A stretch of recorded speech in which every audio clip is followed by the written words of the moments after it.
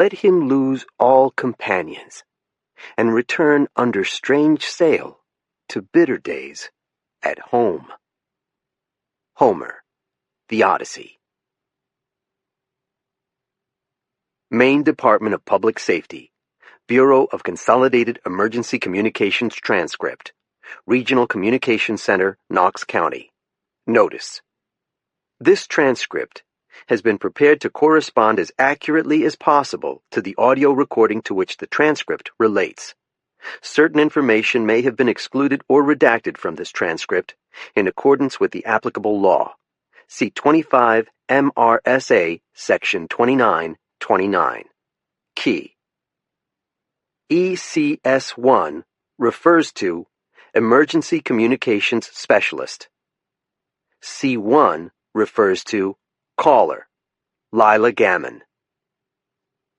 ECS1. 911, what is your emergency? C1. I'm afraid my son is going to hurt himself. ECS1. Okay, what is your address? C1. 12 Farrier Lane in Camden. ECS1. And what is your name? C1. Lila Gammon. My son is James Gammon. Jimmy. ECS1. What is Jimmy doing? C1. He's been drinking all day, and he's on pain medication for his injuries. He's not supposed to have any alcohol. ECS1. What meds is he on? I'm not sure. Vicodin maybe, or oxycodone. He's on all sorts of drugs. He gets them from the pharmacy at Togus. ECS1. Togus? The VA hospital? C1. His father goes with him to his appointments, so I don't know what drugs he takes. ECS1. Your son is a veteran? C1. He was in Afghanistan, yes. He was injured. Jim is in a great deal of pain. ECS1. So he is intoxicated now? C1. Yes. ECS1. Has he threatened you? C1. No, never. Jimmy never threatens us. I'm worried he's going to hurt himself. He says he can't take it anymore. ECS1. Can't take what, Lila? C1. The pain. ECS1. Has he threatened to hurt himself before? C1. Inaudible. ECS1. Where is Jimmy now? C1. The barn. He locked himself in with the horses, and he won't come out. ECS1. Is anyone else there with you? C1. No, my husband is coming home from Washington. He's due back any minute. ECS1. I'm going to send an officer out there. C1. Okay. ECS1. Someone should be there very soon. C1. Please tell them to hurry. ECS1. I'm going to stay on the line with you. C1. Inaudible. ECS1. Lila? C1. You need to tell the officer something before he gets here. It's very important. ECS1. What is it, Lila? C1. Jimmy was a military policeman, and he has a gun. Chapter 1. When I think of Jimmy Gammon now, I remember the way he was before the war. A red-headed, freckled-faced kid, with a body like a greyhound, all arms and legs, with a jutting ribcage he'd gotten running up and down the hills of mid-coast Maine. Jimmy had just graduated from Dartmouth, the alma mater of his father, James Sr., and like his father, he was planning to make a career in the law and politics. The elder Gammon had been decorated for bravery as an infantry lieutenant in Vietnam, and belonged to a generation that believed military service was a necessary prerequisite to holding higher office. Maybe it still was.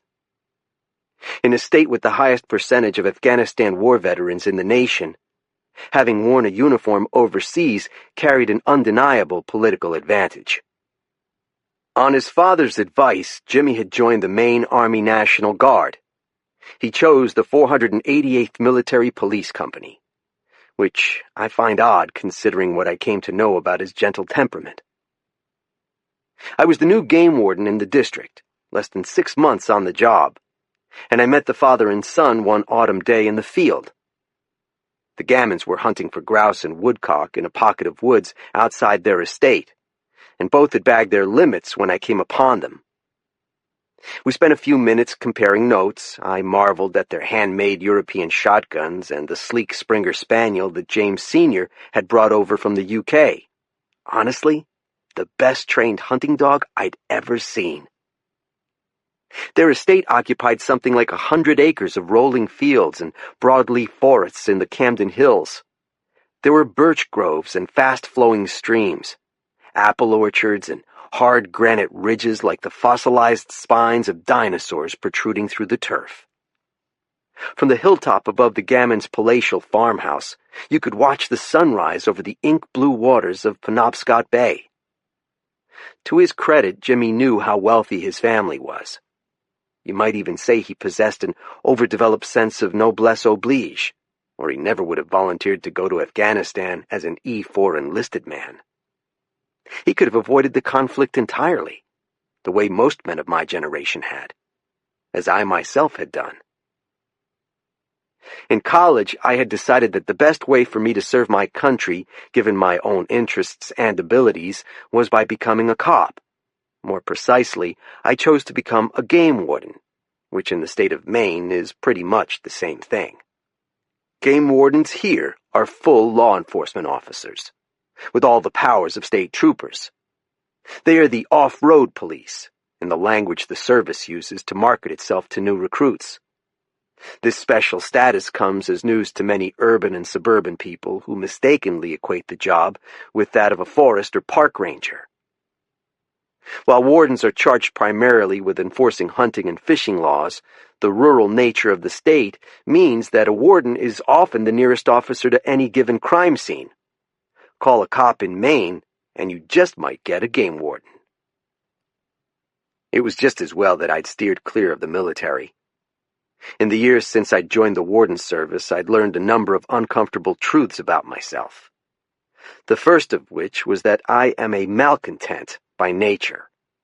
I was certain I would have been a troublemaker as a soldier, even more than I was as a warden, and it was unlikely I would have had as forgiving a field training officer as Sergeant Kathy Frost to save me from the stockade. I admired Jimmy for his readiness to put himself at risk for the good of the country, though. My last memory of him was shortly before he shipped out for 6 months of basic and police corps training at Fort Leonard Wood in Missouri. The Gammons had invited me to the private pheasant club they'd helped create on some scrubland over near Sebago Lake. Consisting of 20 acres of trails and coverts, it was a place designed to hold birds whose sole purpose in life was to be spooked into the sky and shot with 20-gauge shotgun pellets. On the hunt, Jimmy let me borrow his over and under. He told me that a British gunmaker had handcrafted it out of walnut and steel. I had never handled such an exquisite firearm. I was hesitant to hold the gun after Jimmy told me the price his father had paid for it, more than 3 times my yearly salary. But when the Springer flushed a pheasant out of the alders, instinct took over. I brought the butt up to my shoulder, squeezed the first trigger, and watched as the bird fell limp and lifeless from the air. "Great shot!" said Jimmy, in a high voice that would intimidate none of the Taliban or Al-Qaeda prisoners being held at Bagram Prison. As a prospective military policeman, he viewed me as a colleague of sorts, a fellow officer only a little older than himself, and potentially a friend. It was a time in my life when I wasn't making friends, and so I was willing to put in the effort, although I had my doubts about the Gammons. "You should join our pheasant club, Mike," he said. The idea was ridiculous. As a rookie warden, I was hard-pressed to pay my college loans and the rent on the ramshackle house I was sharing with my girlfriend at the time. It's a little rich for me. "What if I told you we have a special rate for law enforcement officers, Warden Bowditch?" said his father, studying me through yellow shooting glasses. I found James Sr. to be an imposing presence. He was a lobbyist now, but had served in 2 Republican administrations in mysterious positions that seemed to come with basement offices in the Pentagon. He had the bushiest red eyebrows I had ever seen, and a fox-like grin that suggested he could read my thoughts at will. "We're serious, Mike," Jimmy said. "I'll save my pennies for when you get home." "Jimmy's going to Harvard Law after his deployment," James Sr. pronounced, as if his son's admission was a foregone conclusion, which it was probably. "You're going to have lots of stories to tell there," I said. "He certainly will," said his father.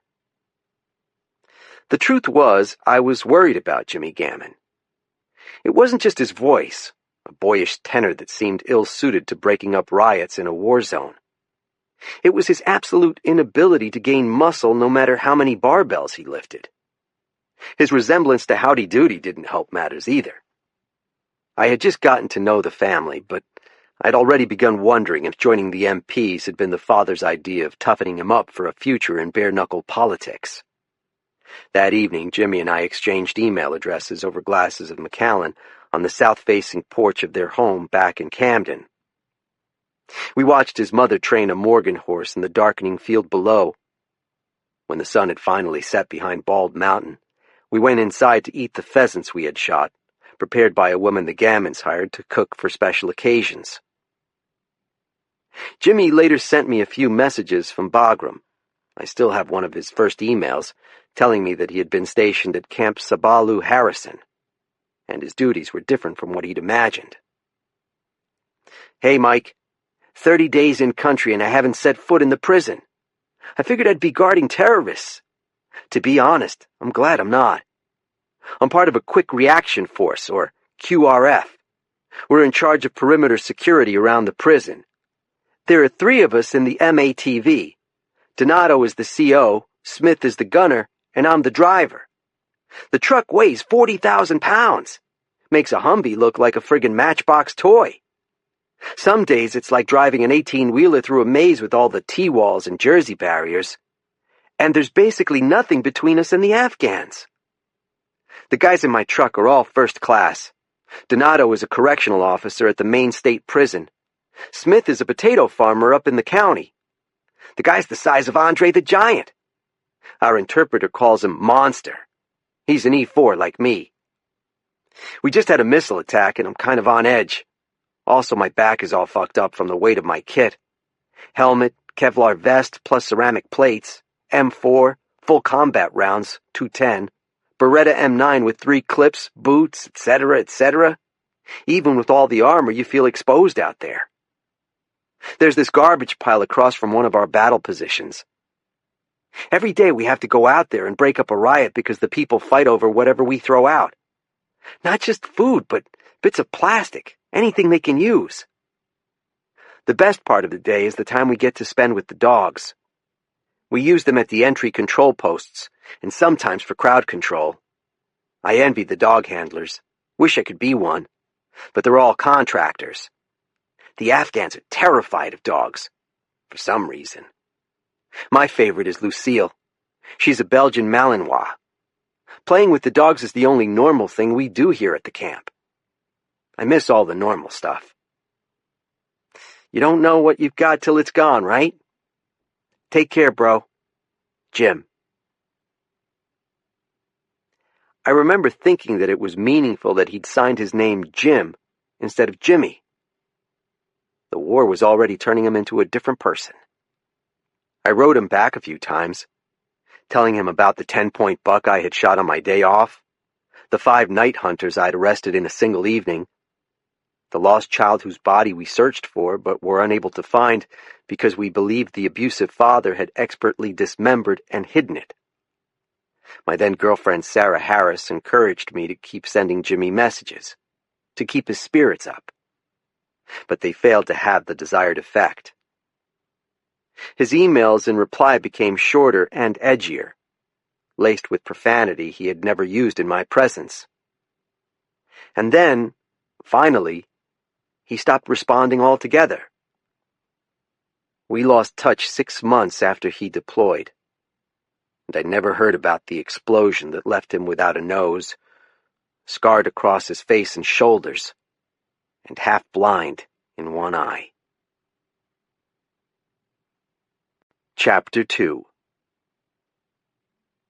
The truth was, I was too busy circling my own drain. While Jimmy was busy patrolling the 20-foot walls outside the Bagram prison, the Maine warden service saw fit to redeploy me as well.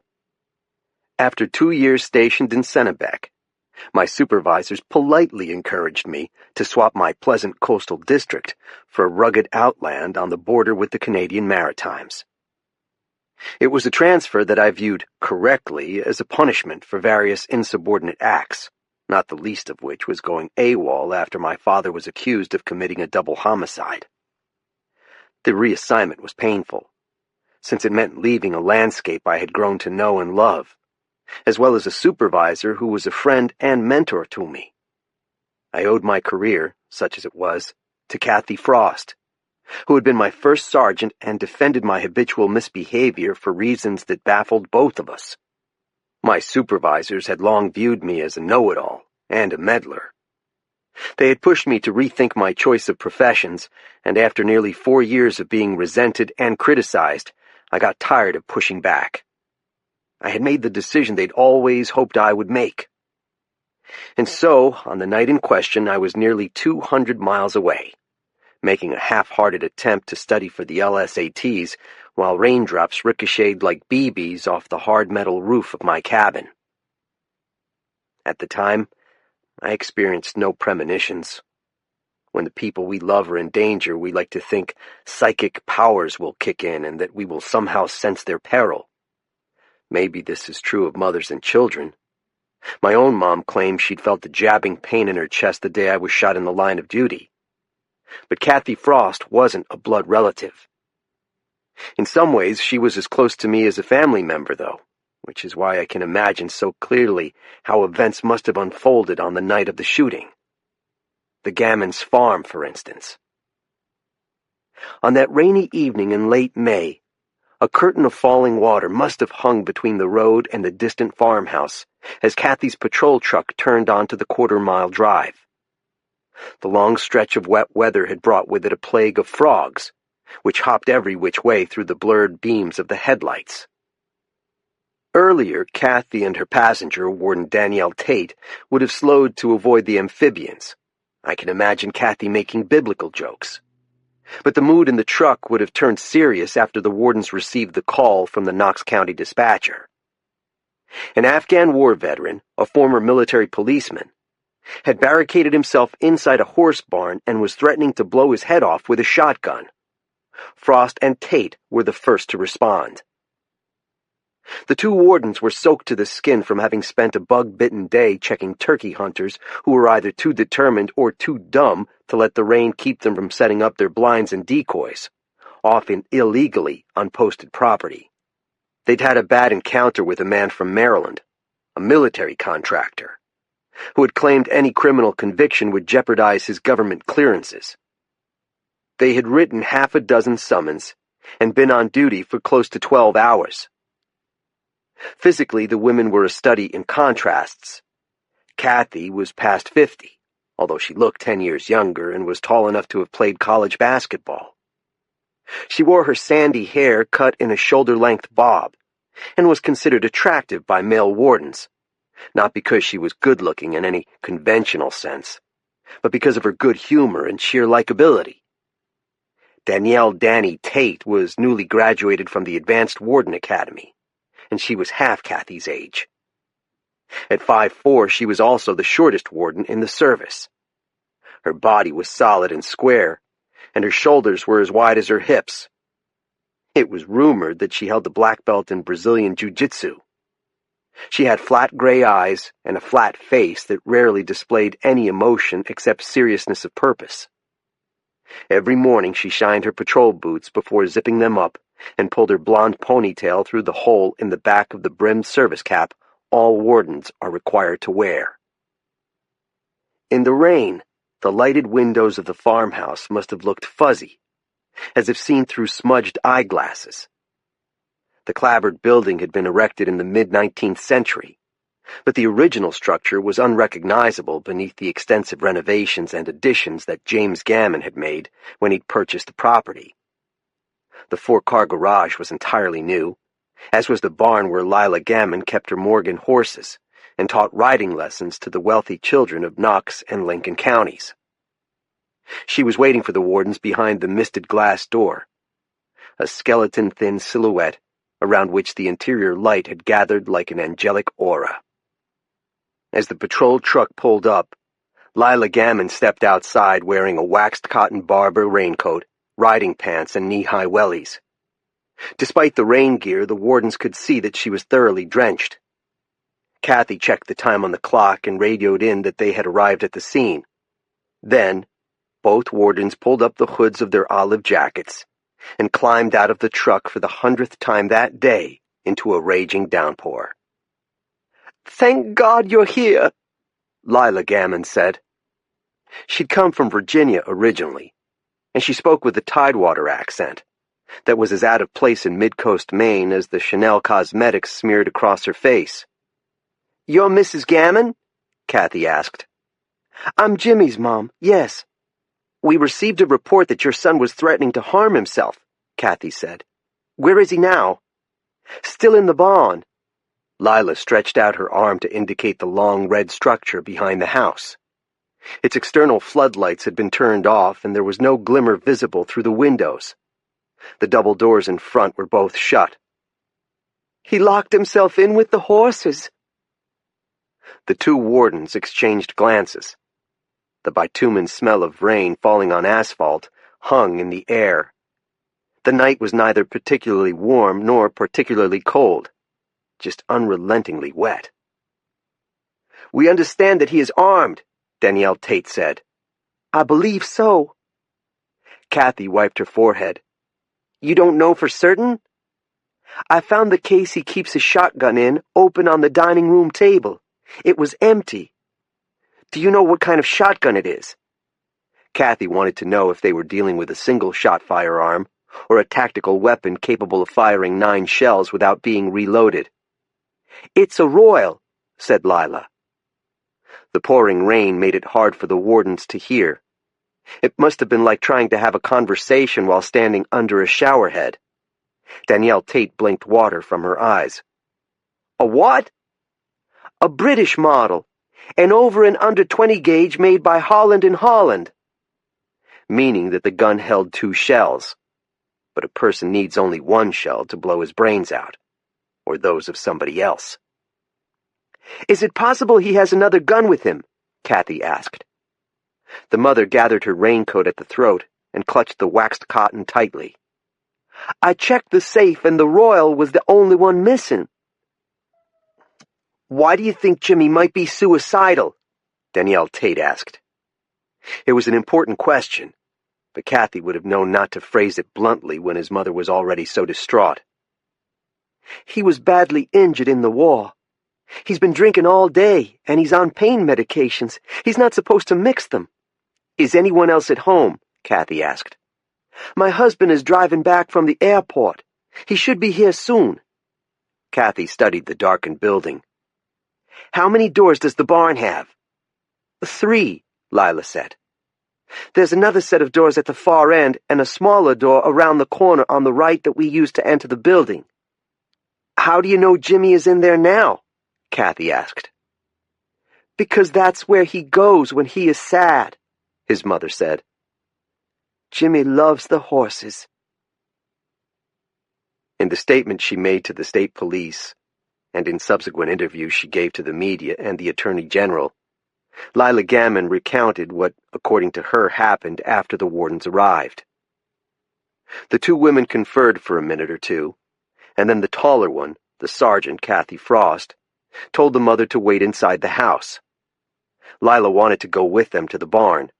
She thought she could help calm her son down, but Sergeant Frost said that they needed to assess the situation first. Lila believed the wardens had her son's best interest at heart, or she never would have returned to the house. Sergeant Frost appeared to be a competent and experienced officer. The younger one, Tate, seemed nervous, although she didn't say or do anything to confirm that impression. It was just a vague feeling Lila had as a mother. She went into the house where the dog, Winston Churchill, or Winnie, was whining anxiously at the door. Jimmy usually took the Springer with him everywhere he went on the property.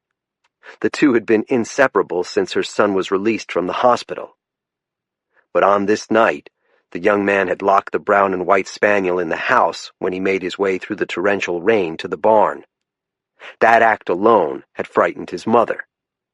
Lila didn't pause to remove her raincoat or boots.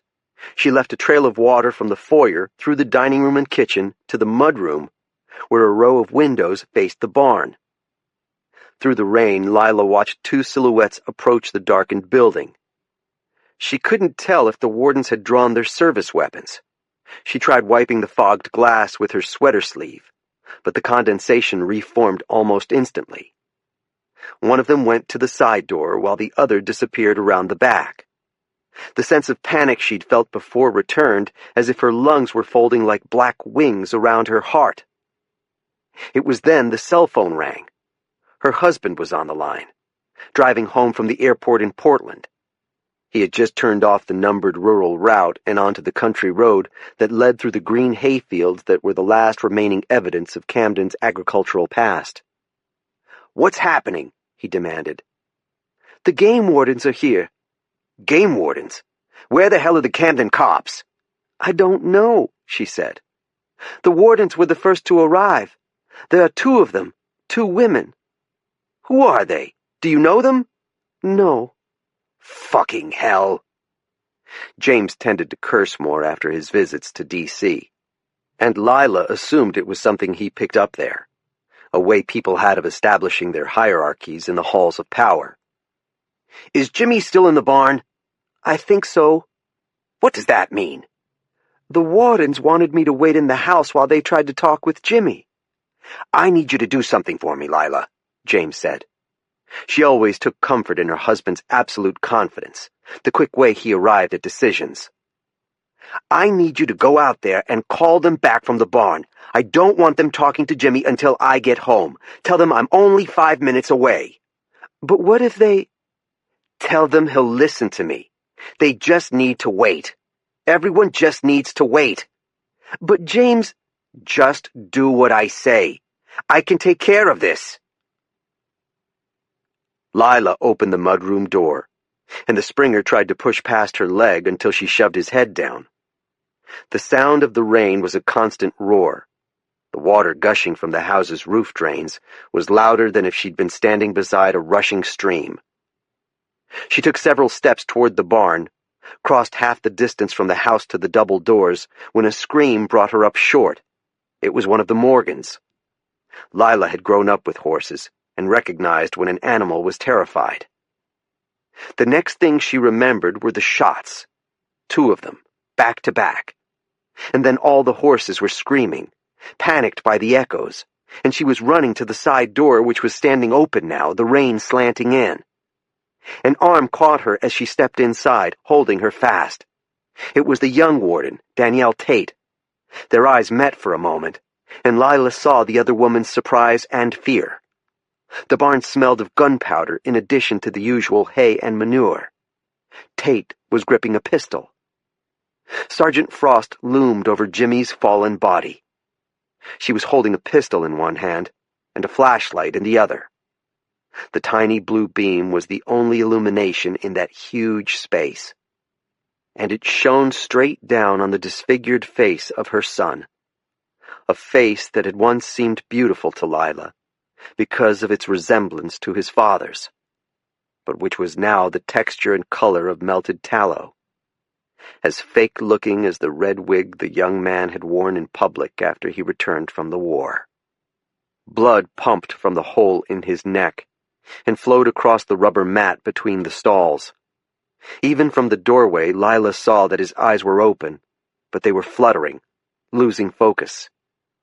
In horror, she watched Kathy Frost kick the shotgun away from Jimmy's claw-like hand, as if her dying son could possibly pose a danger to anyone now.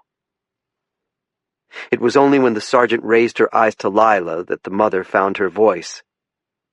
"What have you done?" she cried. louder than the horses. "What have you done to my boy?" Chapter 3.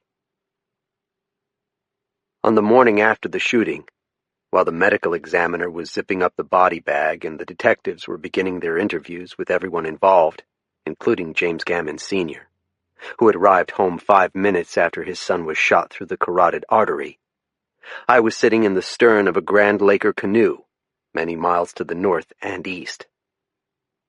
2 people were seated in front of me in the boat.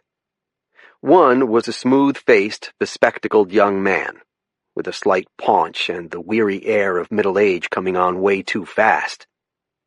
The other was his attractive girlfriend, who seemed to be compensating for her own long hours at a desk with militant dieting and exercise. Both were investment bankers from New York City, who had paused in Freeport on their drive to Down East Maine to equip themselves from head to toe in outdoor clothing and fly fishing gear from L.L. Bean. Before setting out from the lodge, I'd given them both casting lessons on the dew-beaded lawn. The man, Mason, claimed to have been a lifelong angler, but he threw awful loops that kept twisting his tippet into wind knots. The young woman, a button-nosed blonde named Maddie, had never held a fly rod before. Within 15 minutes of instruction, she was shooting line 45 feet with pinpoint accuracy. Her success just made her boyfriend red-faced, and the harder he tried, the worse he cast. I'd found it generally true that women were the best fly-casting students, since the secret to success is acquiring the smoothest form, which generates greater line speed. Men believe that the only way to prevail is to muscle their way through things, which is exactly the wrong lesson to draw from fly fishing and life. Too often I'd tried to use brute strength to solve my own problems, and I'd failed miserably, so I could sympathize with Mason. A week of steady rain had raised the surface waters of West Grand Lake to the point where it was nearly swamping the boathouses, and the dam keeper who watched over the gate at the south end had been forced to increase the flow to levels few of the locals remembered. Most of the fishermen who came to the Northwoods village of Grand Lake Stream, a 9-hour drive from Manhattan, came for the landlocked salmon that gathered in the river below the dam. They came to wade in the gin-clear water and cast a fish whose movements showed as darting shadows on the gravel and sandbanks along the bottom. But only a suicidal fool would have attempted to wade the stream at a flow of 3,000 cubic feet of water per second. In an effort to salvage some business, the local guides had switched to bass fishing on the surrounding lakes and ponds. The conditions weren't much better given the high, cold water. The bass hadn't yet moved to their spawning beds and were hanging deep around the submerged boulders that dot the landscape of Washington County. If you wanted to catch anything, you'd be best off dunking a golden shiner down into the depths, something alive and wriggling, and even then you'd need some luck to catch a trophy. But Mason and Maddie wanted to fly cast for smallmouth, just using streamers and poppers. I warned them to lower their expectations. I was a guide, not a magician who could produce fish from murky lake bottoms. "We don't care if we catch anything," Mason said. "We just want to be outside." Those are the magic words every fishing guide hopes to hear. We doved around for a few hours trying various rock clusters I knew to be fishy, as well as some hidden ledges and bars that the lodge owner, Jeff Jordan, had recommended.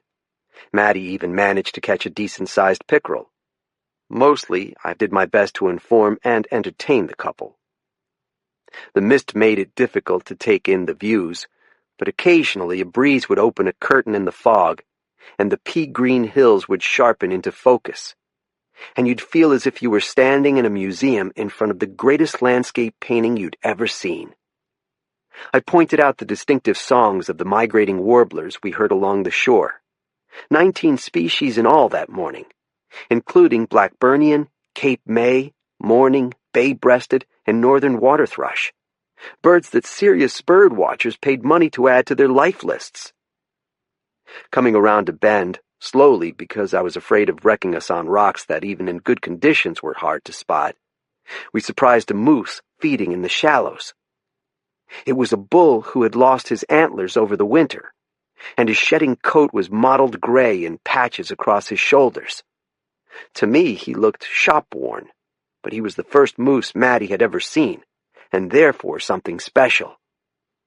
"Oh, wow, he's beautiful," she said, trying to take a picture with her cell phone while I paddled in close. The animal lifted his dripping camel nose and squinted at the unfamiliar shape approaching across the gray water. As excited as I was for Maddie, a sadness enveloped me as we drew near the shore. I had seen many dead moose as a game warden, and had killed more than a few myself. But the ones that haunted me were the 5 I'd found along a logging road the previous autumn, slaughtered out of pure evil by men who'd left the corpses to rot. It was one of the experiences that had shaken my commitment to my chosen profession.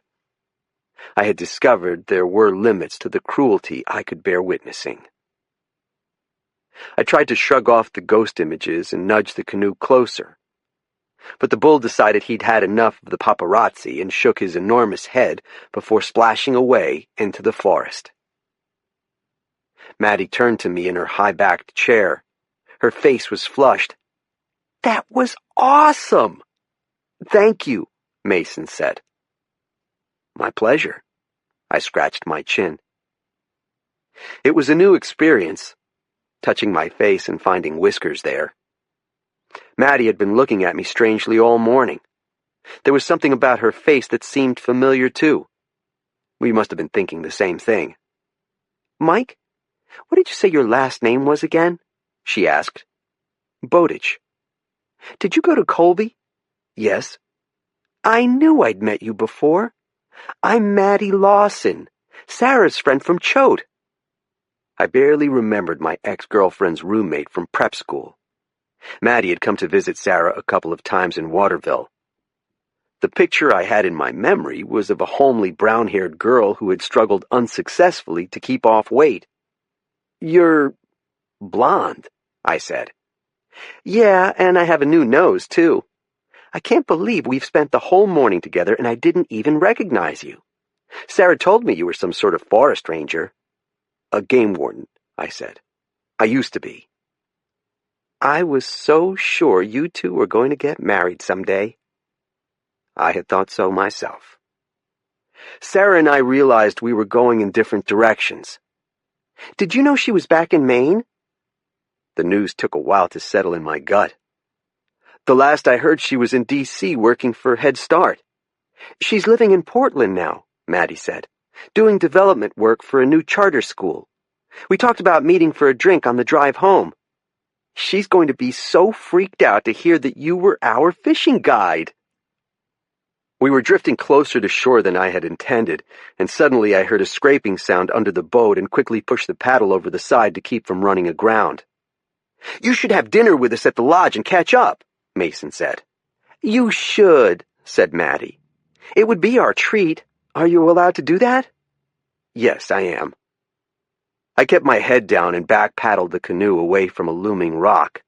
The mention of food made me check my wristwatch. "I should make you two a shore lunch before it gets any later or it starts to pour again. There's an island up ahead with a picnic table. The guides have set up a tarp so we can get out of the rain for a while." "It's not raining now," said Mason.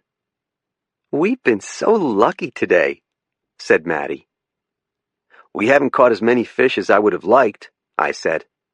"Oh, we don't care about that," she said. "We're just grateful for the experience." Magic words, as I said. Mason gazed out at the blurred shoreline and breathed in the pine-sweet air. "I can't believe you get to come out here every day and see all this beauty," he said. "You probably hear this all the time, Mike, but I think you must have the best job in the world." Coming from a guy who pulled down a 7-figure salary, it seemed like a funny comment. But Mason was right. The guides heard similar remarks from men who lived their lives utterly detached from the natural world. There was almost a physical shock that came from breathing air heavily scented with balsam and hearing the cries of a loon across a mirror-smooth lake. To the extent I believed in epiphanies, it was from watching people venture out to the edge of the wilderness and realize how hollow their souls were.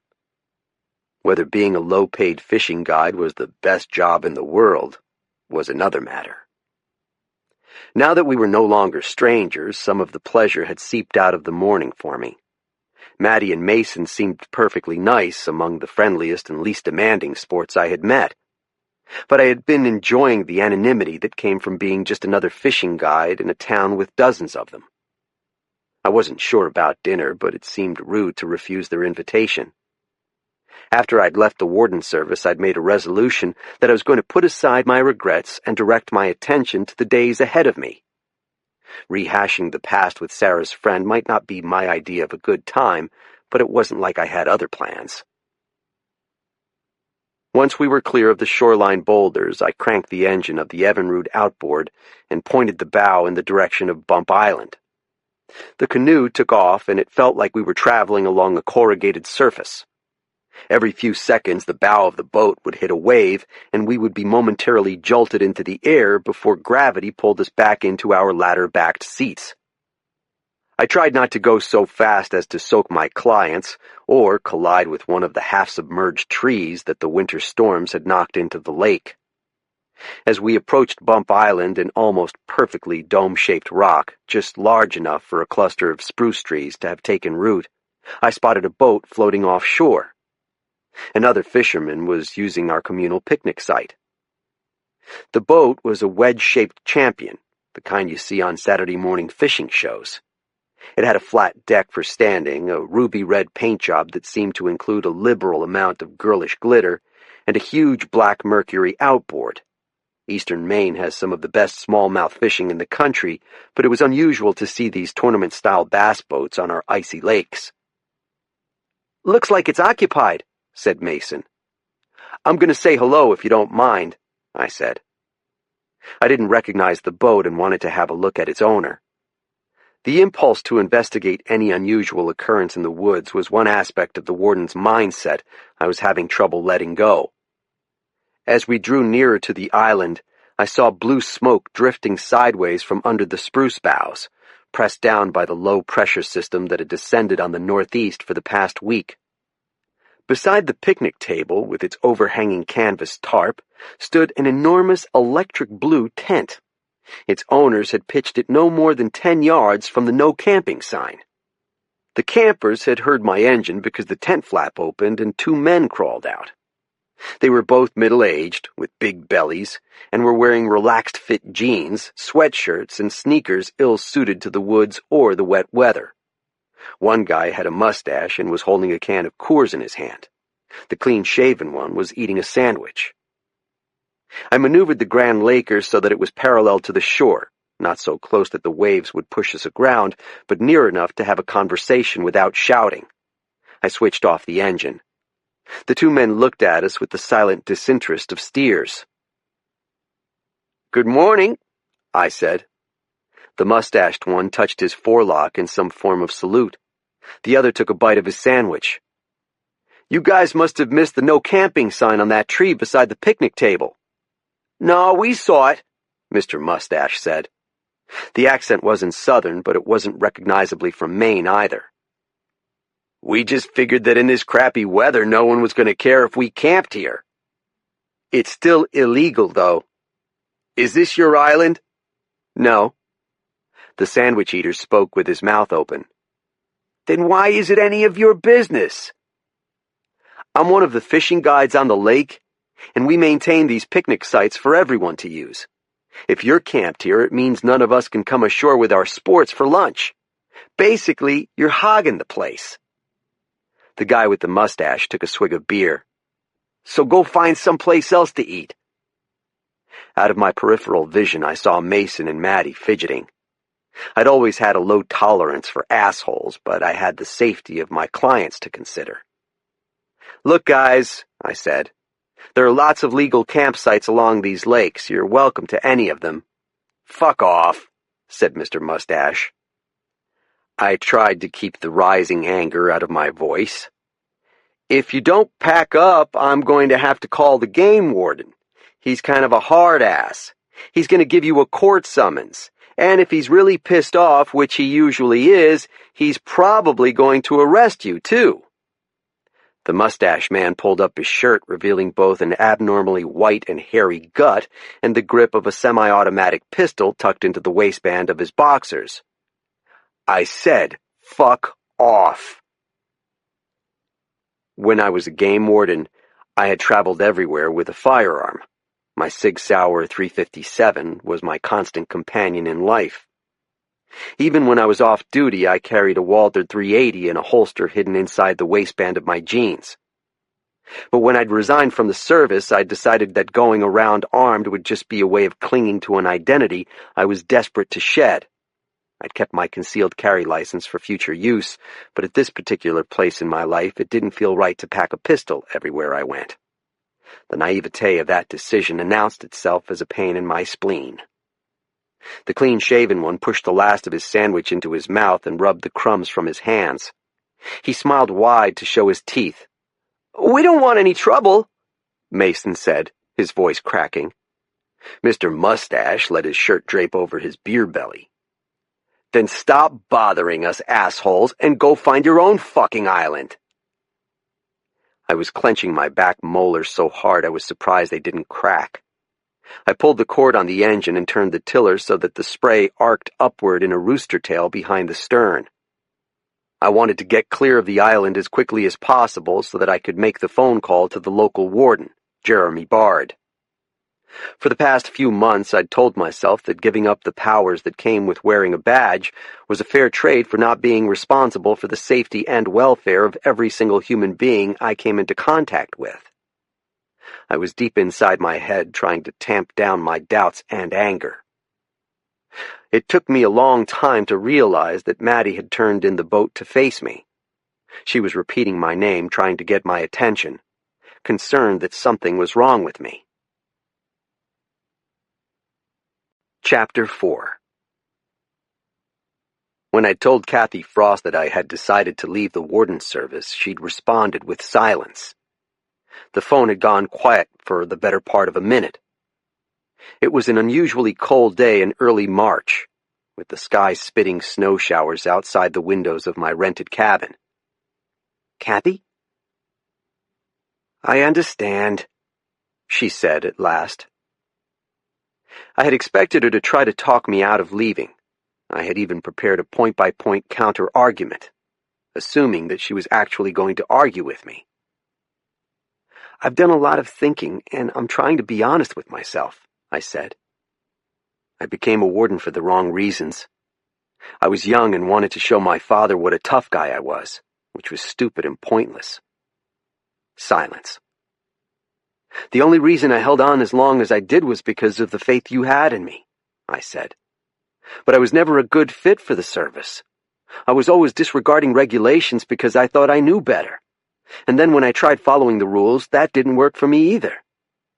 More silence. "I know this must come as a shock," I said. "You probably figured I'd finally turned a corner and we'd be talking about me moving back down south again. But I'm tired of fighting against my own nature all the time. I appreciate everything you've done for me." I waited a long time for her to speak. "Kathy?" "I understand," she said again. In the time I had been a game warden, I had been investigated or disciplined for numerous infractions, from interfering in the homicide investigation of a young woman back in Kennebec to pursuing a sexual relationship with the sister of a murder suspect here in Washington County. I had been the subject of not one but 2 use-of-force inquiries. In both cases, the Attorney General's office had ruled that I had discharged my weapon in self-defense, but the fact remained that I had shot and killed 2 men. The warden colonel himself had called me an embarrassment to the service, and I had been hard-pressed to disagree. His plan, in exiling me to the wilds of eastern Maine, was to make my life so miserable that I was forced to quit. Instead, I had begun to transform myself into a semi-competent officer, which was why I had expected Kathy to insist that I should stay. On the other hand, she knew better than anyone what kind of year I'd just endured. I had recently buried my mother after a short, devastating illness. The suddenness of her death had left me feeling punch-drunk. Every time the phone rang, I expected to hear my mom's voice calling from the great beyond. Over the winter, I'd also testified for the prosecution in a trial against one of my best friends, who had killed two men who had deserved killing, in my opinion, and I had watched him go to prison for manslaughter. Out of guilt, I had taken to doing chores around Billy Cronk's house, chopping firewood, replacing the short-circuited bathroom fan, changing the oil in the family Tahoe. But my penance seemed incommensurate with the problems I had brought on his wife and children. If Billy managed to stay out of trouble in the joint, which was unlikely given his violent temper, he would return to them in 7 or 8 years. So maybe Kathy just looked at me and saw a person who needed to become someone else for a while. And that was why she understood. After we got back to the ramp and I had winched the boat onto its trailer and returned my clients to the lodge, I walked down to the Pine Tree store for a bottle of something. I didn't drink wine normally. Bourbon and beer were my particular vices. But if Mason and Maddie were paying for my lobster dinner, it seemed the polite thing to take them. I stood in front of the wine display for several minutes with what must have been a dazed look in my eyes, because the kindly white-bearded owner finally came out from behind the counter, plucked a bottle from the cooler, and handed it to me with a sigh. "Does this go with lobster?" I asked him. "Rosé goes with anything." There was no price sticker. "Can I afford it?" "I'm not sure there's anything in here you can afford based on the size of your tab." He was a jolly old elf of a man. "I'm going to pay it off this month." "That's what you said last month." "Fortunately for you, I am an incurable optimist." "In that case, can you give me a pint of Jim Beam, too?" On the way back to the lodge, I made a stop at my Ford Bronco, parked in the wet grass behind the kitchen, and found a wrinkled but clean flannel shirt in the duffel bag I kept behind the passenger seat. I took it into the bathroom and used a bar of lava soap to wash the fish smell from my heavily calloused hands. Having had a crew cut for years, I wasn't used to having shaggy hair or a beard. Not having a comb, I did the best I could with my fingers. Looking at myself in a mirror had become an uncanny experience. It wasn't so much that I didn't recognize the reflected image. The blue eyes and scar on my forehead were still markers of my identity. But when I saw my bearded face now, I was reminded of someone else. I just couldn't tell you who it was. I took a swig of the whiskey and felt the warm liquid slide down my throat all the way to my heart. My pulse was still thumping from the confrontation I'd had with the men on Bump Island. I tucked the bottle in my back pocket. Mason and Maddie were waiting for me on the screen porch. They had both showered and changed. Mason was reading a dog-eared copy of Fortune magazine with a raised eyebrow. "I wonder how many people lost their shirts buying that stock last year," he said. "Hindsight is always 20/20, Maddie said.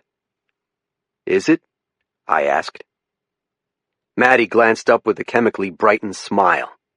With her blonde hair pinned back, I could finally recognize her as Sarah's former prep school roommate. It was like seeing a familiar portrait that had been heavily retouched. She must have been experiencing a similar sensation looking at me. "I still can't believe it's you," she said. "You were always so clean-cut at Colby." I felt self-conscious in my grease-stained jeans and scuffed LL Bean boots. "And now I look like a lumberjack?" "You wear it well, though." There was a shine in her eyes that made me think the cocktail hour had already started back at their cabin. I offered her the bottle of wine. "I brought this." She glanced briefly at the label. "We already have a couple of bottles of Pinot Grigio chilling in the fridge, but we can drink this one tomorrow." It was my understanding they were leaving in the morning.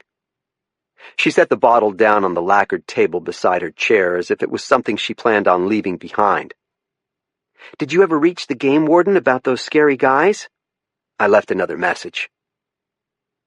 It didn't surprise me that Jeremy Bard was ignoring my calls, given our mutual dislike for each other. I'd probably made a mistake not contacting the state police dispatcher directly and reporting the men for criminal threatening. "I've never had anyone pull a gun on me," Mason said from his armchair. "It felt like something out of the Wild Wild West." "More like the Wild Wild East," Maddie said. Mason removed a neatly folded handkerchief from his chino pockets and used one of the corners to clean his tortoiseshell glasses. "You must have seen stuff like that all the time. How long were you a game warden, Mike?" 3 years, more or less." "What made you decide to change careers?" His girlfriend scowled at him. "Mason!" "It's all right," I said. I realized that being outdoors was what I loved most about the work, and that there were other jobs where I could be in the woods without having people shoot at me. He leaned forward. "You were actually shot at?" "From time to time." I wasn't going to tell him that one of the bullets had found its mark. Mason would just want me to roll up my shirt so he could see the scar on my chest, more like an indelible bruise, really, where my ballistic vest had stopped a 9mm round from a Glock 19. "I'm fascinated by police work," he said. "I think it's because I could never imagine going into such a dangerous profession myself. I prefer to take risks with my clients' money rather than with my own life." He had a disarming smile. Did I just call myself a coward? I admired the sense of humor he had about himself. "Most cowards I've met won't admit to being afraid, so I doubt you really are one." "You haven't seen him around spiders," Maddie said. "Some of them are poisonous. Have you ever heard of the brown recluse?" The door opened behind me, and I heard fast-paced female voices raised in conversation. A group of 4 young women dressed in bright-colored Patagonia rainwear and muddy hiking boots hurried in out of the mist. As I stepped out of their way, I found myself unexpectedly face to face with the woman I considered the love of my life. Stacy Stevens had long brown hair tied in a ponytail, light green eyes, and the lean body of an Olympic pole vaulter. Her chin was probably a little too prominent, a genetic inheritance from her father, who had a jaw like the toe of a boot. The high cheekbones came from her stunningly attractive mother. I knew men who didn't find Stacy particularly good-looking. Too bony, they said. But to me, she was the most beautiful human being on the planet. She'd been avoiding me for months, ever since I'd made public some unpleasant information about her then-fiancé, Matt Skillen, while I was still a game warden. My discovery had precipitated the end of their relationship. Stacy seemed to be taking out her humiliation on me. "Hello, Stacy," I said. "Oh, hello." She continued with her friends into the dining room. When I returned to my clients, I saw that Maddie was looking at me with a quizzical smile. Chapter 5. At dinner, I took a chair that gave me a view of the table where Stacy was eating with her friends. She had positioned herself so that her back was to me. The seating arrangements seemed deliberate. The women all looked to be in their late 20s and projected that aura of vitality that people who pursue lots of outdoor activities always seem to radiate. I had the sense that they might have been college classmates, maybe members of the same ski team. I'd seen a couple of Subaru wagons with Vermont plates and kayaks strapped to the roof racks out in front of one of the cabins. The lodge was often the launching spot for kayakers beginning a camping trip through the chain of lakes north and west of Grand Lake Stream, although most people wisely waited until the end of the blackfly season.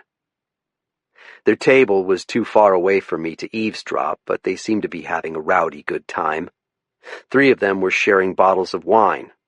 The 4th, who had ink-black hair and a nose ring, stuck to beer. "What are these green things?" Mason asked as our plates arrived. "Fiddleheads, silly," said Maddie. "Haven't you eaten them before?" I speared one with a fork. "They're ostrich ferns. We consider them a Maine delicacy." He bit his in half. "Tastes like spinach."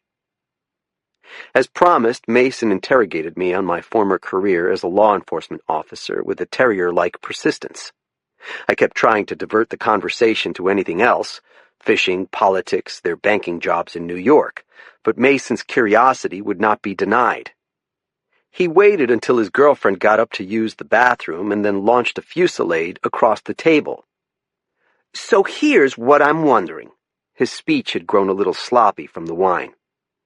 How did you go to work each day knowing that someone might try to kill you? Most days no one tried to kill me. Yeah, but you didn't know that. There was no way of anticipating what you might encounter in the woods, like those guys on the island. How would you have dealt with them? If you'd been all alone, I mean. I would have told them to get the hell off the island before I busted them for trespassing. But they were carrying guns, Mason said. That's not unusual, I said. Just about everyone a warden meets in the woods is armed. I poured whiskey from the pint bottle onto the melting cubes in my water glass. These days, you also have to assume that anyone might be carrying a concealed weapon. Mason leaned his elbows on the table, his fingers clasped, almost as if in prayer. What if they'd threatened you? I would have done everything in my power to keep the situation from escalating before I started acting tough, I said. But sometimes they don't give you a choice. People react to your overall presence, so it's important to show them you're the alpha dog. You do that through your posture and the tone of your voice. You try to come across as someone not to be fucked with. So what would you have done if that guy with the mustache had pulled his pistol? Would you have tried to shoot it out of his hand? That's just something from the movies, I said. Cops don't shoot to wound.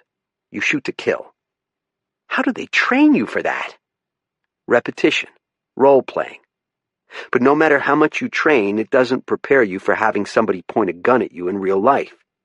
You're a human being, and you're afraid. So you would have killed him? Mason asked. I would have done what I needed to do to protect myself. Mason leaned back in his chair nodding, as if a problem that had been puzzling him all evening finally made sense. That must have been what happened with those two cops, he said. Which two cops?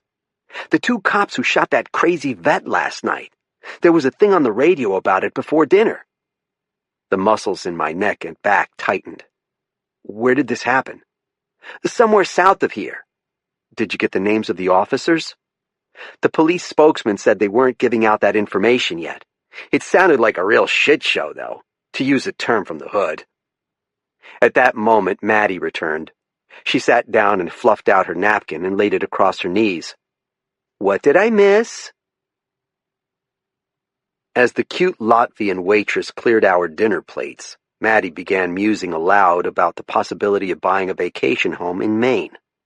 I found myself unable to focus on the conversation. There was a decent chance that I knew one or both of the cops involved in the shooting, either from the Criminal Justice Academy or from having worked a search or a drug bust with them.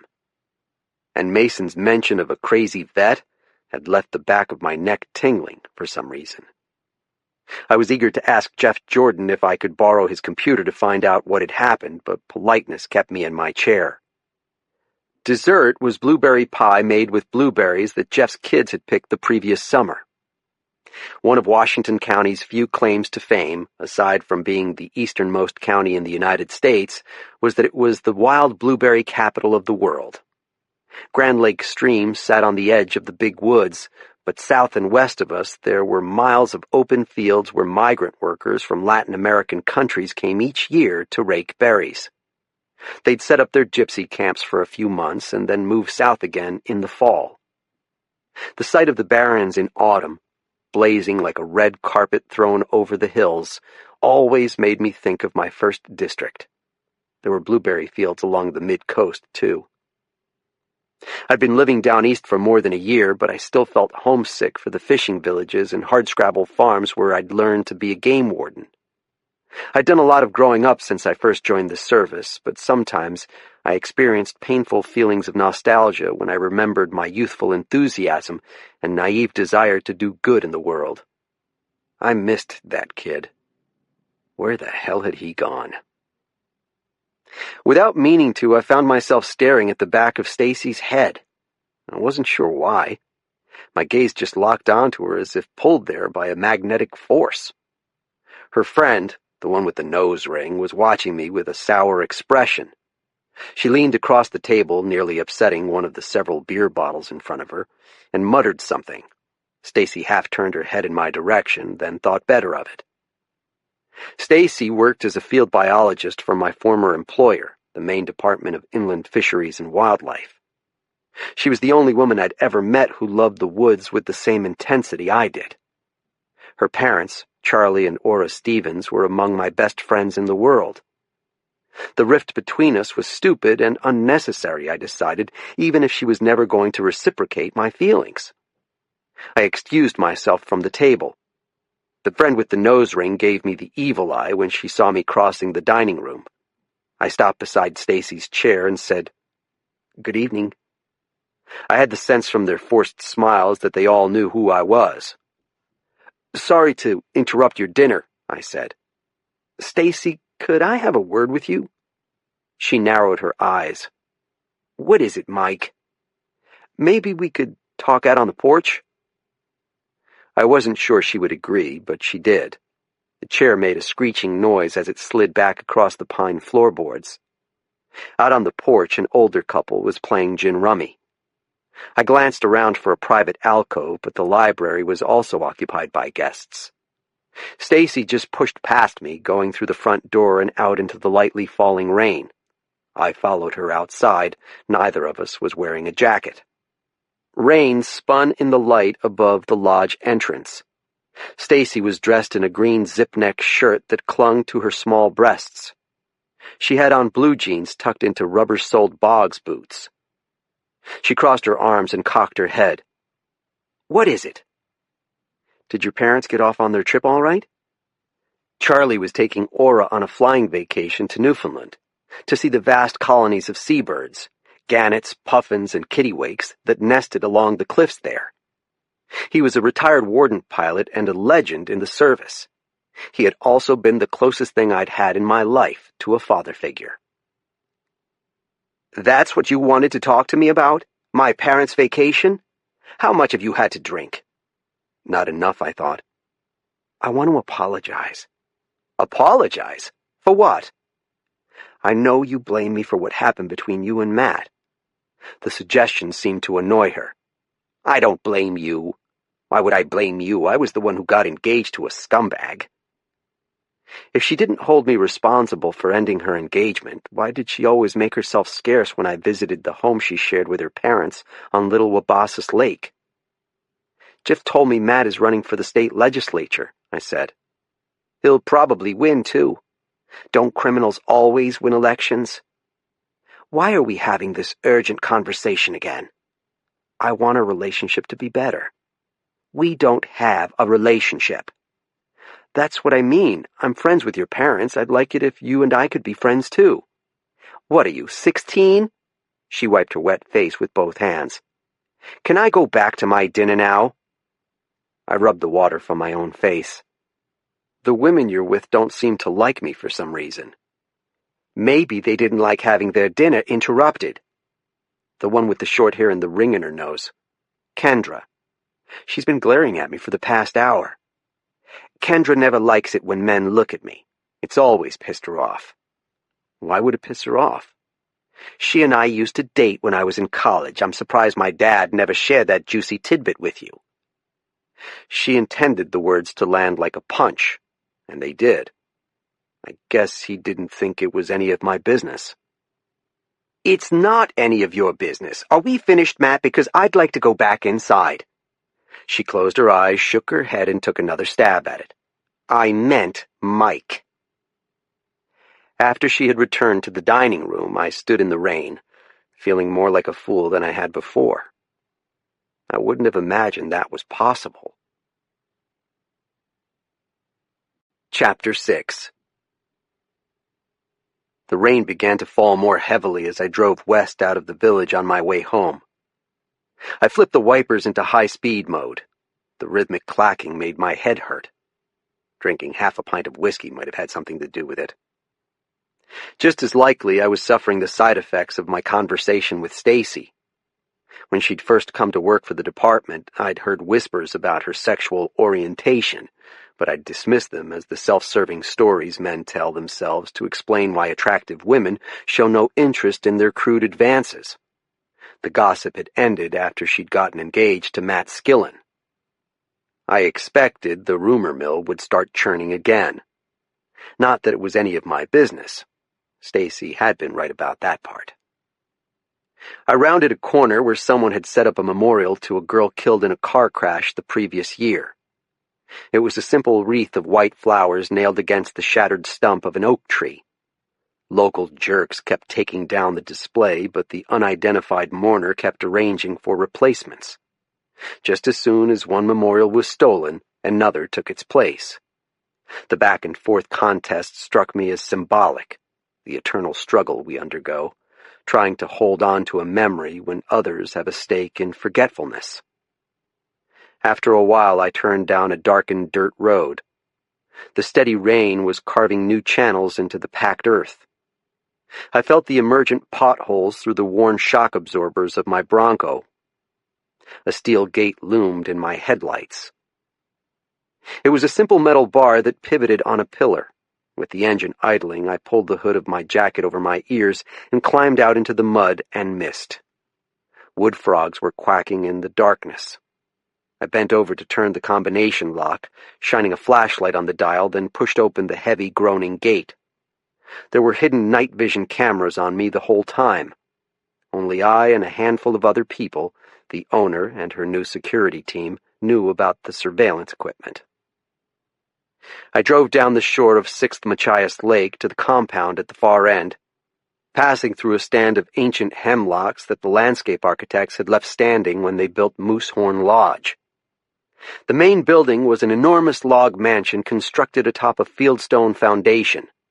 Motion-sensing lights snapped on as my vehicle approached, and I knew that more video cameras were recording my arrival, sending the images to a digital feed which the security company could review at its leisure.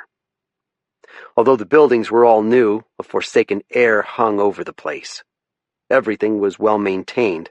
There was no flaking paint or loose roof shingles, and yet even a casual observer could tell that no one had lived here for a while and maybe never would again. This place would always be haunted by bad memories. It felt like returning to my own personal fortress of solitude. I pulled up in front of one of the guest cabins but kept the headlights focused on the door. Steam rose from the hood. I reached into the pocket of my jacket and took another pull from the whiskey bottle, warming myself before I started my nightly rounds. I turned off the ignition and listened to the engine ticking. My arrangement with Elizabeth Betty Morse was this. In exchange for free rent and $1,000 a month, deposited electronically into my bank account in Machias, I was to lend a human presence to her property. I wasn't officially the caretaker because that title would have suggested Ms. Morse cared for this collection of buildings in any meaningful sense of the word. Her plans to create an ecological preserve on the estate hadn't worked out as she'd hoped, and sometimes I wondered if she wouldn't have been happier walking away from her Maine holdings with a multi-million-dollar insurance check. The last I'd heard, she had turned her attention to a valley in northern Montana and was making a project of buying up her own private glacier. After the initial phone conversation we'd had, word had gotten to her that I had left the warden service, and she thought I might be right for the job. She had stopped answering my emails. Betty Morse was famous for her wandering attention. When you are worth nearly $500 million, you can afford to follow your whims. My responsibilities started at occupying one of the guest cabins and stopped at letting people in the area know that a former law enforcement officer was in residence at Moosehorn Lodge. I didn't feel right about taking her money for living rent-free in the most luxurious cabin in the world, so I made a point of poking around the grounds with a flashlight. I was sure that Mrs. Morse would have found my unwarranted devotion to duty endearing. I spent 15 minutes taking a tour of the property, which included a visit to the end of the dock, where I watched raindrops stipple the surface of the lake. There wasn't another building on 6th Machias. It always astonished me to gaze across such an enormous expanse of water without seeing so much as a single lighted window. The irony of my living situation was not lost on me. Morse's last caretaker had been my friend Billy Cronk, the one currently doing 7 years in the Maine State Prison for manslaughter. Prior to working at Moosehorn, Billy had been a hunting and fishing guide, my other newly chosen profession. When I told him over the phone that I'd accepted the job with his former employer, he'd said, "What are you, nuts?" I know she can be difficult. "That's not what I mean. I'm just wondering why you think it's a smart move following in my footsteps. You planning on getting sent to prison too? What the hell's wrong with your head, Mike?" "There's nothing wrong with my head." "So why'd you quit being a cop? You were one of the best I ever met." "You have low standards," I'd said, trying to make a joke out of it. "I guess I do." I'd put off visiting Billy in prison for too long. Part of me was reluctant to revisit the mid-coast where I'd once been a warden. The other part was afraid of seeing my friend in an orange jumpsuit, knowing I'd helped put him in it. By the time I stepped inside my cabin, the front of my jeans was soaked through, and I needed another sip of Jim Beam to shake off the chill. I hoped that Mr. Mustache and his friend were getting thoroughly drenched out on Bump Island. I took another swig of whiskey, then another. When the bottle was empty, I went back outside to the Bronco and retrieved my Walther PPK-S from the locked glove compartment. I found my gun-cleaning kit in one of the cardboard boxes I had piled in the corner. I took a yellowed newspaper from the wood box and spread the pages out across the granite bar that separated the kitchenette from the living area. The PPK series is an old-fashioned design, originally favored by the Nazis, a holdover from the days when firearms were made of steel and not high-tech polymers. It weighs more than it should.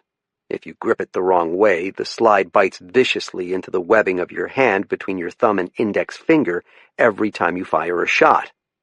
I disassembled the gun, poured bore solvent on a rag, then pushed an oiled patch inside the barrel to remove the carbon buildup. It bugged me that Jeremy Bard hadn't returned my calls. We had worked together as wardens in adjoining districts for more than a year. I had come to his assistance when he'd needed me in emergencies. What the hell was his problem? I decided to phone his house from the landline in the cabin, knowing he wouldn't recognize the number if he was screening his calls. Sure enough, he picked up. "Game warden," he said, not even bothering to give his name. "Bard, it's Bowditch." He reacted with the same friendliness he might have shown a telemarketer. "What's going on?" "I left you 2 messages today."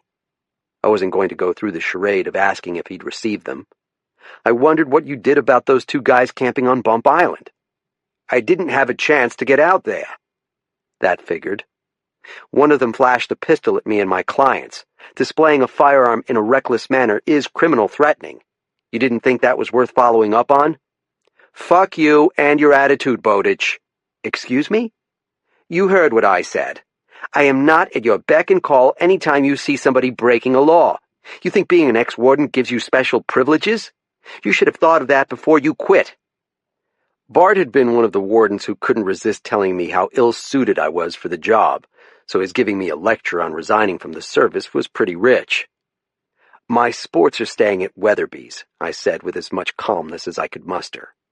"Can you meet us there in the morning to take our statements, or should I call the sheriff's office instead?" He paused, and I could practically hear the sound of cogs laboring to turn in his rusty brain. "Did the guy actually wave his gun in your face?" "No."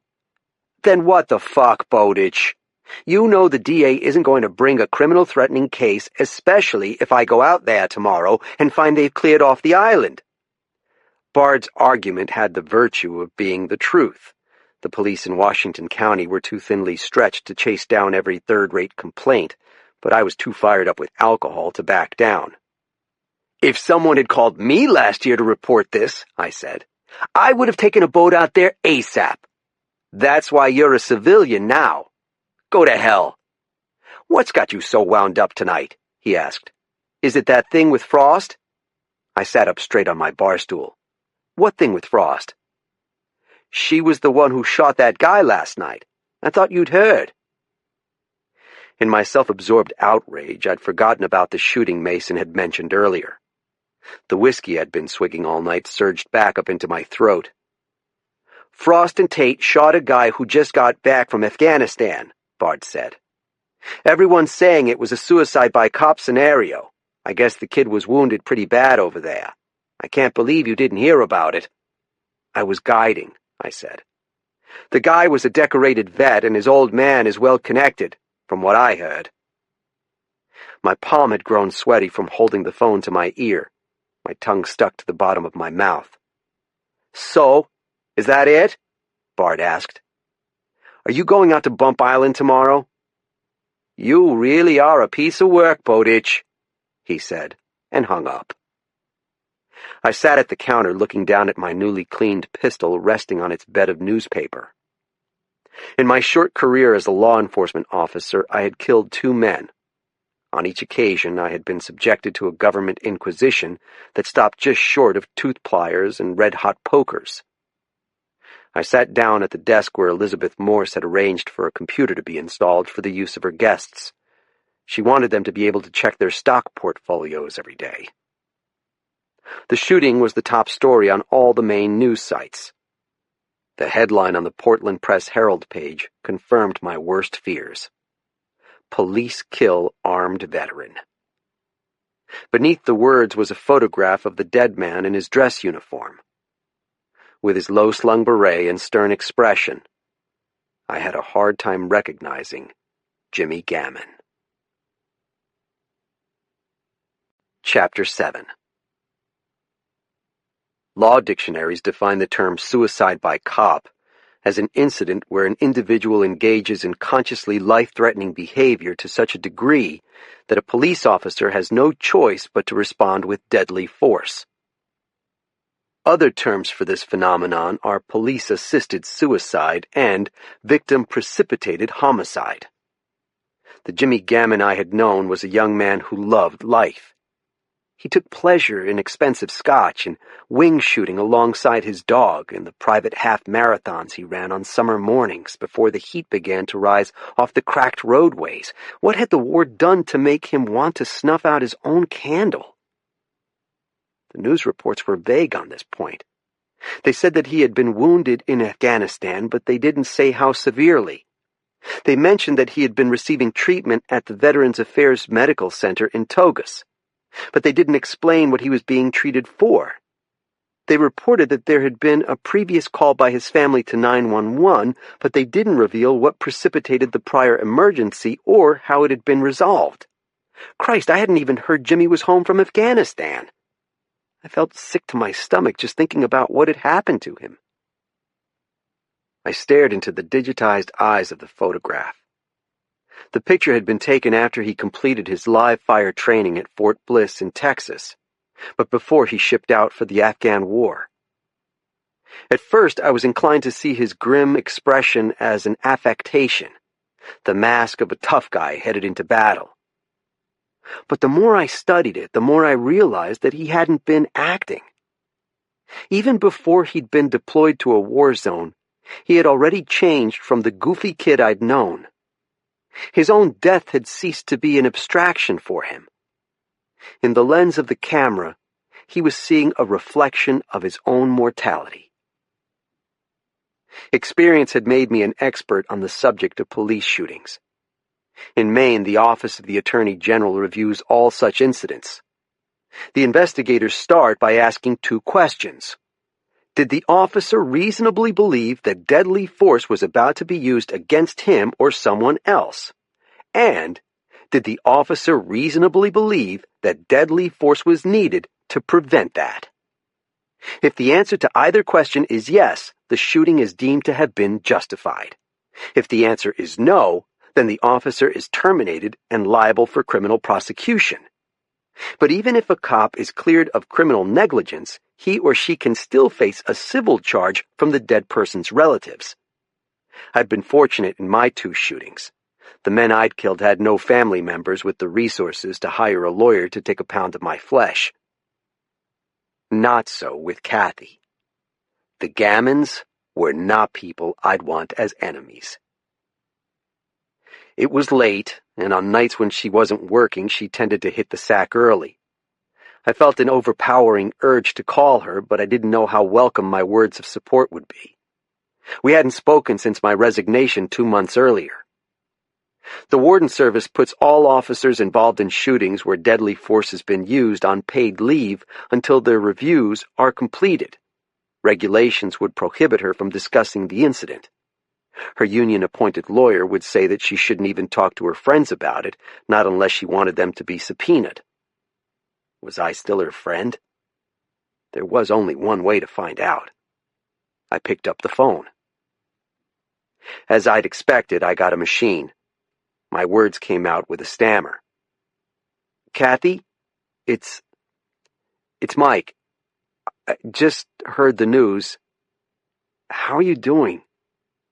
I know you're not supposed to talk about it, and you're probably still pissed at me for dropping off the face of the earth, but if there's anything I can do, please let me know. I didn't expect her to call me back that night, but I left my cell on the bedside table. Last fall, Kathy had talked about getting me reassigned to my old district in the mid-coast, but I had dragged my feet. If I had taken her offer, it would have been me in the truck with her that night instead of Danny Tate. I should have been there. I awoke before dawn to the sound of rain drumming its long fingers on the roof. The bed sheets felt damp from the humid air blowing in through the window screen. With all the wet weather we'd been having, I expected one morning to find my skin growing a coat of moss. No word from Kathy.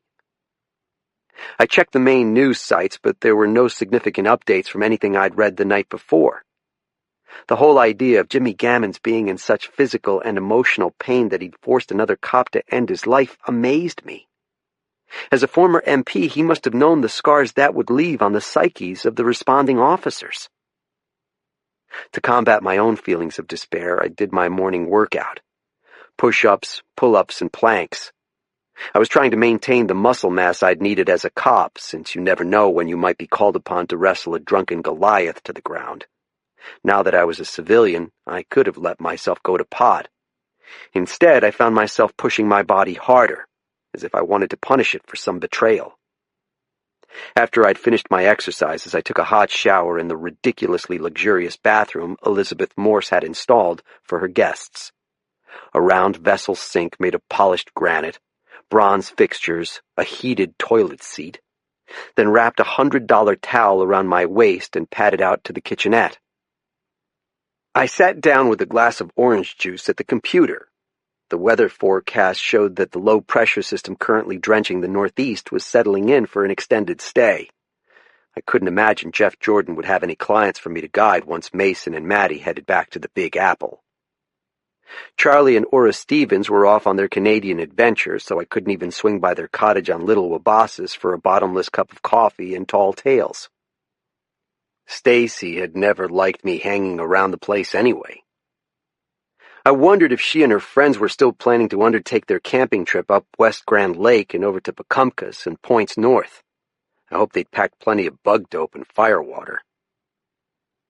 For more than a year, I'd drawn sustenance from my unrequited love for Stacy Stevens, not unlike the way a vampire bat draws sustenance from its sleeping host. But as the murky light of day filled the cabin windows, I found my self-pity turning to anger. Who needed her?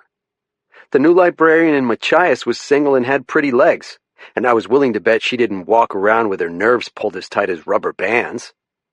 With the exception of Sarah, every woman I'd ever been attracted to should have come with a warning label attached to her forehead.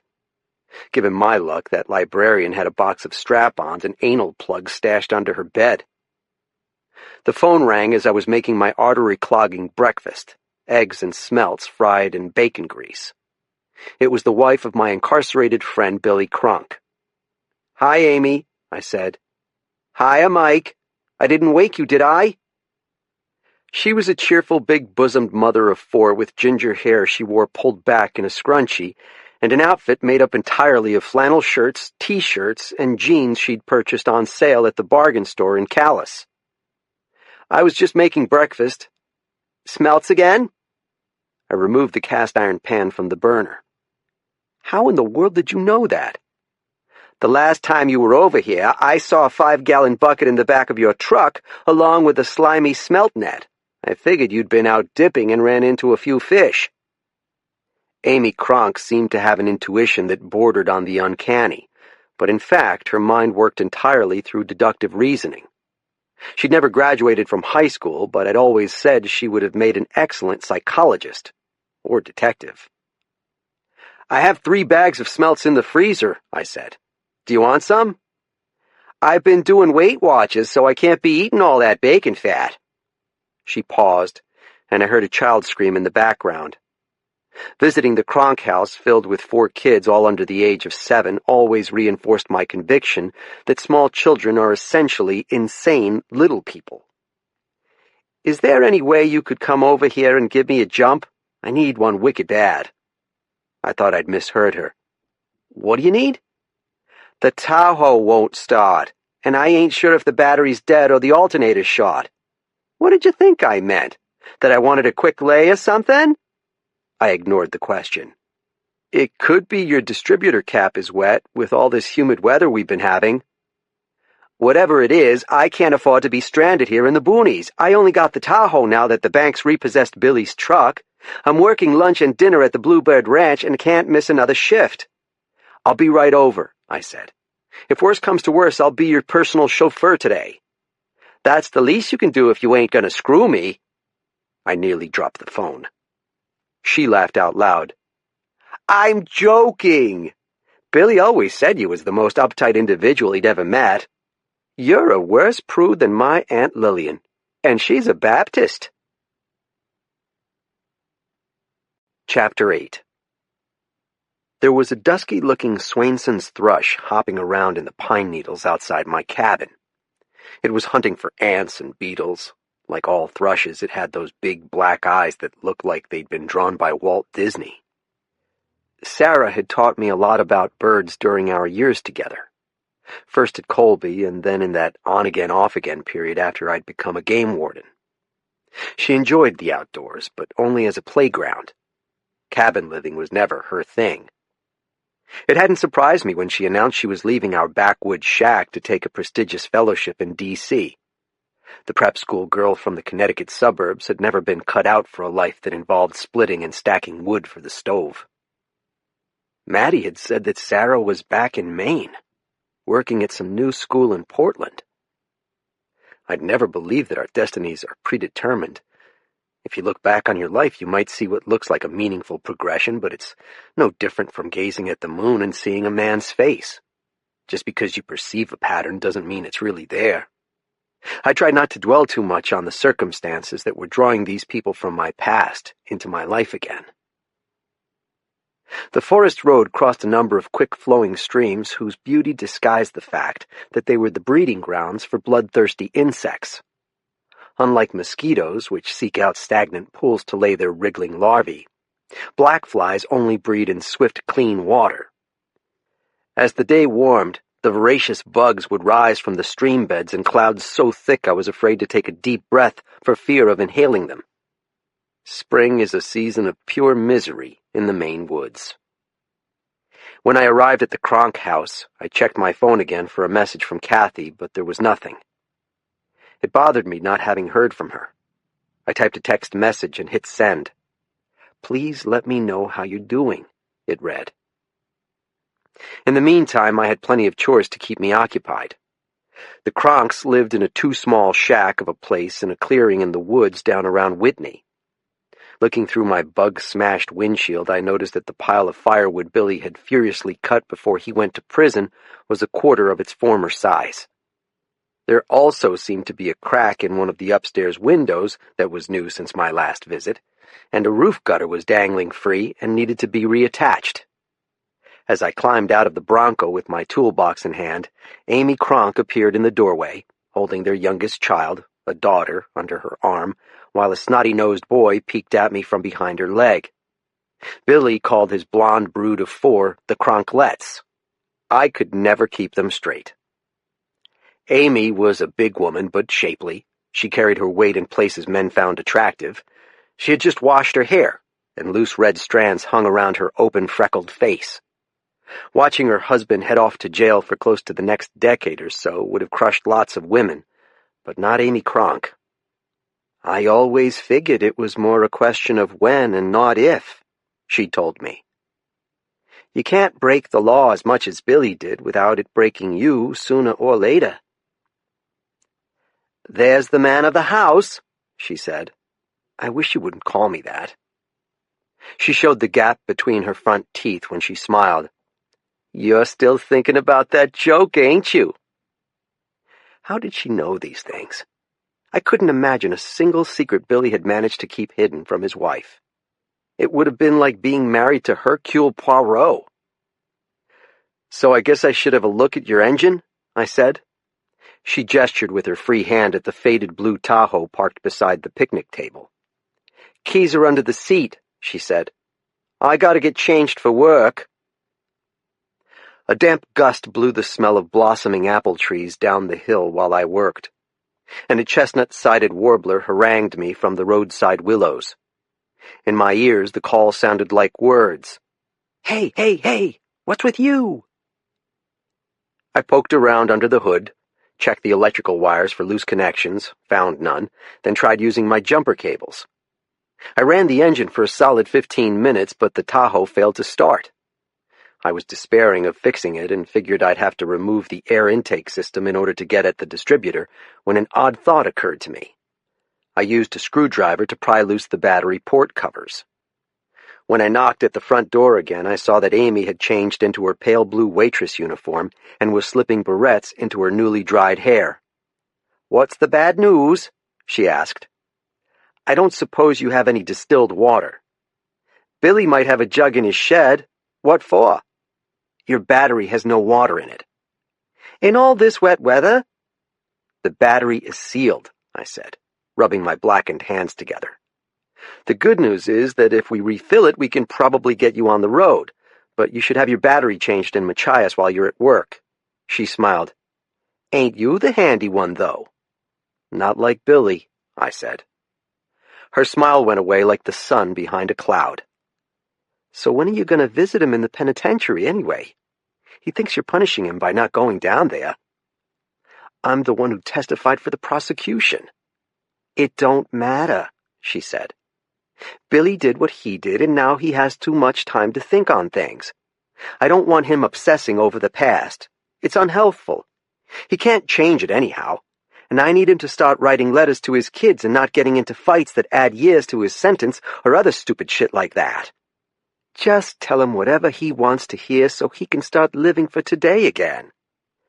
She removed a dirty Kleenex from her skirt pocket and rubbed my nose with it. "You've got grease all over your face." "Thanks," I said. "Will you promise to go down there tomorrow? I know you filled out that visitor application because I made you do it at dinner that time."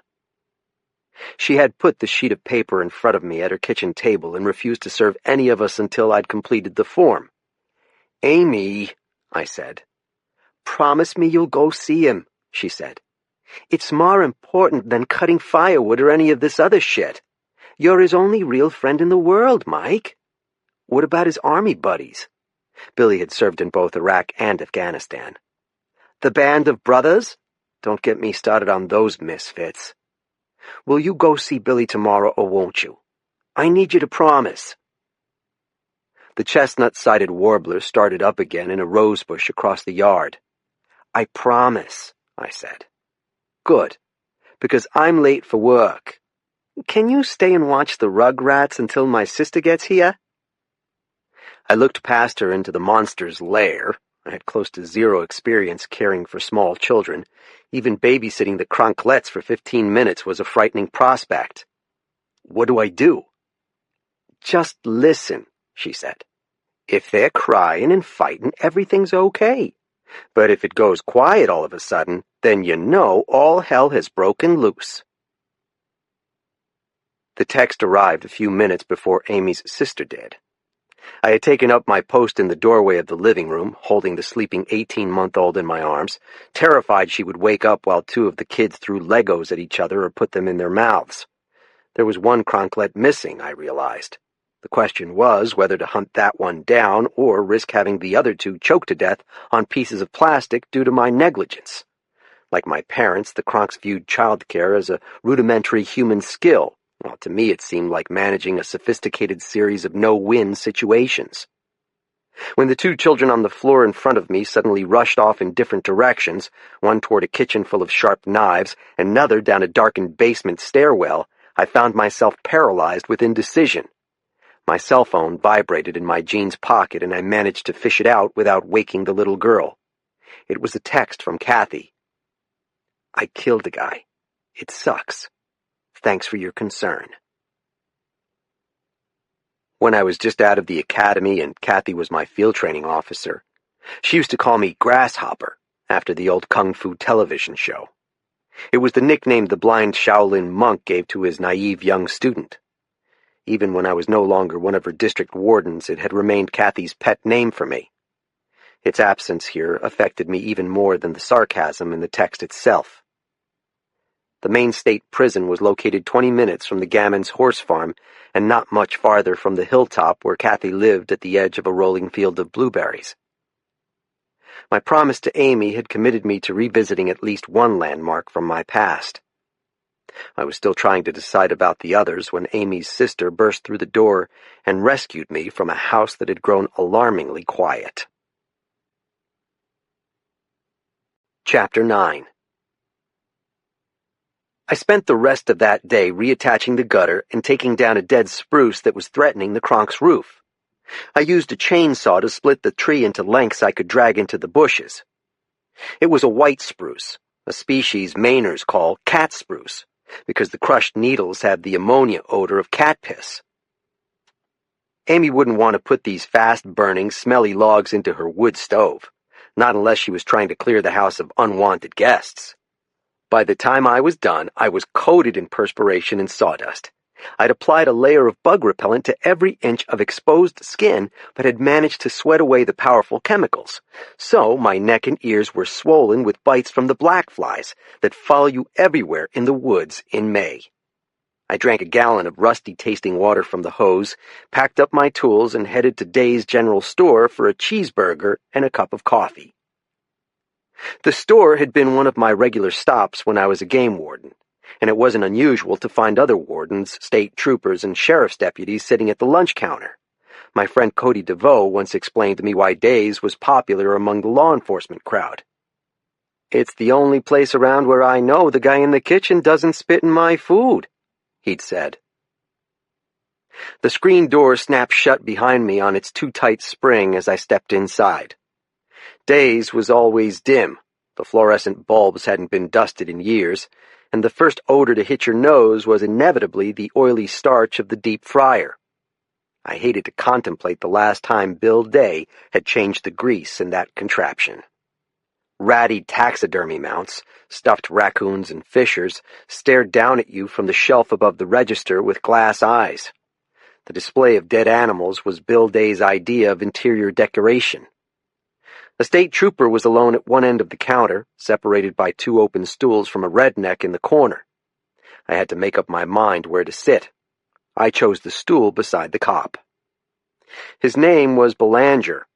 We had worked together on a few occasions, but I couldn't say that we were well acquainted. Like many troopers, he was an impressive physical specimen, a Greek statue in a powder blue uniform. His eyes flicked sideways as I took a seat and then returned to watching the television mounted to the wall. I had the feeling he didn't know who I was. "Belanger? It's Mike Bowditch." He put a paper napkin to his mouth and swallowed what he'd been chewing. "Didn't recognize you under all that hair," he said. I rubbed my scruffy chin with my knuckles. Sometimes I don't recognize myself. "That's a tough break you got," he said. "What's a tough break?" "I heard you were fired." "Actually, I resigned. I'm guiding up around Grand Lake Stream now." He nodded and took a sip of water. "Enjoying it?" "Mostly," I said. "You know, the grass is always greener." He nodded again and turned back to the TV. Now that I was no longer a cop, he had nothing to say to me. The local news station was running a segment on the diluvial rain we had received. The weatherman was standing with an umbrella in a puddle while cars drove by, splashing his pants. I studied Bill Day's slope-shouldered back as he flipped burgers on the grill. He was a soft guy, bigger on the bottom than the top, and his body always gave me the impression of melting even when he wasn't standing in front of a burner. "Afternoon, Bill," I said. He glanced over his shoulder, his face red and streaming, and waved a metal spatula. "Hold your horses, hold your horses." Days wasn't known for its customer service. I settled back on my stool. The television anchor was introducing a new story. The volume was too low to hear anything, but there was a picture of Jimmy Gammon floating beside the newscaster's handsome head. "Hey, Bill," I said, "can you turn up the TV?" The cook refused to look up from his grill. "Remote's on the counter." I glanced along the formica and saw the remote control beside a ketchup bottle in front of the redneck. "Can you turn that up?" I asked. The man had a bird's nest beard and a drawn face from a lifetime's worth of booze and cigarettes. He was wearing an olive green sweatshirt from which he had scissored the sleeves, revealing skinny arms patterned with tattoos. He peered at me from beneath the frayed brim of his baseball cap. I pointed at the television. "Increase the volume." With a grunt, he slid the remote down the counter, but it caromed off a napkin dispenser and landed on the floor behind me. I glared at the redneck, then hopped off the stool to retrieve it. By the time I got it aimed at the set and boosted the volume, the scene had changed to some sort of protest outside the headquarters of the Maine Warden Service in Augusta. There were a dozen or so people with signs, some bearing photos of Jimmy. A female reporter had the microphone in the face of a fierce-looking young man with a crew cut and the shadowy suggestion of a goatee. He wore a navy suit and a striped tie, but the jacket seemed too tight. His shoulders looked ready to burst through the seams. Words along the bottom of the screen identified him as Sergeant Angelo Donato, Maine National Guard, retired. "Jimmy Gammon was a hero," he was saying. "What happened to him over there in Afghanistan, I wouldn't wish on my worst enemy. He had his share of problems, no doubt about it, but no way did he want to kill himself. Jimmy was one of the happiest guys I ever met. Those cop stories just don't add up, and you know they're going to get off with a slap on the wrist." He stepped back and shouted, "Justice for Jimmy!" to the people behind him. The camera cut back to the studio where the anchor began a new story. Domestic violence reports were up in Maine. I muted the sound and set the remote on the counter. Belanger arose from his stool and towered over me. He didn't have the most expressive face in the world, but I sensed that the story about Jimmy Gammon had gotten to him. After a moment, his features hardened again into the stony expression he wore while on duty. He adjusted the chin strap on his blue Smokey the Bear-style hat. Then he reached into his wallet for a $10 bill to leave beside his empty plate on the counter. "Have a good day," he said to me. As if I were a driver, he'd just handed a ticket. After the trooper left, I swiveled around on my stool to address the redneck on my right. The front of his sweatshirt proclaimed his manly virtues. "Women want me. Fish fear me." "What's your problem?" I said. He used his thumbnail to remove a piece of gristle from between his front teeth. "Huh?" "The remote control. You couldn't have just handed it to me?" There was no white in his eyes at all, only pink. "You don't recognize me, do you?" "Should I?" The man flared his nostrils. "You pinched me for night hunting last year. You and that other warden had that robot set up by the side of the road, and you entrapped me into taking a shot at it when I was just driving home, minding my own business. I got a $500 fine and lost my hunting license for a year on account of you." The memory came back to me as if illuminated by a magnesium flash. I'd been working night hunters with Cody DeVoe. Poachers began to get itchy in September, with legal deer season so close. They started driving into fields of goldenrod, illuminating the edges of the trees, hoping to jacklight a buck. Wardens know where to wait for poachers by following tire tracks in the weeds. Cody and I had been hiding in the pucker brush, using a remote control to manipulate a mechanical decoy shaped like a deer. With the push of a button, we could move its extremely realistic head. This loser had been half in the bag when he'd come cruising past. He'd stopped, backed up, and then stuck a .22 rifle out the window to take a shot at Robbie the robo-deer. He'd missed the decoy by a country mile. When Cody and I had sprung from the bushes shouting, "Police!" he had stomped on the gas, running his Chevrolet Monte Carlo off the logging road and into a stump. We also arrested you for operating under the influence, I seem to recall. He slid off the stool and stood face to face with me. His breath stank of coffee, cigarettes, and incipient gum disease. I heard you ain't a warden no more. That doesn't mean I can't kick your ass. We'll have to see about that sometime. He lowered his voice an octave to sound menacing. Why wait? I know where you live, asshole. The local scofflaws had all heard that I'd left the warden's service, but they probably didn't know that I'd moved out of my rented cabin. I was hardly going to give this one driving directions to Moosehorn Lodge. Bring some beer when you come over, I said. After he left, I found myself alone at the lunch counter. Bill Day wiped a dish rag over his red skull, trying to soak up some of the beaded sweat. What'll you have? Cheeseburger deluxe and some coffee. While Bill filled my cup, I leaned my elbows on the edge of the counter and reflected on the two conversations I'd just had. The trooper had been frosty with me because I was no longer a law enforcement officer. The poacher had been pissed because, in his twisted thinking, I would always be a game warden. A man just couldn't win.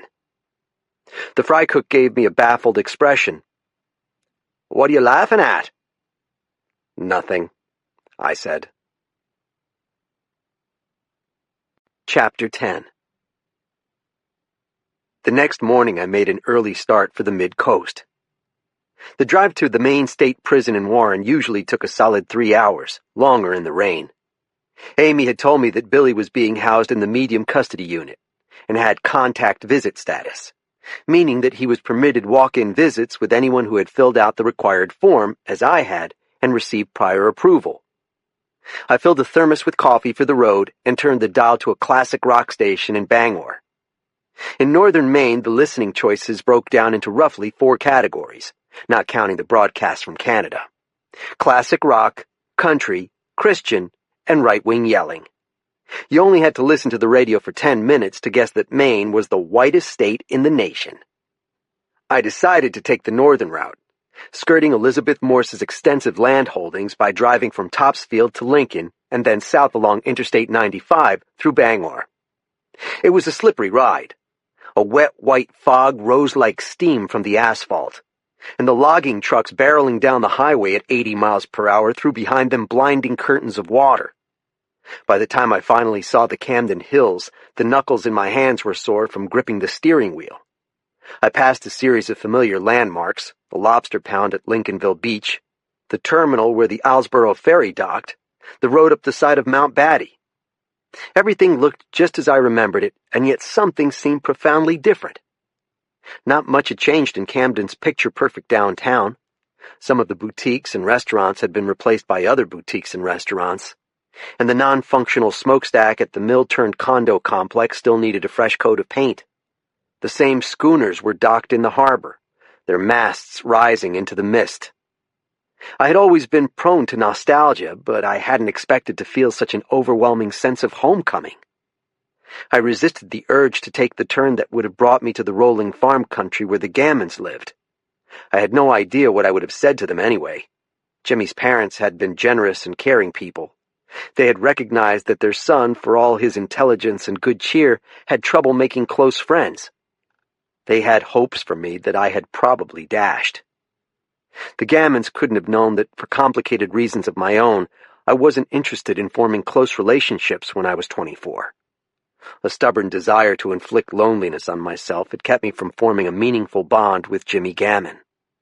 Leaving Camden for the considerably less picturesque quarry land to the south, I realized it wasn't the mid-coast that had changed. It was me.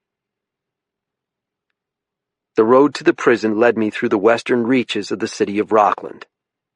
A century earlier, miners had dug deep pits into the fields and forests to excavate limestone. There was still a working cement factory, an enormous industrial complex with smoking chimneys you could see from miles out to sea in the middle of this pockmarked landscape.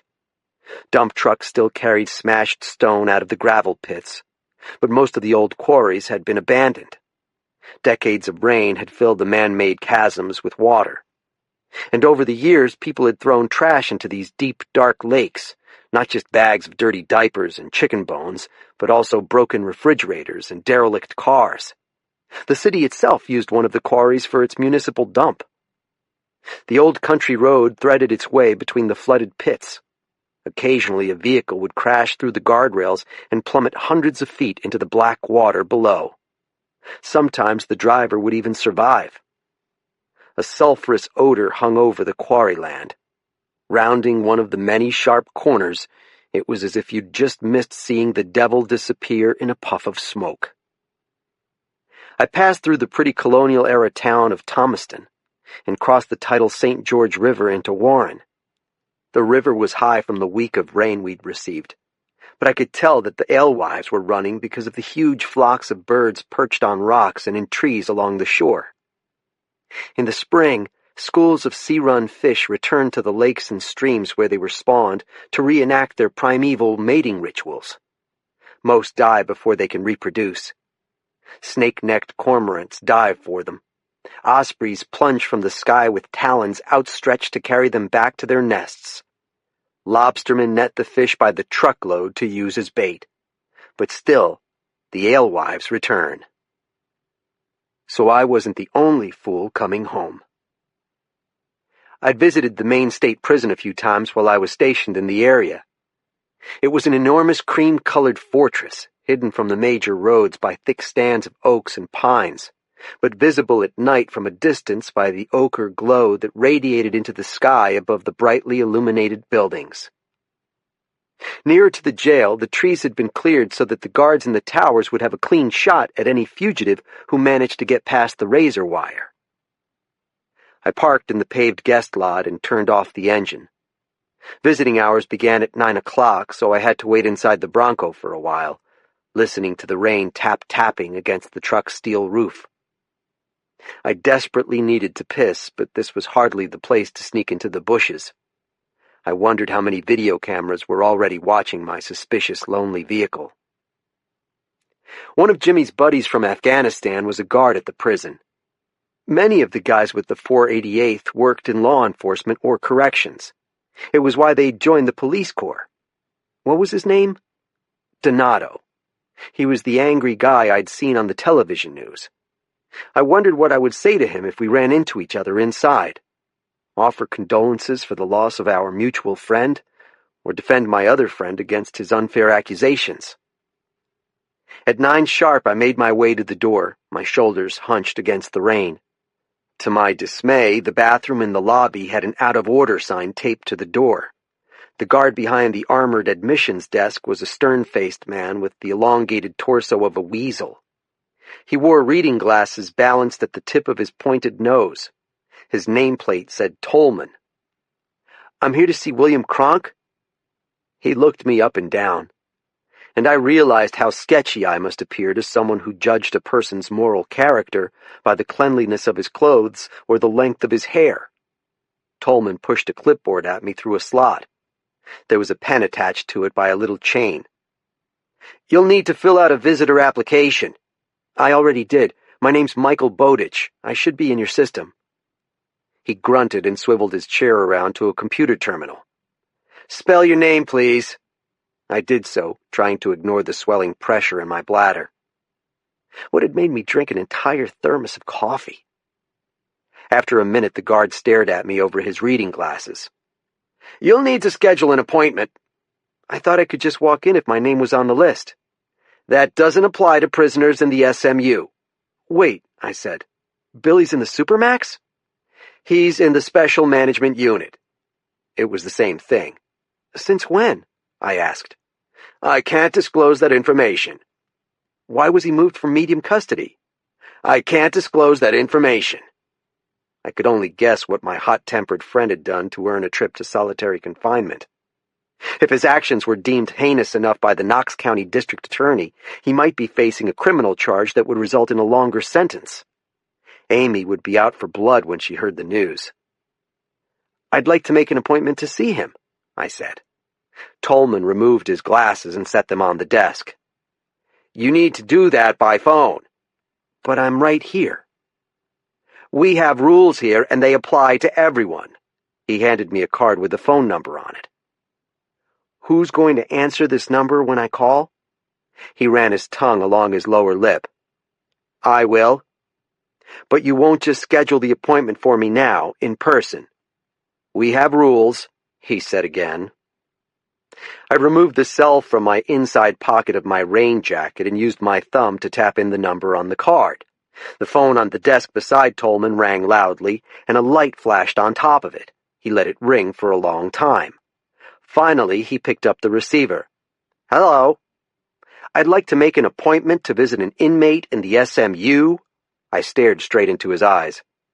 Don't be a wise ass, he said, actually speaking into the receiver, as if I were miles away. I'm just following the rules. A woman with two loud young children came bustling in through the door behind me, followed by an embarrassed-looking older couple, both dressed in dark colors, probably there to see their misbegotten son. Visiting hours were fully underway at the prison. Tolman continued to speak into the phone, so his voice came to me in stereo. Prisoners assigned to the Special Management Unit are permitted a single 1-hour visit per week. I hung up my cell and addressed him over the desk. Has Billy Cronk received his visitor this week? No. He placed the receiver back down on the cradle. Then can I please schedule an appointment to see him? Visitors are required to give 24-hour notice. Oh, for Christ's sake. I drove halfway down the long wooded drive that connected the prison with Route 97 and then hopped out to relieve myself behind a tree.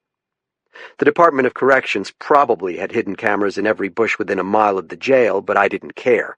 Let them arrest me for public urination. I was deeply worried for Billy. I'd seen the inside of the Supermax and knew something of its horrors. An inmate in the Special Management Unit spent 23 hours a day in solitary confinement, living in a room measuring 6.5 feet by 14. For the remaining hour, he might be given exercise in a dog run outdoors, provided the weather was good, which it rarely was. The lights in his cell burned brightly 24 hours a day. All food in the unit was served cold. Guards slid the tray through a slot in a door that might have been contaminated by the blood, feces, and urine of other inmates. Prisoners had no access to computers, and all radios and televisions were prohibited. Instead of a toothbrush, the inmate was given a plastic nub to use on his fingertip. Billy would get to shower no more than 3 times per week. There were men in the Maine state prison who deserved death, in my opinion.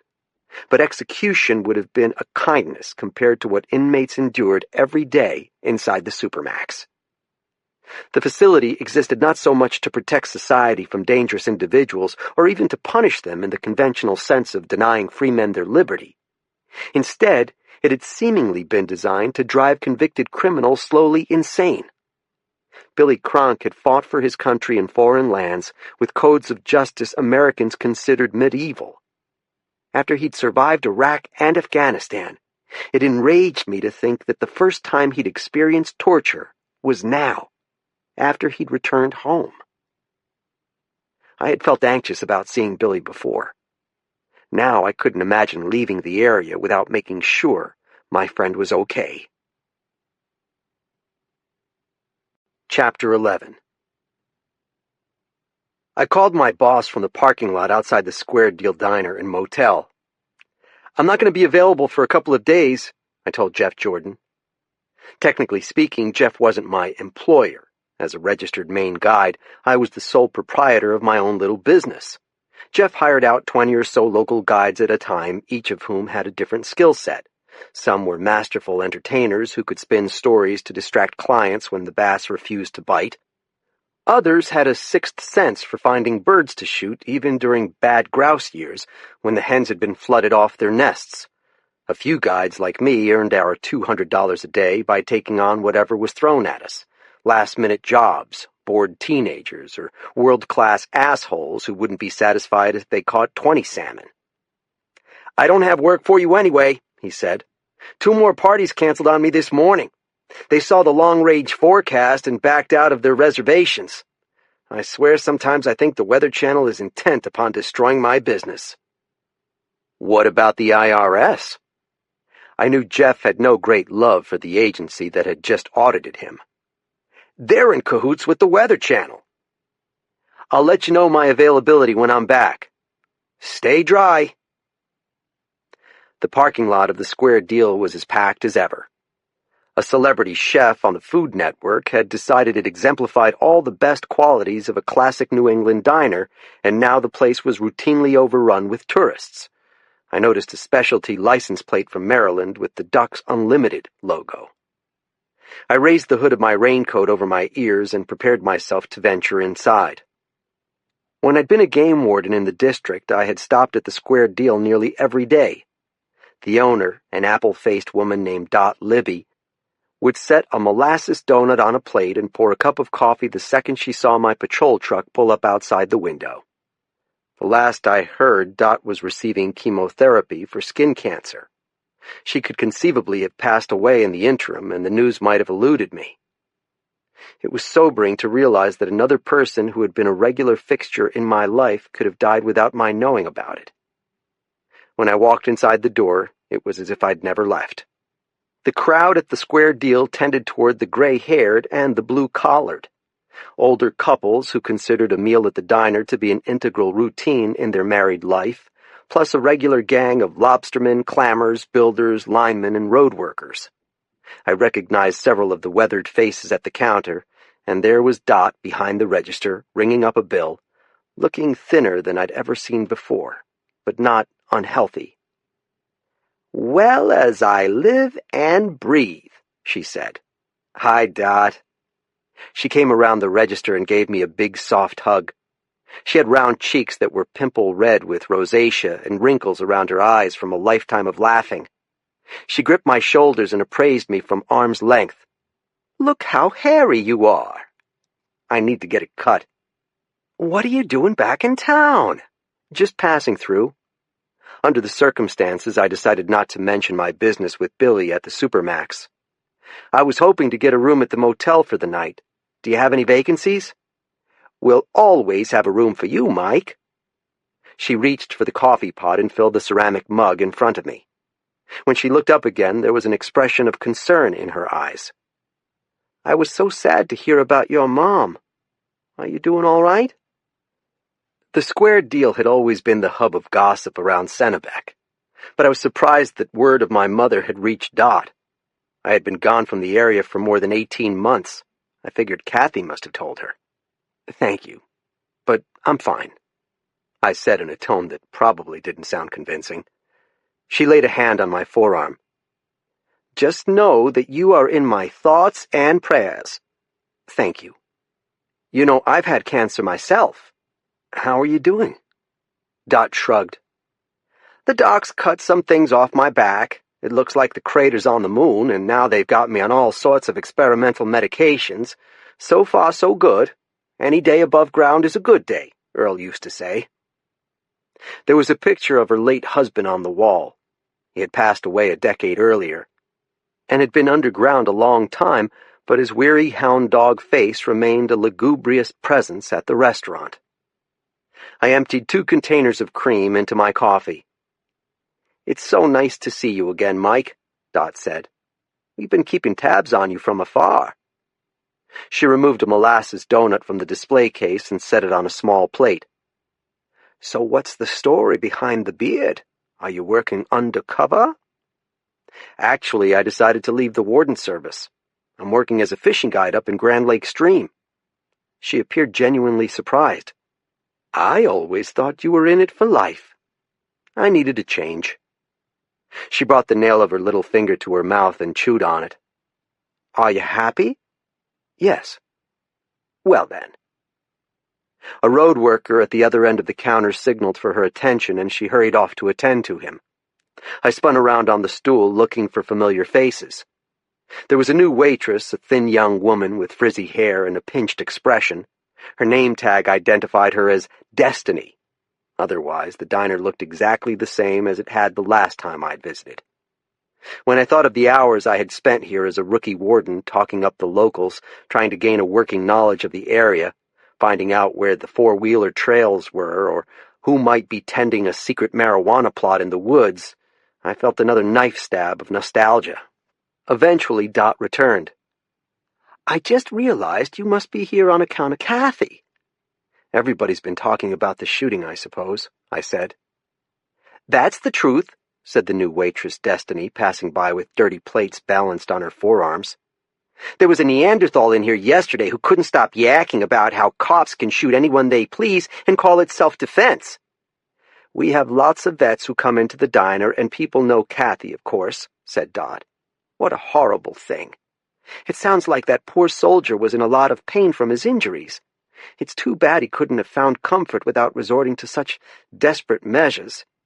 He is in a better place now, at least. God rest his soul. But I can't imagine what Kathy and that new warden must be feeling." I noticed that Dot hadn't used Danny Tate's name. "Does she come in here much, the new warden?" "From time to time," Dot said. "But she's real quiet, not that you were a chatterbox, but she just sits at a booth alone. Won't even sit at the counter unless she's here with Kathy or another officer." The job attracted plenty of loners, individuals who preferred their own company to that of other people. And yet one of the most important lessons I'd learned was that you couldn't be antisocial and succeed as a warden. Too much of your success depended on creating relationships with potential informants. A good police officer of any kind needs to be a diplomat. Danielle Tate might not be a natural people person, I certainly wasn't, but sooner or later she'd have to learn how to fake it. "I guess I should throw my stuff in my room," I said. "Let me call Destiny over to work the register and I'll get your key," Dot said. I reached for my wallet to pay for the coffee and donut, but Dot rested a hand on my forearm again. "Mornings here haven't been the same since you left us," she said. The sincerity in her voice took me aback. I had gone through life with the conviction that I could disappear at any moment and never be missed. What else had I been wrong about? Dot handed me a key attached to a lozenge-shaped piece of plastic with the number 6 on it. The motel was located across the parking lot from the diner and consisted of a string of small cabins painted white, orange, and green. I kept a bug-out bag in the Bronco in case I ever decided to spend the night in the woods. The hours before dawn were the best for fishing, and I'd slept in my truck on many occasions to get an early start on a stream. I pulled the waxed canvas duffel from the back seat and threw it on the bed. It was still early in the day, but I didn't know what to do with myself. I could have taken a drive around my old district, but I'd indulged my nostalgia enough for one day. I sat down in a chair in the curtained darkness, smelling the residual cigarette smoke in the carpet and listening to the hum of the combination heating and air conditioning unit in the wall above my head. When Sarah and I had lived in Sennebec, we rarely went out, at least as a couple. Over time, she'd made friends of her own, other women her age, whom she'd meet for a glass of wine in Rockland. At first, she'd invited me along on her girls' nights, but I was usually too exhausted, and not that interested in any case, and eventually she stopped asking. It always bothered Sarah that I had no social life, that I'd based my entire identity around being a Maine game warden. "You're more than just your job, Mike," she'd said to me during one of our final arguments. "I know that," I'd replied. "You need to get a life." I wondered if Maddie Lawson had actually met Sarah for drinks in Portland after leaving Weatherby's. If so, I could only imagine the surprise with which Sarah had received the news that I had belatedly followed her advice. It had been a long time since I'd thought about Sarah. Even now I was having trouble seeing her clearly in my mind's eye. The elements were all there: short blonde hair, clear blue eyes, a killer smile. But they no longer came together to form a coherent memory. When I tried to imagine Sarah's face, I kept seeing Stacey Stevens's instead. Chapter 12. Somehow, despite having consumed a quart of coffee, I managed to fall asleep in the motel chair. It said something about the extent of my caffeine addiction that the stimulant had so little effect on me. The hum of the heater might have caused me to drift off, or maybe it was the steady rumble of tires on the wet pavement outside the window, but when I awoke, it was already late afternoon. I got up and washed my face in the bathroom sink, and then I went back to the diner for the early bird special. I ordered the meatloaf and mashed potatoes, and another cup of coffee. Dot had gone home, leaving the restaurant in the care of Destiny and an older woman whom I also didn't know. There were a few people I recognized in the booths and at the counter, and some of them even recognized me as their former warden. I tried making small talk with a plumber named Pulkinen, who had repaired a frozen pipe for me once, but all he wanted to do was bemoan the sad state of affairs that had descended on mid-coast Maine since I had departed for my posting down east. "The poachers are running wild around here, Mike." He was a paunchy man with thinning sandy hair and a walrus mustache that was a darker shade of brown. He had slitted blue eyes and a broad face. He wore a pin shaped like the flag of Finland on the pocket of his blue coveralls. "Not a week goes by that I don't hear shots in the woods after dark." "Have you tried talking with Warden Tate?" He let out a whopper of a snort. "Huh, sure. She comes over when I call. She's good about that, writes everything down in a little notebook, but does she ever catch a poacher? No." "She's still new at the job. You should cut her some slack." "The problem is the poachers aren't afraid of her. People around here knew you'd catch them if they went out night hunting, and so they went up country or wherever to jack their deer." It was actually news to me that I'd been considered something of a badass, but I was glad Pulkinen at least had a favorable opinion of me. "I don't know what to tell you." "Can't you make some calls to Augusta and tell them we need a better warden? Maybe you could get yourself transferred back here." "You should give Warden Tate a chance. Sometimes it takes a while to make a case the DA can take to court." He ran his tongue along the broom bottom of his mustache.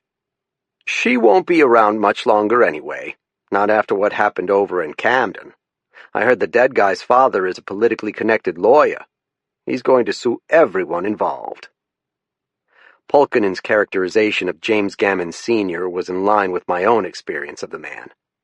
Even if the Attorney General cleared the wardens of wrongdoing, there were ways for a vengeful attorney to inflict pain on Kathy Frost and Danielle Tate.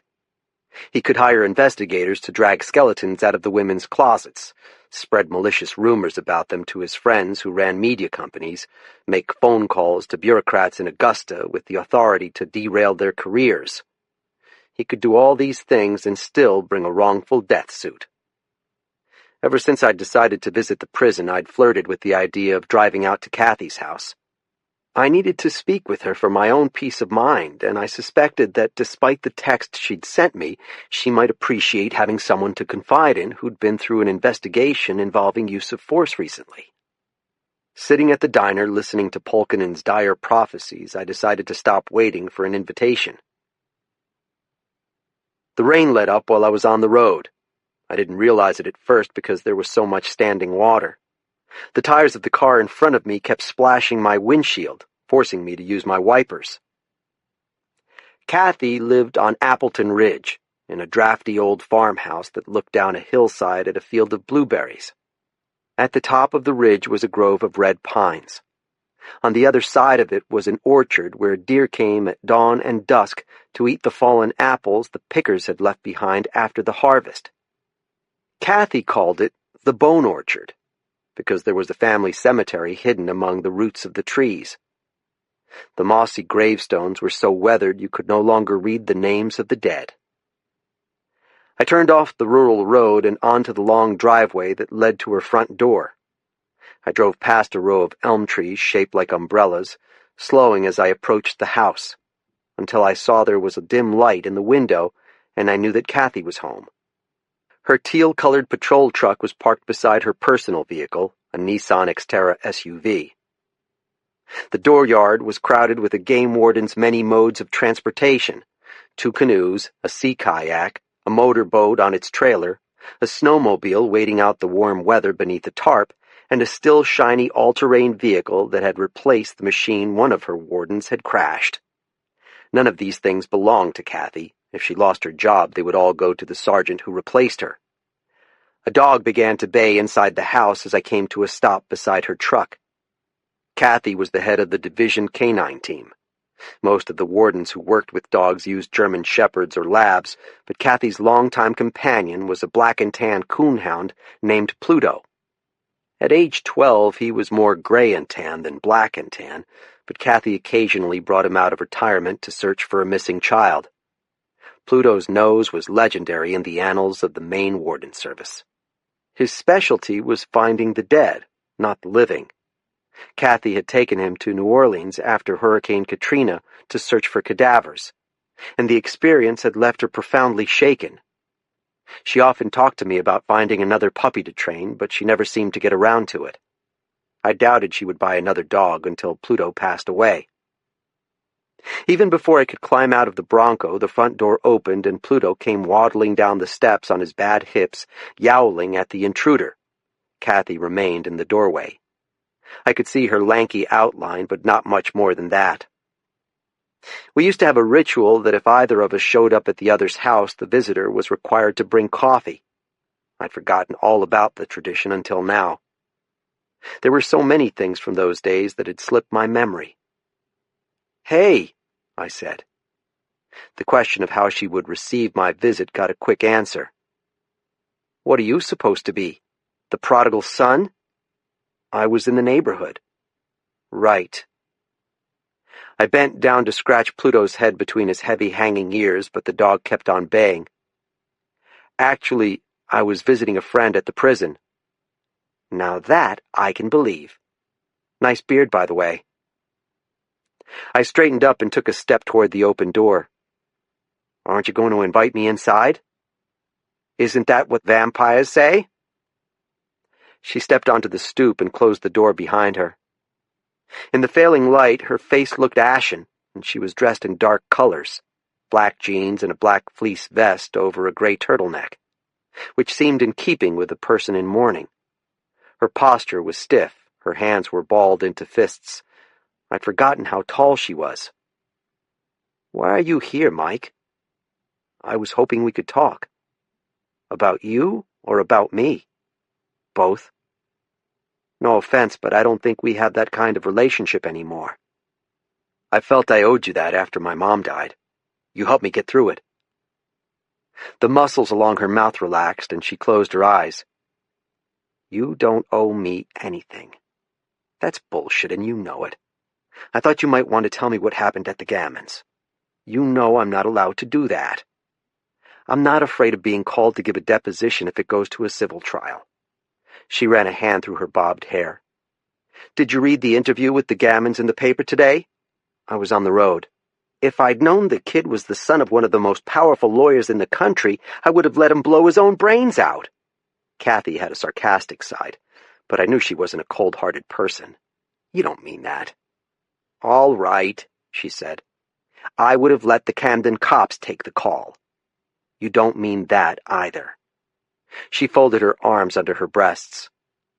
"Why is it you think you know what I mean?" "Because I know you, Kathy.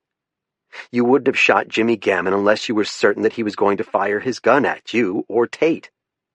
"Maybe I screwed up," she said. "Have you thought of that? It was pretty dark in that barn."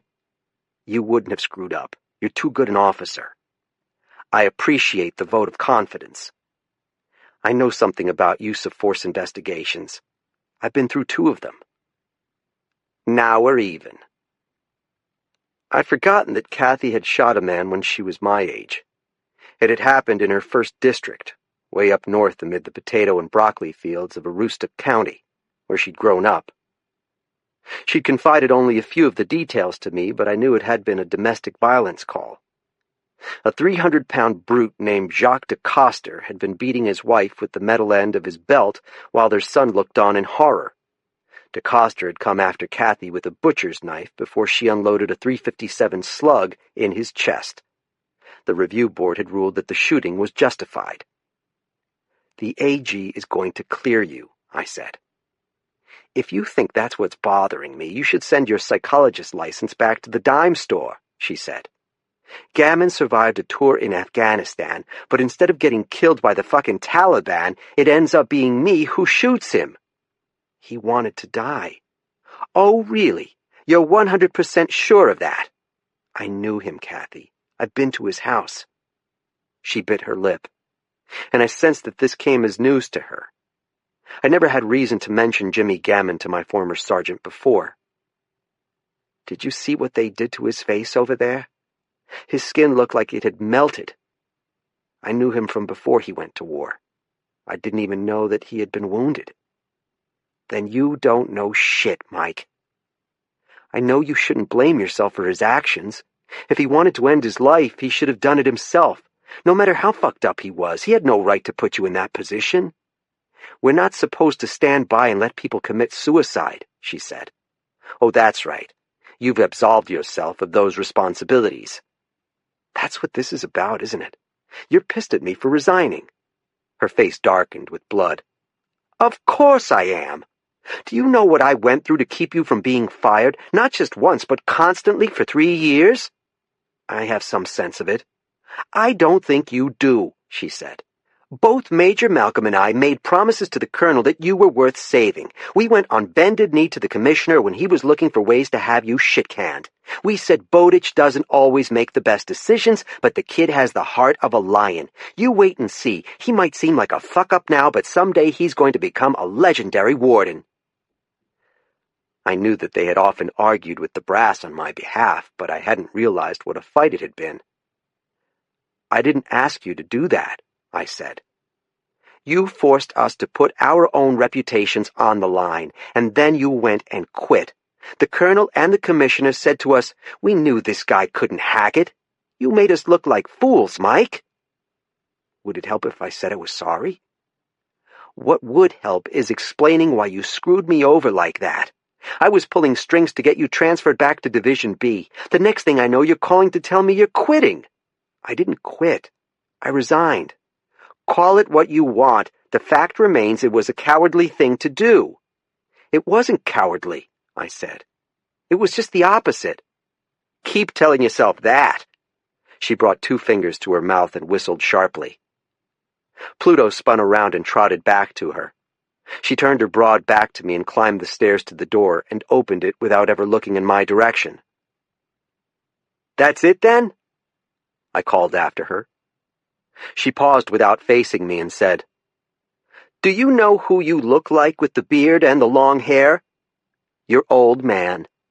I'm sure he would be proud. She stepped inside the house and closed the door.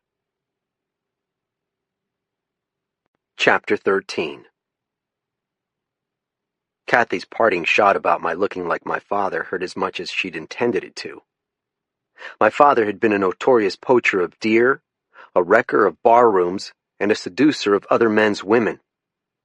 Then, in the last weeks of his life, he'd become something worse. Even before the bitter end, he'd been the kind of violent and self-dealing man I'd pledged never to become. It's just a beard, I wanted to yell at the closed door. But what would be the point? Even though we were approaching the longest days of the year, the low-hanging clouds made it seem later than it was. I stood beside the open door of my Bronco, staring at the house and trying to decide if I should knock, but the conversation was going to continue only when and if Kathy decided it should continue. I climbed behind the wheel and restarted the engine. I reached my right arm across the passenger seat headrest so I could back out of the dooryard without hitting one of Kathy's sugar maples. Then I headed back to the motel.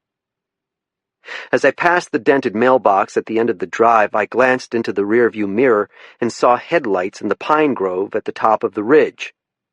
There was a road that entered the orchard from the other side, and Kathy had told me that she occasionally chased teenagers out of the parking lot after dark. Most of the local kids knew that there were better spots to toke up and get laid than in the backyard of a law enforcement officer, but word must not have reached the dumbbells in that vehicle.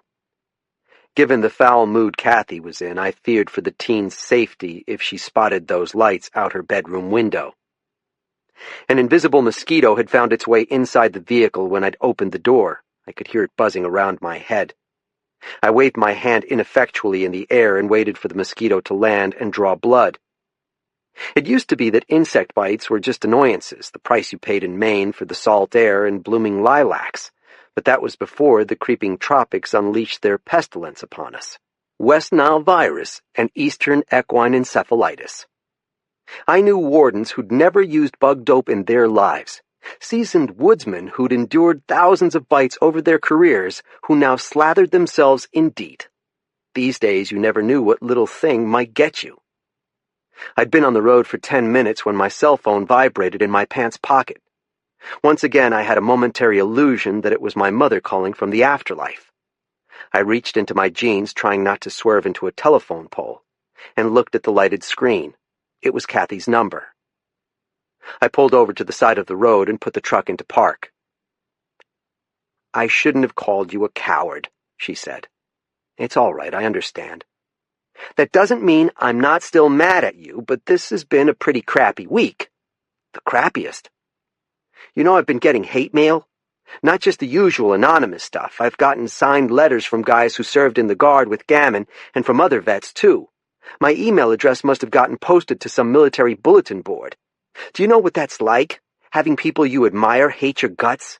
My own brother Kurt is a Vietnam vet. It must be hard. Don't patronize me, Mike. It was a rhetorical question.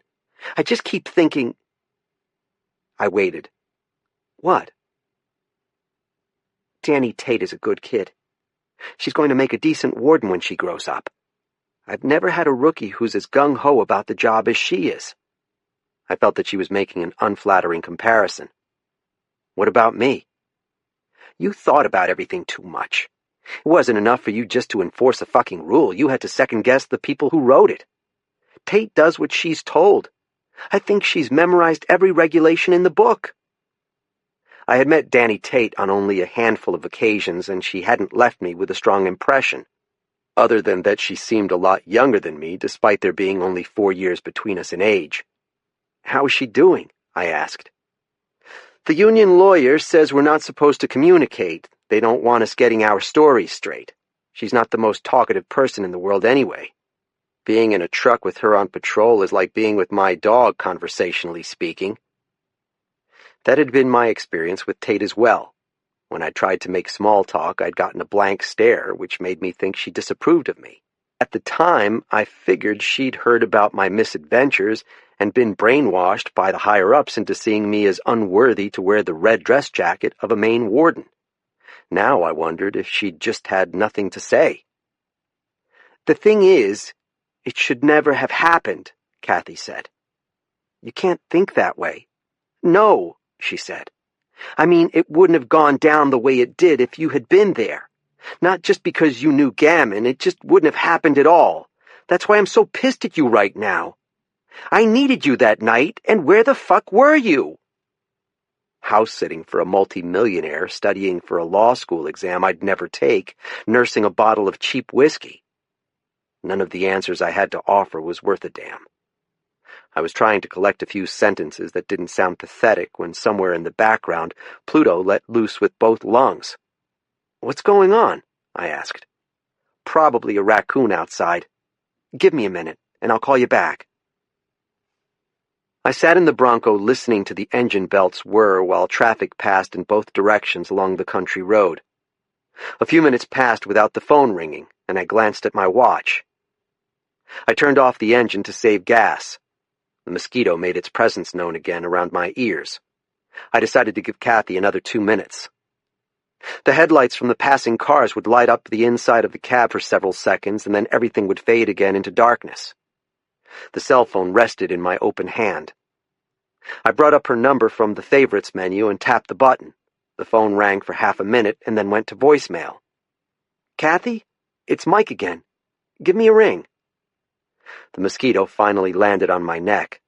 I didn't feel it at first, then reflexively I brought my hand up fast, dropping the phone to the floor.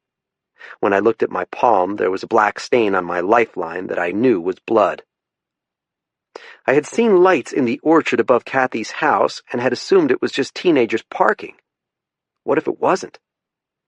"You know, I've been getting hate mail," Kathy had said. "I've gotten signed letters from guys who served in the Guard with Gammon and from other veterans, too." I had to unbuckle my shoulder belt to retrieve the cell phone from where it had landed on the floor mat. I left a message. "I'm headed back your way, Kathy. I'll be there in 10 minutes or so." I buckled myself in and restarted the engine, then pulled an abrupt U-turn in the road in front of a speeding pickup truck. He was going fast, but I was going faster. The road to Kathy's house zigzagged up the side of the ridge through the blueberry barrens. Tumbled stone walls ran along the edges of the asphalt. I tried not to crash into them as I cornered the Bronco. As I turned into the driveway, I leaned forward against the shoulder belt and saw the lights of the farmhouse on the hillside above me. Seeing the homey glow made me relax for a few seconds. There was something reassuring about the sight of the illuminated windows. Then I realized that one of the bright shapes I was looking at was a wide-open door. I eased my foot off the gas pedal. The truck slowed to a crawl as I approached Kathy's dooryard. The high beam searched ahead of me into the gathering darkness. There was a black shape lying on the flattened grass where I had parked my vehicle a few minutes earlier. At first I thought it was a bunched-up blanket or discarded coat. I braked hard as the headlights brought the object into view. It was Pluto. He was lying in a pool of blood. I shoved the shift into park with my right hand and reached for the door handle with my left. That was when the windshield exploded. Everything happened in an instant. Broken glass filled the air. I felt the airborne shards tear at the side of my face and neck. Simultaneously, I heard the crash of the shattering windshield and the bang of a gun. Reflexively, I ducked down behind the steering wheel and dash. My cheekbones stung. I clapped a hand to the side of my face and it came away red with blood and glistening with powdered glass. The entire passenger side of the Bronco was coated with blue shards. The windshield was entirely gone except for a web bed section directly in front of me. The second blast tore the rest of the windshield away. This time I heard the distinctive pinging of shotgun pellets. Atomized glass rained down on my right arm. I had pulled the flap of my raincoat over my head to protect myself, the way a frightened child hides under a blanket during a thunderstorm. My hair was matted and wet. Blood was pooling inside my ear and running into the corner of my eye. I hurled my body across the passenger seat, nearly impaling myself on the gear shift. I pawed at the glove compartment before realizing it was locked and that I needed to turn off the engine and remove the keys. I managed to drop the keys on the floor twice before I got the glove compartment open and saw my newly cleaned pistol inside.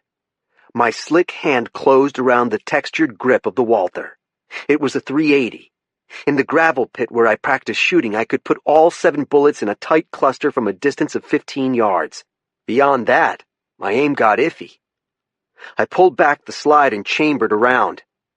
I stared at the heavy little pistol in my hand, trying to feel confident about it, telling myself that at least the Walther gave me a chance while I waited for the next blast to come. Rolling onto my side and looking up at the ceiling, I tried to make sense of the wreckage inside the vehicle. The first blast had angled toward the right side of the vehicle before the shooter had corrected his aim and taken out the rest of the windshield. The driver's side window was also shattered. My quick guess was that the shots had been fired from that direction, up the hill and to my left. I managed to get my entire body on the right side of the vehicle, then popped the handle on the passenger door. Even before it had fully swung open, I lunged through the crack and dropped hard to the wet grass. I landed flat on my chest and stomach, a belly flop in the mud. I wriggled away toward the rear of the Bronco, hoping that my estimate of the sniper's location was correct and that I wasn't completely exposed now. When I'd crawled around to the rear of the truck, I pushed myself up onto my knees and then my heels, making myself as small a target as possible. Blood was oozing between my skin and my shirt collar. With my free hand, I rubbed my right eye and found that I could see better. The pain in my head and face was sharp and stinging. The phrase "death by 1,000 cuts" came to mind, but if I died, it wasn't going to be from these small wounds. It was going to be because the shooter got the drop on me for real and fired a load of heavy shot into my heart and lungs. Where was Kathy? She had heard Pluto bang and had gone outside to see what had gotten him riled up. The front door was standing open. I glanced around the yard looking for better cover. There was an open stretch of unmowed grass and then a stone wall and a cluster of sugar maples. I hated to waste a bullet, but I didn't see much of a choice. I sprang to my feet, extended my arms across the cold, wet roof of the Bronco, and squeezed off a shot in the direction of the pine grove. I didn't expect to hit anyone. In fact, I aimed at a tree in the unlikely event that Kathy herself was up there, playing cat and mouse with our assailant. If I was lucky, the shot would catch the sniper off guard, and the unexpected muzzle flash would cause him to duck behind whatever he was using for cover. A second after I'd pulled the trigger, I took off across the yard. The sniper wasn't intimidated by my return fire because he let loose with another blast from the shotgun. I must have been correct about his position, somewhere between the house and the pines, because he didn't have a clear line on me. I heard the blast and thought I felt the pellets ruffling the air behind my head, but the sensation might have been something I imagined. I hurtled over the stone wall without breaking my neck and dived down behind the roots of the nearest maple. I had good cover here, and the sniper knew it. He also knew that I was armed. The question was, what would he choose to do with this knowledge? Would he try to reposition himself to take me down from a different angle? He obviously had some sort of night vision scope. Or would he cut and run, figuring that one of Kathy's neighbors would have already called the cops? The nearest house was probably half a mile away, but the sound of gunshots travels a long distance, and the people at the bottom of the hill would have heard them. A single shot after dark would have been cause for concern, but this was a full-on firefight.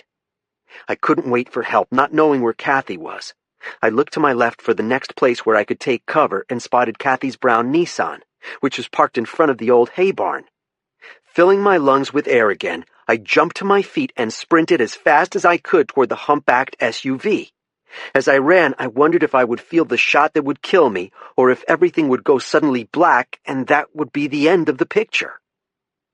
When I found myself crouched against the damp metal of the Nissan, I experienced a feeling of surprise.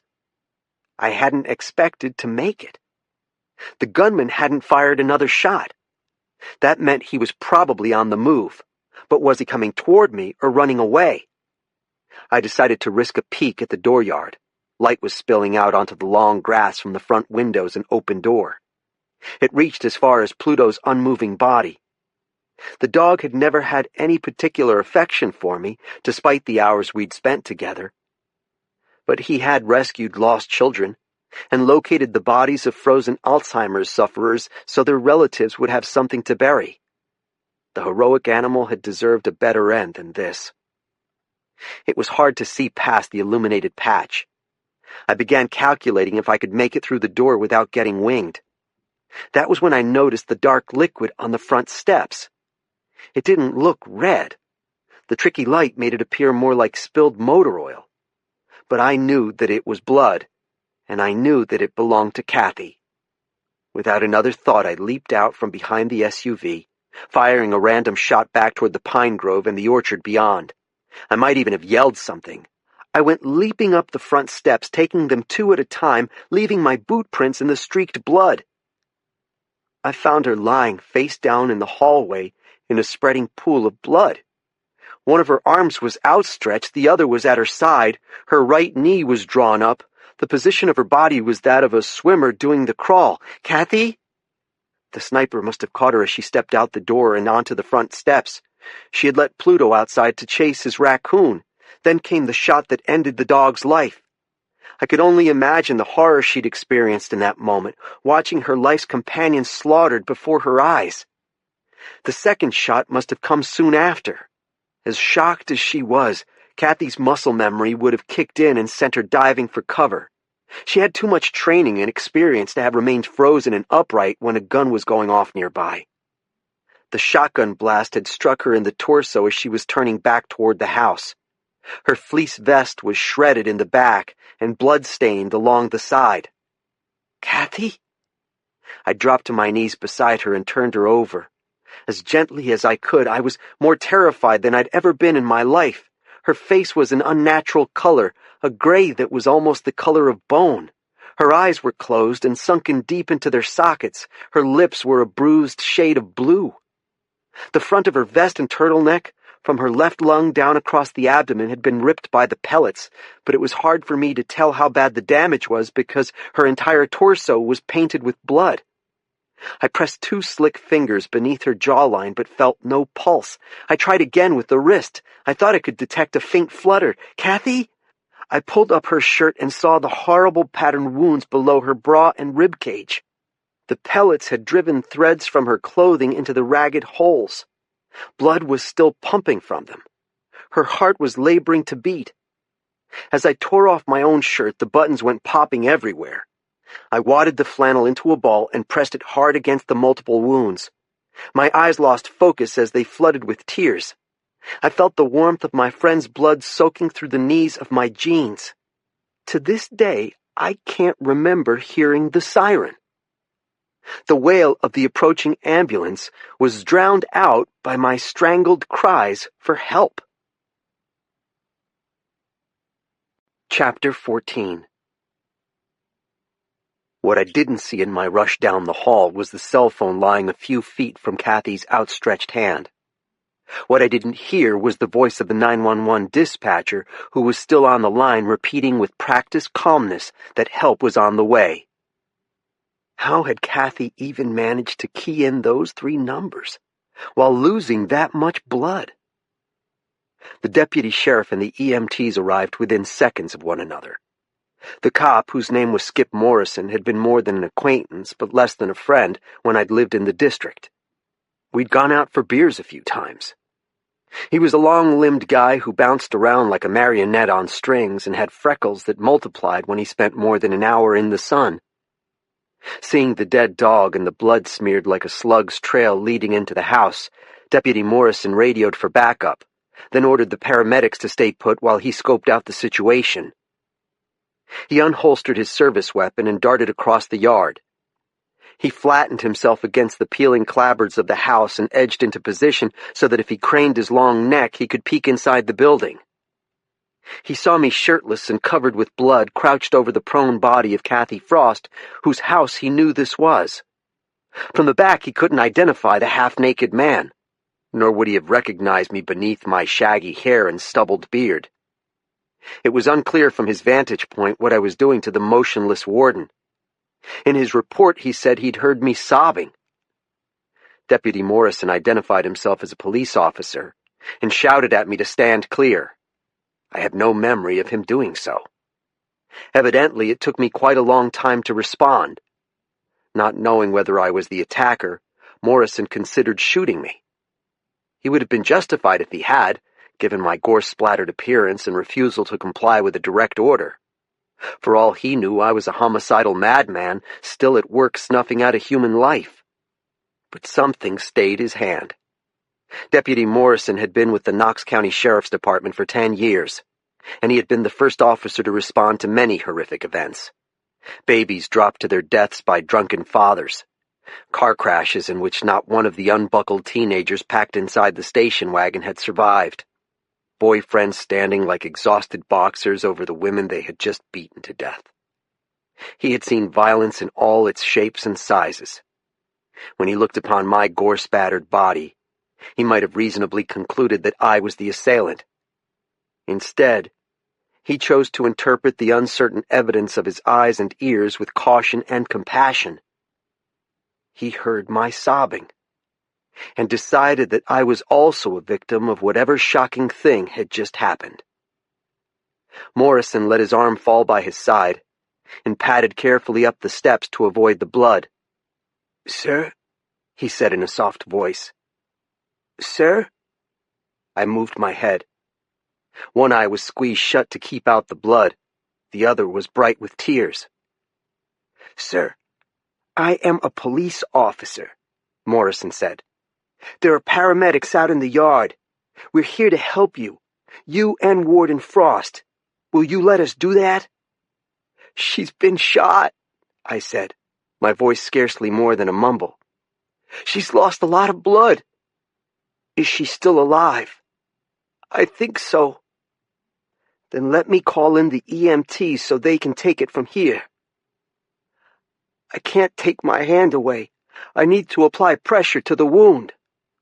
"Okay," Morrison said. "You keep doing that while I get the EMTs." He turned and waved in the paramedics, a man and a woman dressed identically in white shirts, tan slacks, and blue jackets with medical-looking insignias on the front. They were both wearing latex gloves and carrying boxes with life-saving equipment. The man gripped my arm by the wrist and replaced my hand, the one I was using to clamp the blood-soaked shirt to Kathy's side, with his own. "Sir," the female EMT said, "can you tell me your name?" "Mike." "Were you shot too, Mike?" "Yeah, but I'm okay." "I don't think you are," she said. There is a period when you awake from a particularly vivid dream and your mind is afloat between sleep and consciousness. You're not sure what is real and what is imagined. You might have memories of the dream that are so detailed and persuasive you can't believe they were only mirages. In those same moments, the physical world that you are re-entering can seem unsettling and out of focus. Everything blurred around the edges, as if it is not to be fully trusted either. My experience of the hour after I discovered Kathy's body was like that. I place greater faith in what Skip Morrison told me about that time period than I do in my own recollections. The first trustworthy memory I have is of sitting alone in the back of the ambulance with a blanket wrapped around my naked and shivering shoulders, pressing an enormous cotton bandage against the side of my head because the EMTs were in the house doing everything in their power to save the life of my former sergeant. I must have said something to Skip about the shots coming from the direction of the pine grove, because he was gone too, standing guard outside the farmhouse until other units could respond. The lights inside the ambulance were as bright as those on a movie set. I was sitting on a gray vinyl seat opposite the rectangular place where the stretcher would be secured for the ride to the hospital. But the stretcher was not there. The EMTs had rolled it off the vehicle and taken it into the house. The ambulance door was open, and the overhead lights were drawing swarms of moths and mayflies inside the vehicle. One of them landed on my wet knee. It was an Ephemerella subvaria. I hadn't realized that Hendricksons were hatching. Soon all the guides in Grand Lake Stream would be swapping out their fly boxes. I was a fishing guide now, no longer a warden. And Kathy had been shot. The idea was having trouble taking hold. I raised my free hand, red and tacky with blood, to my eyes, and still I couldn't accept it as reality. Then I remembered the peculiar grayness of Kathy's face, and I had to clench my teeth together to keep from vomiting. I expected the EMTs to return at any moment and tell me that my friend was dead. Bowditch? A man in a warden's uniform was standing in the lighted aura of the ambulance door. Even through my tears, I saw the major's oak leaf on his collar. He was in his late 50s and in extraordinary physical condition, flat-stomached, back straight as a fence post with oversized forearms like Popeye the Sailor Man. How are you doing? Some glass hit me when the guy shot out my windshield. How is Kathy? A life flight helicopter is on the way. When the first responders call in a medevac team, you know everything's gone to shit. As a warden, I'd been required to train each year in emergency medicine. I knew that the EMTs would be doing everything possible to stabilize Kathy for the chopper ride. They would be applying clotting agents and pressure bandages to her wounds. They would have jammed an IV needle into her arm to replace some of the blood that she had lost. A woman's body Kathy's size holds 8 pints of blood. If she'd lost 40% of that, 3 to 4 pints, she would probably die. How much had I seen spilling across the floor? I want to see her. I stood up and then found my head going empty. The next thing I knew, I was sitting down again. I don't think that's a good idea, said the major. When I'd first become a game warden, Timothy Malcolm had been my division lieutenant, but he'd recently received a promotion after the retirement of the service's second-in-command. His former job was still vacant. I'd been hoping that Kathy might apply for it. If anyone deserved to be rewarded for years of dedication, it was my former sergeant. But now she lay at the gates of death. Someone needs to call her parents, I said. They live in New Sweden, in Aroostook County. I'll take care of it. Malcolm was famous or infamous for his lack of expression. In my time, I'd heard him compared to a Roman statue, a cigar store Indian, and a wax museum replica. But in this awful moment, his agony was engraved upon his face. Like me, he cared deeply for Kathy Frost, although his relation to her was different from mine. He had been her mentor just as she had been mine. "Did you get a look at the shooter?" he asked. "No," I said, trying to gather my wits. "I think he was hiding in the blueberry bushes between the house and the trees. He would have had to come down from the top of the ridge to get a clear shot at the front of the house. He was probably hoping to get closer, but Kathy let Pluto out. In my mind's eye, I saw the hound lying dead in the grass and felt a surge of acid coming back up my throat. Pluto must have been barking, and when Kathy came outside to check on him, the shooter fired from the bushes and caught her broadside. I'm surprised he didn't pursue her into the house. He must have seen my headlights approaching, I said. From the hillside, you can see down to the bottom of the valley. He didn't want any witnesses. You saved her life, Bowditch. For now. I heard car doors slamming and men's voices shouting, and over it all the unmistakable chittering of a distant helicopter. The noise got louder and louder until I could make out the distinctive sounds of the two rotors over the airplane-like roar of its engine. The light flight chopper was landing in the leafy blueberry barrens below the farmhouse. Without a word, the major stepped out of view around the ambulance door. The bandage made a sticky sound as I peeled it away from my blood-matted head. There were red polka dots all over the batting, and a few hairs I'd torn loose. With my fingertips, I felt my injured cheek and removed a tiny shard of glass that had been driven into the flesh. Exposed to the open air, the wounds began to smart and bleed again. Kathy's blood had been dark red, not bright red. It had pumped from the wounds when she breathed, rather than spurted through my fingers. She was bleeding internally, but there was a chance that the shotgun pellets had missed the major organs and arteries and had severed veins instead. I pushed myself to a standing position and grabbed the edge of the compartment over my head. My head went woozy and I thought I might faint, but after wobbling like a toddler for the better part of a minute, I felt my head clear and strength returning to my legs. I threw the blanket off my shoulders and stepped carefully down onto the packed gravel of the driveway.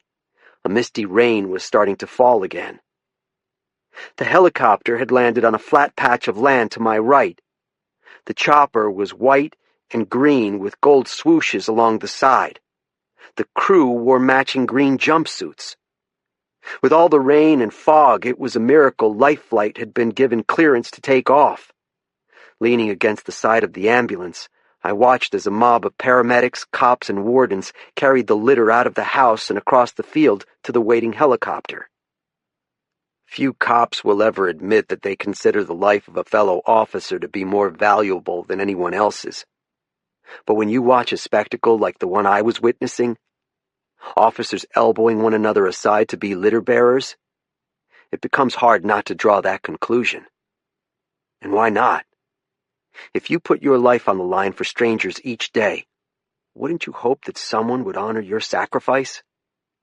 After they'd secured the stretcher inside, the men backed away and the chopper lifted off with surprising suddenness. Its rear end tilted up first, and then the whole enormous contraption came off the ground. The whirling blades sent loose leaves flying.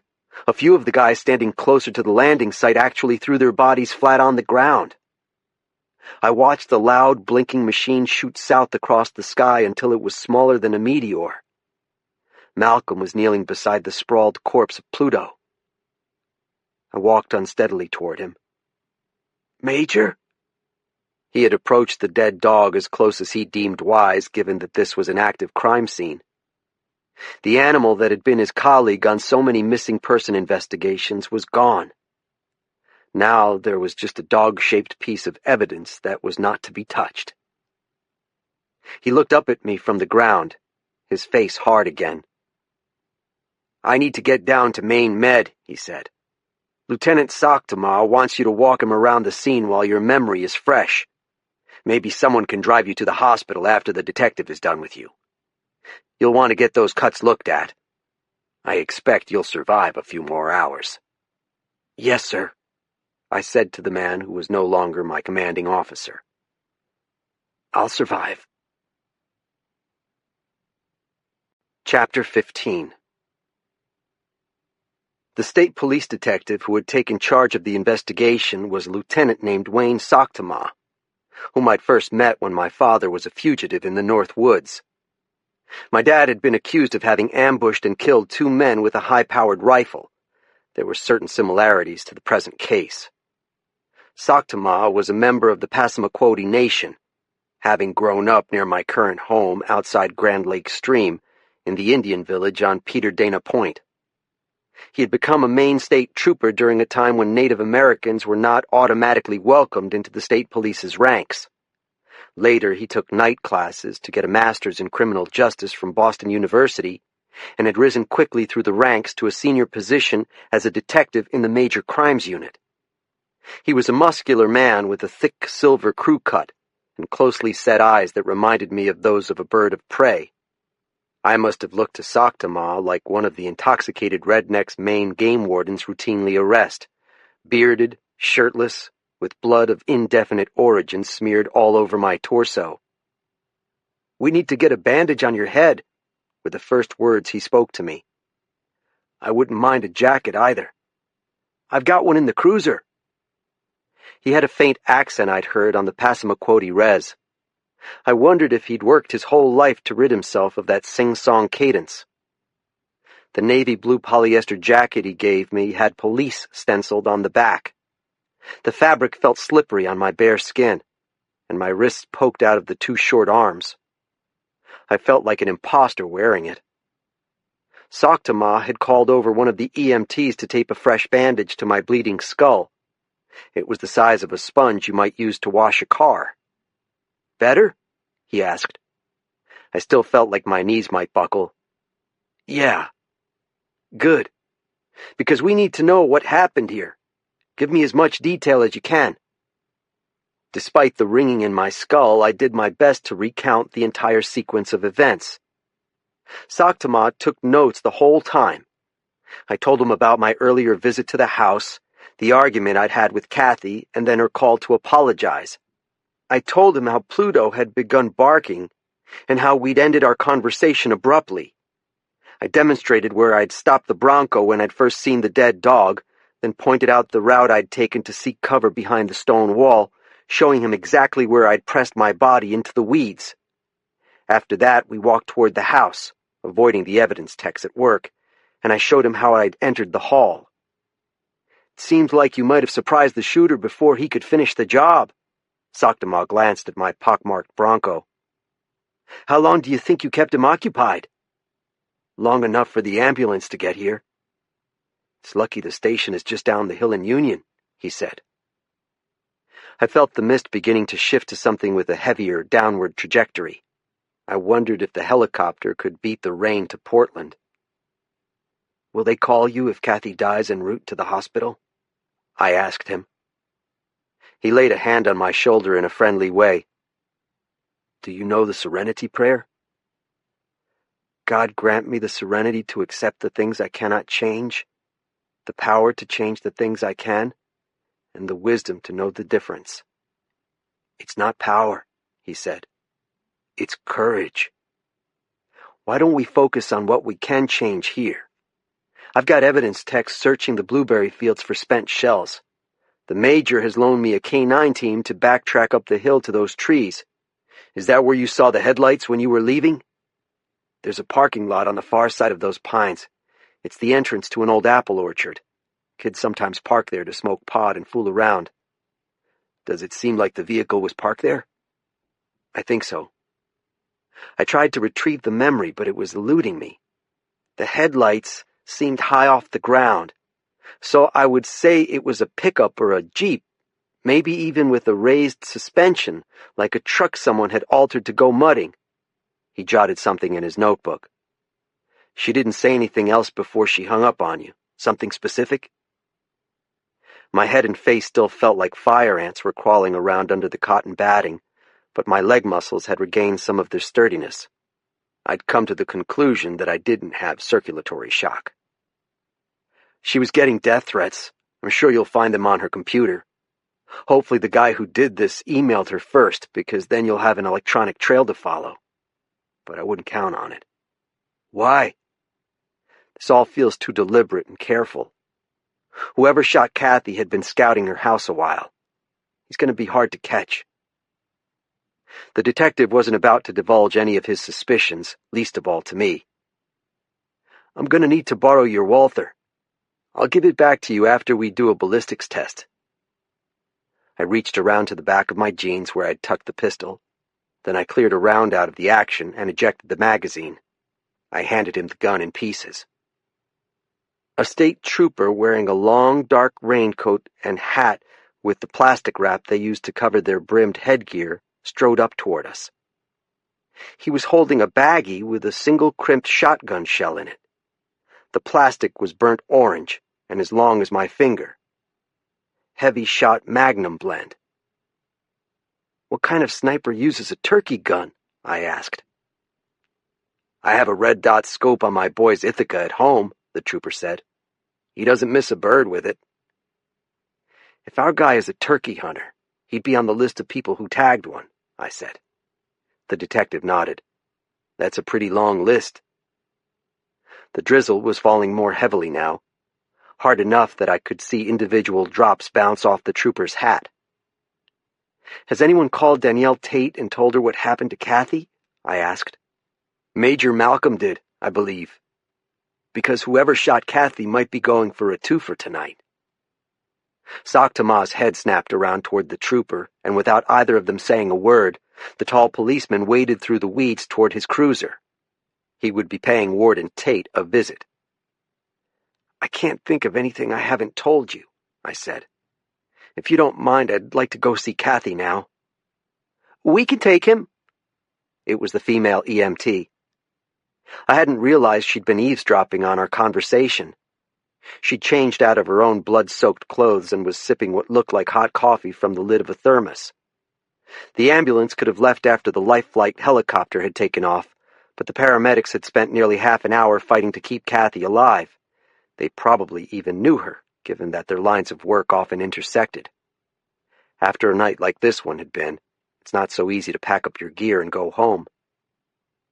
I walked halfway toward the waiting ambulance, then I remembered I was still wearing Sakhtama's jacket. I pulled my arms loose and was preparing to hurl it back to him, but the detective held up his hand. "Hang on to it," he said. "I don't want you to freeze to death." I put the jacket back on over my naked shoulders and snapped the buttons to keep some of the damp out. Portland was more than an hour south of Appleton.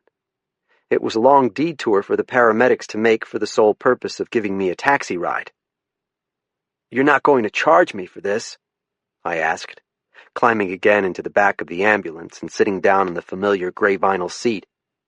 "That depends," said the EMT with a smile and a wink. "Do you have insurance?"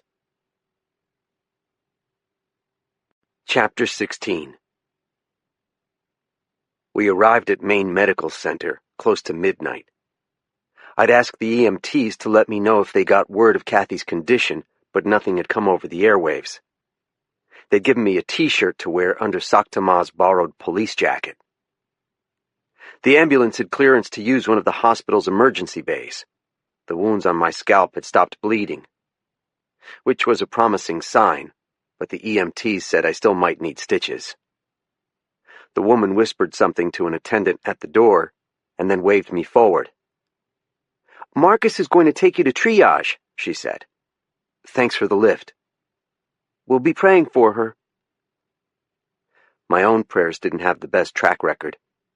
They certainly hadn't helped my mother. The last time I'd visited this hospital was the night of her death. Marcus, the admitting nurse, or whatever he was, escorted me to a room the size of a phone booth and took my blood pressure, measured my pulse rate, shined a light in my pupils, and peeked under my bandages. He must have determined that my death was not imminent, because the next thing I knew, I was being escorted back to the waiting room of the ER. I checked in with the receptionist, who had me fill out a form and take a seat. She didn't need to give me instructions. For an otherwise healthy young man, I'd spent a fair amount of my life in hospitals. "I don't suppose you can tell me the condition of a friend of mine who was brought in by Lifelight?" I asked the clerk, already knowing the answer. "Are you a relative?" "No." She had a sad, understanding smile. "I'm afraid I'm not allowed to release private information." The wardens, my former colleagues, began to appear before my name was called. The local guys arrived first, the ones from Division A, which patrols the southernmost part of the state. Kathy was a Division B sergeant from Central Maine. But the warden service is a small, tight-knit corps. 100 field officers, more or less, and everyone knows everyone. I recognized each anguished face. There was Sergeant Willett, and Tommy Volk, David DiPietro, and John Taylor, Patrick Flynn, who had been in my class at the academy. They passed through admitting on their way to the waiting room outside the surgery unit. Not one of them glanced in my direction. Not one of them recognized me under my bandaged, bearded face. Eventually, my name was called. I followed another guy in nurse's scrubs through the door into the examination room. I must have waited 45 minutes for the doctor to appear. He was a lean man with a salt and pepper beard and the smallest hands I'd ever seen on an adult. He glanced at the chart the nurse had left and then began asking me questions about my medical history. I rattled off my life's injuries. 7 broken bones, some from childhood, others from a more recent ATV crash. 18 stitches in 3 places incurred over 27 years, 2 concussions including one caused by a crowbar to the back of the skull, residual frostbite damage to my fingers, toes, and both ears, a non-penetrating gunshot wound to the chest, and now these lacerations from a windshield that had exploded in my face. He waited to make sure I had finished with my list. "You've lived a dangerous life." I couldn't disagree. The doctor used his tiny hands to pick shards of glass out of my face and skull with tweezers, remarking twice how lucky I'd been that they'd missed my eye, as if to make a broader point about my general indebtedness to good fortune in light of the many abuses my body had suffered. He placed 3 stitches above my ear, bringing my life's total of sutures to 21, and then he bandaged me up again. He worked with such speed and precision that I almost missed my chance to ask him the only question that was on my mind. "Doctor?" "Yes?" "A game warden named Kathy Frost was brought in here by helicopter. She was shot by the same person who shot me. Please tell me, is she alive?" "You're not a member of her family?" "No, but she's my friend." "I'm really not supposed to say it, you know." He stuck his hands into his pockets and looked at the floor. "But what I heard wasn't good." "Thank you," I said. Now that I was stitched up, I was free to leave, but I had no intention of going anywhere until I heard how Kathy was doing. I returned to the ER waiting room and took a seat. Once again, I had a clear view of the doors leading to the parking garage. A woman entered the building dressed in brown cords and an orange turtleneck sweater. I recognized her immediately. She had gray hair, cut in a short and spiky style, and she was wearing blue-framed eyeglasses. The Reverend Deborah Davies never looked much like a warden chaplain, even when she was wearing a clerical collar under her uniform. She gave a brief glance at the waiting room, started forward, then stopped, looking me straight in the eyes. "Mike?" I rose stiffly from the chair. We met at the edge of the carpet. "It is you," she said. "Hello, Reverend." She reached out her arms and gripped my shoulders. "How is Kathy? Have you heard anything?" "Only that she's in surgery. She lost a lot of blood." She brought her fingers up to touch my bandages. "How are you?" "A few stitches." She surveyed the room. "Where is everyone?" "Waiting down the hall, I think, in the room outside surgery." "Why are you out here by yourself?" "I'm not a warden anymore." Poppycock. I had forgotten what a natural goofball Deb Davies was. "Come with me," she said. She didn't give me a choice. There were close to 20 wardens, half in uniform, the rest in street clothes, gathered outside surgery. The guys in jeans and t-shirts had been off duty, at home with their families, maybe even on vacation. But from the first day at the academy, you pledge yourself to an unwritten, unspoken oath. When a fellow warden is in trouble, you put aside whatever you are doing, and you go. Deb Davies pulled me into their midst, as if I were a shy child. Major Malcolm was in the center of the group. The wardens fell silent at their chaplain's arrival. "Anything?" she asked. "She's in surgery now," Malcolm said. The chaplain addressed the group. "I'm going to say a silent prayer for her, if anyone would like to join me." She could have spoken the words out loud and no one would have objected, but Deb Davies was a politically correct 21st century minister. She was sensitive about her role as a religious officer in a secular governmental institution. Overly sensitive, some said. She closed her eyes and bowed her head, and we all did the same. In the silence that followed, not really silence because the hospital was very noisy, I tried to conjure up something like a coherent prayer. Please, God, let her live, was the best I could do. The sentiment seemed inarticulate, the exercise ineffectual. I felt no stirring of the supernatural in my heart. Kathy would live because her body was strong enough to resist the damage caused by losing so much blood, or she would die because help hadn't come in time to save her.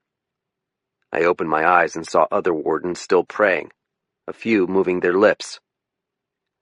"Amen," said Deb Davies. "Amen," replied the wardens. There was an awkward minute where no one seemed ready to talk. Then Deb Davies broke the silence. "Do the state police have any suspects?" she asked the group. "It's gotta be one of Gammon's buddies," Tom Volk said. He was a big, blunt guy who never had a problem sharing his opinions. "Or just some crazy vet pissed off about the shooting, looking for revenge." "Let's not make assumptions," said his sergeant, a man named Willette.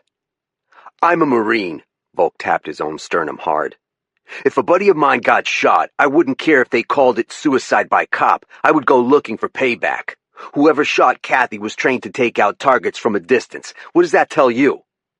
"Come on, Volk," someone behind me said. "You don't think it's a vet?" "I just hope I'm there when they corner the fucking son of a bitch," John Taylor said.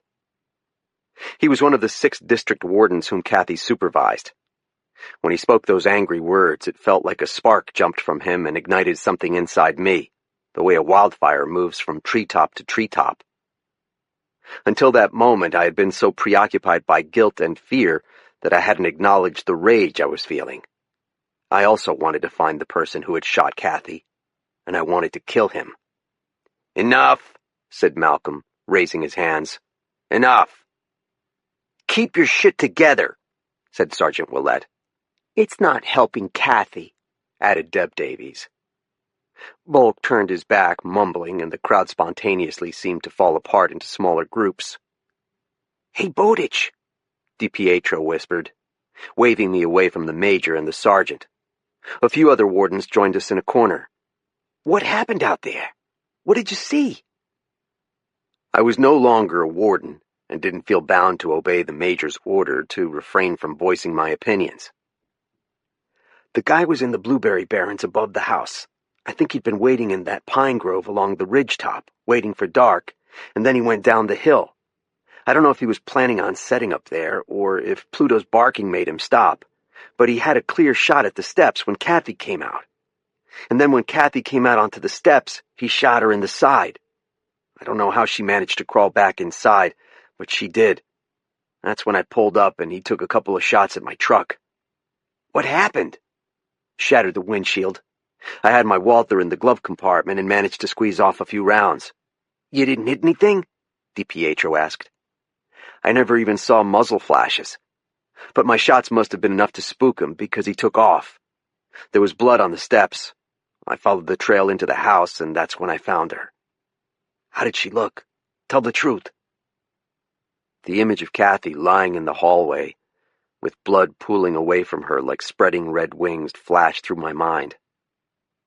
Not good. "Hey, Bowditch, I have a question." I turned around at the sound of the coarse female voice and found myself looking down into the fierce gray eyes of Danielle Tate. Chapter 17. Warden Danny Tate was wearing carpenter's pants and a loose flannel shirt that made her body look like that of a short, stocky man. She hadn't bothered to comb her straw-colored hair. I couldn't remember ever seeing her in civilian clothes before. Kathy Frost had been a trailblazer in the Maine Warden Service, back when it was arguably the most chauvinistic agency in state government. Yet she still showed moments of vulnerability that I associated, rightly or wrongly, with being a woman. The same could not be said of Danielle Tate. She had a gruff voice, and she always stood with her legs braced, as if to steady herself against a heavy wind. Maybe she was insecure about her gender, and felt a need to overcompensate for it by projecting an outsized machismo. The other alternative was that Danielle Tate was a genuine hard-ass. There were spots of red on her cheeks that looked like they'd be hot to the touch. "I want to know what you were doing at the sergeant's house. Why were you even there in the first place?" "I'd gone over there to apologize," I said. "For what?" "For not being there the night of the gammon shooting." "Because he wouldn't have pulled a shotgun if you had been there instead of me?" she said. "You think I fucked up somehow." "No, I don't. You're not even a warden anymore, so I don't know who you are to judge me." Kathy herself had said Jimmy Gammon would still be alive if I had been present that night. But just because Danny Tate wanted to throw a haymaker at me didn't mean I needed to throw one back. "I'm not judging you, Tate. Go fuck yourself." She turned her square shoulders and pushed past David DiPietro. She crossed the room until she was standing toe-to-toe with Major Malcolm, interrogating him about Kathy's condition. I had to hand it to Danny Tate. She might be 5'4" and a rookie, I thought, but she doesn't seem intimidated by anyone. "So, Bowditch," DiPietro said, "how's civilian life treating you?"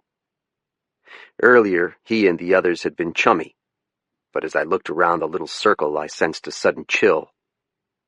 With everything that had happened, my former colleagues had momentarily forgotten that I had left their fraternity. Danny Tate had reminded them of that fact. I tried to break the tension with a joke. "If I'm still getting shot at, it doesn't feel any different from when I was a warden." None of them laughed. After a minute, they all wandered off, leaving me alone in the corner. I decided to go to the cafeteria for a cup of coffee. I was dreaming about Stacy. We were picking blueberries in a field on a glorious summer day. She was wearing tight jeans and a sleeveless white t-shirt that clung to her breasts and abdomen, and she was laughing as I had never seen her laugh before. She would pick a blueberry and pop it in her mouth, or send it flying playfully at my head. There were blue stains on her lips and fingers. This isn't real. This is just a dream, I thought. At first I didn't mind because it was such a happy, sexy dream. But after a while I found myself growing nervous. There were trees at the edges of the blueberry barrens. The thought came to me that someone dangerous might be watching us. I was afraid to look away from her in case I turned back and she was gone. Somewhere in the distance, behind me, I heard an echoing gunshot. Reflexively, I turned my head. A hand was shaking me by the shoulder. "Michael?" The Reverend Deb Davies was bending over the booth in the cafeteria where I'd fallen asleep. "What time is it?" 3 o'clock. I sat upright. AM or PM? PM. I couldn't remember falling asleep. I had gotten coffee and a plastic-wrapped sandwich, then wandered around for a while before checking in on Kathy's condition with the wardens. The last I'd heard, she'd still been in surgery. I must have returned for another cup of coffee. I barely dared to ask the question. "Kathy?" "The doctors are calling her condition serious but stable. They put her in the SCU. Can I see her?" "Not yet." The chair opposite me was empty, and she sat down in it. Behind those blue-framed glasses, her eyes looked puffy. "The Major has sent the others home. He left Willette as the family liaison officer and to organize a series of rotating vigils so there will always be wardens outside her door. Malcolm told me you got a ride down here in an ambulance. I thought I might give you a lift somewhere. Where would you like me to take you?" My duffel bag of clean clothes was on the bed at the Square Deal Motel. My shot-up Bronco was presumably still in the dooryard outside Kathy's farmhouse. Everything else I owned was stashed in cardboard boxes in Elizabeth Morse's guest cabin. "I'm going to wait here to see Kathy," I said. "She hasn't regained consciousness. It might be days before she does." "Thanks, but I'd prefer to wait." "I think some people in this room might appreciate it if you took a shower." I couldn't resist turning my nose to my armpit. The experience was not pleasant. "Are you sure you want me in your car?" God calls upon all of us to make sacrifices. I don't want to leave Kathy again. That's understandable, but you need to take care of yourself, too. I followed Deb Davies to the hospital garage, a cold, cavernous space that made me button up Sakta Ma's windbreaker.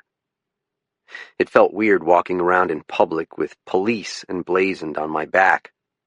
Looking as battered as I did, it must have seemed to people we passed that a homeless man had beaten up a cop and stolen his jacket. Portland is an ocean city, and there was a fog hanging in the air that carried with it the briny smell of the sea. The hospital complex sits atop a steep hill called the Western Promenade. On clear days, you can see the summit of Mount Washington 90 miles away in New Hampshire.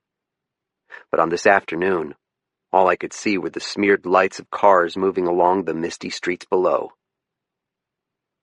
Davies drove a lemon-yellow Volkswagen Beetle, with a vanity license plate reading Rev DD.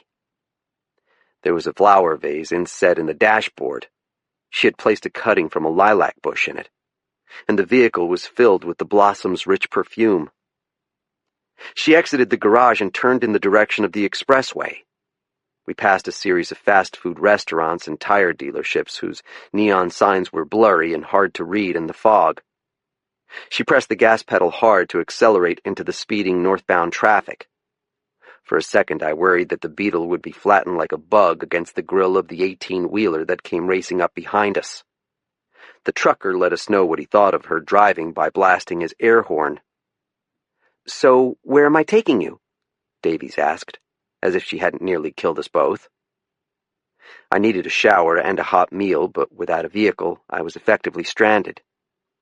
At the very least, I knew the Bronco required a new windshield. I hadn't checked to see what other damage the shotgun pellets had inflicted on my prized possession. "Kathy Frost's house," I said. "My truck is there." "So, I'm curious about your decision to leave the warden service," Davy said. "But I don't want to pry." "I appreciate that." "Why did you leave the warden service?" I hadn't had a real conversation with the chaplain in a couple of years. I'd forgotten she didn't have the same boundaries as other people. My mother had raised me as a Catholic, and the priests I'd known had been characterized by their aloof disinterest in my spiritual condition. They had waited, sometimes with visible boredom, to hear my acts of contrition. Deb Davies's pastoral approach seemed to be to aggressively pull confessions out of you. "Politics," I said. Her eyes flicked in my direction. "That's it?" "I think it sums everything up." "I've heard you're a hunting and fishing guide now. I suppose that job doesn't have a political element at all." "Not particularly." "You're not in competition with other guides, in terms of fighting for business?" An SUV went speeding past, its taillights vanishing into the fog. "I understand what you're getting at," I said. "Every job is political, but it's not like being a warden. Sometimes I used to think the first job requirement was kissing ass." "You sound angrier than I remember." "Why shouldn't I be? My friend was just shot. Her dog was killed. I think sometimes anger is justified." She was quiet for a few minutes. "I can't disagree with you. I'm struggling with angry feelings myself." I saw the muscles beneath her jawbone working. "I'm not sure I should say anything. I want to, but I'm not sure I should." "So now you're teasing me? Come on." "The colonel is resigning." "Harkavy?" I said. "Why?" "There was an incident at his home between his wife and another woman who claimed to be a friend of the colonel. The police were called." Jesus. Dwayne Harkavy had been the service's chief commanding officer for as long as I could remember, and was one of the last of the old-school wardens. He had been with the department for close to 30 years. He'd served alongside Charlie Stevens, who'd once described him to me as a cocksure son of a Montreal courtesan. Not that I needed confirmation of this fact. "How has this not been in the paper?" I asked. "It will be soon," Davy said. The Bangor Daily News has 2 reporters on the story. I've heard it could happen any day. Otherwise, I wouldn't have told you. I wasn't sure what shocked me more, the prospect of Harkavy resigning in a public scandal, or the idea of the self-righteous old bastard having a secret mistress. I didn't see him at the hospital. He wasn't there, she said, tightening her hands on the wheel. I was appalled that he let Malcolm stand in for him last night. He's still the colonel until he resigns. He knew the story was going around today, and he was too embarrassed to show his face. I couldn't imagine a greater violation of the warden code. I appreciate your telling me the news. Anger is sometimes justified, she said. It's only wrath that's a sin. I'm not sure I know the difference. You'll know it when you feel it. If the colonel resigned, Major Malcolm would likely be named the acting commander until the commissioner hired a permanent replacement. Now what's going to happen? I asked. I don't have the faintest clue. Darkness had arrived prematurely with the fog. Chapter 18. We stopped at a gas station so that she could use the ladies' room and I could grab a snack. I bought a canned energy drink and 2 slices of undercooked pizza, which she asked me to eat outside the car, given how much they reeked of garlic.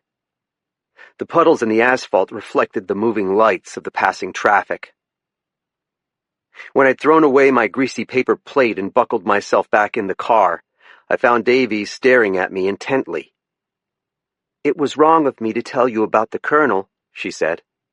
It's been a long 2 days and I'm very tired. That's no excuse. I was bound to hear it anyway. Not from me, though. Ministers are supposed to keep secrets. Are you apologizing to me for being human? I said. Because I'm the last person who should hear anyone's confession on that score. She gave a sudden laugh, as if she'd just now remembered the funniest joke that she'd ever heard. There was no doubt in my mind that deep down Davies was truly a bit of a kook. But if your job is getting people to drop their guard and open up to you, it might help to come across as a charming weirdo. It had worked on me. That pizza was disgusting, she said. I hope you usually eat better than that. You don't want to know, I said. As we turned past Kathy's dented mailbox and climbed the switchback up the ridge, the horror of the previous evening returned, and I found the muscles in my back and shoulders knotting up. There was yellow crime scene tape strung between the maples. The mist was turning once again to rain. Up ahead on the hillside, the house seemed to be dissolving into the fog. From a distance, I could see the boxy green and white shape of my damaged Bronco. The police must have left a light on, Deb Davies said. She pointed, and I saw a faint glow in a second-floor window, one of the upstairs bedrooms. Wait, I said. Stop. There was a car parked on the other side of my Bronco. It was a sedan of some kind, painted a dark color. The outline didn't resemble that of any vehicle driven by law enforcement officers. My first impression was that it was a very old and angular car. What's going on? Davies asked. There's someone inside, I said. Turn off the engine, turn off the lights. The chaplain had fast reflexes. When her headlights went dim, the darkness seemed to seep inside the Beetle. Then my eyes began to accommodate themselves to the night, and I noticed another light go on in the house, in a window adjacent to the first one. I don't suppose you have a gun with you, I asked, not really serious. There's a revolver in the glove compartment. I thought she was joking. She wasn't. It was a Smith & Wesson .38 Special. The handle was pink. I've been called to some pretty scary places over the years, she said by way of explanation. The pistol-packing pastor, I thought. I popped open the cylinder to check if the gun was fully loaded. It was, and snapped it shut again. What are you going to do? Davies asked me. I'm going up to have a look inside the house while you call 911. I can't convince you to sit here and wait with me? She already knew my answer. I turned the collar up on Sakhtama's windbreaker and stepped out of the Beetle. closing the door quietly behind me until I heard the latch click shut. I crept to the side of the driveway so I could sneak up the road in the shadow of the maples. Why would someone be lurking in Kathy's house, especially so conspicuously? As I crept closer to the dooryard, I could see that the car was a battered Oldsmobile Cutlass. It had probably rolled out of the factory with a midnight black paint job, but 20 years of sitting in the sun and being driven along salted roads had weathered the vehicle a lead gray. There were dents in the driver's door and the rear fender. The side mirror was bent back as if it had recently clipped a telephone pole. I didn't recognize the car, but it had a Maine license plate. It was one of those Purple Heart specialty designs, with the words "Combat Wounded" on the bottom. I remembered hot-headed Tommy Volk's theory that the shooter might have been a crazy vet looking for revenge. I memorized the number in case it might prove important later. I saw a crumpled white Burger King bag on the passenger seat and a cardboard box full of recyclable booze bottles in the back. The car didn't fit at all with my impression of the sniper as a cautious, methodical person. Whoever it was had broken the police tape that had been strung across the door and found his way inside the house. I tried to avoid looking at the dark stains on the front steps, but found myself unable to resist the impulse. Slowly, I swung the door open and waited. I wasn't sure if I expected shots to be fired from across the foyer, but the only sound I heard was the oil furnace humming a tune in the basement. Someone had turned on the heat. The house smelled of dog. Pluto lived on after death in that distinctive canine odor that clung to every fabric surface. The hallway became pitch dark when I closed the door behind me. I would have preferred to turn on a light if only to avoid stepping in the blood that I had glimpsed on the carpet runner and the maple boards. I pressed my body against the wallpaper and slid along until I reached the staircase to the second floor. When I peered up the stairs, I saw a bluish glow coming from the direction of the bedrooms. I took a careful step onto the first riser. The wood gave out a painful-sounding creak which made me clench my back teeth together. The second step seemed even louder. I pointed the barrel of the revolver at the top of the staircase. There was a light coming from two rooms, the bathroom and the bedroom beside Kathy's. I straightened up and drew in a deep breath. I took the two remaining stairs with one big step. Again, I pressed myself against the wall, keeping the pistol pointed in front of me in case the intruder leaped out of one of the rooms. When I got to the bathroom, I paused to listen for the sound of running water or a toilet seat creaking, but I heard nothing. I poked my head inside. The shower curtain concealed the tub. I used my left hand to peel back the plastic liner. No one was there. I moved on to the lighted bedroom. The door had been left open a crack. I gave it a gentle push. I saw an empty bed with rumpled sheets and an heirloom quilt in a heap on the floor. I had never been on this floor of Kathy's house. It seemed to be less a guest room than a space belonging to a specific person, a teenage boy maybe. There were athletic trophies arrayed along a shelf and framed family photographs. A red and white sports pennant for the Caribou Vikings was tacked over the window. I bent sideways to see if someone might be hiding under the bed and felt a disorienting head rush when I straightened up. The closet? Standing to one side and raising the gun, I eased the door open. Clothes hung from wire hangers, but they seemed more like the pants and shirts of a grown man. I had no idea whose room this was. The basement furnace chose that moment to cease running, but the radiators continued to make a ticking sound. I heard something dripping and noticed a faded army fatigue jacket slung over a chair beside the window. Beside it were a pair of enormous work boots. The coats and the boots were still wet. I became aware of another sound, snoring. It was coming from Kathy's darkened bedroom. I stepped back into the hall and gave the door a tap with my boot so that it swung in on itself. Light from the hall leaked into the room around my head and shoulders. A tall, fully dressed man was lying face down on Kathy's bed, his right arm hanging over the side. He had a full head of sandy hair and was wearing a Nordic sweater and paint-splattered jeans.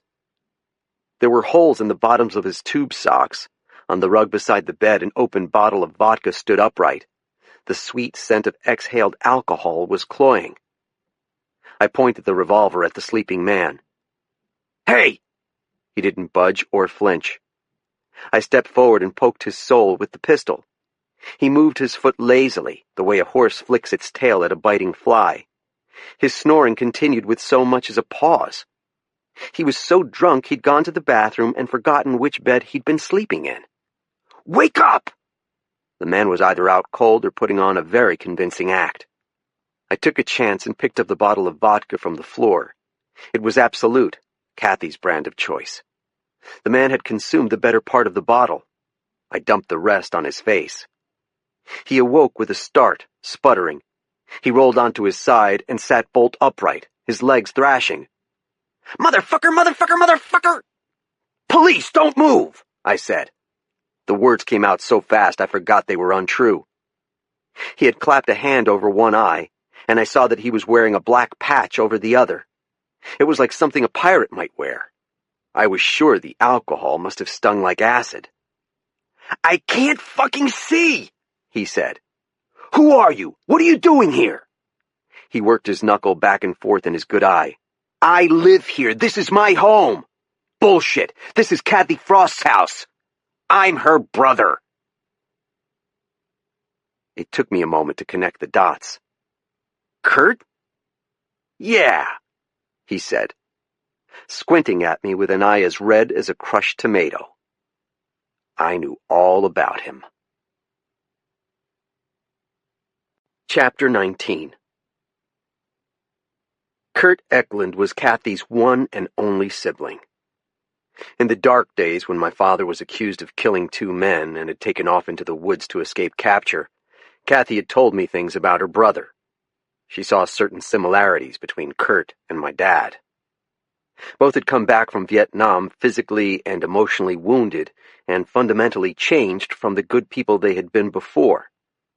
Both used alcohol to numb the chronic pain that had infected their souls in the jungles of Southeast Asia. Both had volatile tempers that blew up unpredictably, like the summer thunderstorms that come in over the mountains. "He'll call me late at night when he's been drinking," she'd said, "just ranting and raving about the Republicans, how they've become the party of the old Confederacy and want to reinstate the plantation system for the 21st century. He starts quoting Marx and calls himself the last American communist. He gets totally weird and paranoid when he's wasted, and I can't calm him down.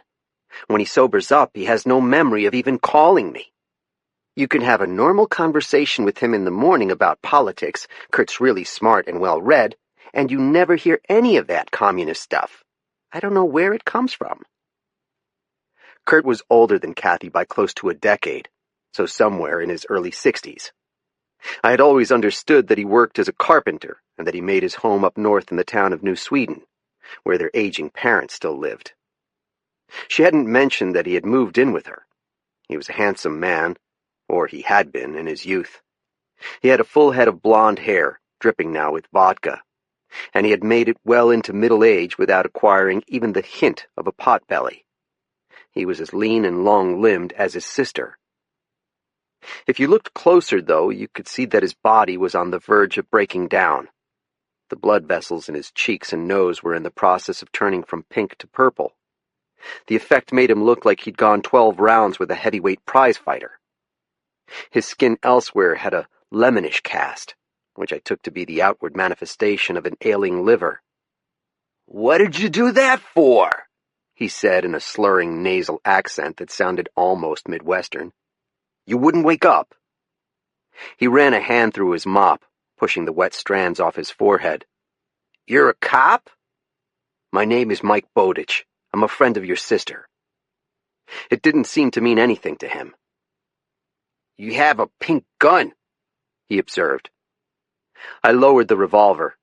Kurt didn't strike me as dangerous, if only because he was so deeply drunk, but I remembered what Kathy had told me about his violent mood swings. "Why are you in my house?" he said with sudden defiance. I saw a light on. Someone had torn down the crime scene tape. "What tape?" The ramifications of the question took a moment to settle in. You know what happened to your sister. Course I do. He seemed to make an effort to collect himself. He rubbed his face hard, as if his cheeks were frostbitten and he was trying to get the blood flowing. He readjusted his black eye patch, snapping the band. Kathy's in the hospital, Kurt. She's been shot. What? You didn't notice all the blood downstairs? You're nuts, man, he said. Don't know what you're talking about. I tucked the revolver into the pocket of my jacket. Your sister was shot outside in the yard, but she managed to crawl inside and call for help. She's in the hospital. His voice rose an octave.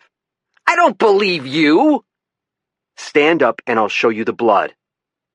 I found myself resenting his pathetic drunkenness.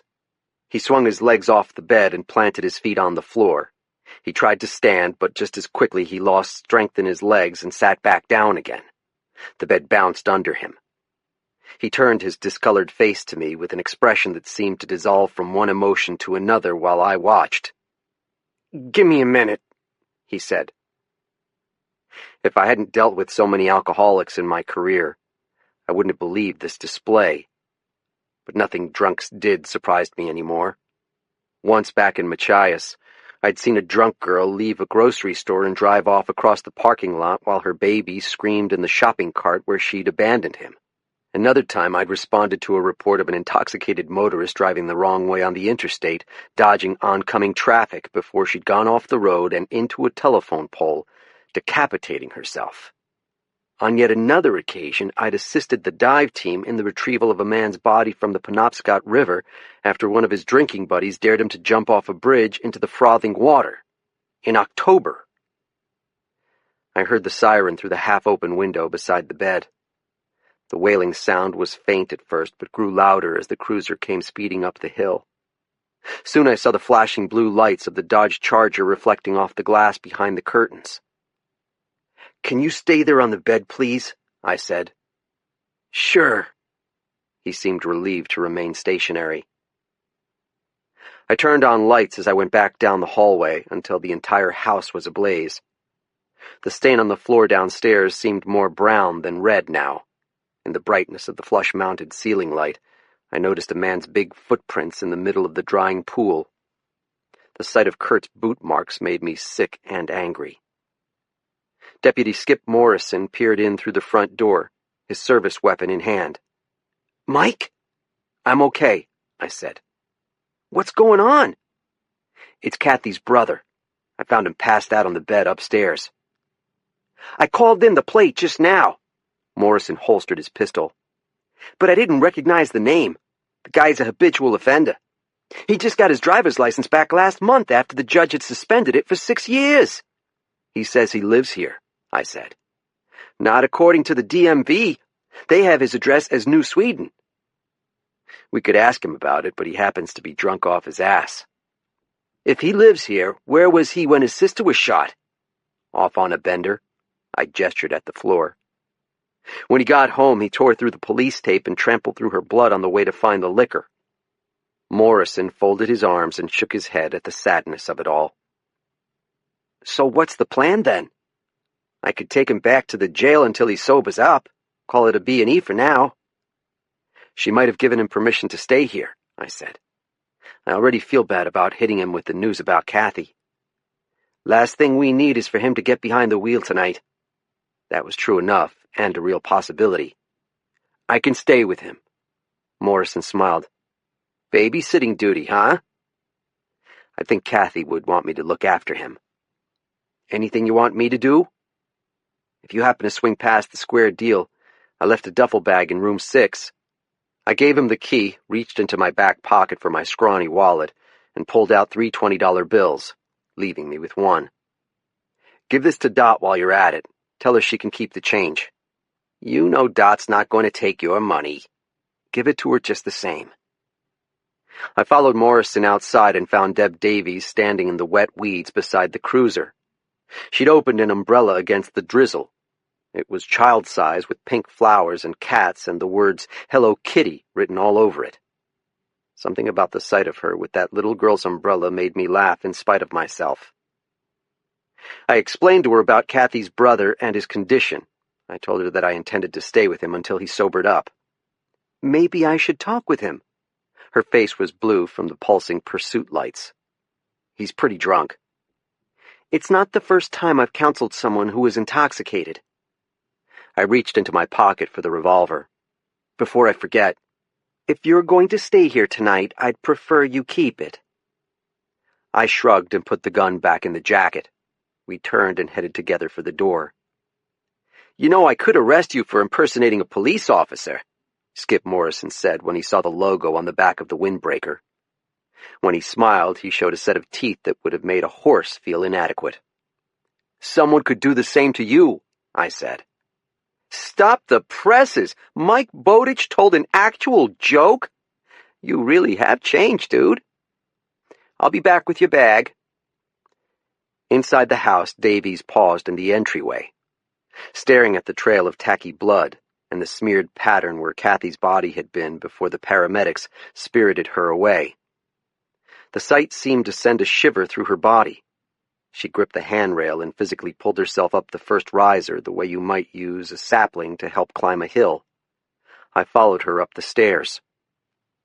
Kurt Eklund was still sitting on the bed where I had left him, leaning back on his outstretched arms to keep himself upright. His head was tilted back and his good eye was squeezed shut. In this posture he resembled a sunbather taking in the rays. Kurt, I'm Reverend Davies. I'm a chaplain with the warden service. He opened his good eye. It was still pink and painful looking.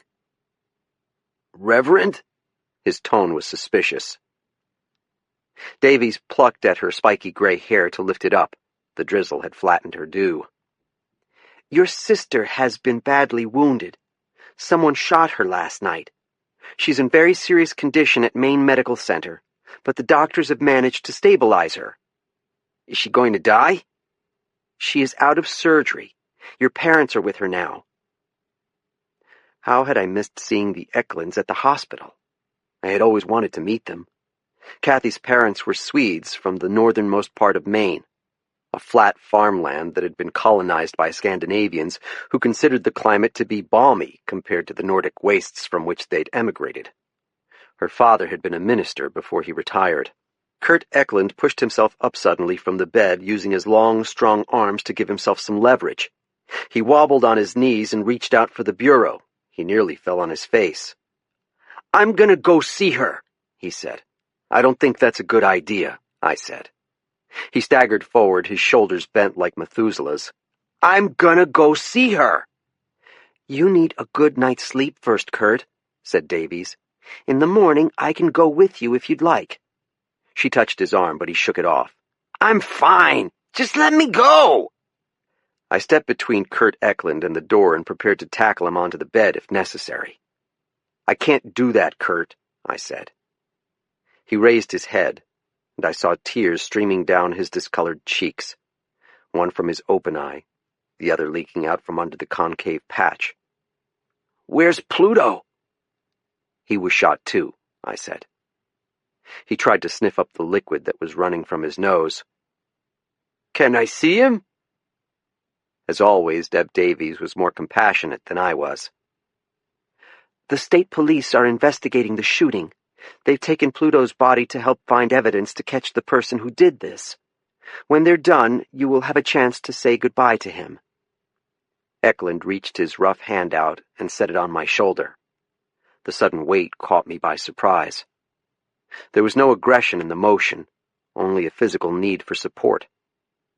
I took hold of his arm to lighten the load. His biceps and triceps reminded me of a twisted ship's rope.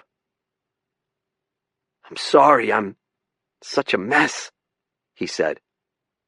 How many times has he said those words to his sister? I wondered. I'm so sorry. The tears were coming quickly now, and his lips were trembling. Let's get you into bed, Deb Davies said. I wouldn't have known what to do without the chaplain. Chapter 20. After Kurt had fallen back to sleep, Deb Davies and I went downstairs to confer. Over the years, Kathy had transformed the formal sitting room into what she called her woman cave. She had removed the rocking chairs and love seats and replaced them with a leather recliner, sectional couch, and a widescreen TV on which she watched nothing but sports. She had me over for a Patriots game once, but she'd gotten so apoplectic, screaming at the television after every dropped pass and missed route, that I'd never dared return. "You don't have to stay," I told Deb Davies. "What are you going to do?" "I'll grab my sleeping bag from the Bronco and camp out on the couch until he wakes up." There wasn't much else I could do for Kathy at the moment. "You know," she said, "there's a good chance he won't remember anything that happened tonight. His blood alcohol level is over the moon. You might have to break the news to him all over again," she said. Yippee. "What if he wakes up with withdrawal symptoms?" she asked. "You mean like the DTs?" "If he's been on a bender, he could have a seizure while he's detoxing. I'll just have to watch over him." Davies removed her trendy blue glasses, massaged her eyes, and then rearranged herself. "I wonder where he was all this time." "I doubt he even knows." I shifted positions and felt the revolver in the jacket pocket pressing against the arm of the sofa. "The state police will want to interview him." "That's assuming he remembers anything." "You sure you don't want your gun back?" "Give it to me the next time you see me." "If he sobers up, I was thinking of driving him to Maine Med," I said. "Unless you think that's a bad idea." "I guess it depends on what he looks like in the morning. Watch him closely. He could have a seizure if he goes through alcohol withdrawal. The DTs can be fatal." I showed Deb Davies to the door and then closed and locked it behind her. My recent experience as a caretaker prompted me to do a circuit of the house to check that all the windows and doors were securely fastened. I wondered what was happening back at Moosehorn Lodge now that it was essentially unguarded. The video cameras would have already recorded my extended, unexplained absence. My gig watching over Betty Morse's estate was the least of my concerns at the moment. On my way through the kitchen, I passed the open pantry and noticed Kathy's shelf of liquor bottles. Her taste in booze always struck me as surprisingly girly. She liked chocolate liqueurs, honey-sweet bourbons, cordials infused with melon and other artificial fruit flavors. I grabbed a bottle of rum and poured a splash into a coffee mug. It tasted like suntan lotion. It said something about the frazzled state of my nerves that I took both the mug and the bottle back with me to the living room. I'd visited Kathy on a number of occasions, but I'd never gotten the full tour of the house. She'd thrown exactly one get-together for her district wardens during my time under her command. We'd lighted a bonfire and dragged up lawn chairs and sawn off stumps to sit on, and everyone passed around a gallon of Absolute in honor of the Swedish midsummer. Kathy had always impressed me as a walking contradiction, a sociable hermit. She seemed extroverted and was capable of making small talk easily enough, but she seemed to consider no one in the warden's service to be a close confidant, not even me. The midsummer party was the only one she'd ever held here. I tried to respect her privacy now. I didn't open any drawers or cabinets. My prurient curiosity had certain limits. I half hoped to come across a picture of her first and only husband, Darren Frost, about whom I knew next to nothing, other than they'd split up ages ago. I didn't know why they'd divorced, or where he lived now, or what he did for work. Kathy's mysterious ex-husband had come to stand for everything I didn't know about my friend. There were no photographs of him on any of the walls or shelves, of course. Who keeps pictures of their exes? I found other photos, though. Kathy playing high school and college basketball. Kathy graduating from the University of Maine, with her hale-looking blonde parents in attendance. Kathy in her warden's uniform, receiving an award. Many pictures of Pluto. But none of Darren Frost. The alcohol began dissolving the adrenaline in my bloodstream, and I found myself growing tired. Rather than waiting for the local news to come on television, I sat down at the desk in Kathy's study, planning to turn on her computer. The machine was gone, of course. Lieutenant Soktama had taken the computer after I'd told him she'd received death threats. The computer forensics team would need to trace every email she'd received. All that remained were dusty rectangles on the desk. Her office was a mess. There were not one but 3 mugs of unfinished coffee, one with a grayish scrim floating on the surface. A leaning tower of hunting and fishing magazines was one good nudge from sliding onto the floor. Saktama had left piles of paperwork untouched, concluding that Kathy's various personnel reports and duty logs were not the best starting points for his investigation. The vengeful veteran theory still seemed to offer the most promise. I wondered, though. The short interval between the gammon shooting and the sniper attack suggested the 2 incidents were linked, but every warden I knew had enemies, and what better time to settle an old grudge than when the detectives might be misdirected? Had anyone interviewed Danielle Tate about whether Kathy had had a dust-up with one of the local dirtbags recently? I leaned back in the squeaky desk chair and extended my feet under the desk. My toe caught a waste paper basket that was hidden under there, overturning its contents onto the hardwood floor. I bumped my head on the sliding drawer while picking up the wadded pieces of paper. Most of it was junk mail, opened envelopes that had contained bills, magazine renewal cards, catalog, the usual sorts of things. But there was a crumbled sheet of legal paper that caught my eye. It was a crudely drawn sketch of a rectangle. There were no words on the page, just 3 X's, each with a dotted line extended outward from it. The drawing had been done in pencil, and I saw that one of the lines had been erased and redone at a slightly different angle. It looked like a schematic rendering done by a child. There was also a neatly folded piece of paper that I couldn't keep from opening. It was a news story that Kathy had printed out from the computer. It was dated 4 days earlier. Police believe Linden, Maine woman died from fall downstairs. Holton, Maine. Police say they believe a woman found dead in her Linden, Maine home Saturday died from a fall down her stairs. The Major Crimes Unit suspended its investigation Sunday night after finding no evidence of a crime in the death of 67-year-old Marta Jepson. A concerned neighbor found Jepson dead around 11 a.m. Sunday at the bottom of a staircase in her home on Svensson Road. Police became suspicious because of trauma to her body, a broken lamp in the living room, and items possibly missing from the home, said Aroostook County Sheriff Alvin Sear. The Sheriff's Department called the State Police Major Crimes Unit to investigate. Authorities said Jepson died of head injuries consistent with a fall. Sear said Jepson's house was locked when police were called to check on her. Jepson had last spoken to a friend by phone about 5 p.m. Friday, Sear said. She apparently lived alone in her house and was home when she spoke to her friend by phone. Sear said investigators have found no evidence of a crime or that anyone was in her home at the time of her death. If police get additional information about her death or autopsy results indicate she did not die of an accident, police will resume an investigation at that point, Sear said.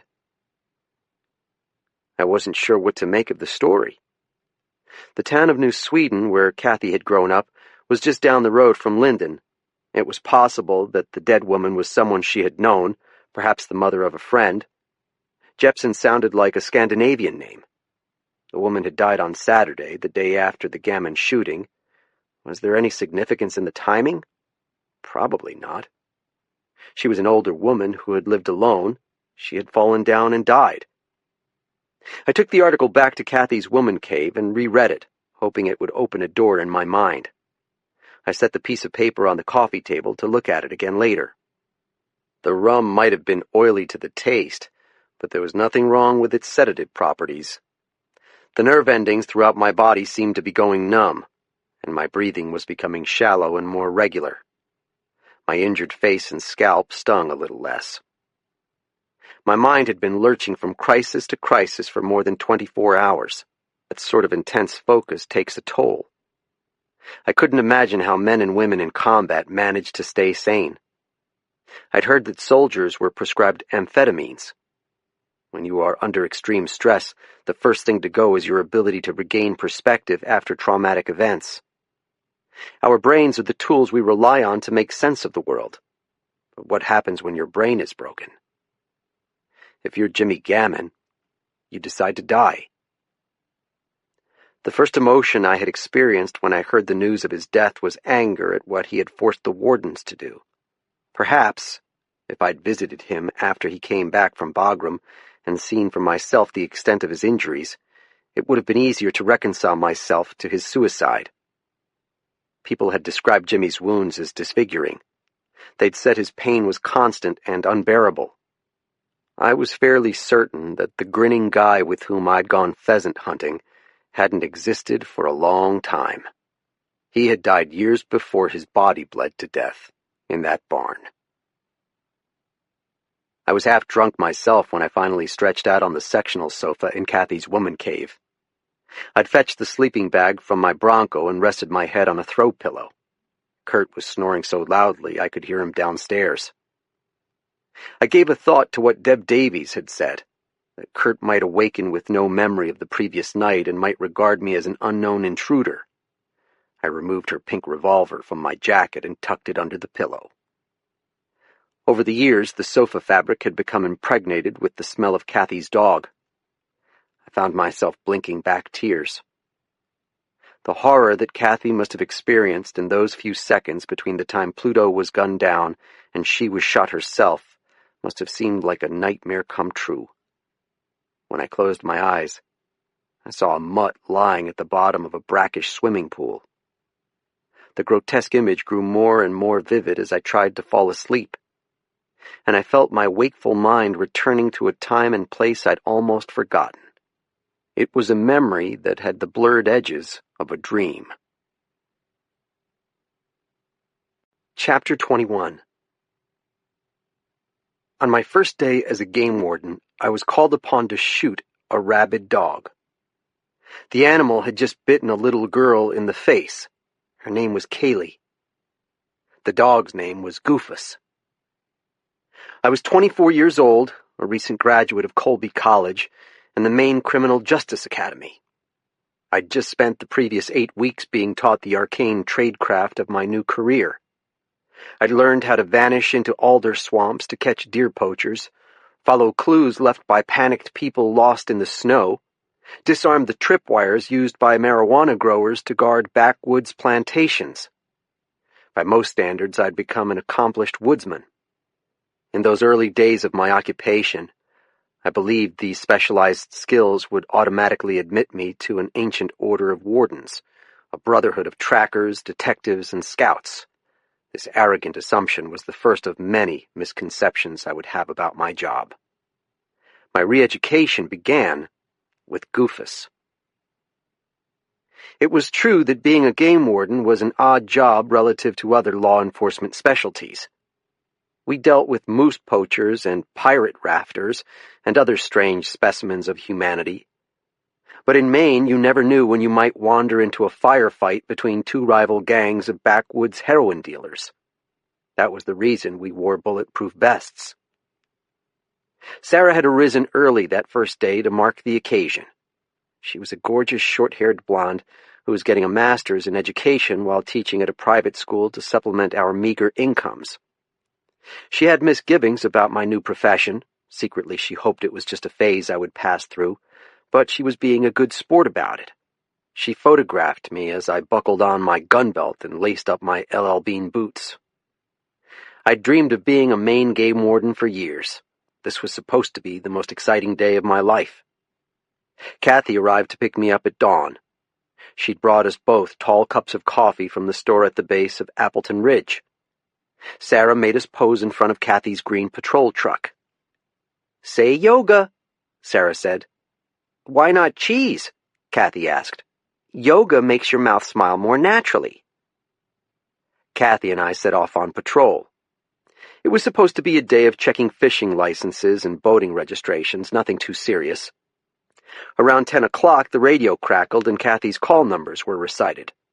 The dispatcher reported a 1042. A possibly rabid dog had attacked a young girl playing in a trailer park nearby. The EMTs were on the scene. In my mind, the call properly belonged with an animal control officer, but we were the nearest unit. I was depressed to begin my new career as a glorified dog catcher.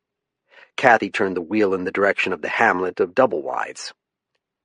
Some of the mobile homes were neat little residences with welcome mats and window boxes of chrysanthemums.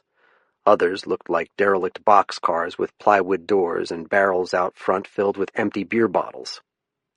The older people tended to live in the nice trailers. Their sons and daughters inhabited the others, along with their chosen fuck buddies and assorted offspring. As we entered the park, a skinny shirtless guy with a billy goat beard waved us down. "It's at the pool, man! Cujo!" The ambulance was parked near a chained-in rectangle of ragweed, under a bright and cloudless summer sky. Along the horizon stood the serrated treetops. It was the municipal center of the trailer park. There was a crowded cluster of bodies, young and old, but mostly young, inside a mesh fence that the local boys had nearly succeeded at kicking in. The mob had brought with it stones and bottles to throw. I hopped out of the truck and nearly collided with a shiny-faced paramedic emerging from the rear of the ambulance. "How is she?" I asked the EMT. His expression was grim. "Depends on the plastic surgeon. We're going to haul ass getting her to the hospital if it's all right by you." "Go for it. By the way, some guy shot it for you with a crossbow." "Is it dead?" "No," he said. "Unfortunately." Kathy appeared beside me. She had brought her shotgun from the truck. It was the old Mossberg 500, subsequently replaced by the combat-tested Mossberg 590A1 as the warden's service has become more heavily militarized. She handed me the heavy weapon. We shouldered through the mob. "Game wardens!" Kathy shouted. When she wanted, she could make her voice as deep as a man's, although it wasn't naturally that way. The Red Sea parted. I angled my way through the pool gate and across the cracked tile of the patio, feeling the surging kids around my thighs. A heavy, sweaty man in cut-off cargo pants and an odoriferous wife-beater t-shirt was trying to aim a crossbow into the pool bottom. "Hey, Robin Hood," said Kathy. "Drop the bow." He let fly another arrow. "I said knock it off!" I found myself staring into a concrete hole in the ground. A shallow green pond had formed at the bottom. Beer bottles and cans floated in the water, along with grass clippings and a yellow dusting of pine pollen.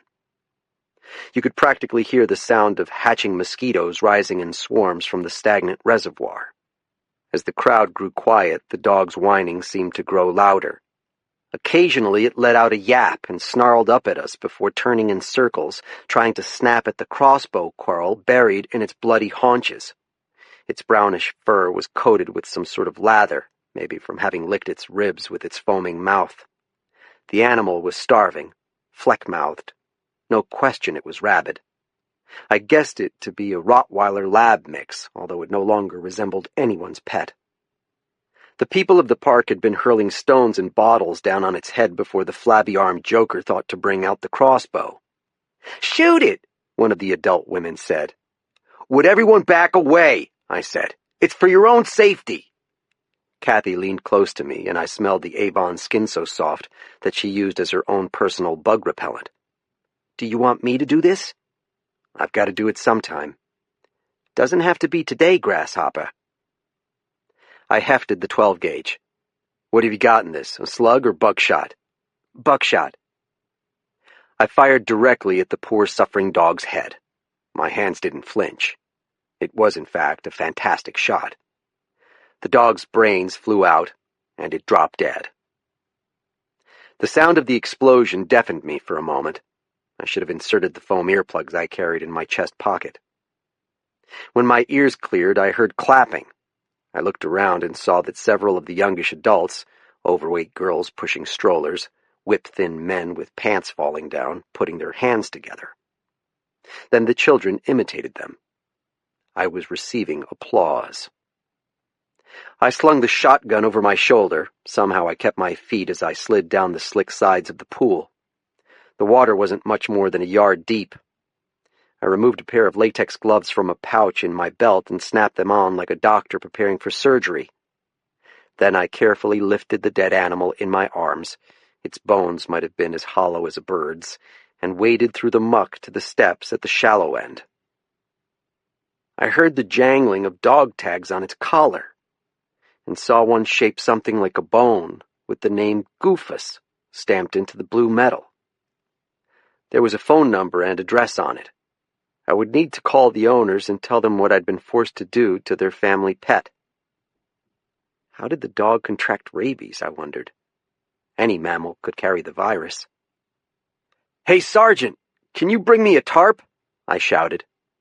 But Kathy was already there with one of the same body bags the state provided us for human corpses. I placed Goofus atop the plastic liner and zipped it up. "Hydrophobia," I mumbled, shaking off my algae-green arms. "That's the Latin name for rabies," Kathy said. "Fear of water." "So we both studied Latin," I said. "Cave canem." Beware the dog. For whatever it's worth, the first month I was a warden, I had to shoot a person. What happened?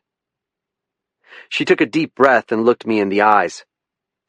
This guy DeCoster was beating his wife. She'd called the police about him a bunch of times before, but somehow he always talked himself out of being arrested. I guess he was drinking buddies with the local cops, but here I was, a rookie and a woman. I didn't know this asshole, and I wasn't going to give him another free pass on beating up his wife. He went apeshit when I tried to put him into cuffs. He grabbed a knife from the table and turned on me.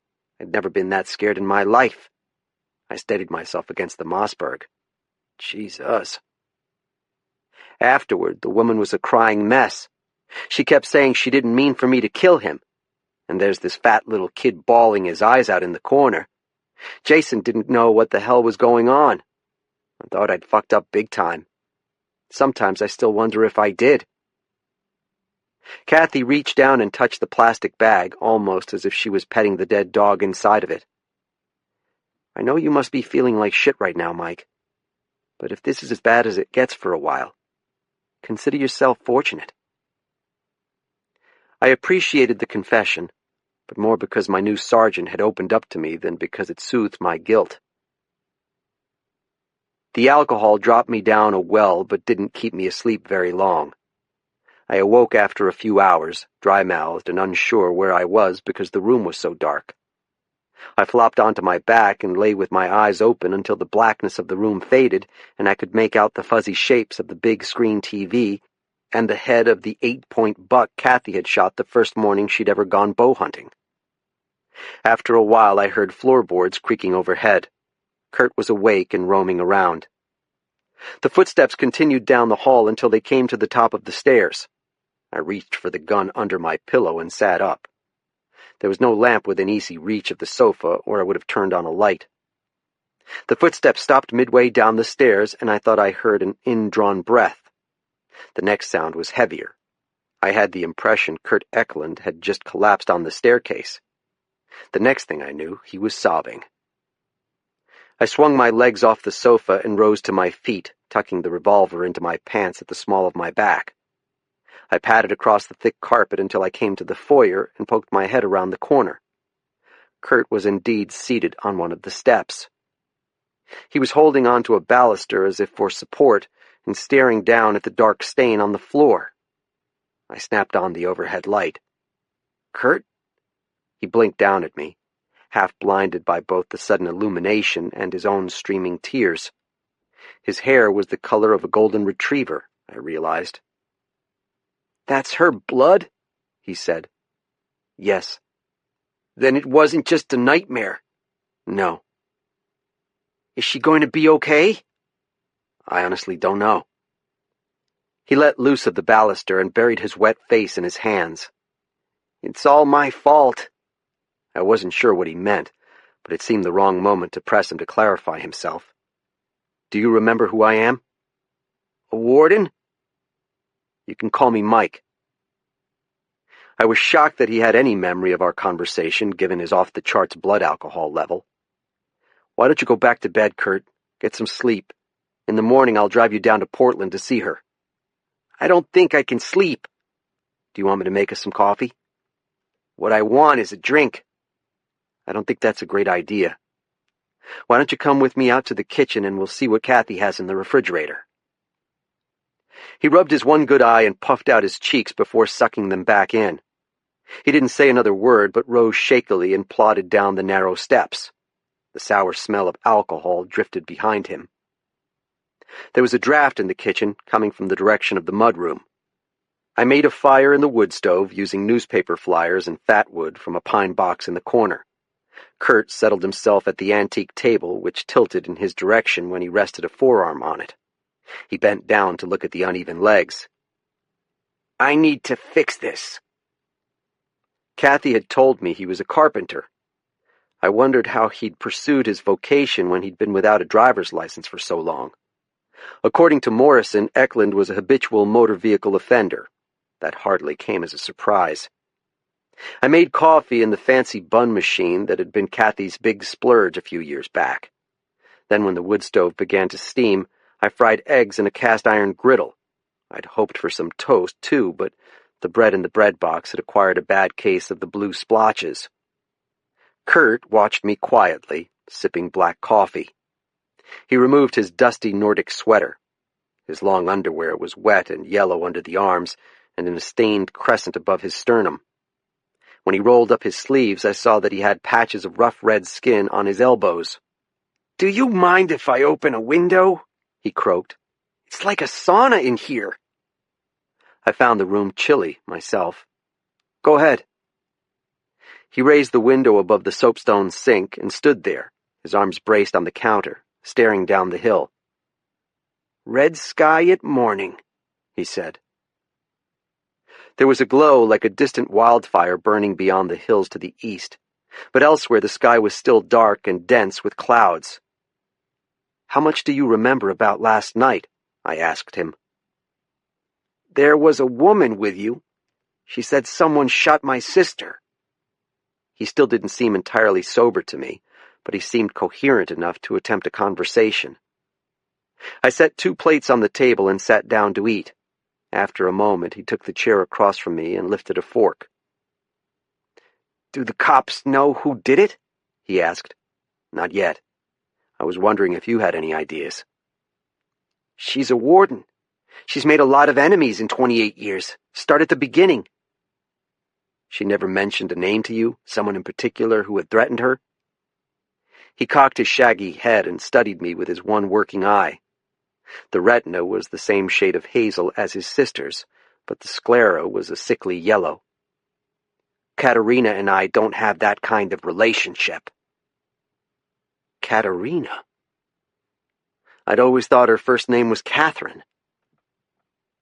"You know about the shooting she was involved with a few days ago?" "Of course I know. I was here when she came home that night. She was very upset. She pretended not to be, but I could tell she was. This wasn't the first time she had to kill someone in the line of duty, you know." She told me about the DeCoster shooting. "Then you know how it's haunted her. Most cops never shoot one person in their career. What do you think it's like killing 2 people? I had a good idea. "How long have you been living here, Kurt? Your driver's license says you live in New Sweden." "A few weeks." "What is this, an interrogation?" I hadn't intended the conversation to go in that direction, but Eklund was such an ornery character it was hard not to treat him with hostility. "I don't think the detectives who were investigating your sister's case even knew you were living here." "What does it matter to them?" He hadn't touched his eggs. "They need a complete picture. Kathy's been putting me up until I get some steady work. I asked her for asylum, and she gave it to me."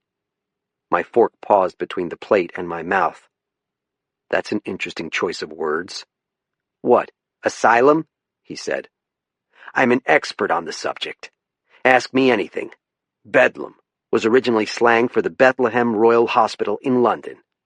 Bellevue Hospital in New York treated Eugene O'Neill and Norman Mailer. The blues legend Leadbelly died there. Psych wards are my specialty."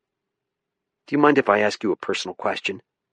"Since I have no clue who you are, Mike, or what you're doing in my sister's house, it seems like it should be me interrogating you." "I'm a friend of your sister. I used to be one of her district wardens." "Used to be?" "I was here the night she got shot. I arrived a few minutes after it happened. The shooter was still here, though. Whoever he was, he blew out the windshield of my Bronco. You probably missed it on the way in. It's the vehicle out there with all the holes in it." He placed his hands flat on the table and made a smacking noise with his lips. "I'm sorry if I seem like I'm being a dick. I'm hungover and not feeling particularly good about myself in general this morning. The shrinks at the VA say I have a major depressive disorder. I always tell them, how happy would you be if you were a chronic alcoholic with one eye? He began to laugh in a way that reminded me of a comic book villain. He held up both hands, palms outward. These mitts of mine are going to start shaking soon if I don't get a drink. Maybe you should eat some of your eggs. The grease had already congealed around the whites. I have no stomach for it anymore. Maybe you should check into rehab. Interesting suggestion. Never heard that one before. Without another word, he wandered down the hall to the nearest bathroom, leaving me alone in the dimly lit kitchen. I eyed his untouched plate of fried eggs, knowing he wouldn't eat them now. I decided to help myself. When he came back, he headed straight for the pantry and emerged with a bottle of amaretto. He twisted the metal cap and kept pouring until his coffee mug was mostly booze. He raised the cup to his mouth, watched me the whole time like a kid deliberately hoping to provoke a scolding. I remained quiet. I expected you to try to stop me, he said. It's not my house, I said. I can't let you drive today, though. Where are your car keys? Under the driver's seat?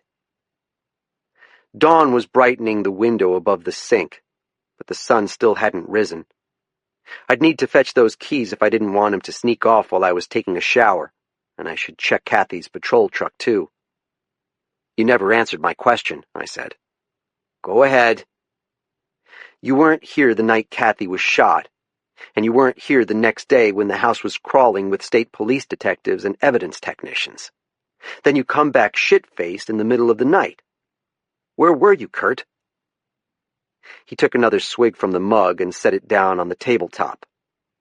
I see you ate my eggs. Are you going to answer me? I found a card game at the VFW in Sennebec. You were playing poker for 2 days. You don't play, do you? I learned a long time ago that I am a poor loser. 2 days at a table is nothing for me if they keep the drinks coming. When he smiled, he showed stained teeth that looked unnaturally long, and I realized it was because the gums had pulled back from the roots. I leaned back in my chair and crossed my arms. Something's puzzling me. If someone told me that my sister was on her deathbed in the hospital, you couldn't stop me from rushing off to see her. I wouldn't be sitting here getting drunk and making wisecracks. You have a sister? He asked. I have a stepsister. And when was the last time you saw her? He seemed to be playing a game with me. A game with rules only he understood. Last year, at the wake following my mother's funeral. He expected a different reply from me, I could tell. I don't like hospitals, he said. That's your answer. When I was 18 years old, I remember waking up in the 12th Medical Evacuation Hospital in Cu Chi, Vietnam. It was across Highway 1 from a petroleum dump and artillery battery. I had no idea how I'd gotten there, but when I woke up, I discovered that I was missing an eye. They had to tie me down, I heard. I've never trusted doctors since they plucked my eye out. Is that your all-purpose excuse? For what? For everything that's gone wrong in your life? The smile vanished in an instant. If this had been a fencing match, I would have said that I'd scored a touch against him. He brought his fingers to his chin and ran the backsides of them along the stubbled hair beneath his jawline. The noise was loud and rasping, like sandpaper on a block of wood. You're ex-military, right? What makes you say that? You have anger issues. The smile returned, more condescending than ever, and he pointed a finger at me. And that is why you are no longer a warden. Am I right? Because of your anger management problems? I have reasons to be angry, I said. I stood up from the table with the 2 greasy plates and carried them to the soapstone sink. I squirted some dishwashing liquid on them and ran the water until it was scalding hot. Then I brushed the plates with a sponge until my hands were red. I cleaned the cast-iron griddle pan with a paper towel. Kurt Eklund watched me with the patience of a cat. He'd managed to get under my skin with an ease that I found embarrassing.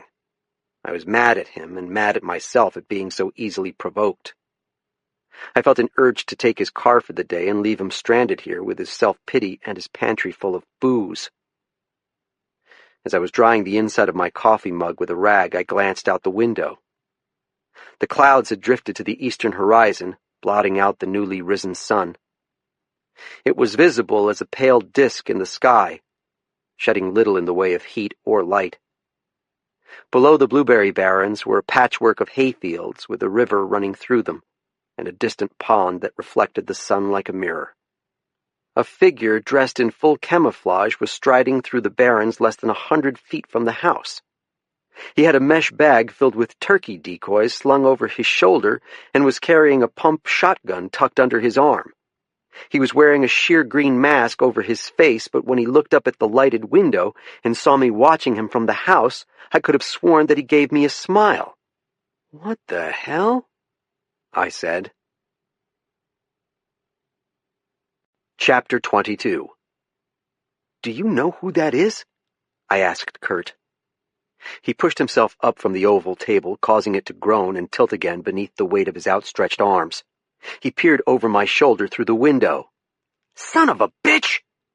Before I could ask another question, he'd taken off through the mudroom, pushing the back door open with such force I thought it might fly off its hinges. Despite his 60-something years and ill health, Eklund was a strong guy with muscles hardened from a lifetime of physical labor. Through the cracked window, I saw him striding in his stocking feet across the dooryard in pursuit of the turkey hunter. "Hey! Hey!" he shouted. I followed him out of the kitchen and down the back steps.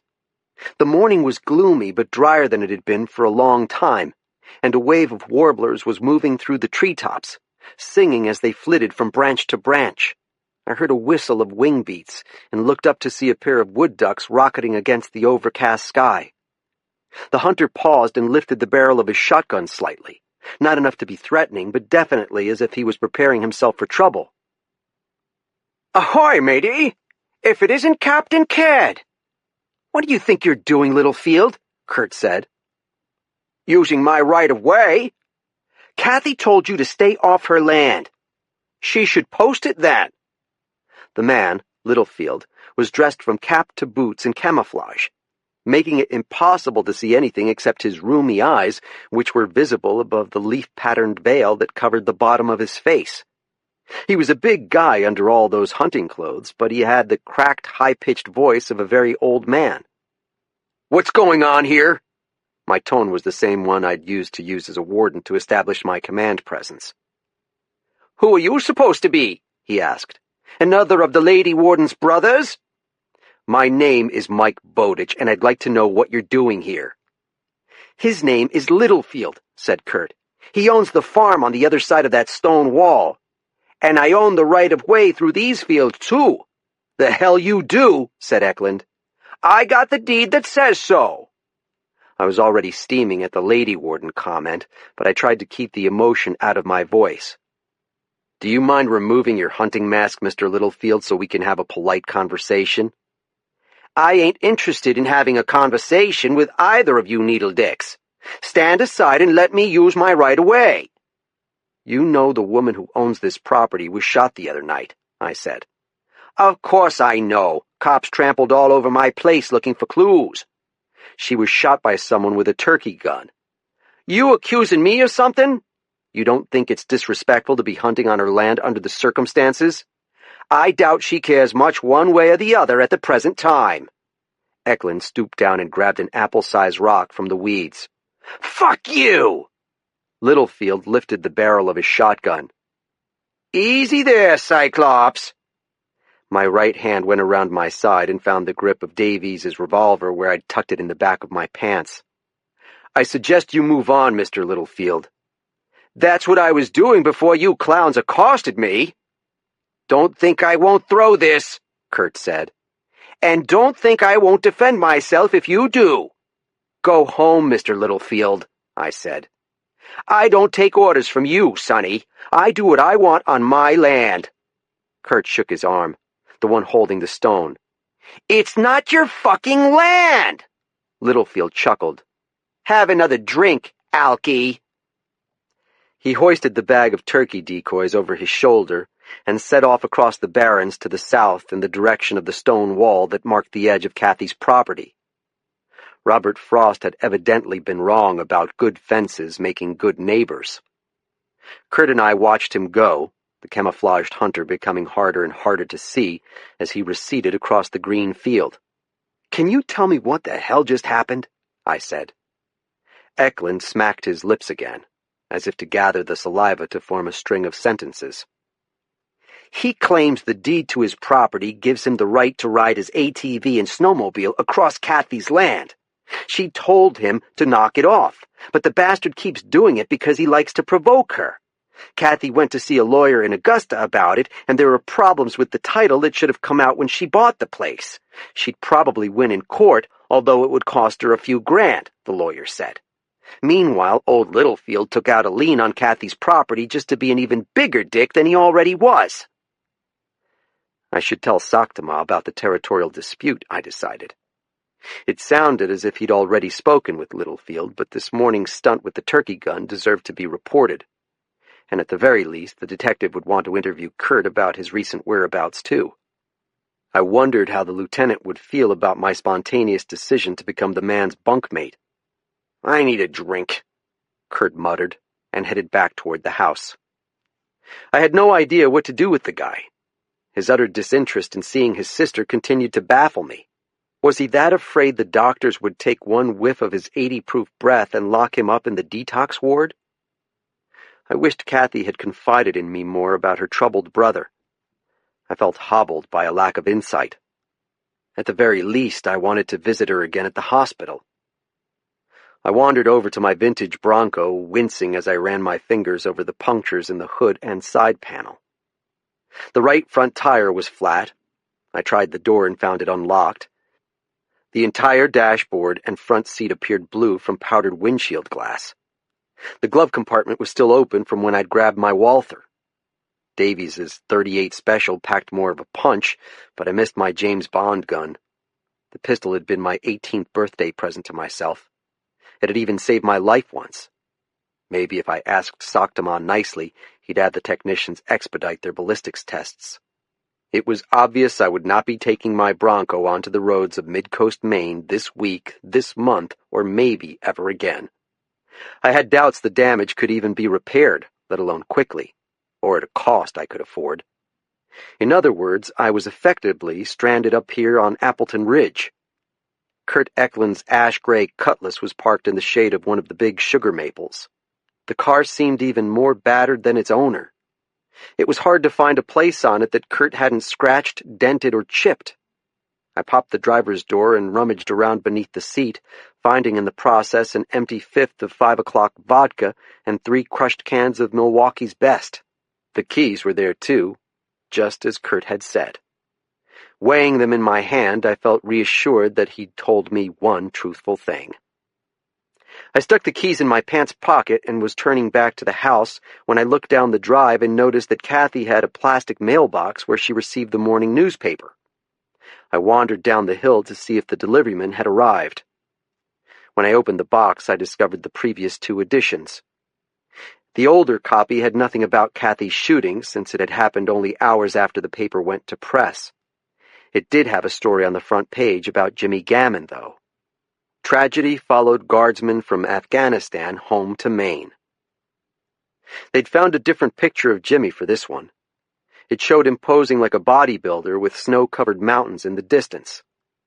The caption identified the other men in the picture as Sergeant Angelo Donato of Thomaston and Specialist Ethan Smith of Presque Isle. Donato I recognized from the televised clip I'd seen on the news. He was wearing a crew cut but hadn't yet grown the debonair goatee he had sported recently on TV.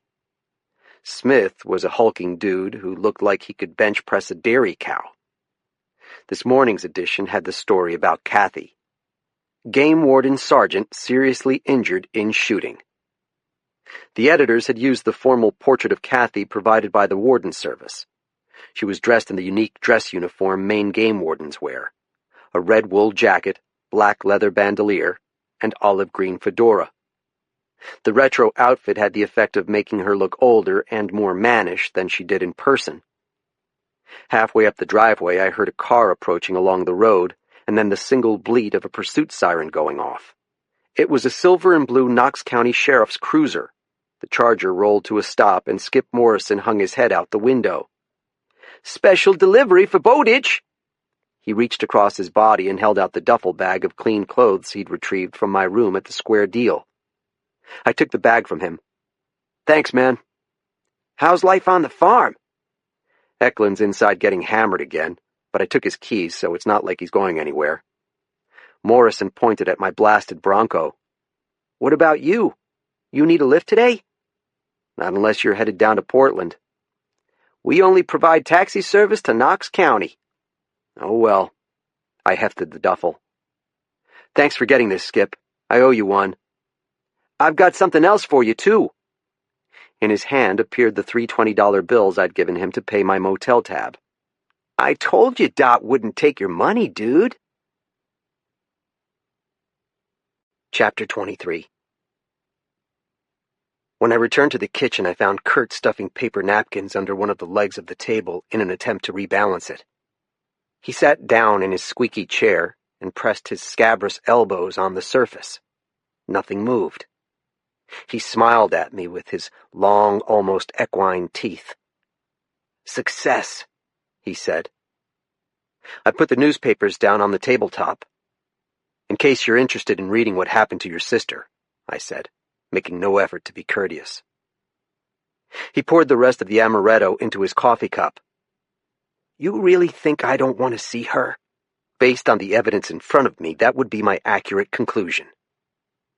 "What if I told you I was bad luck? Not just bad luck, but the worst luck. Cursed, snake-bit, and fundamentally fucked is what I am." At certain dark hours, I occasionally viewed my life as the proverbial sequence of unfortunate events, but I didn't ascribe my misadventures to any occult forces. Most of the scrapes I'd gotten into had been the result of happenstance or my own piss-poor judgment. Then again, I wasn't an active alcoholic on the lam from his own conscience, so I had no need of supernatural explanations. "You think that if you go visit Kathy, your bad luck is going to rub off on her?" I said. He scratched at a flaky red elbow with fingernails overdue for a trim. "The best thing I can do for her is to stay away. It's no coincidence all this shit happened after I moved in." Had this been what Kurt meant when he'd said the shooting was all his fault? Did he really think that by coming to live with his sister he had infected her with some sort of bad juju? "I'd say that sounds like another lame excuse," I said. "Hang out with me long enough and see what happens. Don't be surprised if your car crashes off a bridge or you fall down a well." "Maybe your luck would improve if you eased up on the sauce," I said. "I'd been sober 7 months when the docs told me I had cirrhosis. That's another reason I hate hospitals." A rotting liver would explain the orange-yellow complexion. "That must have been a tough diagnosis," I said. "You could still ease up." "If you had 6 months to live, what would you do with it?" "Is that how long they gave you?" 6 months to a year." I leaned against the soapstone sink and listened to the breeze blowing through the cracked window behind me. "I don't know what I would do in your situation." "Then maybe you can cut me some fucking slack." He glanced at the newspaper in front of him, smoothing the pages out across the tabletop, and began to read the story about his sister. Every time I thought I'd gotten a handle on who Kurt Eklund was, he'd do or say something to slip from my grasp. He was a miserable mess of a person who deserved understanding, or at least compassion.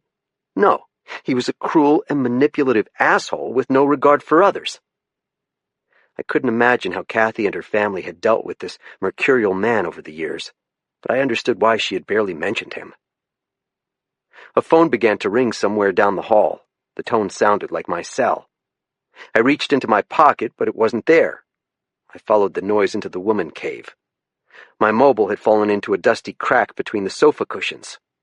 "Hello?" "Where the heck are you? Billy said you blew him off." "Amy?"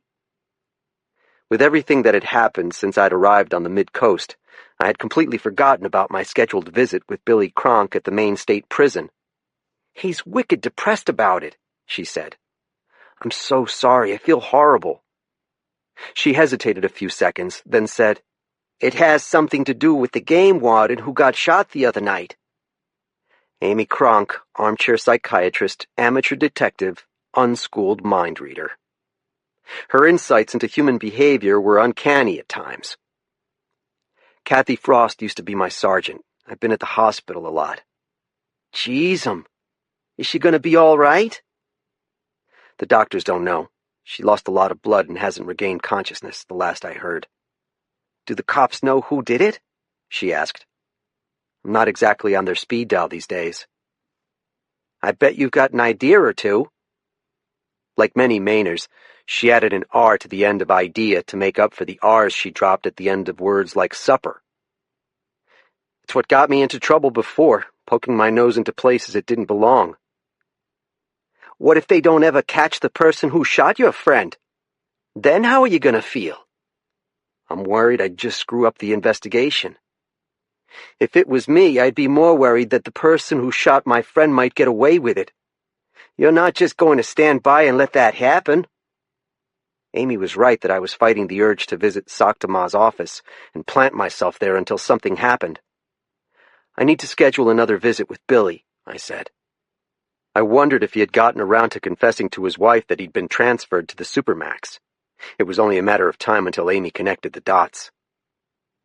In the Special Management Unit, a prisoner received a single phone call a week. What the hell had Billy done to get thrown into solitary confinement?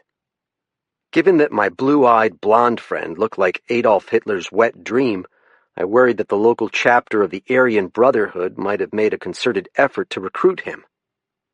It has been well established by history that Nazis refuse to take no for an answer. As if I didn't already have enough mysteries hanging over me. Take care of yourself, Mike, she said. I hope your friend gets better. Tell Billy I'll be in touch with him soon. He ain't going nowhere. After we'd hung up, I tried Sakhtama's number and got his voicemail. I told him I was staying at Kathy's house with her brother, knowing he would find that piece of information too tantalizing to ignore, and I left him a detailed message about our tense conversation with Littlefield. I asked that he call me back, making it sound as if it were an expectation rather than a request. By the time I'd returned to the kitchen, Kurt had cracked open a bottle of creme de menthe and leafed his way through both newspapers. When he looked up at me with his single good eye, it looked red-rimmed and fierce. Listen to this quote, he said. Of course, we were saddened to hear that Warden Frost had been wounded, but we resist the idea that the incident is any way connected to the unprovoked murder of our son. The unsubstantiated accusation that any United States veteran, let alone a member of the 488th MP unit, might have had a hand in shooting is offensive to us as parents and citizens. Jimmy's friends and family will not allow this sad turn of events to affect the Attorney General's investigation into the unwarranted use of deadly force that ended his life. Our son deserves justice as much or more so than the woman who killed him. I felt a nerve jump in my neck. That's a quote from James Gammon Sr., I take it. That's libel.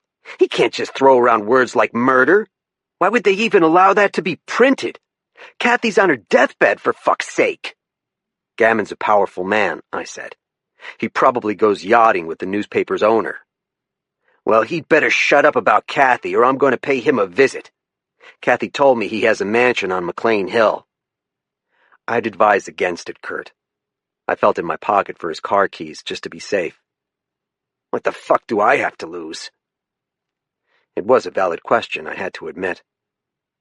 I should never have allowed him to start drinking again.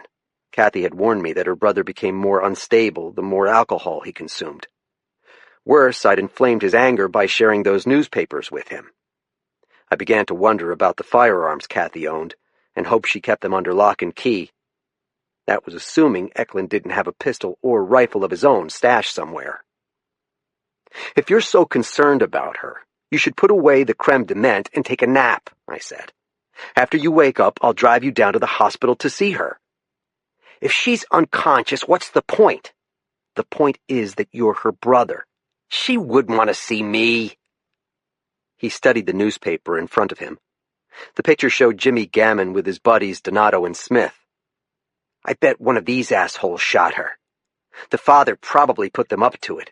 That's how these conspiracies work. Take it easy, Kurt. And do you know what's going to happen to them? He said. Nothing's going to happen to them.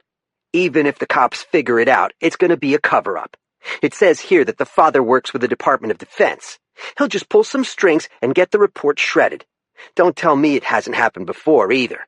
Agent Orange, Abu Ghraib, Haditha, it's all one goddamn lie after another. You need to calm down, I said. Don't tell me to calm down. I lost my fucking eye. And no one in the army ever apologized for it. They just gave me a Walgreens eye patch and sent me home. Put the past behind you, the shrink at Fort Knox told me. That's easy if you have two fucking eyes, I said. He rose to his feet, knocking over the chair. The bottle of creme de menthe crashed to the floor. The glass shattered and bile green liquor seeped between the floorboards. He reeled against the door jamb and caught his body weight against the painted wood. The first hooker I was with couldn't even bring herself to look at me, he said, blinking.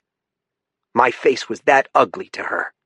He drove his fist into the side of his face, the side with the functioning eye, so hard I worried he might have broken his hand. It left a wine-colored mark on his cheek, as if he had managed to damage even more of the blood vessels beneath the socket.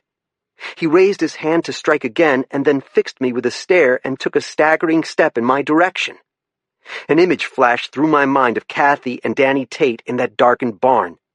For a split second I felt as if I were standing face to face with Jimmy Gammon. I raised my empty hand. Kurt, I said, listen to me. I want you to take a deep breath and think of Kathy. Kathy's not here. What would she say if she were? He paused, wobbling back and forth on his toes, but close enough to lunge. I don't know. Yes, you do. She'd tell you that she loved you and that you've got to stop hurting yourself. Shut up, he said, his voice choking with a sob. Kathy needs you, Kurt. She's your little sister and she's in trouble. He lowered his head so that the tousled hair fell in his face. I told you I was bad luck. Just go lay your head down for a few minutes. Don't worry about the mess in here. I'll clean it up.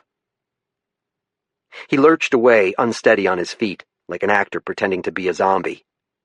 I watched him blunder around the corner, saw him stumble into the old parlor, and heard a heavy noise as he let his body fall across the sectional sofa.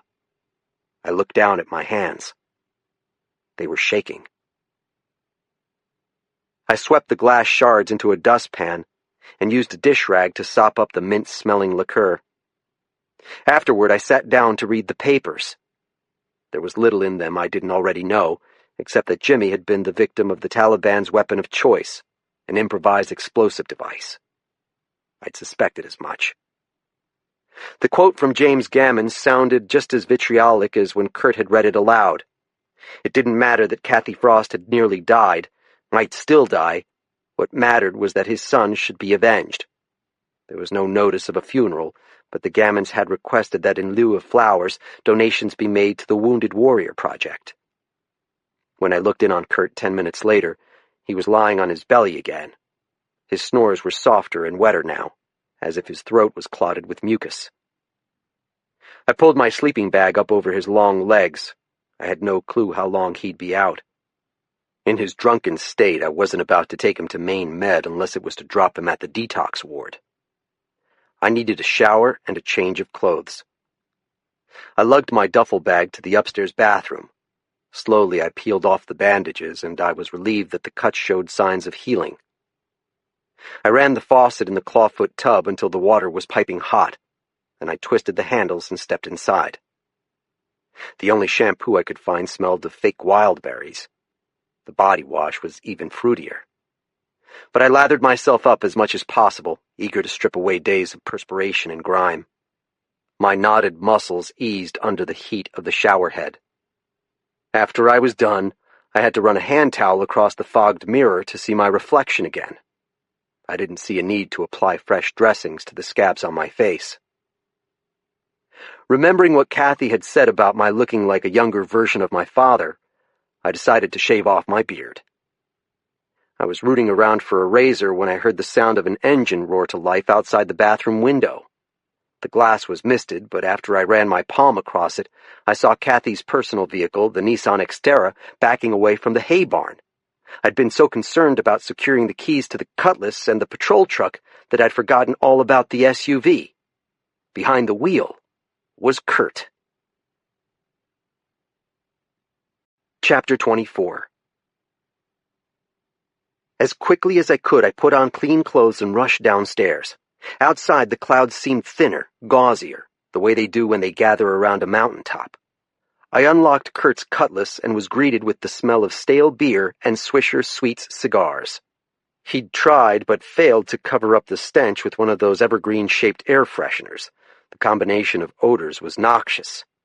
I turned the key in the ignition and the engine made a harsh straining noise. Eventually, the rods and pistons began to churn.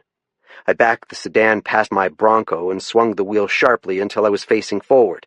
Then I mashed the gas pedal and took off down the gravel drive in the direction of Camden. There was no doubt in my mind where Kurt was headed. The articles in the newspaper had set off his drunken outburst. If Kurt Eklund showed up at the gammon store, he would be lucky if they only called the police. Below the ridge, the road plunged into a small village that was just a cluster of old houses and a general store with a for sale sign behind the dusty window.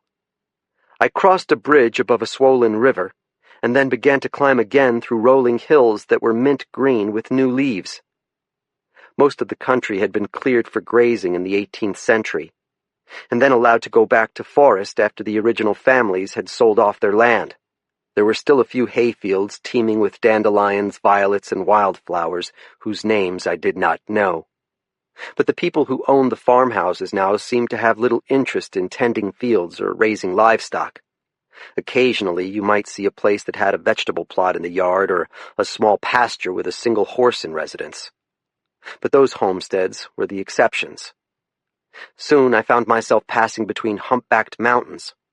On either side of the road were cliffs too steep to climb, and dark rows of evergreens staggered along the ridgelines. Sometimes I could see the mountain tops, and sometimes the clouds would drift in suddenly, hiding the rocky summits from view. I was driving through the Camden Hills. Kurt's Cutlass was the most sluggish vehicle I'd ever driven. I had to push the pedal to the floor when I came to the steeper grades. Not once did I catch sight of the Xterra. After 20 minutes, I arrived at the turn that led to the Gammon estate. There were stone pillars at the bottom of the paved drive, with black ribbons tied to the lampposts as symbols of mourning. The normally locked gates were standing open. I couldn't imagine how Kurt had managed to talk his way onto the property. I drove through the open gates without permission and climbed a quarter-mile through landscaped fields until I could see the slate roof of the house. I tried to suppress a sense of dread as I rounded the last corner, but the Xterra was nowhere in sight. If Eklund wasn't here, where had he gone?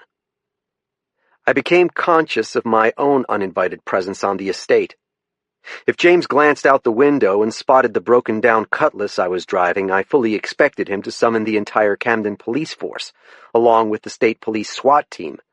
My best course of action was to turn around as discreetly as possible. With luck, the Gammons were having a late breakfast in the back of the house and would never know I had been there.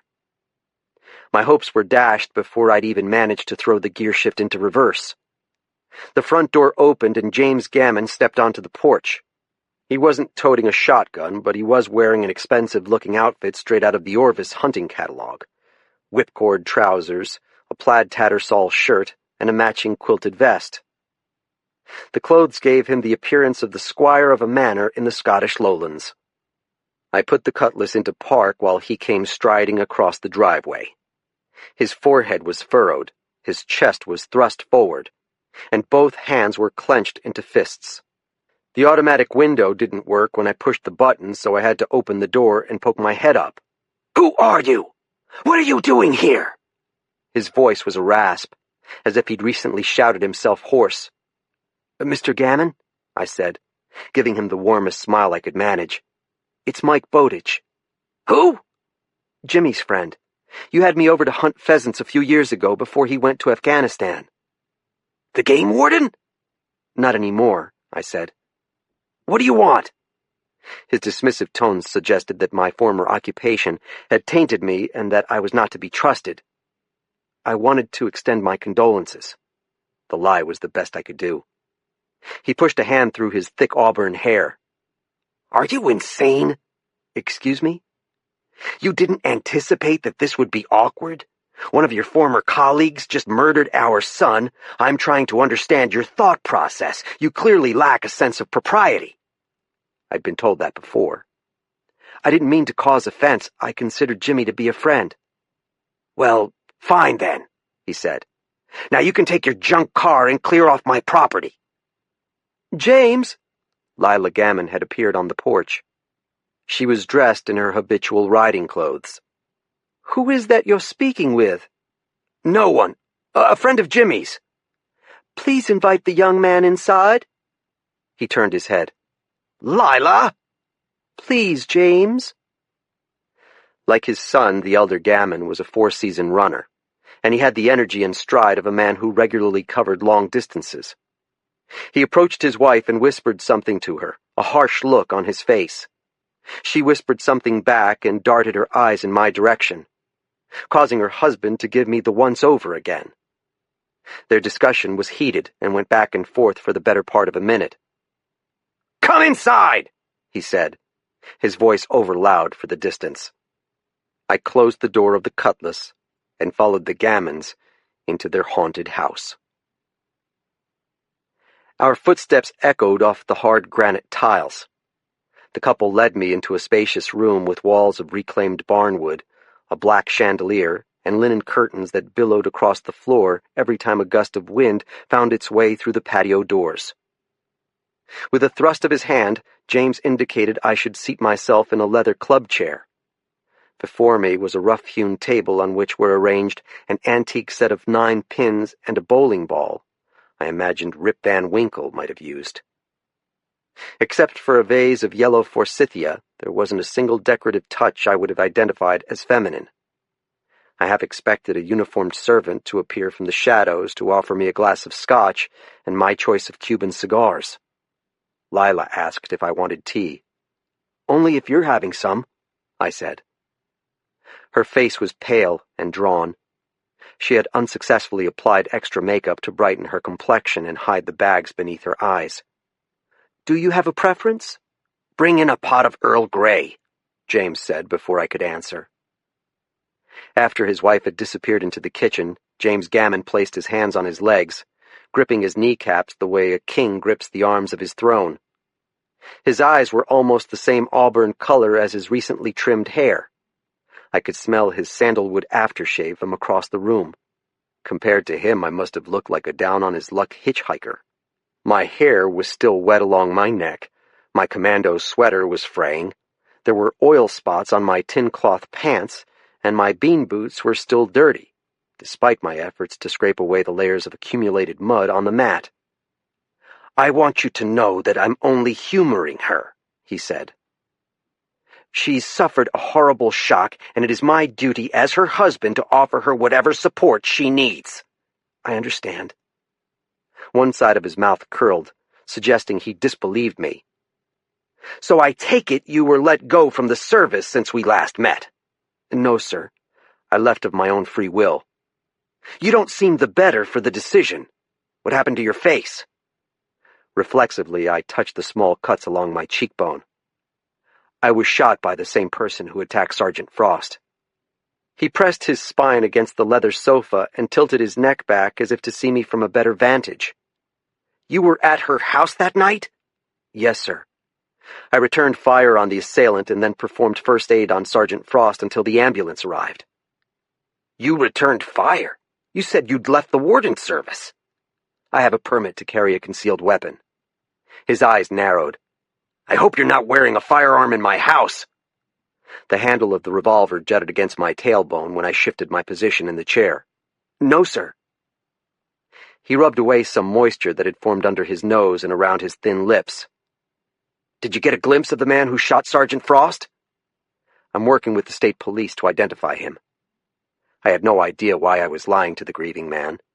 I tried to recall that I had liked James Gammon once, but now I could see the way his nostrils flared every time I mentioned Kathy's name. His hatred for my injured friend brought out an irrational meanness in me. He lifted his chin toward the mantel above the fireplace. A framed portrait of Jimmy in his pixelated Army combat uniform occupied a place of prominence. It was a different picture from the one in the newspaper. His grin had become a hard white grimace, and his dark eyes seemed empty of all emotion. I found it odd that his parents had chosen to remember their big-hearted son this way. "Did Sergeant Frost tell you about the night she and the other woman killed Jimmy?" Gammon asked. "No, sir," I said, trying not to rise to the bait. "She's not permitted to talk about a use-of-force incident while an investigation is underway. She also knows that disclosing information would put me in line to give a deposition when you bring a civil suit against her." "I could still depose you." He smiled without showing his teeth. "The assumption that I'm bringing a civil suit presupposes that she and the other one won't be found criminally liable. That's a fair assumption, unfortunately." I remained silent. He returned his hands to his knees. "Do you want to hear the statistics? They're really quite fascinating. Since 1990, Maine police have fired on 101 people, many of them with mental health, drug, or alcohol problems. And in every case, the Attorney General found the use of force to be justified. Every case! What do you make of those numbers?" My mouth had gone dry. The Maine law enforcement officers are well trained to deal with those situations. Were you well trained in crisis intervention when you were a game warden? My answer didn't matter because Gammon kept on talking. "The Maine State Police deals with more of these incidents than any other agency. Do you know how many of their 200 patrol officers they have sent to crisis intervention training? 14. "I'm sure the situation is being remedied," I said with no great confidence. "The irony is that Jimmy was a police officer himself. He was betrayed by the system he believed in. I've devoted my life to the law, and I've always been on the side of the good guys. Tell me who the good guys are here, because I'd very much like to know." I hadn't noticed Lila Gammon enter the dining room, but then her husband shifted his gaze from my face. You never would have noticed that she was shaking unless you heard the rattling of the teacups on the tray she was carrying. When she and I made eye contact, she forced her lips into a tight smile and continued into the living room. She set the tea tray down on the table and poured me a cup from the copper kettle. "I didn't ask what you liked with your tea, so I brought everything," she said in a soft southern accent I'd forgotten that she had. "Thank you." I accepted the cup and splashed some cream into it, then added 2 spoonfuls of sugar. I disliked tea, especially Earl Grey, but I smiled and took a sip. It tasted like a Turkish spice bazaar. Lila Gammon seated herself on the sofa across from me, her artificial smile still fixed in place as if with glue. Neither she nor her husband moved to touch the kettle. Instead, they both watched me drink from my cup. He was open in his disdain. Her expression I found harder to decode. There was the barely contained anguish, the forced friendliness, but also a certain dullness in her eyes that suggested prescription medication. After 2 minutes of silent observation, I was ready to thank them for their hospitality and excuse myself. I was prepared to leave without ever learning why they'd invited me inside, when Lila blurted, "Tell us about Jimmy." I set my china cup down on the saucer. "We knew each other for only a short period of time." "Yes, but you knew him beforehand." "Beforehand?" "You knew him when he was still Jimmy. The men from his unit, they all call him Jim, but that wasn't his name. What is it that you remember about Jimmy?" She seemed sort of moony. I was having trouble guessing what she was after. I noticed that her husband reached for her hand. "Well," I said, "I remember how much he loved his dog." I must have glanced around for some sign of the spaniel. "Winnie is staying with friends," she said. "We think it's easier for him for the time being." Easier for the dog. "I guess what I remember most about Jimmy was his smile," I said. "Everything seemed to make him so happy. I'm not a particularly joyful person myself." Lila Gammon jerked her head around toward her husband. "That's exactly the word I have been looking for. Joyful. Jimmy was a joyful person."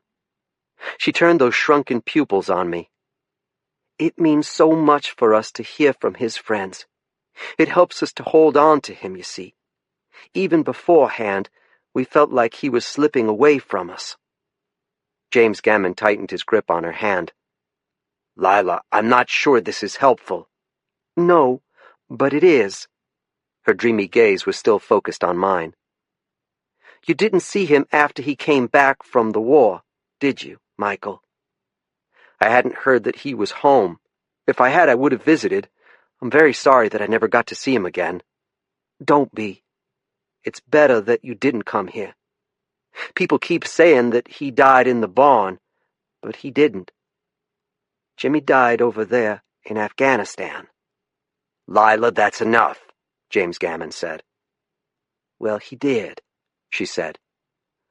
"I don't know who the person was who came back, but it wasn't Jimmy." Her husband abruptly rose to his feet, pulling his wife up along with him by the strength of his grip. "You need to go now," he said to me. "I knew this was a fucking mistake." "You have my sympathies." It was all I could think to say. I thought they might escort me out, but they remained frozen where they were, like two actors on stage before the curtain falls. I closed the door quietly and descended the porch steps without giving a glance behind me. When I climbed inside the Cutlass, I received another blast of stale booze and cigars. The starter gave me problems again. I had a panicky thought that I might be forced to wait inside the house until roadside assistance could tow away Kurt Eklund's hunk of junk. To my relief, the engine finally decided it was ready to start. I threw my right arm over the passenger seat and began backing out. Then a blur of motion registered in my peripheral vision. Lila Gammon had thrown open the front door and was walking, almost jogging, toward my car. She had something in one of her hands, a small piece of paper. Her husband was trailing fast behind her, but not fast enough. I put my foot on the brake and tried rolling down the window, having forgotten that the electric motor was busted. Lila flattened a photo against the glass so that I could see it. She held it there with the palm of her hand. The image showed the face of a disfigured man. It seemed to have been taken while he was asleep. The skin had melted away like wax from a red candle. His nose and one of his ears were missing.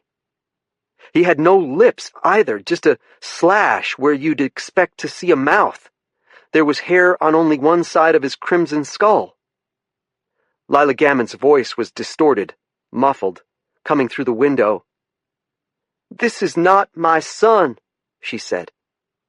"You can see it's not him."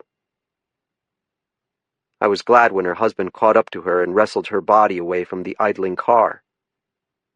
When the two of them were clear of the Cutlass, I threw the gear shift into reverse and gave the engine some gas.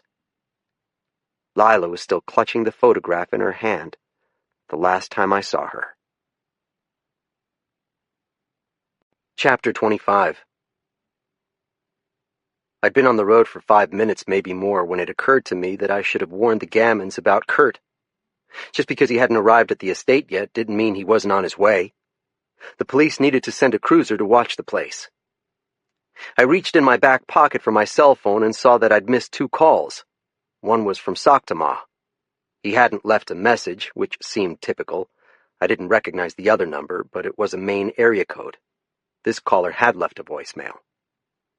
The mountain road was narrow with no shoulder, but there was a boat launch down the hill from the Gammon farm, on the south shore of Maguntacook Lake. I used to stop at the ramp when I was the district warden, checking licenses and registrations.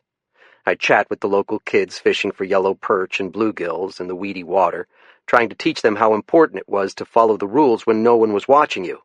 The boys weren't interested in my lectures on ethical behavior. What they wanted to know about were the guns I carried and whether I'd ever shot anyone with them. I pushed the button to listen to the message from my unknown caller. The female voice caused my breath to catch in my throat. "Mike, it's Sarah. I heard about Kathy and I feel absolutely devastated. You must be a wreck about it. Is she going to be all right? Can I visit her at the hospital? You know I'm back in Maine now. I'm living down in Portland, and, well, it's a long story. I got a phone call from Maddie Lawson the other day. She said you were working as a fishing guide somewhere up north? I hadn't heard that you'd left the warden service. I guess we both have gone through some pretty big changes. You don't have to call me back. It's fine if you don't. But I just wanted you to know I'm thinking about you. God, this must seem like the most random phone call ever. Maddie had warned me that she planned on calling my ex-girlfriend. And Sarah knew how close I was with Kathy. If anyone could understand the agony I was going through in the aftermath of the shooting, it was the woman I considered my first love. But our relationship had ended a long time ago by mutual consent. Sarah had resented my decision to take a low-paying job as a game warden when I was just out of college, a choice she could never understand, having come from a wealthy and ambitious family in Connecticut. She'd also seen the darkest and most self-destructive parts of my personality and had come to view me as fundamentally unsalvageable. At the time, I didn't disagree with her assessment. I was curious to hear what big changes she'd been through, but the last thing I needed at the moment was another distraction. Better not to think of her, I decided. I'd call Sarah back after the state police caught the bastard, when all of this was behind me. The thought of Eklund driving around pissed off and drunk scared me. My best bet was to enlist the state police. I punched in the number for Lieutenant Soktama and got the detective on the first ring this time. "It's Bowditch," I said. "I got your message earlier. So you've taken up residence in the Frost House." Her brother is living there, Kurt Eklund. The guy's a total mess. Alcoholic, unstable, probably has PTSD. I thought someone should watch out for him while Kathy's in the hospital. How is she doing? What have you heard? She's in a coma. I wasn't sure how to respond to the news. When there's that much trauma to the body and that much blood loss, it's always a risk, he said. The docs have no idea when she might come out of it. There's also the likelihood of brain damage. You don't believe in sugarcoating things, do you? Would you prefer that I did? It won't change the situation. He was right, of course. I realized that the time had also come for me to make my confession. I told him that Kurt had gotten away from me while I was in the shower. "So if you were watching Eklund," he said, "how did he manage to give you the slip?" I forgot to lock up the keys to Kathy's Nissan. I looked out the window and saw him racing down the hill. I was afraid he might have been headed to the Gammon house. Why? He was pissed about the quote in the paper, where Gammon called Kathy a murderer. I went over there to check, but there was no sign of him. You what? Jimmy Gammon was sort of a friend of mine. You forgot to mention that detail earlier. I was bleeding from the head at the time. You need to find Eklund, Lieutenant. He's driving drunk and there's no saying where he might go or what he might do. I'll put out an alert, he said. He's driving a Nissan Xterra registered to his sister. I had nothing to lose and so decided to test my luck. Can you tell me anything about the status of your investigation? You know I can't. What about Littlefield? It could be that whoever shot Kathy had a grudge against her and was just using the Gammon thing as cover. He wanted to make it look like retribution for what happened to Jimmy. The phone went silent for a while. I'm not going to spitball ideas with you. How about doing me a different kind of favor, then? You have a pair of brass balls on you, Bowditch, I'll grant you that. What sort of relationship do you have with the Department of Corrections? That sounds like a loaded question. Can you pull some strings and get me a pass to visit a friend in the Supermax? His name is Billy Kronk. I know who he is, Soktama said. He's in for a double homicide. Just swear to me this doesn't have anything to do with my investigation. I swear it has nothing to do with your investigation. You have an interesting assortment of friends, Bowditch. I still want my windbreaker back, by the way. I hadn't been lying to Soktama. Not entirely. I wanted to see Billy because I'd promised Amy I would. But I had another reason to visit the jail. Jimmy's buddy from the 488th, Angelo Donato, worked as a corrections officer there. There was a decent chance Billy knew the former MP and could tell me something about the man. When I arrived in the prison lobby half an hour later, I found that my name had magically appeared atop the visitors list. The weasel-faced guard who had given me grief had been replaced by a tall man with coffee-colored skin and a hairless skull he had shaved smooth that morning. He glanced at my driver's license and said, You must have a powerful friend to jump to the top of the guest list. You make it sound like this is a nightclub. A nightclub? The lobby officer said with a chuckle. I haven't heard that one before. He told me to leave my keys and whatever else I had in my pockets in the coin-operated lockers across the room. I waited a few minutes on a bench, and then another guard, the visit officer, appeared. He unlocked a door and led me down a cinder-block hallway equipped with 2 metal detectors. The second machine had a problem with my belt buckle. The guard, a barrel-shaped man with a lazy eye, asked if he could frisk me. What happens if I say no? Exits back that way. After he patted me down, he escorted me to a cubicle with a table and chairs bolted to the floor. The fluorescent lights were too bright, and a stinging chemical smell hung in the air, which made me wonder if an inmate had ever attempted suicide by guzzling the disinfectants they poured over everything inside the prison. I waited close to 20 minutes for the guard to return with Billy. I found myself growing nervous as the minutes ticked by, afraid my brawny friend would appear diminished by his months behind bars. Eventually, the lock clicked and he came through the door, looking very much like the man I remembered. At 6'4", Billy loomed over the guard assigned to restrain him. His woodsman's tan had faded, and his long blonde hair had been chopped as short as Samson's, but the guards had allowed him to keep most of his beard, which looked like it had been spun from gold and copper wire. He was wearing a light blue shirt, darker denim pants, and the sort of sneakers you see on old people who gather at shopping malls to walk for exercise. "Now, who could this stranger be?" he asked, cracking a broad smile I hadn't expected. I extended my hand, but the guard intervened. "This is a no-contact visit." Billy gave him a deadpan expression. "I guess a tug job is out of the question, then. Just sit the fuck down, Kronk." We settled down across the table from each other. Now that I had a better look at his face, I could see that there were gray shadows under his eyes. "How are you holding up in here?" I asked. "Finest kind." The word was down east slang for first rate, except when used ironically, which was most of the time. Billy spoke with one of the thicker Maine accents I'd heard among men my own age. "What happened to your face?" he asked. "It's a long story. First, I want to hear why you got transferred to the Supermax. Amy thinks you're in the medium custody unit." At the mention of his wife's name, he hung his handsome head. When he glanced up again, his pale eyes had filled with mist. "I've been meaning to say something, but I don't want her to worry." "What happened, Billy?" He leaned back, but the stiff chair didn't give. It was odd seeing him without his customary blonde braid. "There was a new guy who came into the prison, some bookkeeper who embezzled from a church, and I guess he was scared silly of being raped, so some wise-ass told him he should find the biggest, scariest person on the block and sucker punch him, just to show the other cons to leave him alone. Guess who the biggest, scariest person was?"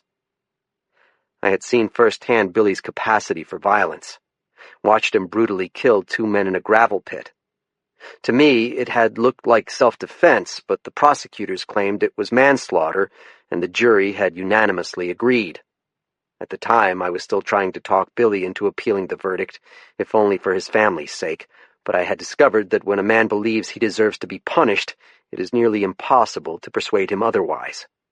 "Jesus, Billy, what did you do to the guy?" "He's having trouble remembering things now. His name, for instance." "How long are you in the SMU for?" "There's going to be a trial in Superior Court. I could get a few more years tacked onto my sentence, I suppose." I wanted to curse his stupidity, but what was the point? He already felt bad enough. Can't you claim self-defense?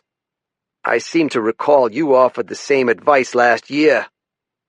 He was referring to the manslaughter trial in which I'd been called to testify against him as a hostile witness, but the faint smile told me he wasn't harboring ill feelings. "About time you came for a visit. Thought I was going to see you here yesterday." "Do you remember me mentioning my field training officer, Kathy Frost?" "Course I do." "Last week, she and another warden killed a guy. It was a case of suicide by cop. He was drunk and high and pulled a shotgun on them. He was a veteran, Billy." "Vietnam vet or one of the younger guys?" "Afghanistan. He was an MP at Sabalu Harrison." I met a few MPs when I was at Bagram. What was this one's name? Jimmy Gammon. He shook his head to indicate he was unfamiliar with the man. So if your sergeant shot this guy, why are you the one who looks like you walked through a plate glass window? 2 nights ago, I was at Kathy's house when someone shot her with a turkey gun. Killed her dog and took a few shots at me. Blew out the windshield on my Bronco. What happened to your sergeant? She's in a coma. He stroked his beard. They get the son of a bitch who done it? Not yet. I guess I can excuse you for missing your appointment. His voice became even deeper, which didn't seem possible. So tell me about this dead MP. He was with the 488, and he was pretty badly wounded. I saw a picture of him after he came back from Afghanistan. He looked like a reject from a wax museum.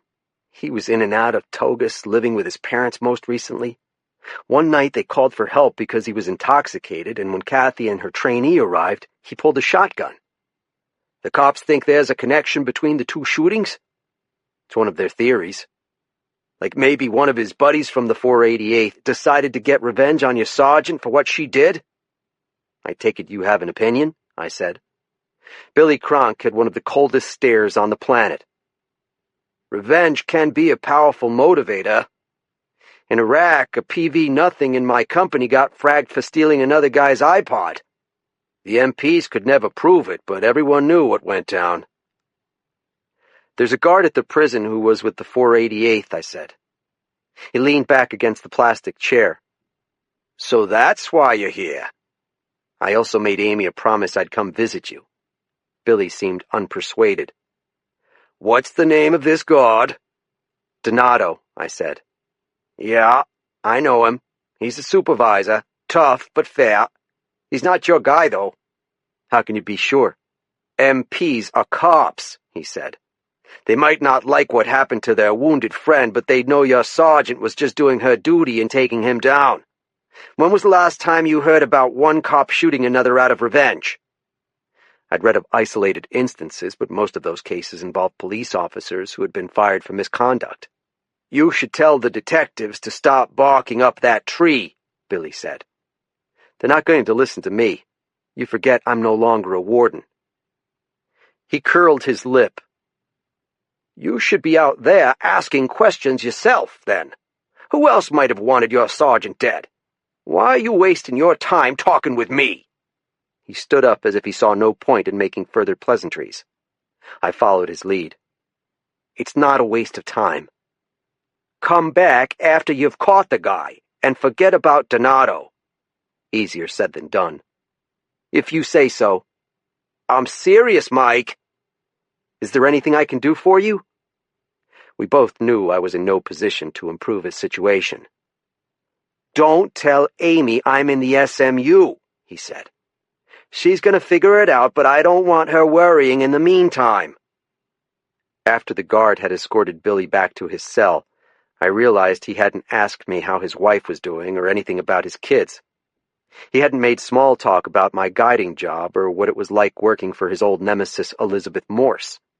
I'd assumed that he would have been starved for information about the world he'd left behind, but Billy had avoided those delicate subjects. Thinking about life outside the prison walls was probably too painful for him to contemplate. I doubted he was the first inmate who had ever felt that way. Chapter 26. A guard stopped me as I was collecting my keys and other personal effects from the locker in the prison lobby. He was heavy-set and had a crew cut, trimmed mustache, and a flush of color under his 2 chins that made me think he enjoyed tipping a bottle after his shift was done. Mr. Bowditch? Yes? Can you wait here, please?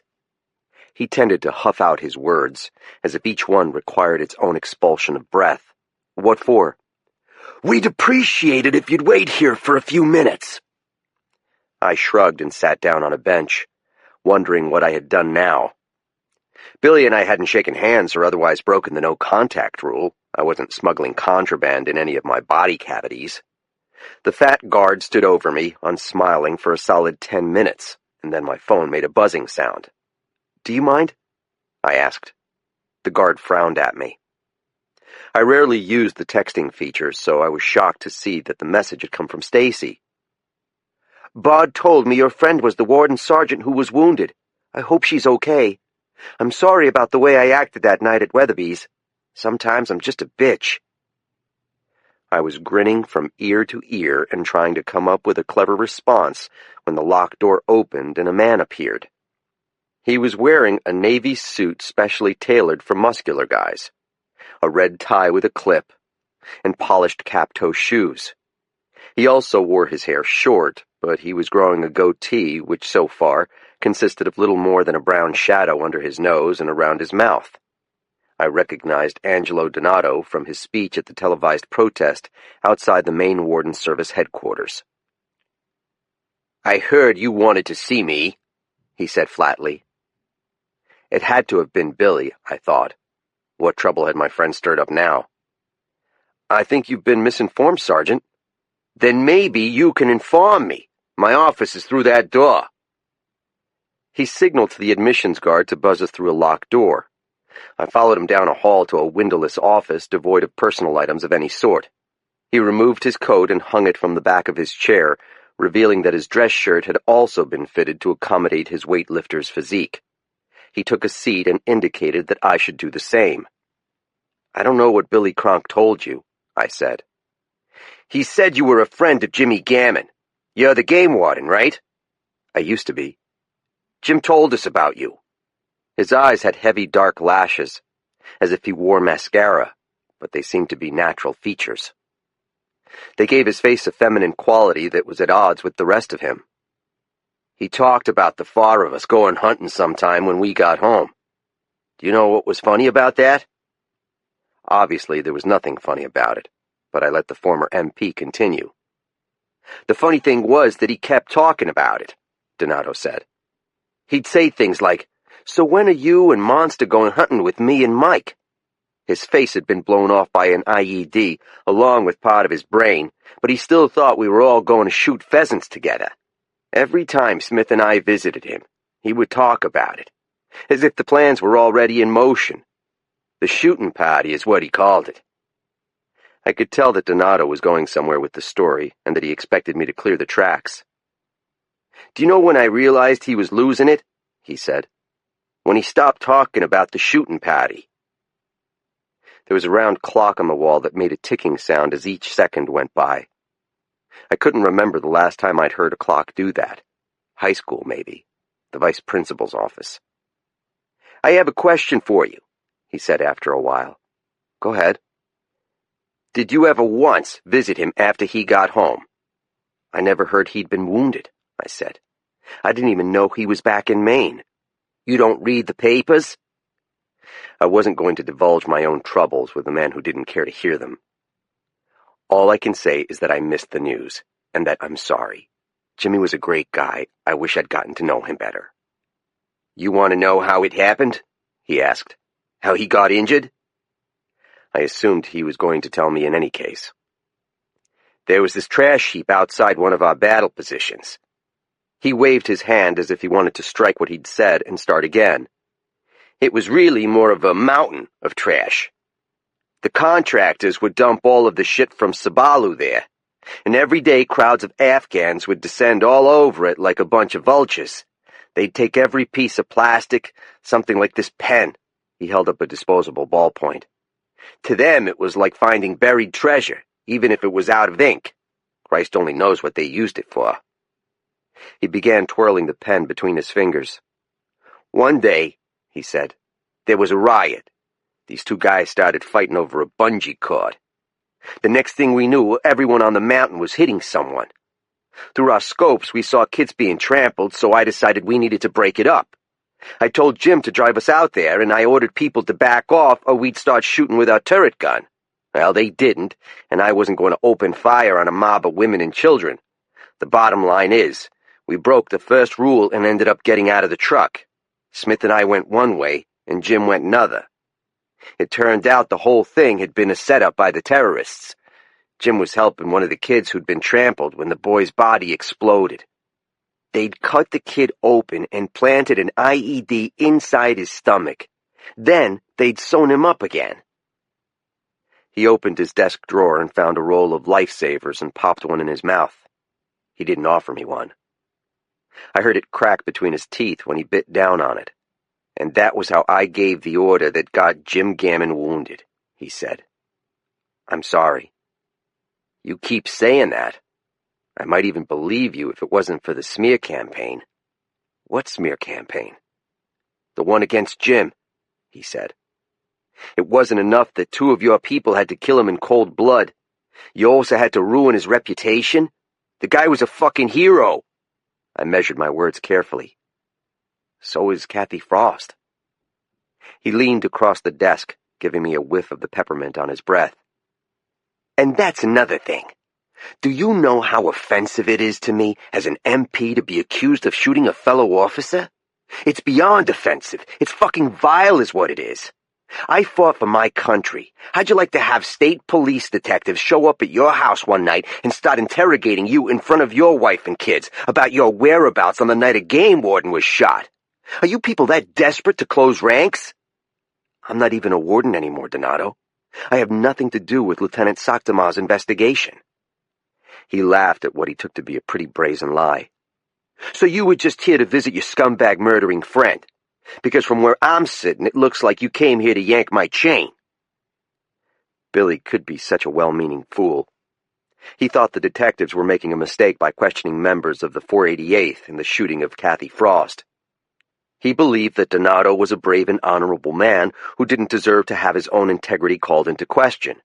And so, to prove his point to me, Billy had said something stupid to a guard, and that comment had led to a pointless confrontation. Who knew what grief my friend had caused himself by instigating this meeting? "I have no idea why Billy Cronk told you I was here," I said calmly. "He gets odd ideas in his head sometimes. I just think he wanted us to meet because he respects your service to our country.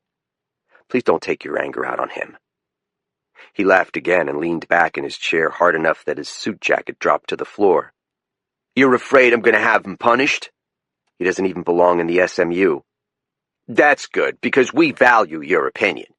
I stood up. "It's probably best if I leave now." "In that, we agree," he said. "I'd tell you to let yourself out, but, you can't." He bent over and gathered his coat from the floor. He wrestled his big arms into the sleeves and brushed off the dust from the pockets. He walked me back down the hall and through the locking door that led to the lobby. I didn't expect to hear another word from him, but he surprised me again. "You're probably thinking I'm going to have your name removed from the visitors list now," he said. The thought crossed my mind. That shows how little men like you understand men like me. I left the prison thinking that Donato was undoubtedly right. The values by which a soldier lived his life were a mystery to me, and always would be.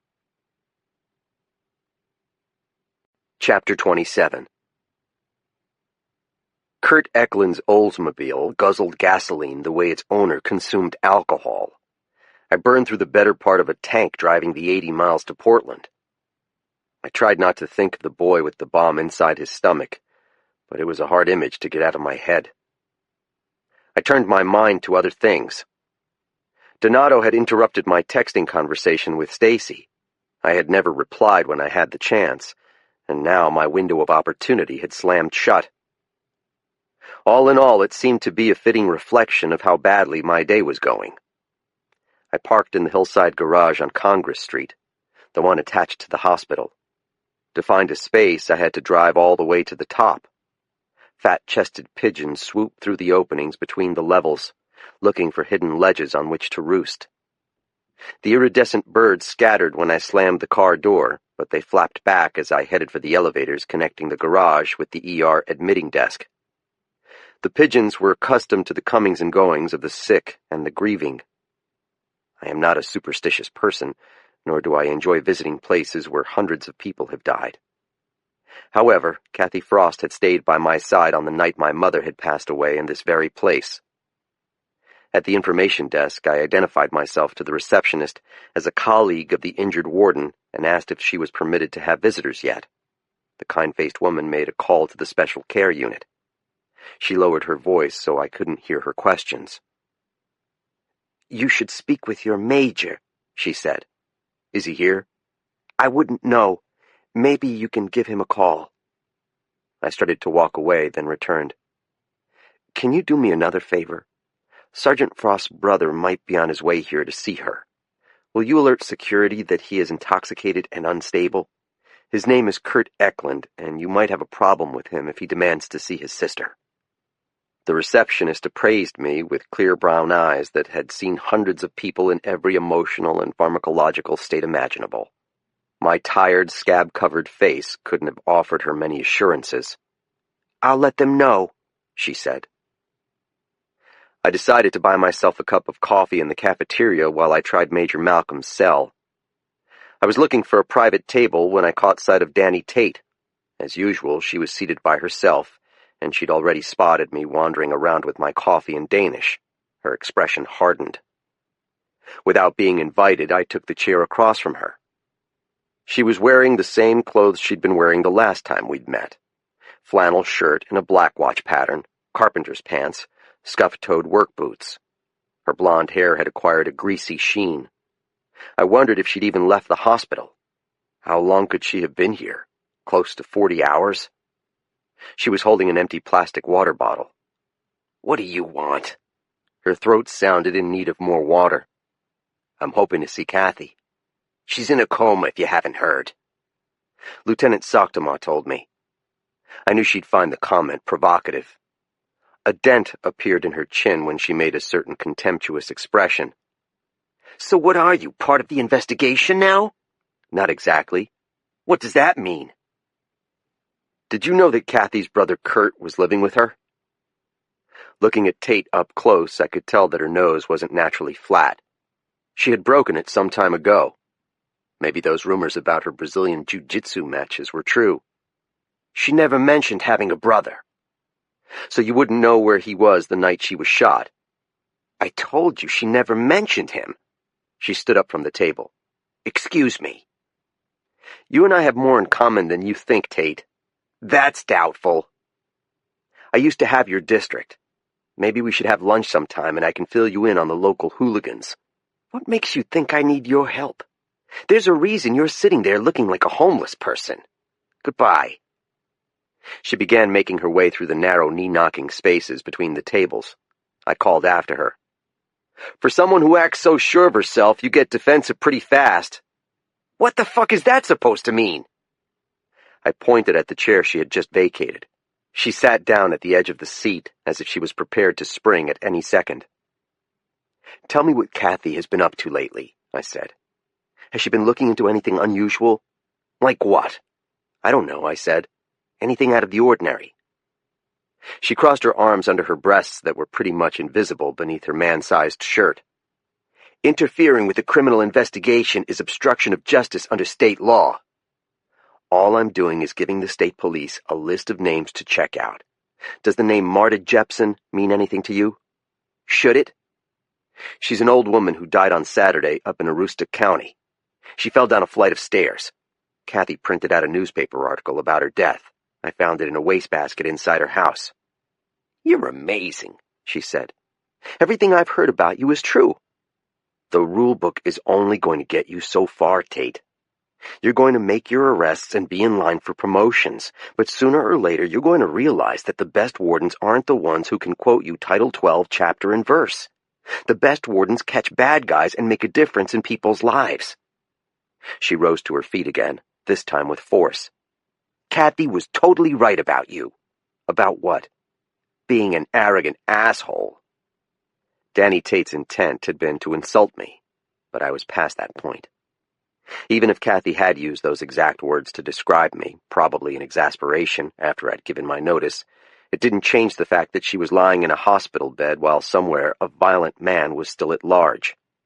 If arrogant meant that I trusted my own intelligence over the collective wisdom of the state police, then I would have to plead guilty.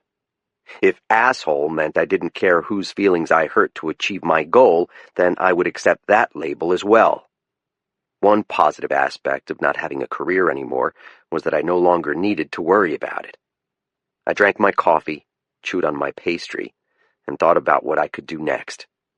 Not much, unfortunately. Without Danny Tate's help, I would have a hard time identifying alternate suspects. Unless I could enlist the aid of one of Kathy's other district wardens. Tommy Bulk was a hothead. Maybe he'd share information with me about some bombshell case Kathy had been quietly pursuing. My mind kept coming back to the fact that Kathy had been shot with a turkey gun, loaded with ball bearings, rather than by a high-powered rifle firing a hollow-tipped bullet. Snipers almost never use shotguns. It was an odd detail, and in my experience, odd details often proved significant. Was her neighbor Littlefield that big of a fool as to parade through her yard with the same weapon he'd used to slaughter Pluto hours earlier? If only I could figure out where Kurt was hiding. What had he meant when he cried, "It's all my fault"? I'd assumed he'd been lapsing into alcoholic self-pity again. He seemed to have this fucked-up idea of himself as a bringer of misfortune, someone so cursed that he infected other people with bad luck. But what if he'd been speaking literally? What if the shooter's target that night had been Kurt Eklund?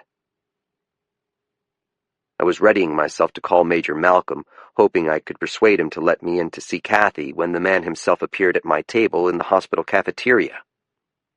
He looked like he'd lost 15 pounds since I'd last seen him. He badly needed a shave, and the smell of cigarettes emanated from his green uniform. The Maine Medical Center complex, from the hospital building to the parking garage, was off limits to smokers. I wasn't sure where he'd been sneaking off to satisfy his craving. Out of habit, I stood at attention. "Major?" "Tate told me you were here." His voice was rough and raspy, as if his vocal cords had been scarred by some corrosive chemical. "Oh yeah? What else did she tell you?" "That you were meddling with Soctoma's investigation. She said you were grilling her about Kathy's recent cases." Curiosity wasn't a crime the last time I looked. He frowned at me. "Don't be a wise-ass, Bowditch. You have no idea what I've been dealing with over the past few days." "Colonel Harkavy?" He stared at me with bleary eyes that didn't give away his thoughts. "Where'd you hear about it?" I had no intention of narking on the Warden's Services chaplain. "The grapevine." "Don't believe everything you hear through the grapevine." "Maybe you shouldn't believe everything Danny Tate tells you either."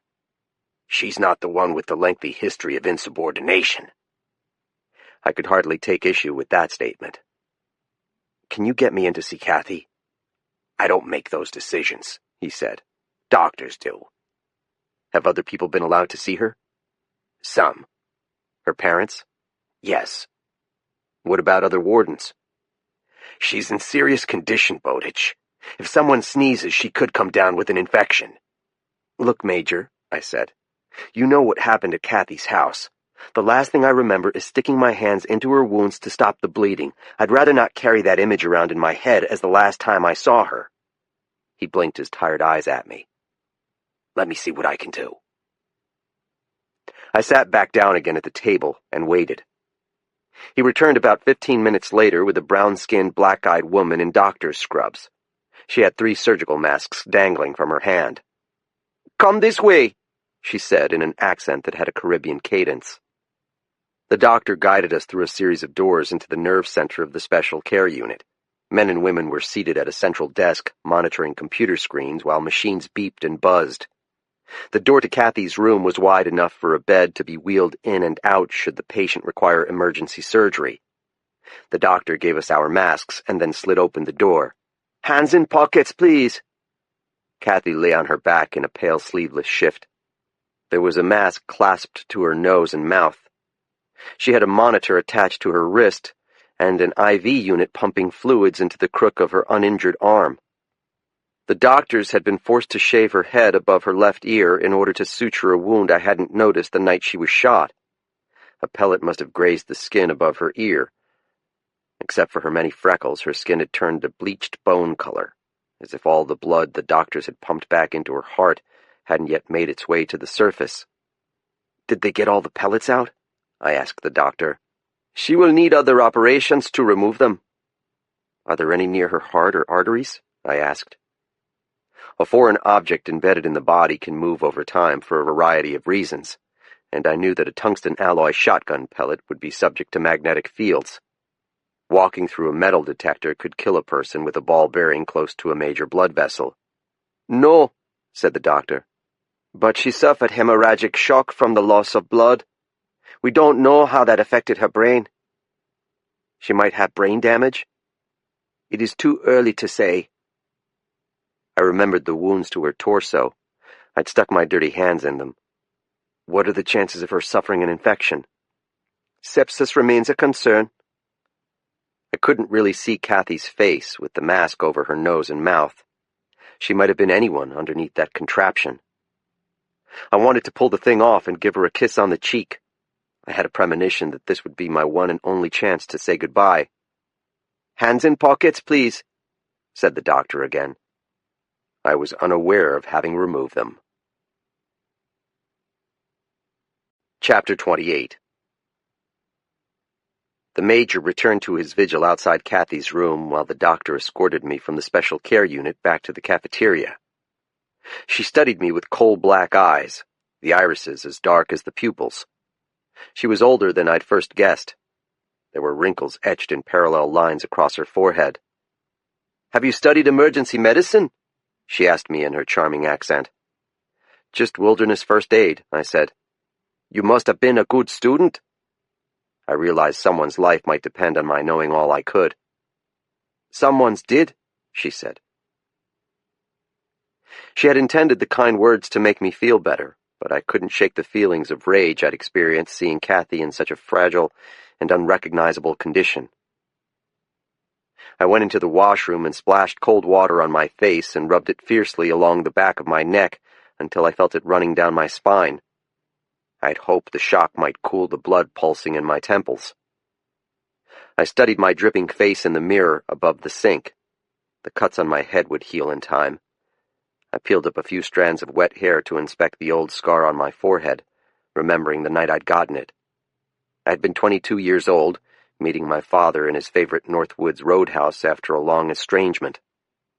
I'd wanted to introduce him to Sarah, to show off my beautiful girlfriend and tell him that I had decided to become a game warden. He laughed at my plan, which he recognized even then as a cheap bid for his attention. Later that night, a biker had cracked a beer bottle across my skull in a fight. My old man had nearly cut the man's throat in retribution. My mom had always worried that I would inherit my dad's predisposition for violence. She seemed to think it was attached to the Y chromosome in certain unfortunate individuals. I might be carrying some genetic abnormality, but it didn't give me license. That was the word she used. My mother had raised me to be a good Catholic and believed that God would grant men the strength to transcend their animal selves if we asked for his help. If she were still alive, she would have said that I owed it to Kathy to master my emotions and not lash out merely because I was feeling dull-headed and impotent. I could start by finding Kurt, I decided. Deb Davies had told me that the Eklunds had driven from northern Maine to be with their daughter. When parents have a sick child in the hospital, even an adult child, they don't pack up their car and go home. They stay as close as possible because you never know. The warden service would have arranged to get them a hotel room in the neighborhood. Kathy's parents were somewhere in or near the hospital. In the hallway, I found a posted map showing all the usual visitor destinations in a hospital. The cafeteria, the gift shop, the florist. The chapel was located at the south end of the building, near the central courtyard. I made my way through the maze of corridors. I'd expected to find pews in the chapel, but there were only chairs, arranged at the edges of a rectangular space. A red muslin prayer rug was folded over a stand in the corner, and at the far end of the room was a lectern with a heavy Bible. There were several people seated in the room, all of them gray-haired, 2 women and a single gentleman.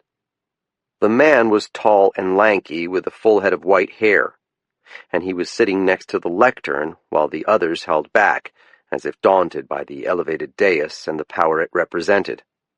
As a retired minister, Kathy's father would feel no timidity in approaching God. I was surprised to find myself genuflecting before the lectern. My mother's Catholicism had deep roots. The old man had his head bowed and his hands clasped. I couldn't get a good look at him, but he must have sensed that I was watching him. When he raised his eyes, I saw an older version of Kurt Eklund's face, but one free of the ravages of alcohol. "Pardon me," I said in a whisper. "Are you Kathy Frost's father?" "I am." "You don't know me, Reverend, but I am a friend of your daughter's. My name is Mike Bowditch." He straightened his shoulders as if they had been hunched so long that the muscles had cramped. "I know who you are, Mr. Bowditch. Kathy has told us about you." He extended his liver-spotted hand to me. His grip was strong for a man in his 80s. "I also know what you did for my daughter the night she was shot. Alice and I owe you a debt we can never repay." I glanced behind me, wondering whether I'd missed seeing his wife when I entered the chapel. "Alice is resting," he explained. "There's something I'd like to speak with you about, Reverend," I said in a hushed tone. "Eric." He stood up, using the top of the next chair for assistance. "Let's talk outside." I watched him push open the chapel door with his long arms. As he did, the commotion from the hospital flooded into the quiet room the way water rushes through a crack in a dam. A praying woman, clutching rosary beads between her thumbs, looked at us with an annoyed expression. Eric Eklund pointed a knobby finger at the big window that faced the courtyard. "Would you mind? I could use some fresh air." The courtyard was a well-kept green space with beds of multicolored tulips and concrete sidewalks designed with wheelchairs and walkers in mind. A red-eyed vireo was singing from the branches of a cherry tree whose blossoms had mostly fallen and lay scattered like unmelted snowflakes on the newly cut grass. The old man reached into his back pocket and removed a farmer's bandana, which he opened and spread on the nearest bench. The seat was damp from the fog and rain that had bedeviled the state for the past week. I didn't see what difference a handkerchief would make in keeping his backside dry, but lacking one of my own, I had no choice but to settle down beside him on the wet cedar.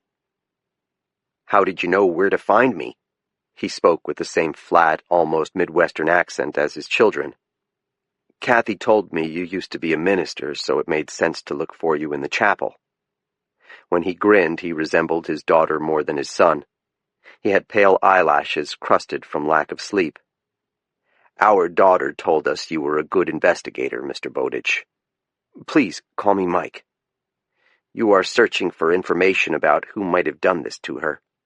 "How did you know?" "Because you are a good investigator," he said. "I have no special insights. Kathy spoke with us on the phone every Sunday, but she didn't discuss her cases. She's dealt with many dangerous men over the years, some she sent to prison. There are many who might wish to do her harm." "Did she mention the death threats she received after the incident involving Jimmy Gammon?" He cleared his throat. "She wouldn't have wanted us to worry. Kathy always felt protective of us, even when she was a little girl." "Did you know that Kurt was living with her?" "Yes, she told us." A breeze rustled the leaves of the cherry tree over our heads. "We couldn't have him in the house anymore. It was too painful for Alice. He was stealing money from her purse, and then her jewelry box went missing. We assumed it was to take to a pawn shop. My son claimed not to know anything about it." "He had gambling debts," I said. "Our phone would sometimes ring, and there would be a man on the other end asking for him. Kurt would pretend not to be home. He seemed frightened." "He never mentioned the name of someone he owed money to, someone who might have wanted to hurt him?" "You have to understand that my son is an alcoholic," Eric Eklund said. "He lies about so many things. Alice and I stopped trying to determine what was true and false a long time ago. We did our best to love him, but it was hard when he hated himself so much." The man had a calmness about him that made me feel as if I'd known him forever. "He told me that he didn't want to see Kathy because of all the bad luck he's had in his life. It was like he was carrying around an infection and was afraid she might catch it." "Did he tell you the story of how he was wounded?" "No." "He told us he was injured by a mortar," Eric said. "Alice and I flew with Kathy to Fort Knox to visit him when he was in the hospital there.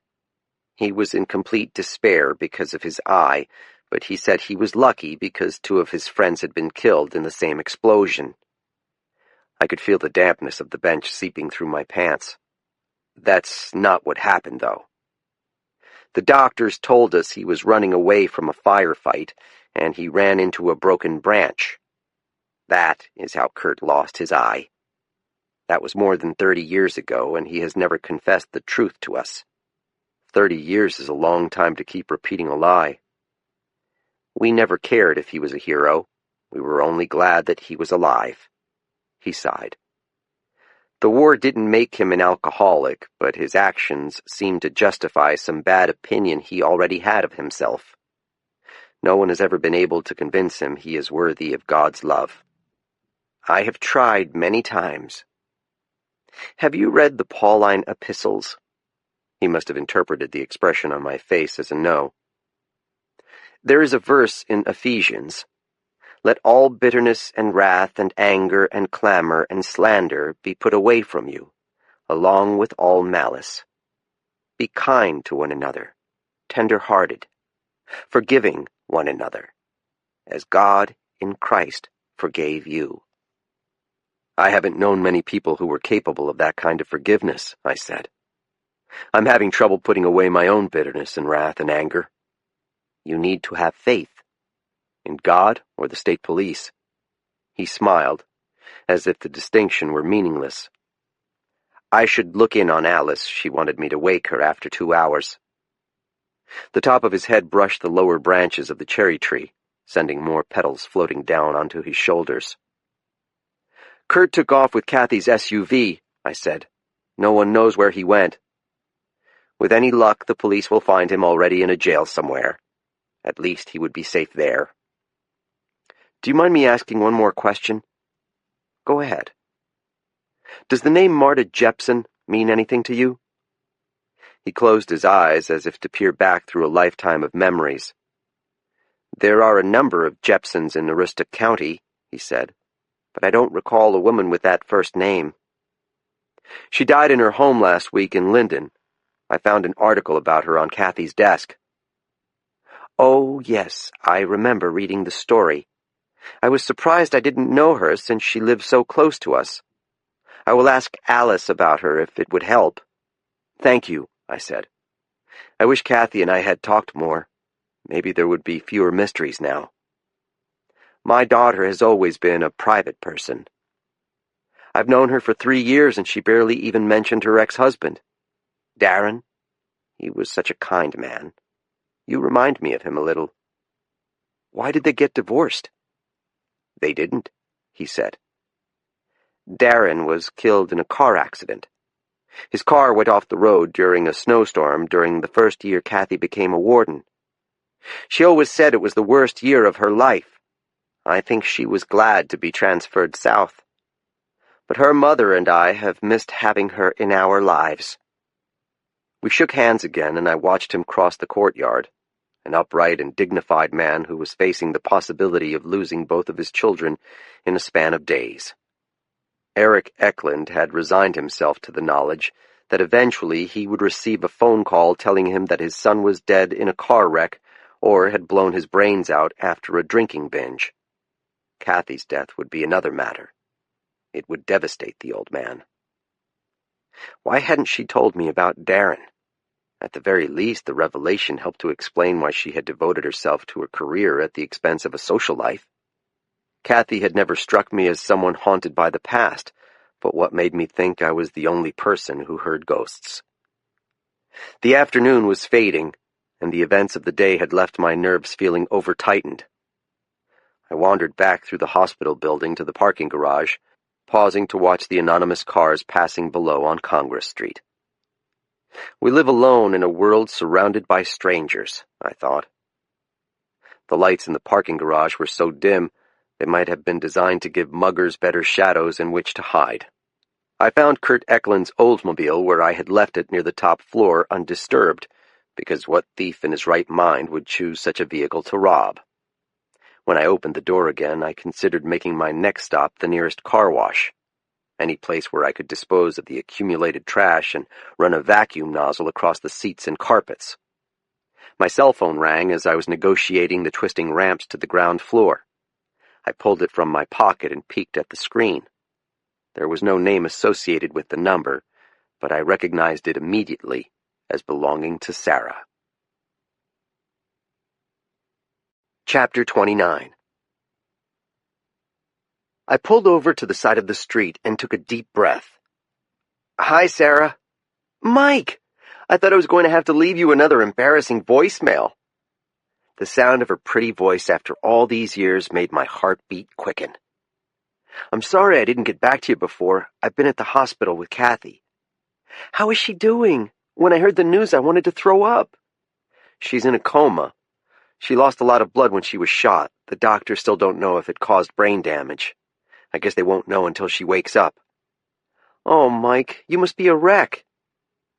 It's easier when I'm the one in the hospital bed and not someone I care about.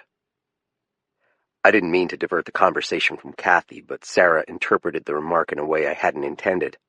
I was so sorry to hear about your mom. Did you get my card? I hadn't followed up any of the condolences I had received. Social niceties had never been my strong suit, as Sarah knew better than anyone. Thank you, yes. I haven't been back down here since she died. Wait a minute, she said. Are you in Portland? I just left the hospital. I'm parked on Congress Street. I'm downtown too. Maddie told me you were living here. Are you free? Do you want to get together? She didn't mean free in the sense of having no romantic attachments, but that was where my mind immediately went. I had abandoned my sentimental ideas about Sarah Harris a long time ago, but the thought of seeing her again intrigued me, and it wasn't as if Stacy cared what I did, text or no text. Sure. Can you meet me for a drink? I'd love to catch up. I had expected she would invite me to her office at the charter school.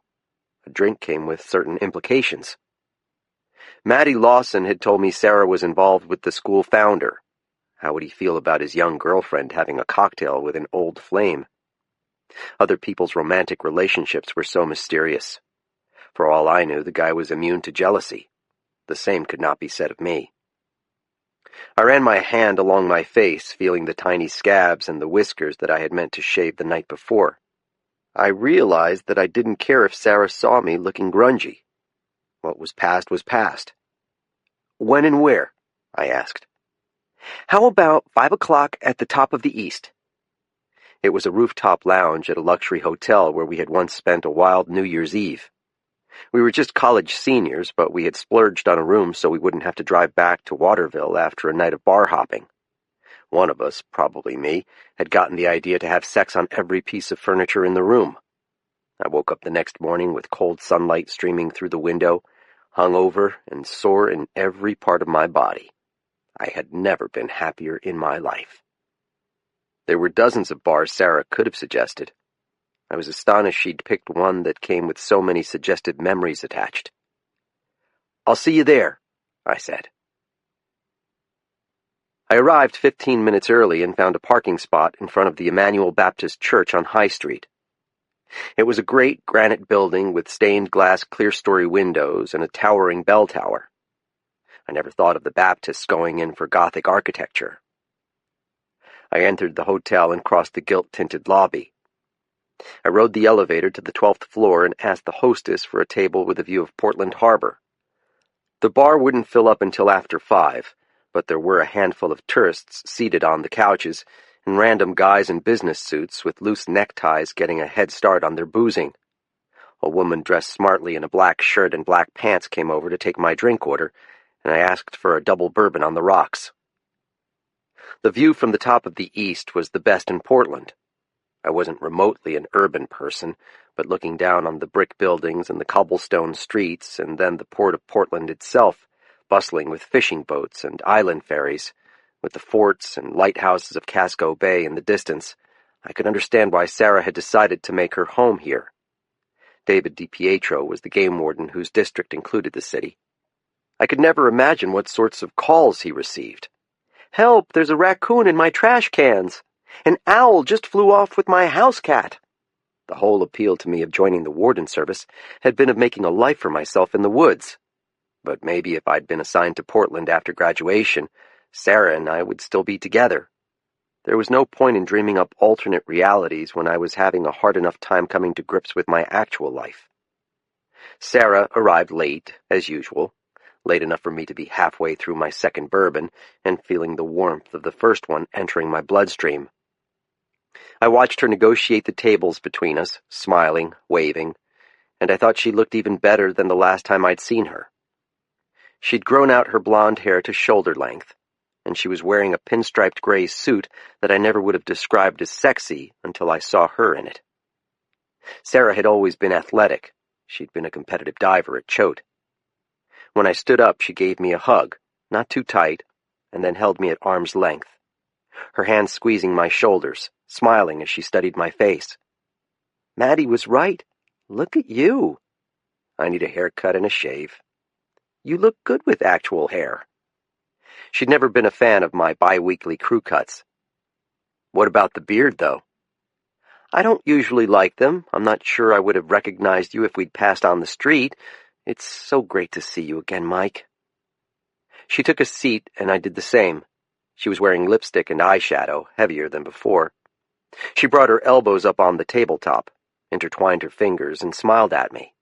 I didn't notice a ring. You look beautiful, by the way, I said. Even with long hair? I thought you liked it short. I think we had plenty of misconceptions about each other. She let her gaze turn toward the window and the cityscape below. I'm not sure what made me think of meeting you here. We had a nice time in this hotel. She glanced back at me with one corner of her mouth turned up. Nice isn't the word I'd use. It was room 227, I seem to remember. The server reappeared and Sarah asked for a dark and stormy, a cocktail she never used to order. She was looking at me with wide blue eyes, as if I were a strange new creature she had never encountered before. Your beard makes you look like your father, she said. People keep telling me, I said. He was a good-looking guy for someone his age. What happened to your face, though? I was shot the same night as Kathy. Wait, you were there? The guy blew out my windshield as I was driving up to her house. The skin tightened above her eyebrows. I thought you weren't a warden anymore. I was just visiting. She leaned across the table, giving me a whiff of her perfume, which smelled expensive. Are you allowed to tell me what happened? I can do whatever I want now, I said with a smile. I'm a civilian. I still can't believe you quit the warden's service. Never in a million years would I have imagined that happening. People change, I said. That's no explanation. The waitress returned with Sarah's drink and asked if I wanted another Jack Daniels. I was tempted. Something about being with Sarah again in this place made me want to let myself go. But I passed. I had a long drive back to Appleton. I thought I had gotten away with not answering Sarah's question, but as soon as the server left the table, she returned to the topic. What happened to you, Mike? On the one hand, you seem like the same guy I lived with in Sennebec, and yet you're totally different, too. It's just the beard. It makes me appear older and wiser than I really am. That's what I mean, she said, tapping my chest with her painted fingernail. Where did that guy come from? Which guy? The funny one. I was always funny. Trust me, she said. You weren't. Look, it's okay if you don't want to talk about it. I threw back my head and laughed. What? She asked, genuinely perplexed. You're not going to stop asking me questions until your curiosity is satisfied. That's one thing that hasn't changed about you, Sarah. I always thought we were mutually curious, she said, with a sly grin. It was something we had in common.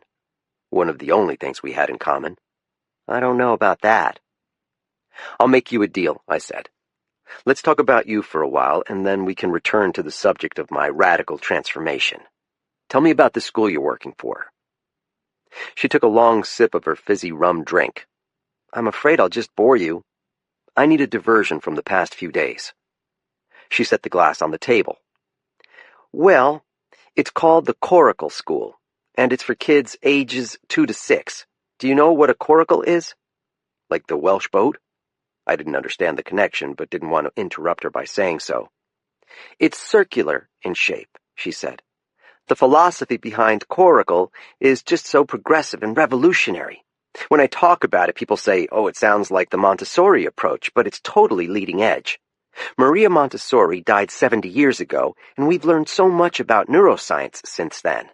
The Coracle curriculum comes out of proven discoveries in how a child's brain develops. I mean, we know now that 3-year-olds become more interested in structured activities. She had been speaking faster and faster. Suddenly she caught herself. I just realized I was giving you my fundraising pitch. It's the curse of being a development director. Tell me about the man you work for, then, I said. She flared her nostrils. Maddie told you about John? She said you were involved. It's complicated, she said. John is a genius. He's literally the smartest human being I've ever met. He's so charismatic and kind and wise. When you talk to him, it's like there's no one else in the room. He just has this magnetism about him. I drained my glass. How old is he? A shadow fell across her face. That's a rude question. I thought you were genuinely interested in my work. I haven't asked who you're seeing now. I apologize, I said. I guess it proves I'm not as grown up as my beard. The waitress must have been watching us closely. When she noticed me finish my drink, she came back to see if I wanted another now. I said no, but Sarah did something that surprised me. She downed the remainder of her dark and stormy in one big gulp and ordered a second cocktail. Wow, I said. It's been a long week. She began absently fiddling with the top button of her blouse, buttoning and unbuttoning it. So, who are you seeing? At the moment, I am single, I said. There's got to be someone. In my mind's eye, I saw Stacy's face, but it was the laughing, blueberry-lipped version I had seen in my dream, not the real person, just a figment of my imagination. The dating options in Washington County are not what you'd call optimal. Maddie said there was a woman at the lodge that you were staring at all night? That's just someone I know from the department. She's a wildlife biologist. The waitress returned with the dark and stormy. She set a bowl of miniature pretzels between us and then departed. Once again, Sarah took a serious pull from the cocktail glass. You might want to slow down, I said. Listen to you, she said. The voice of moderation. You really have changed. I live in the West End, so you don't need to worry about me driving. Maddie said that you and this woman got into a pretty passionate argument at one point. I couldn't stop myself from laughing. Maddie thought Stacy and I were involved because we were arguing? You and I used to argue. I'm not dating Stacy Stevens, I said, trying to sound insistent. She gripped the glass by the bottom and had it halfway to her mouth. Her hand hovered in midair. This woman is Charlie and Aura's daughter? Sarah and I had been living together when I first met the Stevenses, and she knew what a mentor Charlie had been to me as a rookie warden.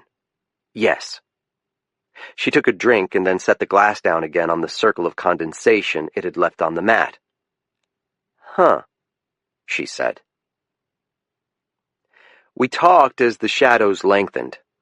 The setting sun turned the western sides of the buildings below us to gold. Across the mouth of the harbor, the lighthouses began to wink on, one after the other. Bug Light, then Spring Point Ledge Light, and finally Portland Headlight. Commissioned by George Washington himself at the far entrance to Casco Bay. Sarah's mood was erratic. She pulled information out of me about Jimmy Gammon's death, and then the night Kathy was shot. She listened with tears in her eyes. After a while, I returned to the subject of the Coracle School in an attempt to show her that I was genuinely interested in her new life. I also wanted to dodge the many questions she still had about my decision to leave the warden service. Her spirits rebounded, assisted by a third cocktail. I didn't stop her from ordering, but probably should have, and she began to speak with animation about the exciting work she was doing, how she could see positive changes in the kids from week to week, and that her belief in the school's mission and practices made her even more passionate about raising money to support it. She referred to the school founder, John Hogarth, repeatedly, but always in terms of admiration and awe rather than affection. If I hadn't known from Maddie that they were a couple, I might have mistaken their relationship as platonic, a father figure mentoring an enthusiastic young believer. I'd met charismatic older men who used their wisdom to charm impressionable women into bed. Even though I wanted to wish Sarah the best, I found myself instinctively distrusting this man, Hogarth. I'm glad you found such meaningful work, I said, trying to conceal my misgivings. It was always so important for you to have a sense of purpose. You too, she said. Are you missing it? The job, I mean? It's not the worst thing to wander in the wilderness for a while. She reached across the table and touched the injured side of my face. You seem so lost, Mike. It's a bad time is all. I wish there was something I could do for you. The suggestion wasn't so subtle that I missed it, and I couldn't deny that I still desired her. She was the most gorgeous woman I'd ever been with, but I could hear the alcohol in her voice. I removed her hand and gave it a squeeze. You and I had our time together. I'll always be grateful for that. She lowered her chin and looked up at me through her lashes. You've always been so damned chivalrous. I'd forgotten how sexy it is. You're mistaking cluelessness for chivalry. There's a reason I'm not seeing anyone. She stared steadily into my eyes for a long time. Can you excuse me for a few minutes? Sure. I watched her beautiful backside as she crossed the room, feeling less like a noble knight than a self-flagellating monk. What had I just passed up? And for what reason? I let my gaze wander back to the window. A flock of herring gulls was gathered on one of the rooftops below, lined up along the edge, looking down expectantly at the street. Among them was a great black-backed gull. It was the largest species of gull in the world and a natural bully.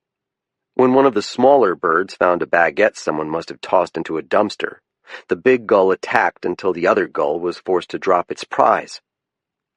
The natural world had always been so much easier for me to comprehend than my fellow human beings. Amid all the bricks and concrete, the crowds and the cars, I found comfort in watching gulls, knowing I could understand their motivations. The great black-backed gull acted with aggression because it was hungry and because it was large enough to take what it wanted. There were no hidden reasons for its behavior. If only people were so easy to decipher. Sarah was gone for 10 minutes. I was beginning to wonder if she'd walked out on me for some unknowable reason when my phone rang. Hello?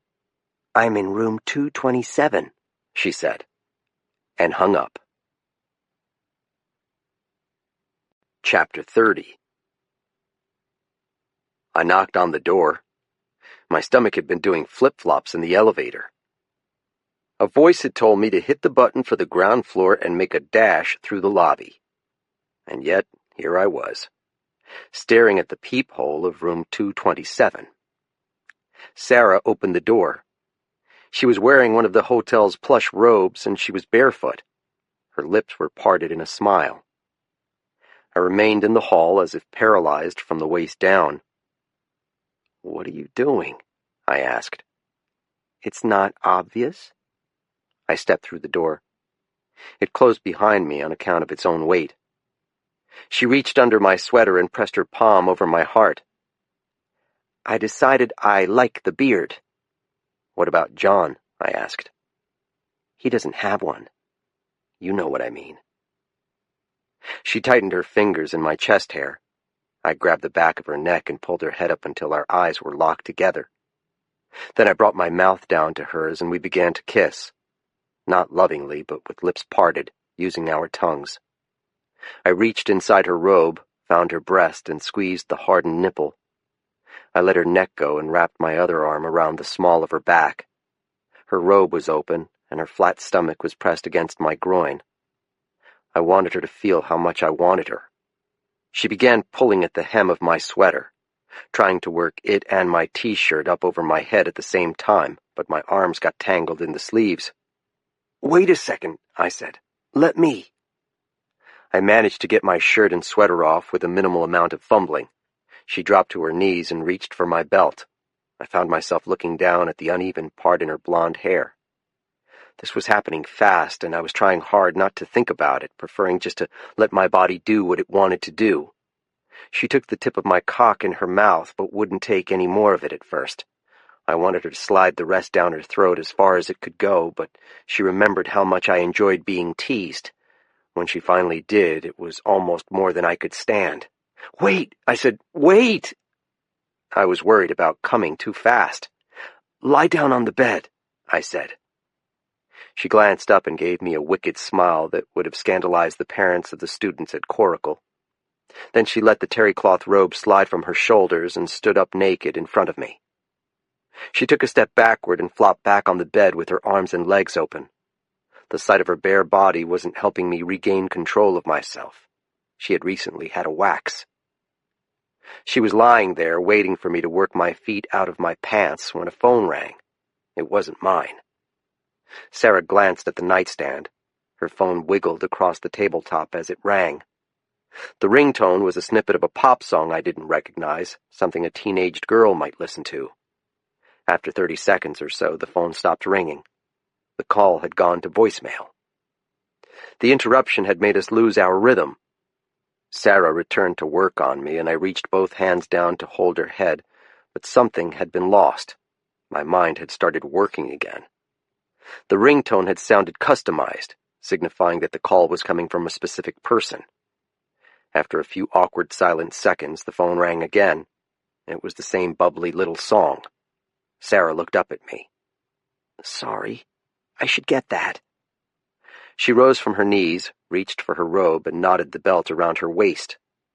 I stood awkwardly in place. My pants were down around my knees. "Hi, Abby," Sarah said. "What's going on? Is everything okay?" I could perceive a high-pitched female voice coming through the receiver, but couldn't make out the words. Sarah saw me watching and turned away. "Why were you using the washing machine?" she asked. She waited for an answer. I bent over and pulled up my pants. A guilty feeling had come over me that I was being unfaithful to Stacy. A ridiculous notion because we had never been romantic. But emotions are not reasonable. They simply are what they are. "It's probably just the circuit breaker," Sarah said in a motherly tone of voice. "The circuit breaker goes off when you have too many appliances running at the same time. All you need to do is reset the switch. There's a panel in the basement near the furnace." She was speaking with John Hogarth's daughter, I realized. Sarah hadn't mentioned anything about where she was living or with whom, but I saw the situation clearly in my head. "No, you didn't actually break anything," Sarah told the girl. "It's just a name for the electrical box." In the bar, I had intuited her lack of fulfillment. Whatever her relationship was with Hogarth, it wasn't a romance. I had formed a negative image of the man as a late middle-aged Svengali, and the stereotype had allowed me to shove my conscience aside for a few minutes. Sarah walked toward the opposite end of the room, trying to explain to Abby Hogarth how to reset the switch on the circuit breaker. There was a faint chill in the hotel room, as if the heat hadn't been on before she rented it. I retrieved my t-shirt and sweater from the floor. I knew nothing about Sarah's relationship with John Hogarth. I only knew that I didn't want to be complicit in someone else's betrayal. As the son of a man who had wrecked more than a few marriages, I could say that much about myself. Sarah kept her back to me until she was finished with the call. She seemed surprised to find me fully dressed again. "That was awkward," she said. "Was it his daughter? How did you—" She clutched her robe around her throat. "Her name is Abigail. She's 12. I dug my hands into my pockets. "I can't do this." "Because of Abby?" "I heard the way you talked to her," I said. "It's like you're her big sister. You're part of her life." "It doesn't have anything to do with the way I feel about you. I wish you wouldn't judge me without hearing my side of things." "I'm not judging you." "If you leave like this, it's the same thing as judging me." I removed my wallet from my pocket. "I'll pay for the room." "That just makes it worse and makes me feel like a prostitute." She plopped down on the bed and leaned her head forward so her hair was covering her face. "Are you seriously going to run off?" "Do you want to talk about what's going on between you and John?" She shook her head. "No. Fine. Leave." "I'll stay if you do." "How chivalrous of you." She glanced up, her eyes flashed with anger. "You're right. This was a mistake. I had too much to drink. I don't know what I was thinking." "You weren't thinking," I said. "Neither of us was." "Don't be so sure about that." She gathered up her clothes and went into the bathroom. I hung around to say goodbye until it became obvious that she wasn't coming out until I left. So, that is what I did. It hadn't been my intention to make Sarah feel ashamed of herself. I only knew that I had needed to stop myself before I had a reason to regret my actions. I had so much practice in my life doing the wrong things, I hadn't realized I could feel just as lousy when I did something right for a change. The traffic was heavy leaving Portland, and there was night construction along Route 1 that forced me to stop periodically. I had given in to temptation with Sarah because I was lonely and because things had ended badly with us the first time. Like everyone, I fantasized about rewriting my past. To have had sex with her one more time, after she'd been the one to reject me and the family I'd hoped to have with her, would have recast our relationship in terms that made me feel less self-pitying. But mostly I'd been acting out of a pent-up frustration with the wayward man I'd become. I can do whatever I want now, I had told Sarah. I'm a civilian. In fact, I had never felt more powerless. The moon had climbed above the Camden Hills and was lighting up the eastern slopes of the Blueberry Barrens when I turned off the Ridge Road and began my cautious approach to Kathy's house. The windows were all dark, and I didn't see the Xterra parked among the assorted boats and motorized vehicles.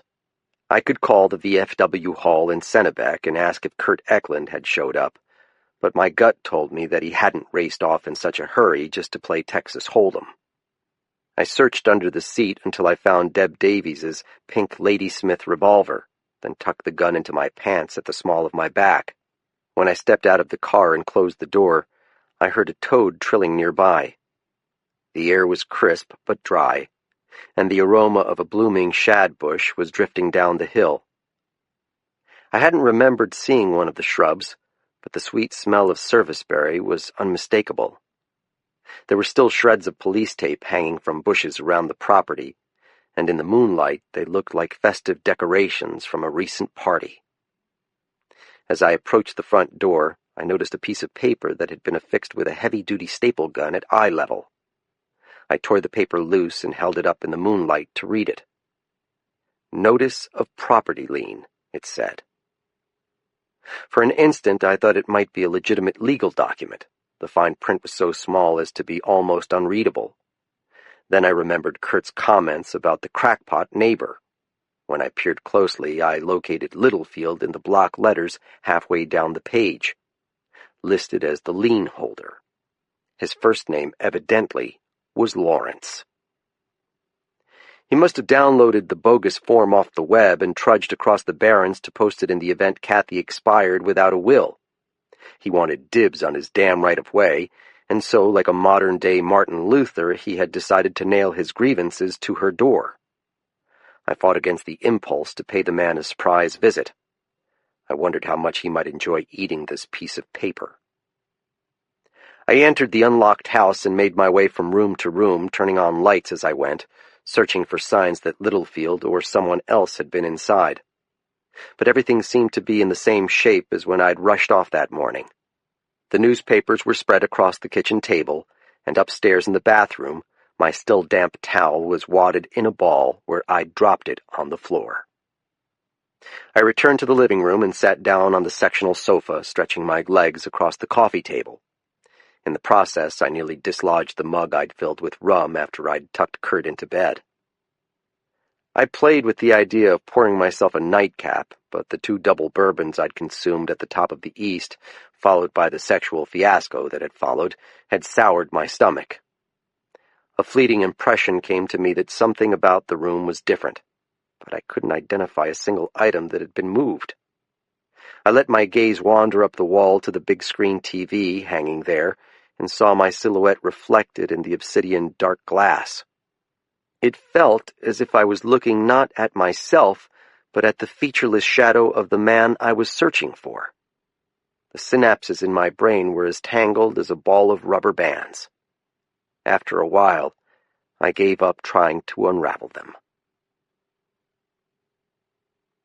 Chapter 31. Stacy's father Charlie had once told me, "Don't mistake action for progress." But I had reached the emotional state where the distinction no longer mattered. I needed to take action even if it led nowhere. The next morning I took a quick look around the house, but Kurt had not returned during the night. I took a hot shower and dug out the last clean underwear and socks I had from my duffel. When I left the bathroom, I found a voicemail on my phone from Jeff Jordan at Weatherby's, telling me he had a fishing party arriving the next day and to call him back if I wanted the guiding job. I deleted the message. Instead, I sat down at Kathy's desk and opened the binder that listed the names, home addresses, and phone and page numbers of every game warden in the state. I flipped through until I found Danielle Tate's information. She lived 20 minutes south of Appleton, in the old German township of Waldoboro. I tucked Deb Davies's revolver into the back of my pants and set off. The weather seemed to have taken a decided turn for the better. The sun was bright and the sky was the cornflower blue you expect to see in Maine during the last weeks of May. I drove with the back windows of the Cutlass rolled down, letting the breeze dry my wet hair. I passed an old man on a John Deere tractor. He was mowing an overgrown lawn he'd been unable to tend during the many days of rain. He waved at me as if we were old friends. The pleasant smell of freshly cut grass drifted to my nose as I rounded the curve. Danny Tate lived in a smallish modular home in a clearing in the trees along the Friendship Road. The property looked as if a team of professional landscapers had recently visited. There wasn't a single weed sprouting from the tulip beds. The black patrol truck and the silver Toyota Tacoma parked side by side in the drive had both recently been washed and waxed. The woman was a neat freak. I parked Eklund's beater on the side of the road. I made a bet with myself how quickly Tate would slam the door in my face. 30 seconds, I decided. The doorbell glowed orange. I heard electronic chimes, followed by quick footsteps descending a staircase. I waited with my hands plunged deep into my pockets and a dopey smile on my face. I wanted to appear clueless enough that she would at least open the door when she saw me through the spy hole. The door opened, but she held her sturdy arm across the opening to bar me from entering. She had been exercising when I had arrived. Her compression t-shirt was drenched with sweat, and her forehead and cheeks were pink and glistening. She was barefoot, and her feet were raw-looking. She had been practicing her martial arts, I concluded. Her expression was openly hostile. "How did you know where I live?" "Warden service roster." "So what do you want?" "I thought I might buy you breakfast," I said, never once dropping the grin I'd put on for her benefit. "You've got to be joking." "Come on, it's healthier than smoking a peace pipe." She started to close the door. "Thanks, but no thanks." I stuck my bean boot into the crack and nearly got my metatarsals crushed. She yanked the door wide. "What the fuck, Bowditch?" "Kathy would want us to be friends." "Not gonna happen." "She wouldn't want us to hate each other, at least." She narrowed her eyes. "You're serious about this? You drove all the way out here to buy me an Egg McMuffin?" "I was thinking more like a bowl of oatmeal at the Square Deal. You strike me as an oatmeal person." She hung in the doorway, studying me with the same open suspicion with which she probably approached every hunter or fisherman she met in the field. Her facial features weren't unattractive. It was her attitude that made her appear so mean and unapproachable. "If this is some lame ploy to get information out of me, I swear to God I'm going to punch you in the heart." "Duly noted," I said. Without another word, she closed the door, leaving me standing on a welcome mat that was the dictionary definition of false advertising. I wandered back across the road, leaned against the side of the Cutlass, and raised my face to the sun. A wave of excited magnolia warblers had descended into the crabapple trees behind me. A soft hum at my feet made me look down. A low-flying bumblebee was scouting for a mouse hole in which to nest. I wasn't sure if Tate would accept my invitation or not, but after 5 minutes she emerged from the house, having taken the world's fastest shower.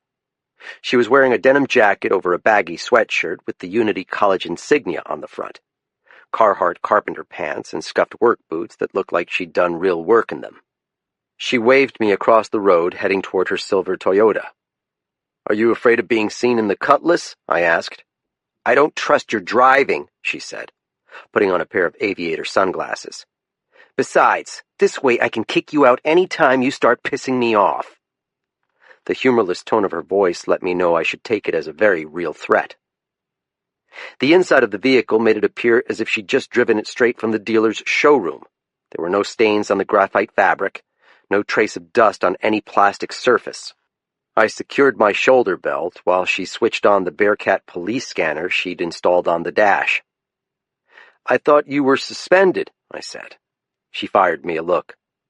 "I still want to know what's going on." She backed out of the driveway quickly, but with the expertise of a professional race car driver.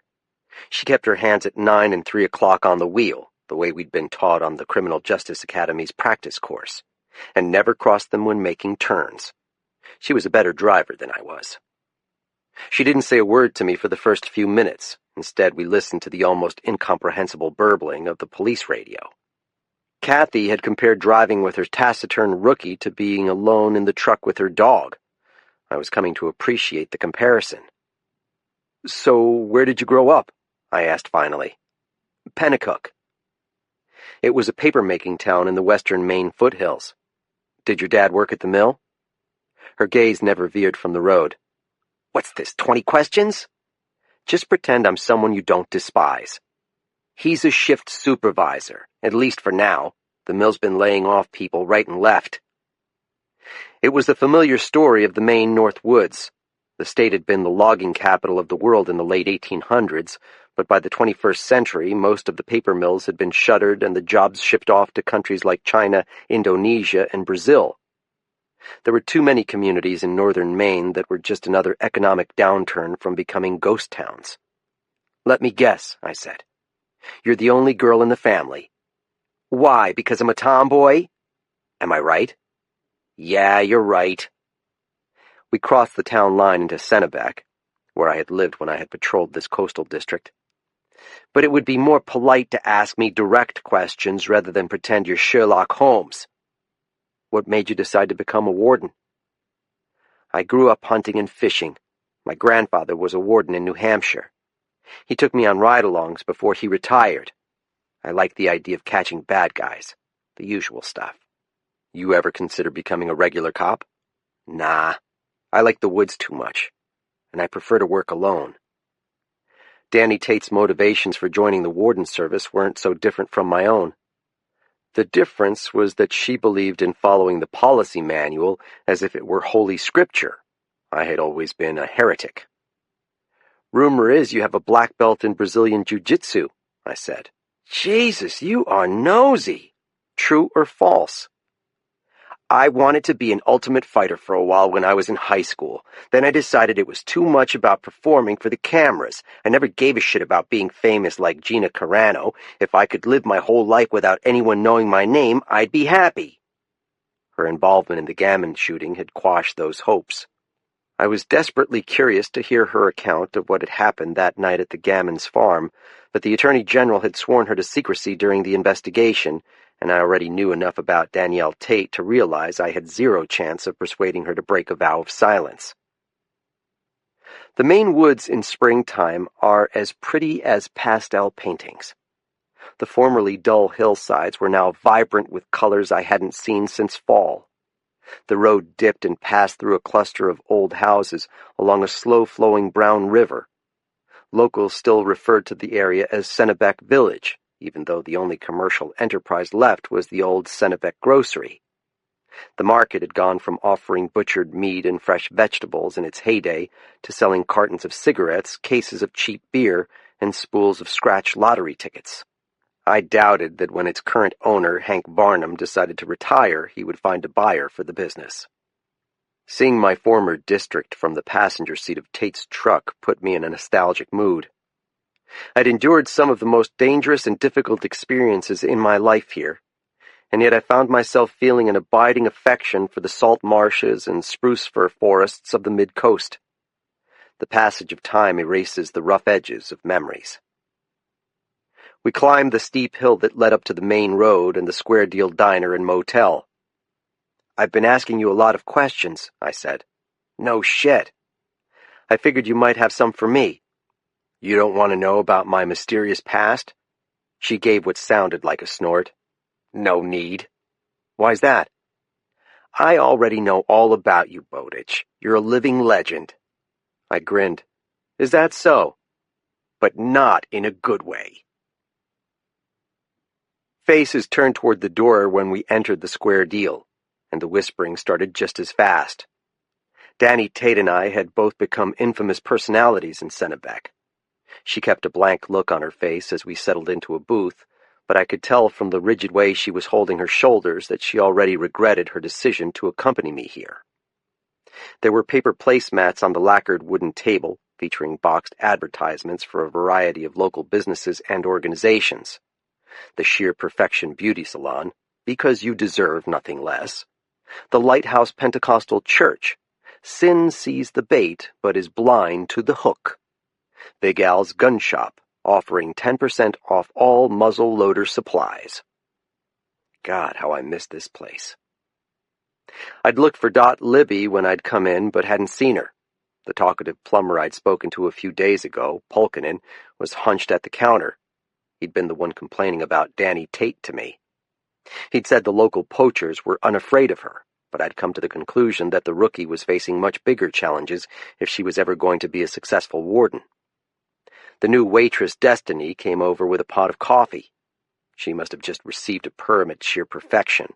Her hair was twisted into ringlets tighter than any I'd ever seen on a poodle. She filled our coffee cups without asking. "How are you two doing today?" "Fine," said Tate. "I'll have oatmeal." "You want any raisins or brown sugar on top?" "No." "I'll have a molasses donut," I said. "Healthy choice," said Danny Tate. I leaned back against the creaking booth and spread my arms along the top. My body is a temple. She kept her mouth clamped shut as she surveyed the room. So she seemed to have no lips at all. She made fierce eye contact with every person who tried to sneak a peek at our booth. The woman might have been antisocial, but she was hardly a shrinking violet. "Can I give you some advice?" I said. "This is going to be good." "Stop trying to intimidate everyone you meet. Giving people the stink eye won't make them afraid of you. I'm a woman and I'm 5'4". How do you expect me to intimidate anybody?" "By knowing their secrets." "The arrogant asshole returns," she said. "It's not arrogance," I said. "It's experience. You need to talk to people if you're going to be an effective warden. Cultivate a few informants. There are dozens of feuds going on around here, neighbors who hate their neighbors, and they'll happily rat each other out if they trust you with their secrets." She made a penciling motion with her empty hand on the placemat. "Should I be taking notes?" "There's an old woman named Retha G. who lives with her clan on Maple Grove Cove," I said. "She has something like 20 teenaged grandkids. The boys all have rap sheets, and the girls are all dating guys with rap sheets. You should pay Retha a visit someday, and give her some deer meat as a bribe." "I know who Retha G. is. She's basically the matriarch of a heroin-dealing organization." "She's also a useful informant. If you're nice to her, she'll call you with incriminating evidence you can use to make a bust. It's how she gets rid of her enemies." "You don't have a problem doing business with someone like her?" "Not if I bust some bad guys along the way." She threw her elbows on the table and tried the alpha dog thing with me, staring hard into my eyes. "You know what?" she said. "I do have a question about your mysterious past." Her irises were the color of shale fragments, I decided. The woman was made entirely of stone. "Fire away." "If you were such a kick-ass warden, why did you quit?" An answer came out without my being able to stop it. I've been asking myself that question every day.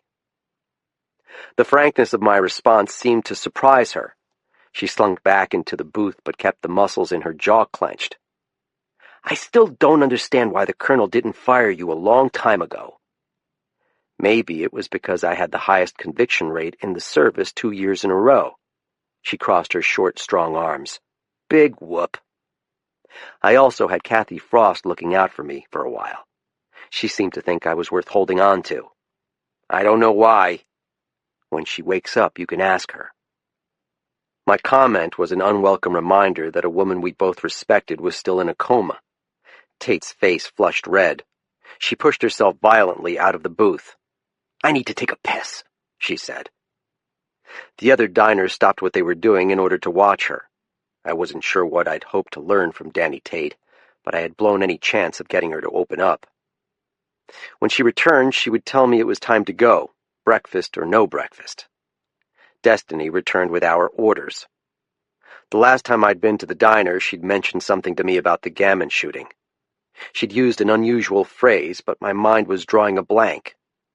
She set the donut down on its little plate in front of me and the bowl of oatmeal on Tate's placemat. She said, "That woman you're with, she's the one who shot that wounded soldier in Camden?"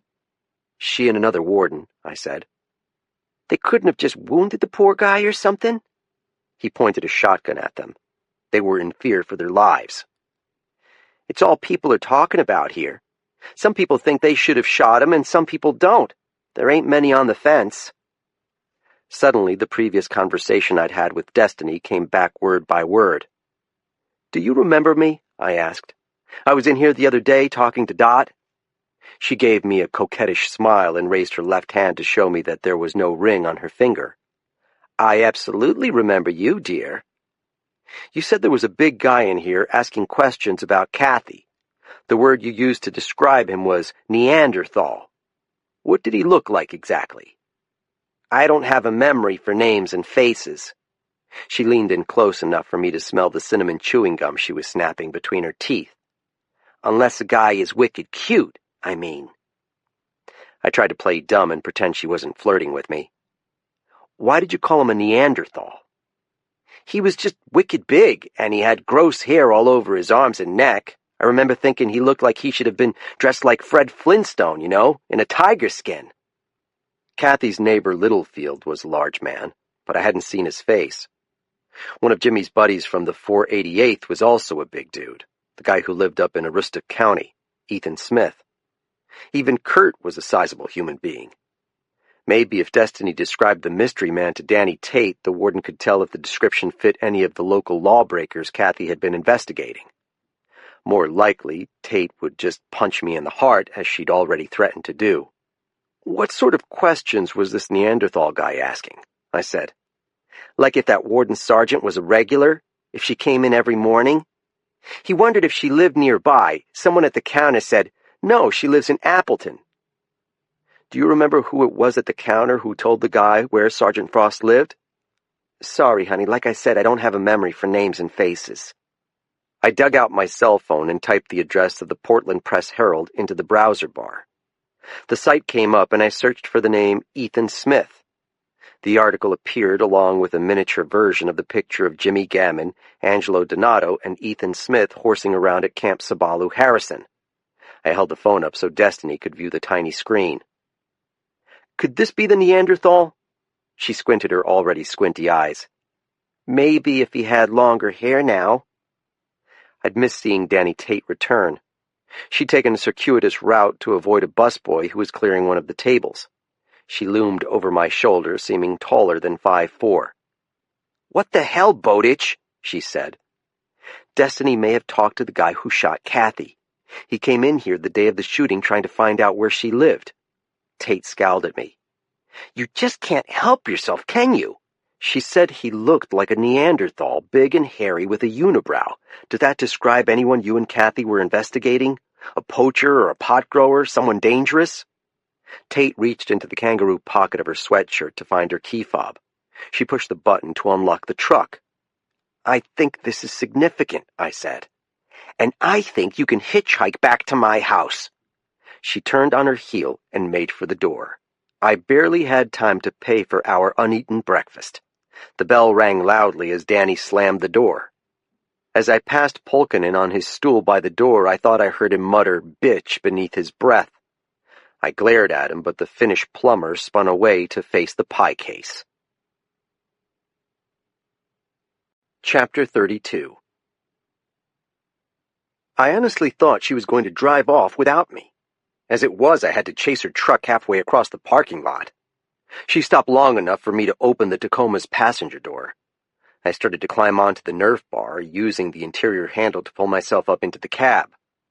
"I'll take you back to your car under one condition," she said. "What is it?" "Don't say a fucking word to me until we get back to my house." I slid silently into the passenger seat and fastened the belt buckle.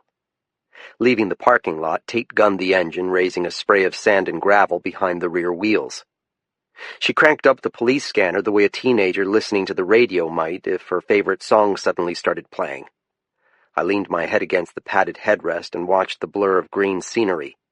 Deb Davies's revolver pressed uncomfortably against my tailbone. I figured that maybe I would drive back to the square deal and ask around at the counter to see if someone else there remembered Destiny's Neanderthal. I could also prod Saktama again.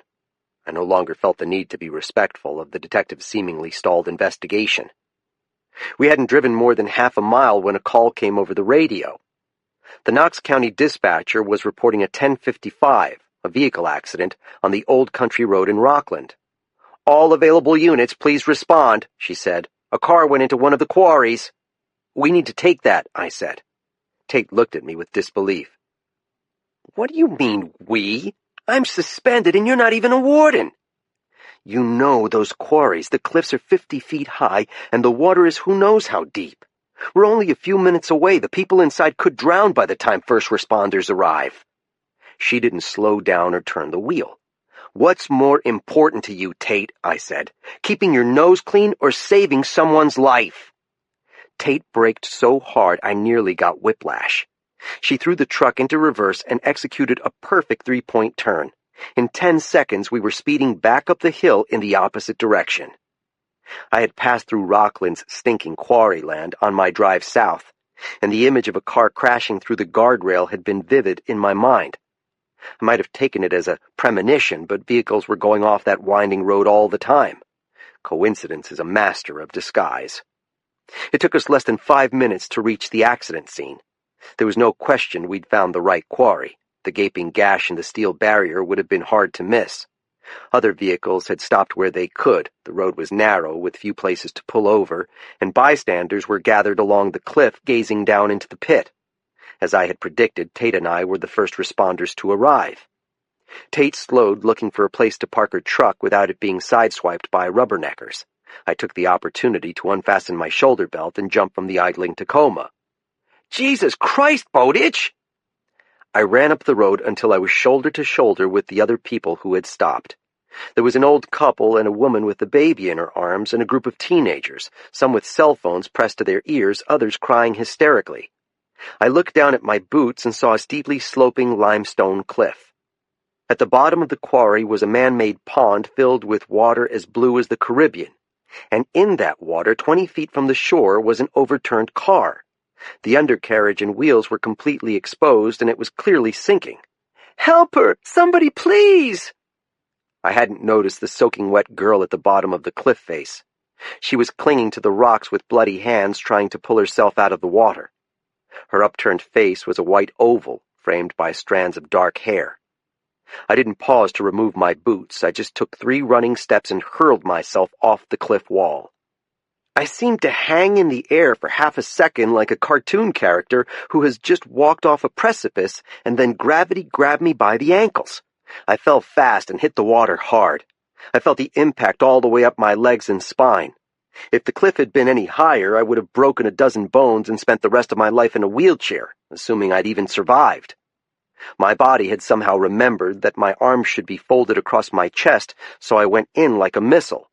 The force of the drop plunged me deep into the aquamarine water. It was much colder than it looked. The shock caused my heart to clench tighter than a fist. I found myself staring up at a blur of blue light which I knew to be the surface, but which seemed to be receding faster and faster. I thrust my arms out to stop my descent and gave 2 powerful kicks. My bean boots weren't heavy enough to pull me down, but they didn't make swimming any easier, especially as my clothes became waterlogged. My head popped up like a fishing bobber. I splashed around, gulping air and trying to get my bearings. My ears were stuffed up, but the injured girl's screams were loud enough to grab my attention. I followed the line from her pointing finger to the roiling rectangle of water where the overturned car was going under. All that remained above the surface were the rear wheels, and they were disappearing fast. I put my face back in the foul-tasting water and began kicking my legs and pulling myself ahead with my arms. I tried to pretend I was back in the lukewarm pool at the Criminal Justice Academy, but my mind wasn't so easily tricked. Someone was in that sinking car, and that person was dying. I reached the frothy spot where the car had been moments ago and ducked my head, squinting into the depths. There was a dark rectangle shape beneath me. I did a half somersault and began swimming for the vehicle. It seemed like I'd never catch up to it, that the car would disappear into a bottomless abyss. But it must have caught on something, an outcropping, a submerged tree, maybe even a junk vehicle someone had pushed over the edge, because it came to rest abruptly. A cloud of gray sediment rose around me. The light was murky. I couldn't see more than a few feet, especially with the billowing mud, but I found the back bumper and was able to pull myself along the vehicle by moving from the exhaust pipe to the rear wheel to the handle of the back door and finally to the driver's window. Inside was a thrashing girl. She was stuck, her body upside down in the seat. I wasn't sure if she was just panicked or unable to release the buckle of her seatbelt. The blobby airbag was pulsating in the water like a cuttlefish that had wrapped its tentacles around her chest.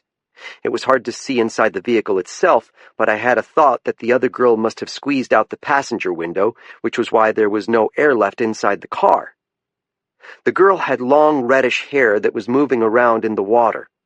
When she saw me, her eyes widened, and she made a yelling motion with her mouth, which only filled her lungs with more water. She reached with both hands for the window, flattening her palms against the glass. I tried the door handle, but it was locked. When I looked at the girl again, her eyelids had begun to flutter. I held onto the side mirror with one hand, feeling a nerve pinch in my brain as my own oxygen supply started to run out. I needed a hammer, something to break the glass. When I'd been a warden, I'd bought myself a special emergency tool designed for that purpose. It was in a box back in Elizabeth Morse's cabin now. I had my pocket jackknife, but it wasn't big enough to use as an awl. What else? Deb Davies's revolver. I reached around my back, worried the gun had fallen out during my jump into the water, but I found the handle pushed down into the ass of my jeans. I drew the revolver out and pressed the barrel against the corner of the window, well clear of the girl. Most people think a gun won't fire underwater, but gunpowder contains its own oxidizer and a bullet casing is waterproof. The slug won't travel far pushing H2O instead of air. I just needed it to crack the glass. When I pulled the trigger, the gun leaped in my hand, stinging it so hard I lost hold of the grip. I saw the pink handle dropping away into the murk and had an impulse to swim after it, then looked up again and saw a hole in the window at which I had been aiming. I punched at the fractured glass and kept punching until blood was streaming from my knuckles. When the hole was large enough, I reached in and tried to unlock the door, but nothing happened, so I kept working at the glass until the opening seemed big enough for me to pull the girl through. She was unconscious when I grabbed her by the shoulders. I braced my knees against the door and pulled. Nothing happened. Her shoulder belt was still fastened. I was running out of air and could feel a panicking sensation rising in my lungs. I fumbled inside the car for the seat belt and located the clasp. I pushed the button with my thumb. To my utter amazement, it sprang free. There was nothing wrong with the belt. She had just been too terrified to remember how to unlatch it. I grabbed the girl by the shoulders again and pulled. This time she came through the window. I hugged her with one arm and used the car for leverage, bracing my foot against it and kicking hard for the surface. I hadn't realized how close I'd come to blacking out until I tasted air. I turned the girl so her face was pointed at the sky and gripped her around the chest. I began doing the backstroke toward the cliff face. My eyes and nose were burning from whatever filth was in that deceptively blue water, and the taste in my mouth was like I'd been sucking on a rotten egg. The shore was closer than I'd expected. I whacked my outstretched arm on a rock as I tried to take one more stroke. I felt two hands close around my wrist. I looked up into Danny Tate's gray eyes and found myself being pulled to the rock where the injured girl was crouched, crying and shivering. "Is she dead?" the girl shrieked. "Oh my God, she's dead!" I didn't have the strength to push the unconscious girl onto the ledge, but Tate was able to get her by the armpits. I held onto the lip of the rock with my bleeding hands while Danny used her back to hoist the teenager onto dry land. The other girl tried to reach for her friend, but Tate shoved her out of the way. She placed the driver on the ledge and began giving her chest compressions. Frothy water gushed from the senseless girl's mouth every time Danny leaned on her chest. I made another effort to push myself onto the ledge, and this time I had the strength. I couldn't have spoken if I'd tried. It It was all I could do to catch my breath. "She wasn't texting," the other girl kept saying. Bright mountain climbing ropes fell down around us. I saw men's boots, legs, and rear ends overhead. Rockland firemen were rappelling toward us. I heard coughing. Danny Tate leaned back on her heels as the driver vomited water from her lungs. I had no idea how Tate had managed to get herself down that cliff, but the front of her sweatshirt and pants were gray with limestone dust. My hands were a bloody mess. When I glanced up again, I found Danny Tate staring at me over the prone body of the coughing girl. "Has anyone ever told you you're fucking insane?" It was the first time I'd ever seen her smile. She actually had very pretty teeth. Chapter 33. An EMT bandaged my hands. Then Tate and I both gave statements to the Rockland police. We watched firemen help both girls into an ambulance that had arrived belatedly at the scene, and then we were free to go. I turned to Tate as she started the engine. "I swallowed about a gallon of that toxic water. I feel like I should have my stomach pumped." "You'll live," she said. "Good job with the rescue breathing. You saved her as much as I did." She should have smiled more often. It made you feel like there was a real person under all that hardness, one who might be worth getting to know. I had poured the water out of my boots and wrung out my socks, and one of the firemen had given me a towel, but I was still soaked to the skin. I turned up the heater, and the dampness my hair gave off caused the passenger window to mist over. "When you jumped in, how did you know you wouldn't land on a rock?" she asked. "I didn't think about it. I just acted. People say I have a reckless streak." "You could have killed yourself." "There are worse ways to go than trying to rescue someone." She fell silent until we reached her house. She idled the truck in the driveway. I reached for the door handle, but she grabbed my wrist. For a small woman with little hands, she had a surprisingly firm grip. "Kathy told me you were involved in 2 use-of-force investigations," she said. "That's right." She let go of my wrist. "Cleared both times?" "Yes." "Did the inquiry panel treat you like you were guilty of negligence when they brought you in for questioning?" "That's just their standard approach," I said. "The process seems more prosecutorial than it is. Jimmy Gammon didn't give you and Kathy any choice when he raised his shotgun. The AG's panel will decide you acted in self-defense." "How can you say we did the right thing? You weren't even there." "I know Kathy. If she says she acted in self-defense, then she did." She brought her fingers to her mouth, and I noticed for the first time that Danny Tate was a nail chewer. "Did she ever talk with you about the first guy she shot?" she asked. "DeCoster?" I settled back against the seat. "Kathy said it was a domestic violence call. I guess the guy had been beating his wife with the buckle end of his belt. When Kathy arrived, he grabbed a butcher's knife from the kitchen and came after her with it." "Nothing else?" "Only that he weighed 300 pounds. "She told me that, too." Kathy had always been closed-mouthed about that particular incident. In general, she didn't tend to spend much time talking about the past, hers or anyone else's, and seemed to grow annoyed whenever I waxed nostalgic in her presence. "What's past is past," she used to say. "Why worry about what you can't change?" To which I'd respond with the maxim of my own. "Just because you're done with the past doesn't mean it's done with you." Danny Tate stopped her nibbling. "She was my age when it happened, right out of warden school." "She probably wanted to reassure you." "I guess so." She turned off the ignition, and I took it as a signal that she considered the conversation to be over. I opened the door and slid out, leaving a wet stain on the newly vacuumed fabric. "Don't be intimidated by the Gammon's money and political connections," I said. Her face hardened again into its less appealing aspect. "That's easy for you to say." She didn't say goodbye, just clicked the automatic garage opener and drove inside. I found myself staring at a closed door and thinking that she might well be right. The review board was unlikely to hang Kathy out to dry, given that she'd been wounded in the line of duty. But you couldn't have asked for a better scapegoat than Danielle Tate. My boots made a squishing sound as I crossed the road to Eklund's car. I needed to change clothes yet again, which meant heading back to Kathy's house and doing some laundry.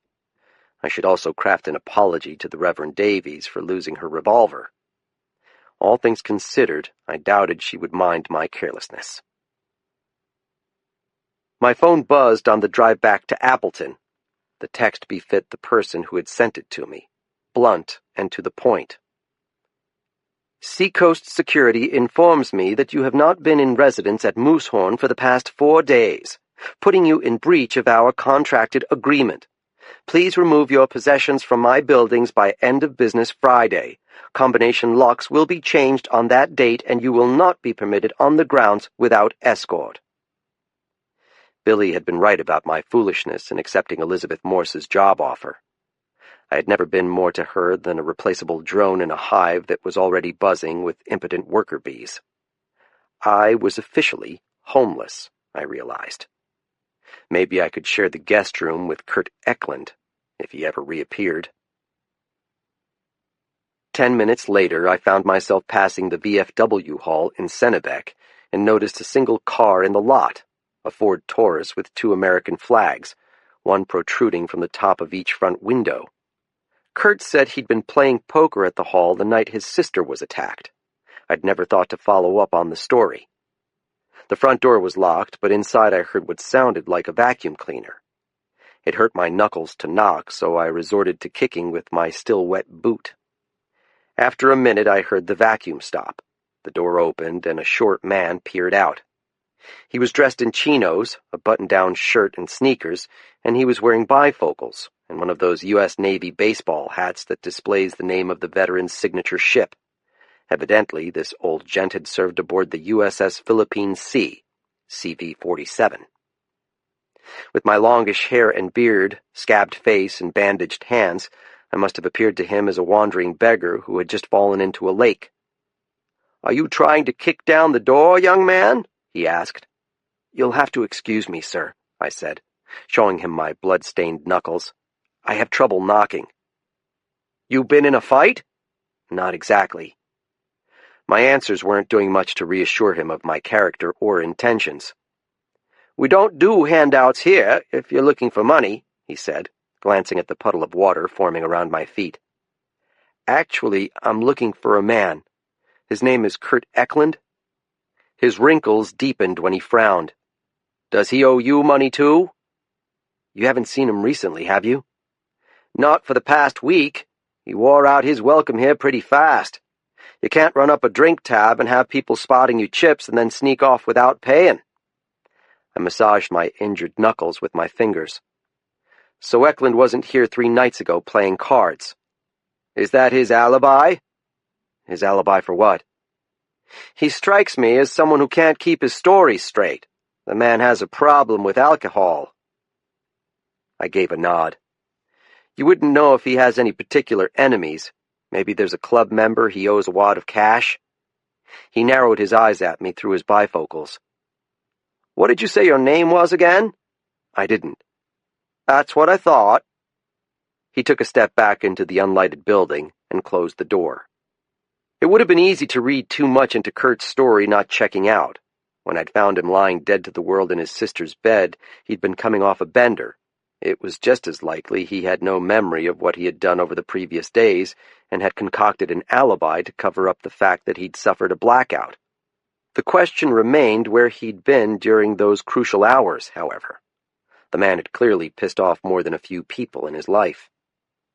My head was aching when I arrived at Kathy's house and noticed that the formerly dented mailbox had been pushed over entirely, and the letters and catalogs lay scattered about the road. Littlefield or some other local vandal had used Kathy's hospitalization as an occasion for mischief. I stopped and picked up the dirty mail. It was just a collection of bills and leaflets, the usual stuff. Except for an unstamped envelope with no address or name other than the word Dyke scrawled on the front. I tore it open. Gammon was an American hero and not some bull dyke who thinks wearing a gun makes her a man when really she's just a scared pussy. I would throw a pillow over your ugly head and toss you down the stairs and whip you up with an electric cord until you start screaming like a bitch. I wouldn't even bother to fuck you first. At least the penmanship was good. The anonymous writer seemed to have missed the news that the object of his hatred had already been attacked by someone using a weapon more lethal than an electrical cord. I tended to forget that most unsigned death threats didn't come from Mensa members. I tucked the letter in my pocket. Kurt still hadn't returned. I took another shower to wash away the filth from the quarry and found a pair of sweatpants, too long in the legs, in the guest bedroom. I stripped off my damp clothes and gathered all the other shirts, pants, and socks I'd dirtied over the past days. While my clothes were washing, I microwaved some chicken and rice dish I found in the freezer. Kathy shopped at health food stores that sold quinoa in plastic bins and had coolers filled with expensive organic vegetables that weren't as bright and leafy as the ones in the supermarkets. She used to drag me into these co-ops at lunchtime. "Better than variety store pizza," she used to say.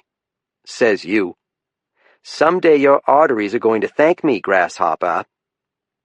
I sat in the living room, leaning over the coffee table, and scarfed down my unknown lunch. I had to admit it was tasty. She'd used a lot of curry to give it some zing. The large-screen television taunted me from the wall. I couldn't figure out how to operate the remote control. After I'd finished eating, I stretched out my bare feet on the sofa, leaned back, and closed my eyes, trying to think. Where had Kurt Eklund gone in such a hurry? Maybe he'd gathered up a few of Kathy's more valuable possessions to pawn. I wouldn't have put it past him. I moved my eyes about the room, looking for empty places on shelves and tables where I could remember having seen some family heirloom. Earlier, I had the impression that the scene had been disturbed. I had the same feeling again, but I couldn't put my finger on what was different about the room. I nearly tripped over one of Pluto's rawhide chews on my way to the kitchen. The house was full of reminders of the dead dog. Rubber balls Kathy had stuffed with peanut butter, soft beds for him to sleep on in just about every room, dried puddles of drool, and hair everywhere. Coonhounds are heavy shedders. I hadn't asked Malcolm what he'd done with Pluto's body. Knowing the Major, he'd probably arranged to stash the cadaver in the state police morgue so Kathy could give the dog a hero's burial. That, of course, was assuming Kathy would recover. The prospect of suffering brain damage had always scared me more than death. What if Kathy awoke and she was no longer Kathy? I found myself empathizing with Lila Gammon. The military had given her back a head-injured person it claimed was Jimmy, but whoever that disfigured man had been, he hadn't behaved like her son. My cell phone was ringing on the coffee table. It was Lieutenant Saktama. "Where are you?" he asked. "Back at Kathy's house. What's going on?" "You wanted me to call you if we found any trace of Kurt Eklund." "So where is he?" "We're not sure. A trooper found Sergeant Frost's Nissan abandoned at a scenic turnout on I-95. It's the rest area at mile 252. The keys were still in the ignition, but there was no sign of Eklund anywhere." Chapter 34. Interstate 95 is Maine's central artery. It runs more than 300 miles from New Hampshire to the Canadian border, east of Holton. Mile 252 was a long ways north of Appleton. Had Kurt Eklund been heading home to Aroostook County when he decided to ditch the vehicle? "Is that the rest area north of Medway?" I asked Saktama. "It's the one with the view of Mount Katahdin." I knew the place. There was a small parking lot on a hillside above the highway where travelers could snap pictures of the tallest and most majestic mountain in Maine. "Was the vehicle unlocked?" I said. "Yes." "Was it out of gas?" "No." "So why did he abandon it?" The detective paused and I heard a phone ring in the background, then a garbled voice. It sounded as if he was in a crowded office. "I was hoping you might have an idea. You were the last person to talk with him, as far as we can tell." Kurt had been drunk and distraught when he'd left Appleton. Somehow he'd managed to travel more than 100 miles through the population centers of central Maine without crashing the SUV or being pulled over. It was a dirty secret among cops that some people, especially those with years of practice, could drive drunk without giving themselves away on the road. "Have you searched the woods nearby?" I asked. "You're thinking suicide?" "He told me he had cirrhosis," I said. "He was definitely acting in a self-destructive manner, or he might have just fallen down a hill while taking a leak." "I'll have the wardens take a look around," he said. "But the trooper said there was no evidence of a crime.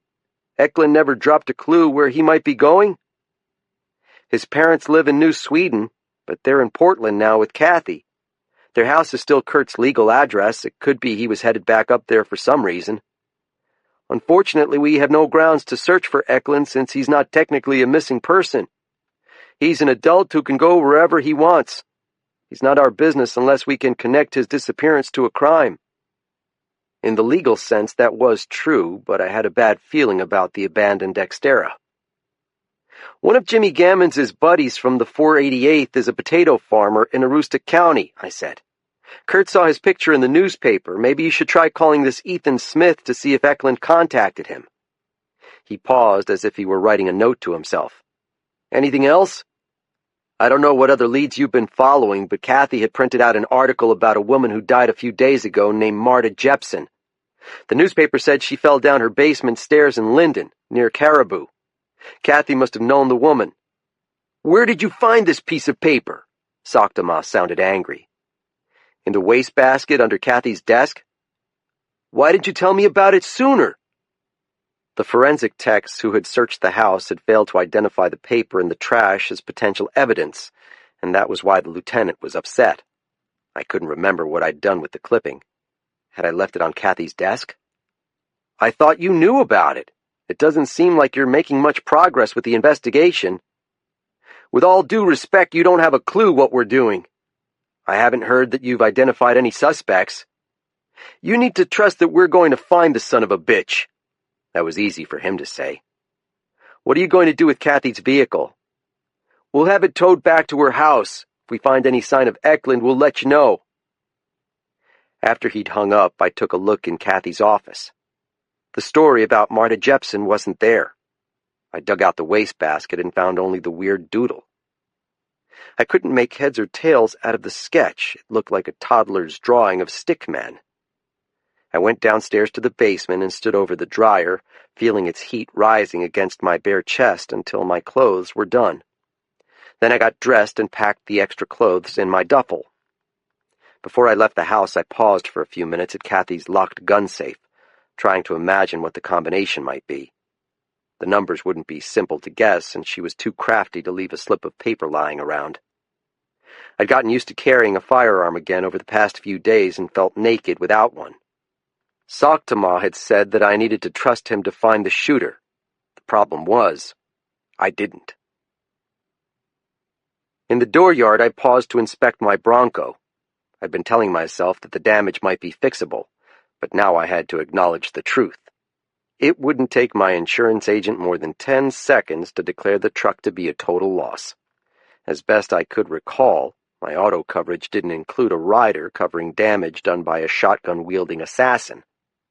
I rooted around the back of the Bronco for anything I might need on my trip. My hiker's tent, portable stove, butane container, wilderness first aid kit, and a hatchet that I'd never thought of using for self-defense. I stopped for gas at the first station I came to. I would need a full tank and a refill to go where I planned on going. It felt strange to be headed north again, but in a different direction from Grand Lake Stream. Ahead of me lay a series of mill pond villages and dairy farms, the pastoral heart of Maine. Eventually, the winding country road would intersect with I-95 south of Bangor, and then it would be a straight shot into the deep woods. The sun doesn't set in May until after 8 p.m., but I had miles to go, and I would need every minute of daylight once I reached the rest area outside Medway. I'd been trying in vain to track down Kurt Eklund. Now I had a place to start looking. Soktama had asked if I considered Kathy's brother to be a suicide risk. The honest answer was that I didn't know. but it seemed unlikely to me that he would have killed himself quietly.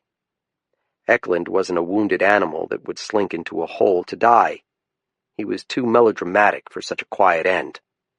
Blow his head off in a public place? Yes. Throw himself off a bridge in front of a speeding truck? Sure. Wander off into the woods to slit his wrists? I didn't think so. If he had left the Xterra with the keys in the ignition and gas in the tank, he had done so for a reason. Given the twisted way his brain worked, the reason might not make any sense on the surface, but I had confidence I could decode whatever clues he might have left behind. The larger question was where he had been going and why. My best ideas usually found me when I wasn't looking for them, so I decided to focus on my driving and the ever-changing scenery outside my window. Maine combines aspects of all the New England states. Portland's affluent suburbs were Connecticut in miniature. The sand beaches of the southern coast were dead ringers for the Rhode Island seashore. The villages clustered along the swift-flowing rivers of central Maine, with their Civil War monuments dedicated to the Union dead, were right out of Norman Rockwell's paintings of western Massachusetts. The open fields where enormous flocks of crows gathered at dusk reminded me of Vermont's green dairy farms. And the massif around Katahdin, which I finally glimpsed after hours on the road, was as snowy as the White Mountains of New Hampshire. Katahdin came into view when I was still miles to the south on Interstate 95, rising higher and higher as I approached, until the highway doglegged to the east and I lost sight of it for a while. I passed the exit to the Golden Road in Baxter State Park and continued north until a blue sign appeared ahead. Scenic view of Mount Katahdin. Open May through October. No facilities. I took a right and climbed a hillside to the lot. The Wabanaki Indians, who had been the inhabitants of this land when the first Europeans bumped their boats against the shore, believed a capricious and vengeful deity lived on the peak of Mount Katahdin. His name was Pamola, and he had the body of a man, the horns of a moose, and the beak and wings of an eagle. Pamola was a violent thunder god who forbade humans from climbing his mountain. He was known to snatch away anyone who dared and imprison them in a place called Alumkik, a cold and windswept hell only slightly more hospitable than Maine's contemporary supermax. The rest area was accessible only via the northbound lane of I-95, so Kurt had been heading north when he stopped here. But there was still gas in the tank. There were several cars and trucks parked at the turnout, their noses facing to the west. The view across an old rail fence of Salmon Lake in the foreground, and then the multiple jagged summits of Katahdin in the distance, was worth stopping for. No police cruisers were to be seen. The cops had come and gone. As promised, the state police had towed away Kathy's Nissan. It was en route back to her house after a short detour to the forensics garage at the state police headquarters in Augusta. The circumstances of the Xterra's abandonment were such that Saktama, even if he wasn't treating Kurt Eklund as a missing person in the legal sense of the word, would be curious enough to want his technicians to have a look inside the vehicle. I climbed out of the Cutlass and felt a stiffness in my limbs that was an after-effect of my morning swim at the quarry. The wind was blowing out of the southwest, carrying warm air across the evergreen forests and up from the electric blue waters of the Salmon River watershed. I took a deep breath and fancied I could actually smell the fish in the lake. After my days in the city, it felt good to be back in the North Woods again. "Excuse me, mister," said a woman behind me. I turned around and saw a tattooed couple in their 20s. "Can you take our picture?" She offered me a smartphone the size of a paperback novel. "Sure." The couple sat atop the rail fence with the mountain behind them. I took their picture with Mount Katahdin gleaming over their shoulders. The woman thanked me. Her boyfriend lit a cigarette and slouched back toward his Camaro. "You didn't see any police cars here when you arrived?" I asked the young woman.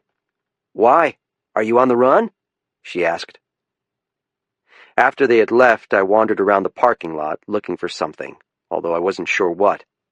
I knelt in the grass and poked a stick in the fine dust under the picnic tables, hoping to turn up the filter end of one of Kurt's Swisher sweets.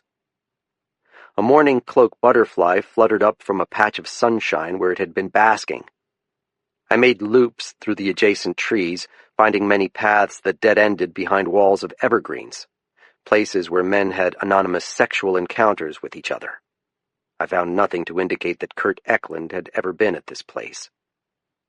Eventually, I found myself back behind the steering wheel of the Cutlass, staring at Katahdin's several peaks. From this vantage, none of the surrounding mountains could be seen. I thought of one of my favorite books from childhood, The Hobbit, and the lonely mountain where lived the dragon Smaug. As a boy enchanted with fantasy novels, I had dreamed of a life full of adventure. As a man, I had learned that placing yourself constantly in life and death situations was a mug's game.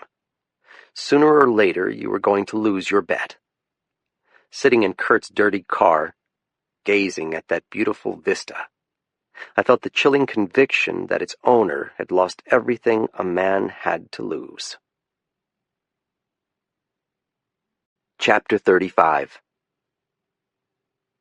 The farther north you go in Maine, the more disoriented you become.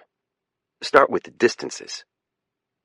Aroostook County, which juts into New Brunswick and Quebec, is the largest county east of the Mississippi, about the size of Connecticut and Rhode Island combined.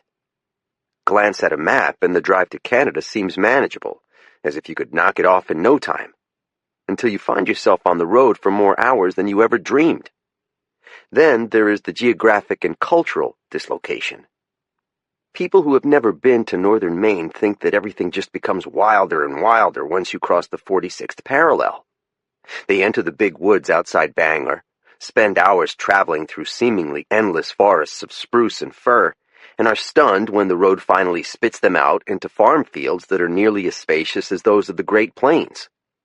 Soon the unprepared travelers are cruising through tidy towns lined up with geometrical precision along Route 1. Bustling communities that defy anyone's idea of a remote borderland. Americans have trouble processing the idea that Canada exists at all, let alone that most of its population centers should be pressed up against its southern border, which just so happens to be our northern border. And so the concept that there should be split-level houses and wide lawns, those defining characteristics of suburbia, in a place as far from civilization as northern Maine, seems unimaginable. I'd made the trip on many occasions, and even I found the road stretching before me like a piece of rubber being pulled taut beneath my wheels. Miles were clicking on the odometer, but I seemed to be making no progress. I found myself being worn down by the never-ending journey. I'd hoped to reach New Sweden before dark, but more and more of the cars passing me in the opposite direction had their lights on.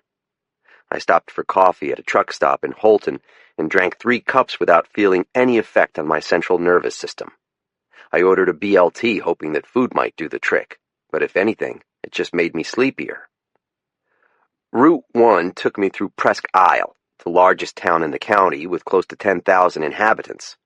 Anywhere else, it might have been considered a hamlet. But there was a feeling of life on the streets that came from the steady flow of traffic between two mostly friendly nations. There were as many cars and trucks with New Brunswick plates as Maine tags. Leaving town, an 18-wheeler passed me, with the McCain's Potatoes logo splashed on the side. Jimmy Gammon's and Angelo Donato's buddy lived nearby, Ethan Smith, the man the MP's Pashtun interpreter nicknamed Monster. He owned a potato farm somewhere in these rolling fields. I found a tractor supply company just as it was closing up shop for the day. The lot was jam-packed with brightly painted machines, backhoes, tillers, bulldozers, and garden-variety farm tractors like giant versions of the ones I'd played with as a kid. A bell sounded as I came through the door, and a middle-aged man wearing a short-sleeved dress shirt and green dickies sought me out. He had a flat-top haircut, a name tag with Travis on it, and the same excellent posture as Eric Eklund. He gave me a big smile as if I was an old friend he hadn't seen in years. "Can I help you?" "I'm not sure," I said.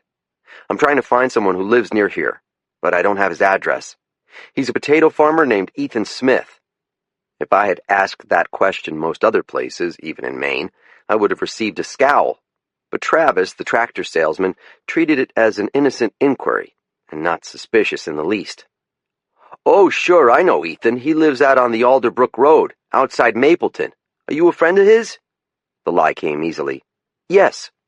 From the National Guard, I bet." "How did you know?" "I'm ex-Air Force myself. Came up here with the wife to work at Loring and liked limestone so much we decided to stay and raise a family. If you want to hang on a minute, I'll get you directions." People in Aroostook County were so damn nice. I felt guilty for misleading such a helpful man. He disappeared for a few minutes, leaving me to wander around the brightly lighted showroom. I hadn't planned on showing up unannounced at Smith's doorstep, but I was bothered by Destiny's inability to say for certain whether he was the Neanderthal who had shown up at the diner asking about Kathy. Travis returned, still smiling, holding a wireless phone.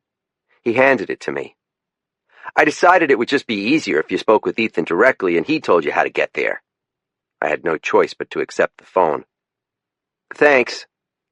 I held the speaker to my ear. There was no dial tone. Someone was already on the line. "Hello?" "Who is this?" The man sounded like a bull mastiff that had been taught human speech. "Is this Ethan Smith?" "Who is this?" I turned my back on Travis and took a few steps toward the nearest display of rototillers. "A friend of Jimmy Gammon." "I know who you are. Donato told me about you. What the hell are you doing in Presque Isle?" "Heading north." "I think you mean south. You're turning around and getting the hell out of here before I come kick your ass." "I'm just looking to have a conversation." "That's the last thing you want, asshole. Take my word for it." "I don't suppose you received a call from a guy named Kurt Eklund recently?" There was a click, and he was gone. When I turned around, the tractor salesman was scowling. Travis was a polite and friendly fellow, but not above eavesdropping. "We're closing up here, and, I think you should go." I handed him back his phone and thanked him for his assistance, but he didn't say another word as he locked the door behind my back. Except for a few wisps of clouds, the night sky above New Sweden was almost completely clear. Jupiter hung above the treetops to the northwest, bright white and unblinking. The planet seemed like a hopeful beacon, until it slowly began to descend and then disappeared from view below the horizon. Deer had come out to the edges of the fields to nibble the first green shoots poking up through the soil. Their eyes were luminescent in my headlights, and they were very shy. Kathy had told me that when she was a rookie warden in the county, her district had been Night Hunter Central. If that was still true, the local deer had a right to be jumpy after dark.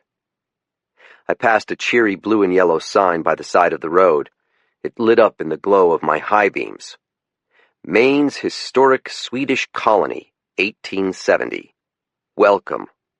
Välkommen. Where cultures meet.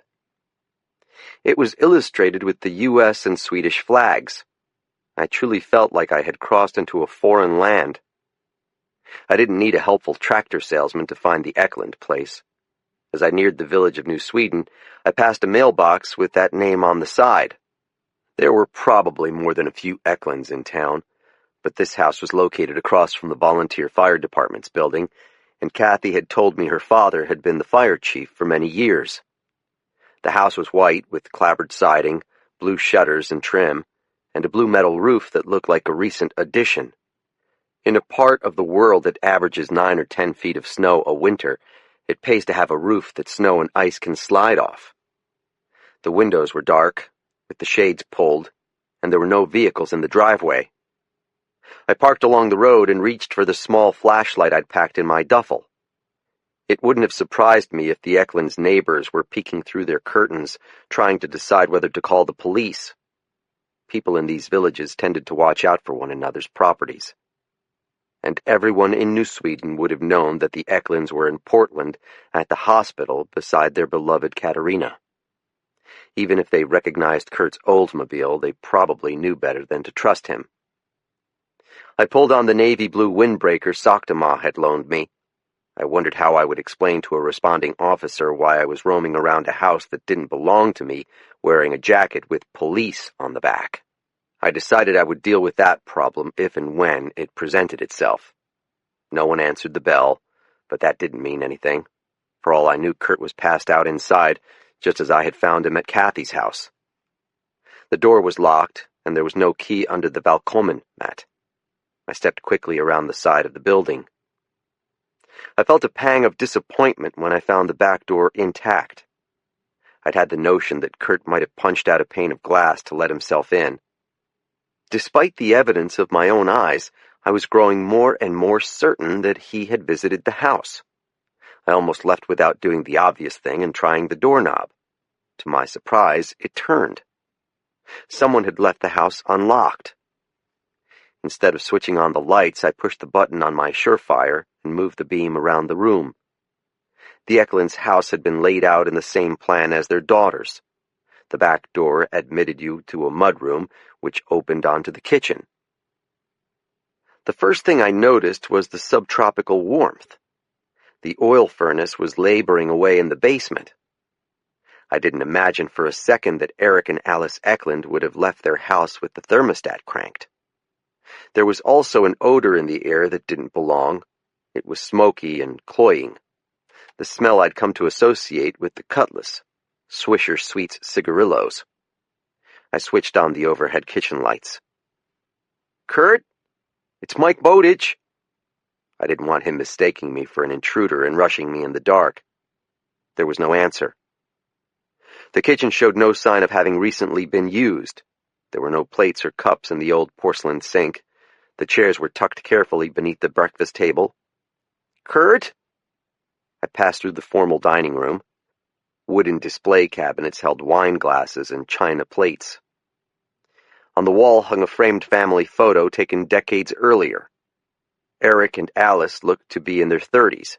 Both blonde, they were fit and ruddy-cheeked, as if they had just returned from a day spent cross-country skiing. The adult Eklunds were dressed in matching Nordic sweaters.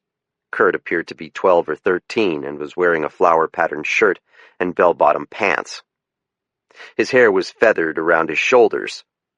It was heartbreaking to see him with two functional eyes and a complexion not yet ruined by alcohol. Kathy was just an anonymous-looking baby. The front parlor in the Eklunds' house was still a sitting room where the family entertained visitors. There was no television or reclining furniture, only rocking chairs and a stiff-backed love seat. The coffee table was a mess. There were 3 empty liquor bottles, one of vodka, one of aquavit, and one of coffee brandy, which Kurt had no doubt bought on the road. He'd used a tea saucer as an ashtray, but must have dropped one of his smokes on the love seat, because it showed a black spot where the fabric had burned. I raised my voice. "Kurt! Where are you?" Again, there was no answer. I found his old room down the hall from his parents'. The bed had been slept in. He hadn't bothered to flush the toilet after using it. I checked every room, including the basement, but there was no trace of him. After 5 fruitless minutes, I returned to the parlor and sat down on the love seat, imagining him there, boozing it up and nearly setting the house on fire. I'd had a suspicion that he might have come here to loot the place, looking for items he could pawn for cash. I'd thought he'd been looking to settle his gambling debts. But there were no indications that he'd rifled through his mother's chest of drawers again. So why had Kurt returned home to New Sweden? Kurt was on a mission, and my gut told me it had to do with Kathy. Maybe he had some suspicion about who had shot her, something he hadn't shared with me. But if he was set on coming back to Aroostook County, why had he abandoned his sister's SUV at a scenic turnout 100+ miles away? Something about that rest area was bothering me. I tried to imagine myself back there. I saw the rail fence, the glistening lake, and the mountain in the distance. I heard the rush of traffic moving on the highway below. So had he driven here from the overlook, gotten drunk, and then turned around and headed south again? But if that was the case, why was Kathy's Nissan found at a rest stop you could only access via the northbound lane? The only reason that would make sense was if someone had wanted it to appear that Kurt Eklund had never made it to New Sweden. And at the root of that question was another. What had compelled him to return to Maine's Swedish colony? The last time I'd seen him was through Kathy's bathroom window. I'd looked outside and seen him speeding off in his sister's SUV. I'd assumed he was racing away to confront James Gammon because of his infuriating quote in the paper. It hadn't occurred to me that he might have had another reason to be angry. Kurt had been downstairs in Kathy's woman cave when I'd gone upstairs to take a shower. Later, I'd had the gnawing feeling that something wasn't quite right about the room. Now I realized what had been missing. I had left the article about Marta Jepson's death on the coffee table. Kurt had taken it with him. Chapter 36. The dead woman had lived in the neighboring village of Linden. I had originally thought she might have been a friend of the family, maybe one of Kathy's former teachers. But Eric Eklund had shot down that theory when he said he'd never heard of her. Somehow Kurt knew who Marta Jepson was. Otherwise, he wouldn't have snatched the article from Kathy's coffee table. And he wouldn't have raced off in his sister's vehicle for reasons I still couldn't comprehend. Why had he been in such a hurry? The old woman had fallen down a flight of stairs 5 nights earlier. According to the article in the Aroostook Republican, the authorities didn't consider the death suspicious. I needed to read the story again. I tried my iPhone, but there was only a single bar and I couldn't get the browser window to open. Northern Maine might not be the wooded wilderness people assume it is, but like the rest of the state, it has lousy cell coverage. I turned off the lights and made sure to lock the back door. I didn't want the Eklunds returning home to find that they had been robbed. Aroostook County was generally a safe place to live, but it was also a border region that had seen a spike in drug-related offenses as more and more illegal prescription medications had been smuggled into the state from Canada. Burglaries, home invasions, and drugstore stick-ups were on the rise here, as they were back in Washington County, as addicts resorted to desperate measures to pay for their habits. I drove southeast along the Caribou Road. It had been named for an animal that hunters had eradicated from these parts generations ago. Human beings love to commemorate the things they destroy. Building memorials to the dead and naming places in their honor is our way of recasting the past in terms that don't hold us accountable. At the crossroads outside Linden, I pulled over and tried my phone again. This time I was able to pull up the website for the local paper and read the article about Marta Jepson. I'd forgotten that the Aroostook sheriff had hedged in his statement about the old woman's fall clearly having been an accident. There weren't any follow-up stories suggesting police had discovered reasons to continue investigating her death. Nor was there a formal obituary discussing funeral arrangements, which seemed unusual. Did she have no family? The article said that Marta Jepson had lived alone in a house on the Svensson Road. My phone's GPS worked long enough for me to find it on a map. Then my car rounded a bend and the signal dropped. I turned north at the crossroads and began poking along, watching for a road sign. I drove into Linden Village, past the post office, and crossed the bridge above the flooded St. John River. The rain from the previous week was still gushing down out of the highlands, and in the starlight I saw whitewater where there were standing waves in the river. As I neared the town center, I saw 2 big-wheeled all-terrain vehicles race across the paved road, traveling west along the local rail trail. If I had been the district warden, I would have felt obliged to chase down the riders and ticket them for speeding. Kathy had missed the ATV craze when she had worked this district. The vehicles hadn't been widely popular 2 decades ago.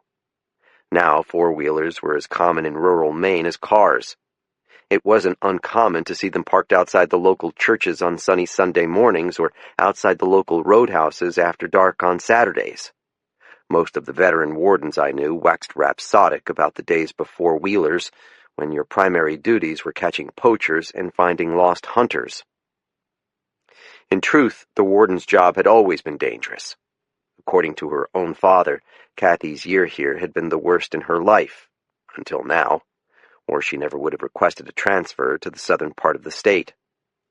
Her new husband, Darren, had died in a car crash, and she'd had to fire her weapon at a man who intended to carve her into pieces.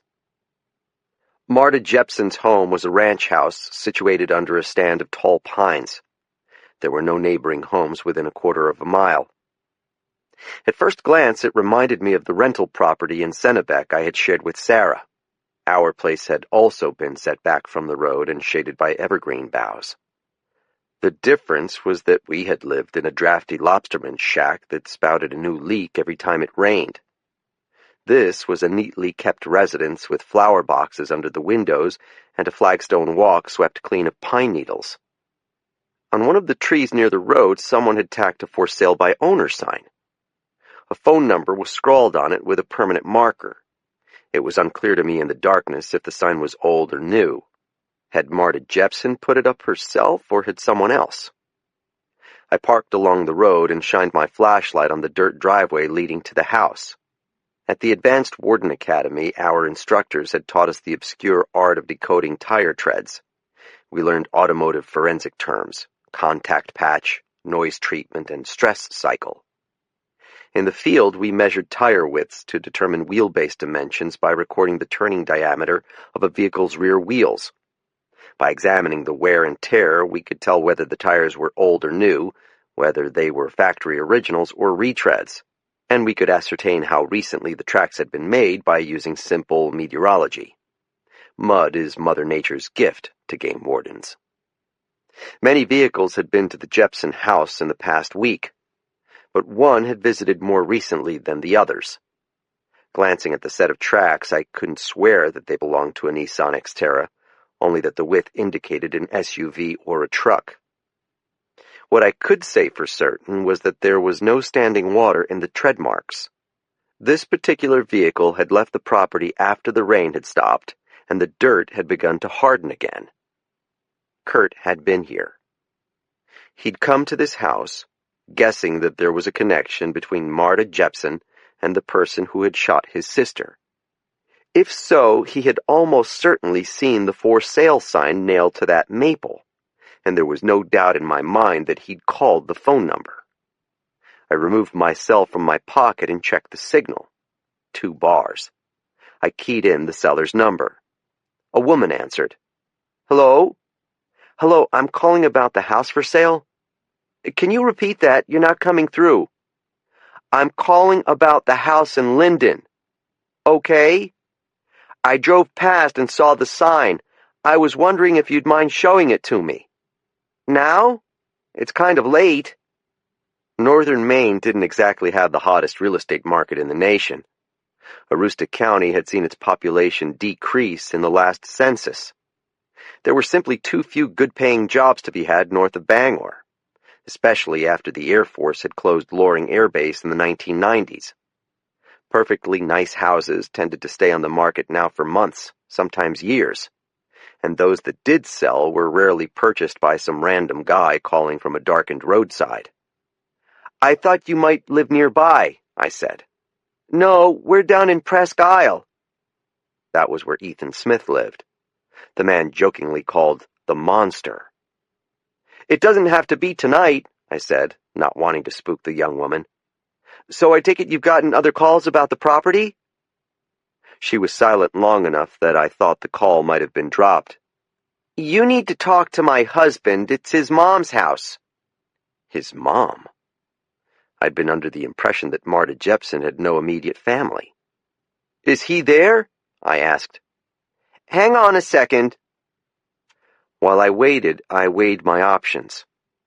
If I obeyed the speed limit, I could be back in Presque Isle in half an hour. Travis, the tractor salesman, had told me that Ethan Smith lived on the Alderbrook Road outside Mapleton. That should be easy enough to find. But there was a problem. As soon as his wife told him that a man was on the phone asking about his mother's house, Smith would realize I was on his trail. He'd already gotten one suspicious call from me earlier that evening, and now here was some stranger on the line claiming he was shopping for houses by the light of the crescent moon. Smith knew from Donato that I used to be a game warden. 5 minutes from now, he'd be taking off for the nearest crossing into New Brunswick. Unless I found a way to convince the Canadian Border Service Agency to stop him, the custom agents would probably just wave him through the checkpoint. Maybe if I could get through to Soctama, he could alert the CBSA. My mind was racing through the options when the line went dead. I checked the signal. 1 bar. Had she hung up on me, or had I lost the signal? I sprinted for the cutlass and slid behind the wheel. I turned the sedan around in Jepson's drive and floored the gas pedal. At that moment, I would have traded my soul for the V6 engine in my old patrol truck. I picked up a cell tower again when I hit the Caribou Road. 3 bars showed on my screen. I braked hard and pulled onto the gravel shoulder. It was lucky I didn't slide into a ditch. I was scrolling through the recent numbers for Soctama's direct line when a realization came to me. The woman I'd spoken with had never said she was married to Ethan Smith. She only said that she and her husband lived in Presque Isle. Nearly 10,000 other people did as well. I opened the browser on my cell and found a reverse white pages site. I typed the number for the for sale sign into the search bar. Please, God, I thought, let it be a landline, one with the name and address attached to it. The screen instantly showed a map of Presque Isle with a street address, but it wasn't Alderbrook Road. The name associated with the number wasn't Ethan Smith either. It was Jason DeCoster. Chapter 37. The name of the first man Kathy had shot and killed was Jacques DeCoster. Jason DeCoster had to be his son. That meant Marta Jepson had been the abused woman whom Kathy had saved from being beaten to death so many years ago. She must have changed her last name after her husband died. And then 5 days ago she'd taken a mysterious fall down her basement stairs. The timing of her so-called accident, the day after Jimmy Gammon was shot, when Kathy's face was everywhere in the news, couldn't have been a coincidence. A fat little boy had been at the house on the night Jacques DeCoster died. Kathy had told me that the son had witnessed the event, seen her shoot a hole in his father's chest. Jason had carried the horrible memory inside his heart until one day he had turned on the TV, and there was the woman who had gunned down his father.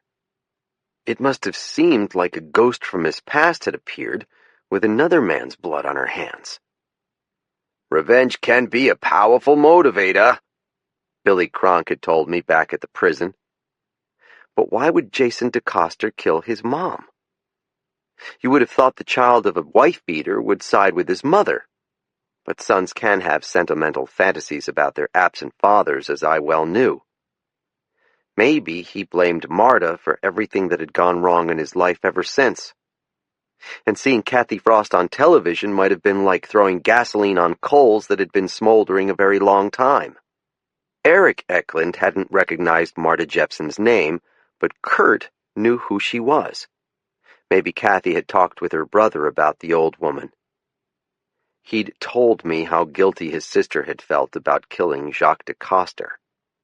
When Kurt saw that clipping on the coffee table, that keen brain of his had made the connection. Jepson had died suspiciously just 2 days before his sister herself was attacked. What were the odds of something like that happening? Kurt was a gambler, and he would know. And so Kurt Eklund had raced off to his own death, because what other explanation could there be for the abandoned vehicle? Kurt had found Marta Jepson's son, and he had paid the price for his own reckless desire for revenge. That, at least, was how I imagined the events might have unfolded. I had no evidence to prove my theory, but it turned what seemed like random puzzle pieces into a completed picture inside my brain. I knew I was right, just as surely as Kurt had known as he drove to that fateful meeting with DeCoster. The question remained whether I could convince anyone else. The problem I faced was time. The Canadian border was only miles away, and Jason DeCoster could slip across it as easily as I had imagined Ethan Smith might. When this was over, I'd owe the MP an apology for suspecting him. I tried Soctama's number and landed, as usual, in his voicemail. "Lieutenant, it's Mike Bowditch. I'm up in Aroostook County, and I think I know who shot Kathy Frost. If I'm right, it's the son of the man she killed 20-something years ago. His name is Jason DeCoster, and he lives on the Lake Josephine Road in Presque Isle. His mother, Marta Jepson, fell down her basement steps 5 days ago. I think her son might have pushed her. There's a good chance that he killed Kurt Eklund, too. Kurt was up here snooping around before he disappeared. I know this probably sounds crazy, but you need to alert the Canadians to stop DeCoster if he tries to cross the border. I'm afraid I might have spooked him into running. Call me back and I'll try to explain this better." I hung up in despair. How could I expect Sakdama to take me seriously? For all I knew, the state police had already looked into Jason DeCoster and dismissed him as a suspect for legitimate reasons. There wasn't anyone else I could call who might believe me, and every minute I sat in my car, the odds increased that DeCoster would get away. There was no choice but to drive down to Presque Isle. I had the grim feeling I might be following in the same steps that had led Kurt Eklund to his death. My only hope was that Sakdama would get my message in time and that he would believe my ravings. My GPS showed the Lake Josephine Road as being on the southeast side of Presque Isle. It seemed to run through an open expanse of what I assumed were potato fields, given the absence of intersecting roads on the map. The house was less than 7 miles from the New Brunswick border if a man had an ATV and was willing to drive it cross-country. I pushed the cutlass as hard as it would go, clutching the wheel tightly with my bandaged hands, waiting for a return call from Sakdama that never came. I kept expecting to be stopped by a deputy or state trooper as I raced down Route 1 at 70 miles per hour. As I neared Presque Isle, I was forced to hit the brakes suddenly when a huge bird rocketed across both lanes of traffic just feet in front of my windshield. At first, I thought the dark flapping thing was an owl, but it wasn't. Some predator had frightened a hen turkey out of her roost. 3 decades ago, there were no wild turkeys at all in Maine. The species had been wiped out by hunters as thoroughly as the woodland caribou. Then, wildlife biologists had brought a couple of dozen birds back from Vermont and let them loose in the woods of southernmost Maine. The turkeys bred and spread until they were considered such an agricultural pest that farmers were given permits to shoot them almost on sight. The department estimated that there were now 60,000 of them running wild in the state of Maine. Kathy had been shot by a gun loaded with metal pellets designed to kill turkeys. I kept telling myself that I wasn't superstitious. But how could I not view the freak appearance of this bird in my headlights as anything but an omen? I drove a little more cautiously the rest of the way. In Presque Isle, I took a left at the stoplight on Academy Street and soon found myself leaving a suburban neighborhood of neo-colonial homes and ranch houses for the wide-open agricultural fields at the edge of town. There was a thin sliver of moon dangling like an ornament in the night sky. It wasn't bright enough to obscure the wheeling constellations overhead, Hercules and Scorpius and Leo. There were no streetlights along the Lake Josephine Road, and it felt like I was driving across the high plains. The homes stood far apart from one another here, as if the people who owned them were standoffish and didn't want anyone to know their business. I glanced at the GPS and saw that the address given for DeCoster indicated the house should be coming up soon. I topped a small rise and found myself looking across a bowl-shaped expanse. On the far side of the bowl was a lighted building. The lot had been carved out of the still brown fields, with only a line of trees in the back to serve as a windbreak. The house itself, a featureless 2-story structure, big enough for a large family, appeared to be new. In the yard were several young evergreens that might have been dropped into waiting holes that very morning. There was an attached garage, also lighted, with open doors revealing 2 big pickups parked inside, one of which had a raised suspension for mudding. There was a separate shed for the owner's snowmobiles and ATVs. I rolled slowly to a stop about 100 feet down the road. There was no traffic out here in the middle of nowhere, and I saw no obvious way to approach the home on foot and unseen. The only option I could see was to sit and wait. Either Sakdama would call me back, or DeCoster would take off in his truck and I would give chase, hoping that the poky little cutlass could keep up with his big V8 engine. I thought longingly of my Walther PPK-S in a locker at the state police headquarters, and of Deb Davies's Lady Smith revolver lying in toxic muck at the bottom of a quarry. I had never felt so frustrated. Although the moon wasn't that bright, I found that I could see quite a distance under the stars. From this vantage, I had a view of the backyard, which was outfitted with one of those elaborate wooden play sets that had replaced the metal jungle gyms of my childhood in backwoods Maine. For a moment, I thought I saw two bobbing lights flickering in the tree line, and then they were gone. They had looked like the headlights of an all-terrain vehicle. I peered over the steering wheel to survey the road ahead. Several hundred yards in the distance, there seemed to be another rise. If I parked beyond the ridge, I might be able to get down to the line of trees and move in secret to the spot where I'd glimpsed the four-wheeler. I was reaching for the keys when the front door of the house opened, and a woman stepped outside and stared intently in the direction of the cutlass. She seemed to pose in the glow of the floodlights mounted above her head, as if she wanted me to see her watching the car. She was short, dark-haired, a little overweight. She was wearing a puffy pink jacket and acid-washed jeans tucked into farmer's boots. Her hands were in her coat pockets. I had no doubt it was the woman I'd spoken to on the phone, DeCoster's wife. She took her hand out of her jacket, and I saw she was holding something. It was a phone. Was she calling the cops about the suspicious vehicle parked down the road from her house? Was she giving the license plate number to the dispatcher? The woman nodded, then put the phone back in her pocket and started down the concrete steps, headed in my direction. She didn't seem in any hurry to approach the car. In fact, she seemed to be almost literally dragging her feet. I couldn't blame her for being cautious. She hardly looked threatening, but I felt an urge to restart the car and hit the gas. Instead, I stuck my phone in my pocket and rolled down the back window since the driver's was still stuck. A chilly breeze blew the smell of newly turned earth into the car. I shivered and waited for the woman to come closer. She paused a while in my blind spot and then came near the vehicle, approaching it via the middle of the road, right where the snowplows had shaved the center line down to nothing. She stopped just behind the rear door. Eklund had managed to knock the side mirror a kilter, so I couldn't see her there. I was forced to turn my head. "Are you okay, mister?" She had a tremor in her voice that hadn't been there when I called about the house.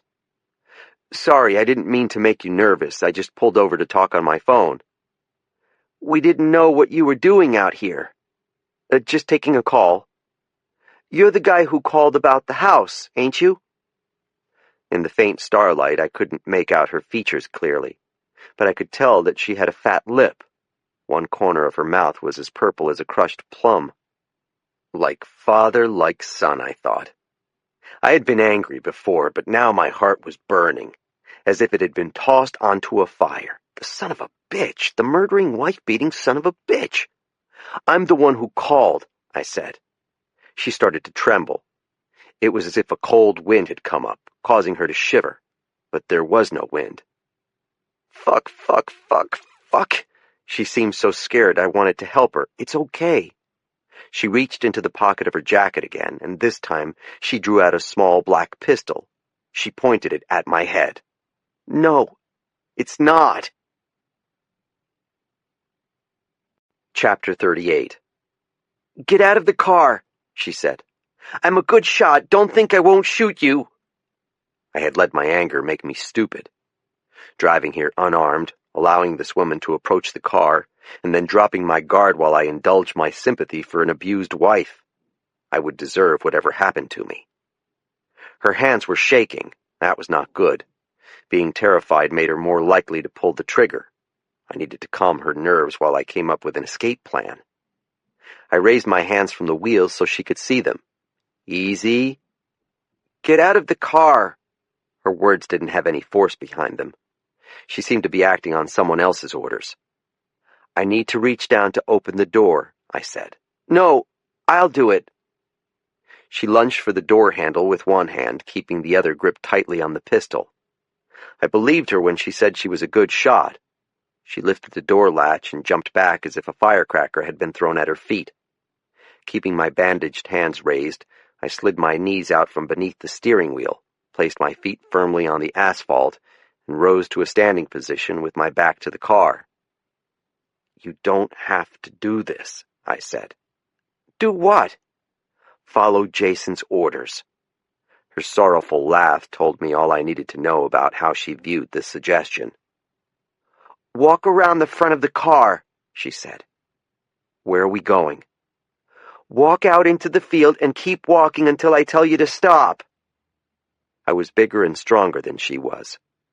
It occurred to me that my chances would be fair if I spun around and threw myself at her without warning, but I wasn't yet willing to risk my life on one desperate gamble, not when I still had time to assess the situation without getting my head blown off.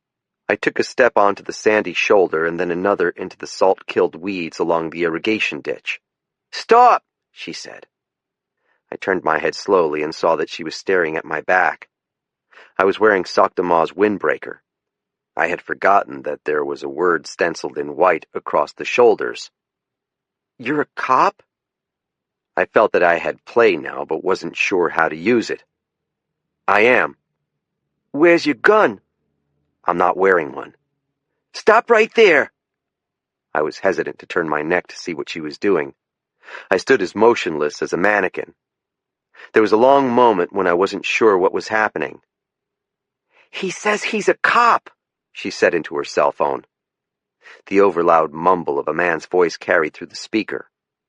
"Where's your badge?" she asked, repeating the phrase like a parrot. "Back in the car. Do you want me to get it for you?" "He says it's in the car." She paused, listening to her husband's instructions. She directed her next words at me. "Just keep walking." The ATV light snapped on again in the distance, directly in front of us. I took another step into the furrowed potato field, heading for the tree line. "What's your name, ma'am?" I asked. "It doesn't matter." "The state police are on their way here now. They know what you and your husband did." "I didn't do nothing." I could hear her footsteps behind me, and judged that she was following at a distance of 10 to 15 feet. The soil had soaked up a lot of rain and was tacky beneath my boots. "You helped your husband kill a man named Kurt Eklund. He went to Marta Jepson's house because he suspected her death was connected to the shooting of a game warden named Kathy Frost, and he was grasping at straws. He saw the phone number on the for sale sign and called here, but he didn't realize he was talking to the son of Jacques de Coster. You and Jason lured Kurt out here, and you killed him. Then you helped your husband dispose of the SUV." "I don't know what you're talking about." "We found the abandoned vehicle in the rest stop where you two left it. I'm guessing your husband drove down to Medway in the Nissan with you following in one of your trucks. You turned around there and started north again to that parking lot. Then your husband jumped into your pickup and you headed back to Presque Isle. Jason wanted the police to think that Kurt Eklund never made it to Aroostook County. That's how we know you were his accomplice." I was trying to walk as slowly as possible to let my words settle in. "Did you help dispose of the body too?" I asked. "Shut up!" "Kurt Eklund is buried in this field, isn't he? After I called you, Jason got scared. That's what he's doing down there, digging up the body of the man you two killed." "I didn't kill no one." She was so pumped full of adrenaline now that even the slightest flinch might cause her to pull the trigger. I was taking a big risk getting her so worked up. "But your husband did," I said. "He killed Kurt Eklund, and he pushed his own mother down her stairs. Her death wasn't an accident, was it?" She remained silent. I decided that the time had come to take a gamble. I stopped in my tracks but kept my hands raised. "Keep walking," she said. I needed to find what the self-defense instructors called a break state, a split second where her mind was diverted from pulling the trigger. What kind of man murders his own mother? "She shouldn't have called the cops on her husband. That's what Jason always says to me." "He says that when he hits you?" Her voice went soft. "Jason doesn't know his own strength sometimes." I saw her shadow grow larger beside me on the ground. She was almost within reach. I pivoted toward her, keeping my hands raised. "Don't turn around." "How many children do you have?" I asked. She didn't answer, but the frown on her face told me the DeCosters had a family. "What do you think's going to happen to your kids when the state police get here?" She glanced at the house but kept the pistol barrel leveled at my chest. "If you kill me, or if Jason does, you're never going to see them again. Do you think they let cop killers see their babies in prison? You're going to die inside the Supermax without even seeing their faces one last time." "Stop it!" I heard an engine roar to life in the distance. Jason DeCoster was getting nervous about his wife. I was running out of time. "It doesn't have to be that way," I said. "If you surrender, the prosecutor will take it into account. You still have a chance to watch your babies grow up." The roar of the ATV grew louder and louder. I moved my head toward the line of trees and saw the headlights, like the close-set eyes of a mechanical monster bearing down on me. I had hoped to distract Jason's wife long enough to grab the pistol away from her, but now I saw her stumbling away, nearly falling backward to get herself clear of what she knew was about to happen. I turned and planted my feet as the four-wheeler barreled down on me. I held my arms out and lowered my center of gravity. The trick was to time my leap to the last possible second. Jason DeCoster revved the engine and charged me like a bull driven to madness in the bull ring. The man riding it was nothing but a huge shadow. I could see the outline of his humpbacked shoulders and his enormous head. Then the machine was upon me. The ATV had a winch and a metal cargo rack on the front. I must have struck my foot on it as I threw myself clear of the vehicle. Pain shivered up the nerves of my leg from my ankle to my thigh, and I landed face first in the dirt. DeCoster was an experienced rider. He pulled the handlebars around sharply, causing the rear wheels to spin out like a hot rodder doing a donut on a darkened stretch of highway. In seconds, he managed to turn the machine in a complete circle, but now he was only yards away, and I was lying prone on the ground with a barking ankle. As he accelerated, I somehow managed to roll to one side. I saw his front wheel pass, and then his motorcycle boot resting on the footrest.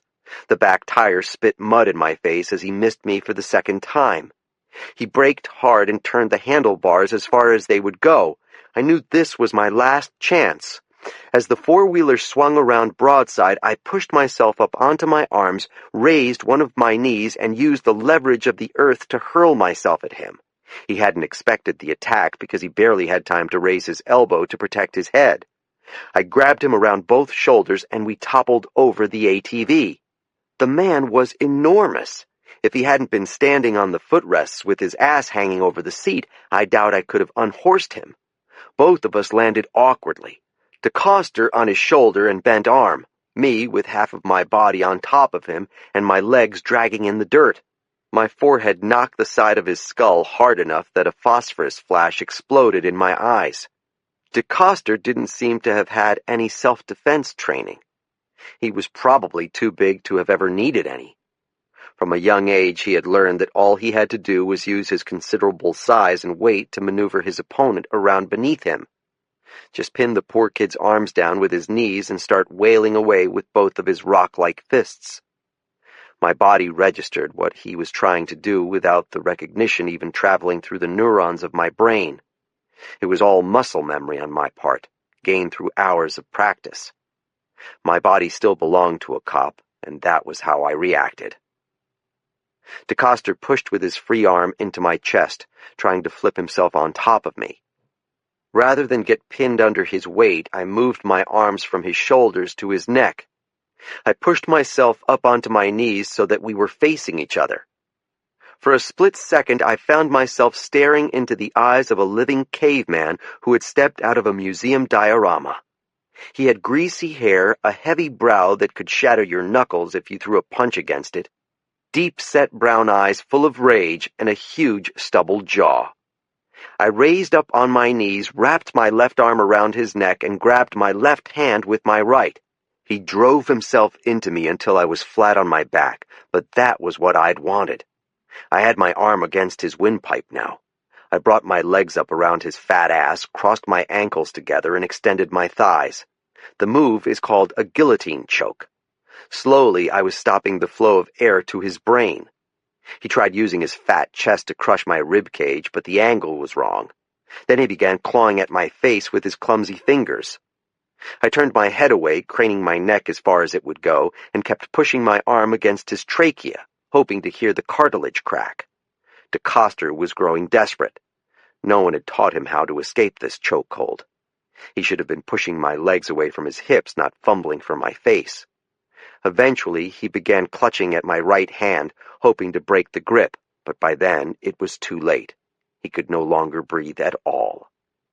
He thrashed and flailed his arms and tried to roll over, but the guillotine works whether the attacker is lying on his side or on his back. I never heard a crack.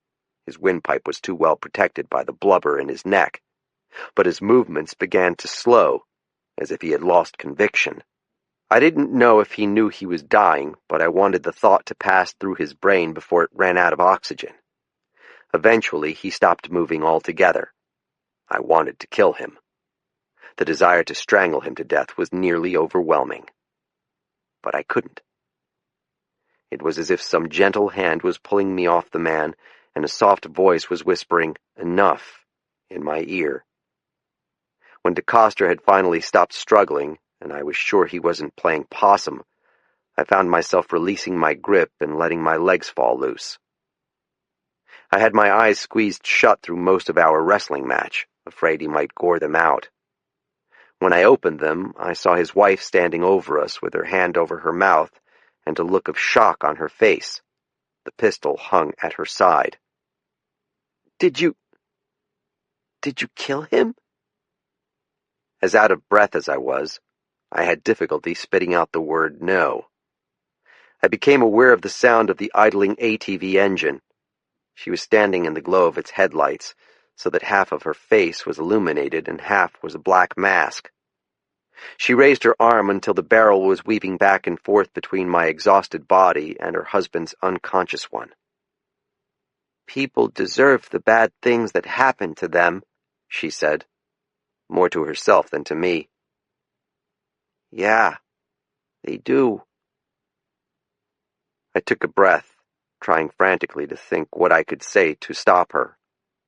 In the end, it didn't matter. She dropped the gun in the mud and then turned and walked in silence back to the house, where her children were sleeping. Chapter 39. I sat on the ATV and waited for DeCoster to wake up. It was a Yamaha Grizzly, the high-end 700 Fi model, painted in stealth black. I had no handcuffs or plastic cable ties to secure the big man's wrists. There was some rope stowed with my gear in the back of the car, but I didn't like the idea of leaving him alone until the state police arrived. Not having heard from Soctama, I called the dispatcher in Holton. It took a while to explain what had happened. I started in the wrong place, talking about how Kathy had been shot when I should have just said, "There is a dead body here, and I'm holding a gun on the man who killed him." I didn't know for certain that Kurt's corpse was in a hole down along the tree line, but I was willing to wager on it. I had maneuvered the Yamaha around so that the headlights would shine into Coster's eyes if he lifted his head. He was lying on his back with his arms and legs spread, as if enjoying a snooze. I leaned over the handlebars and looked at him. Destiny had been right about the unibrow, and about the hair that sprouted from his unbuttoned shirt and ran all the way around his neck. He was wearing dark brown Carhartt bib overalls over a tan chamois shirt. I estimated his weight to be about 250 pounds. The thought occurred to me that I could simply rev the engine and crush his spine under the saw-toothed tires. But I had already called the police and committed myself to a different course of action. There would be no vigilante justice tonight, not unless he forced me to use the pistol. It was a Glock 17. The magazine was fully loaded with hollow-tipped 9mm cartridges. I had made certain of it.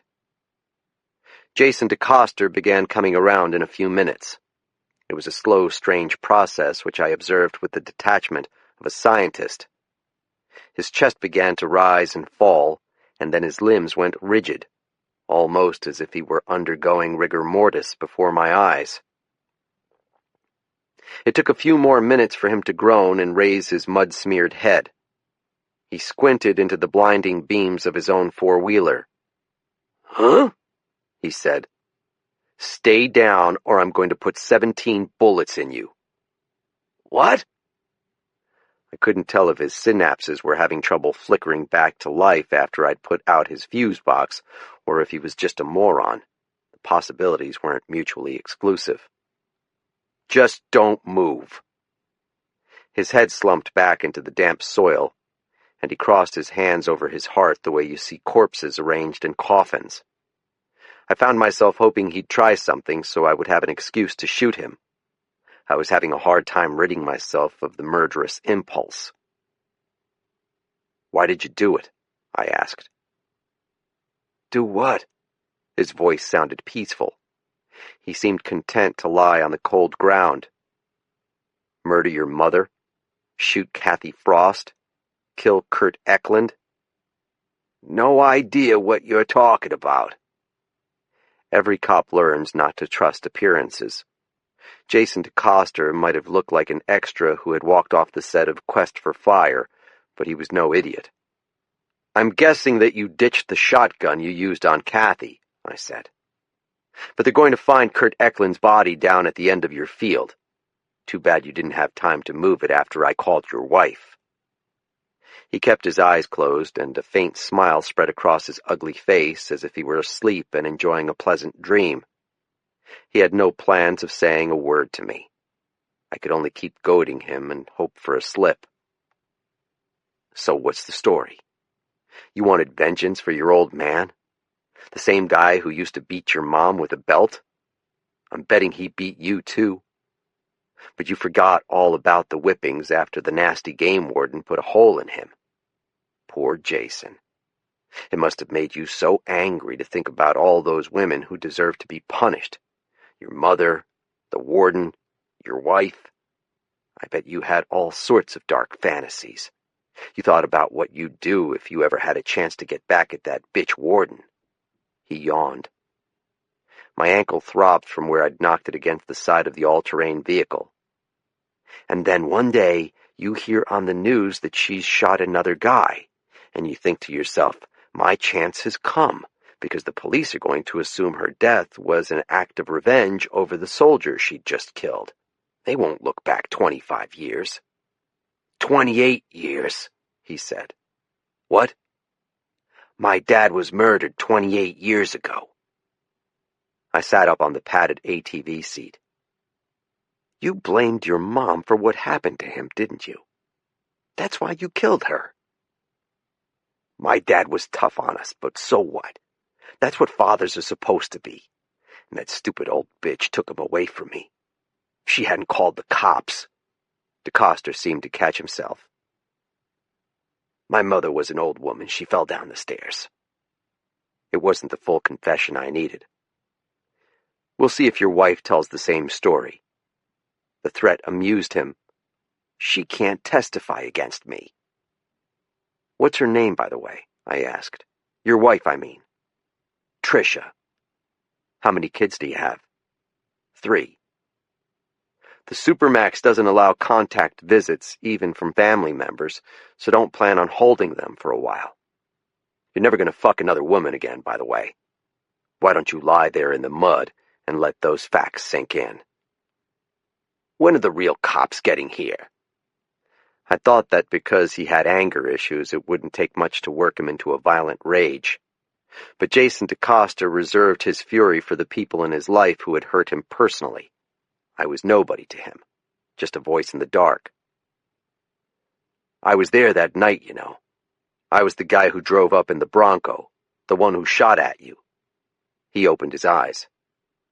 If it wasn't for me, you would have finished the job, but I scared you off and saved Kathy Frost's life. You'll see her when she testifies at your trial. I'll be there too. It'll be a grand reunion. He rolled over, lifted himself onto his shoulder, and squinted back into the headlights. Go fuck yourself. Blue lights were twirling up on the road. The state police had finally decided to show up. I gave my statement to a trooper named O'Keefe. He said he was a sergeant at the Holton barracks. We stood in the potato field talking while other officers appeared on the scene. We watched 2 deputies lead DeCoster in handcuffs to a waiting cruiser. Another local cop escorted Tricia out of the front door with her hands behind her back. The woman screamed back at the house, words directed at the children inside, who would soon be in the custody of social workers from the Department of Human Services. "I love you!" I doubted the kids even heard her. Sergeant O'Keefe asked me where I'd first seen the headlights of the ATV, and I pointed at the line of trees across the field. "I think he was trying to dig up the body and move it off the property," I said.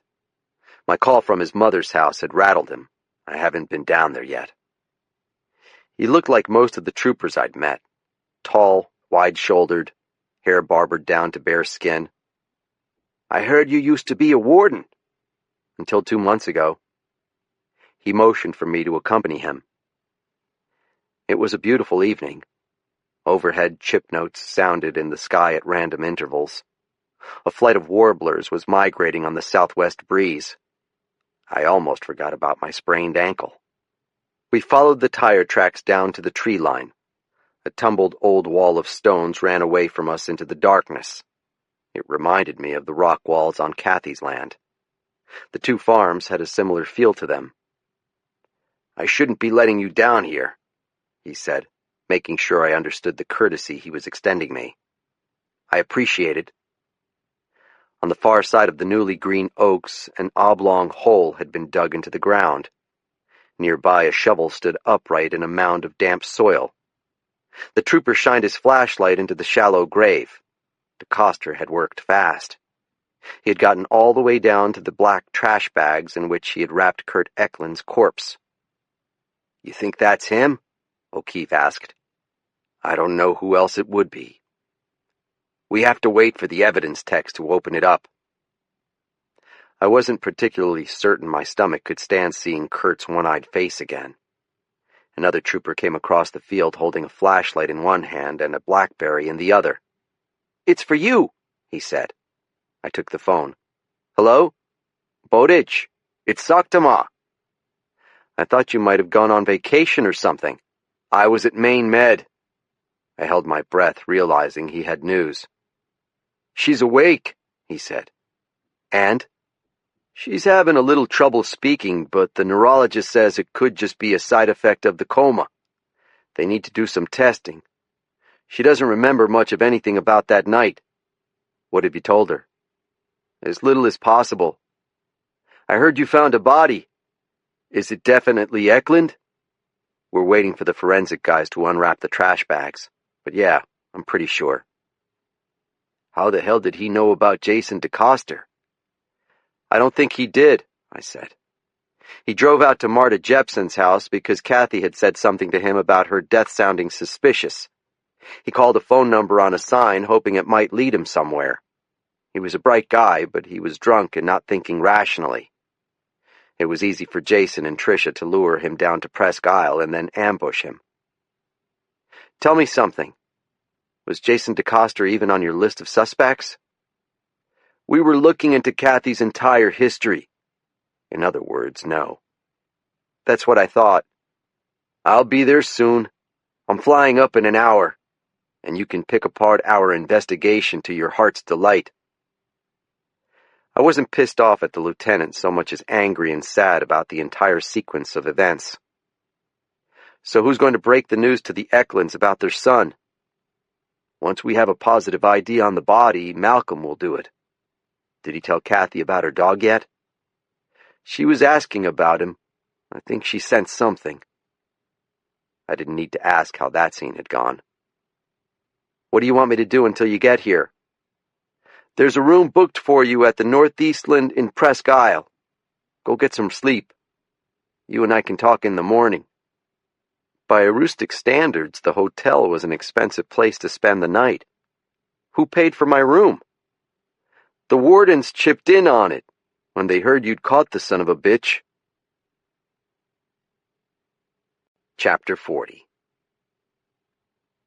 The next morning, Saktama met me in the breakfast room at the Northeastland Hotel. He put a tape recorder on the plate beside my eggs and asked me to go through the series of decisions that had led me to Aroostook County. He'd been up all night flying under the stars to the northern Maine Regional Airport, then watched quietly while his forensics team removed Kurt Eklund's plastic-wrapped body from the grave. The techs had scanned the corpse's fingers and pulled the prints off the database to make a positive ID.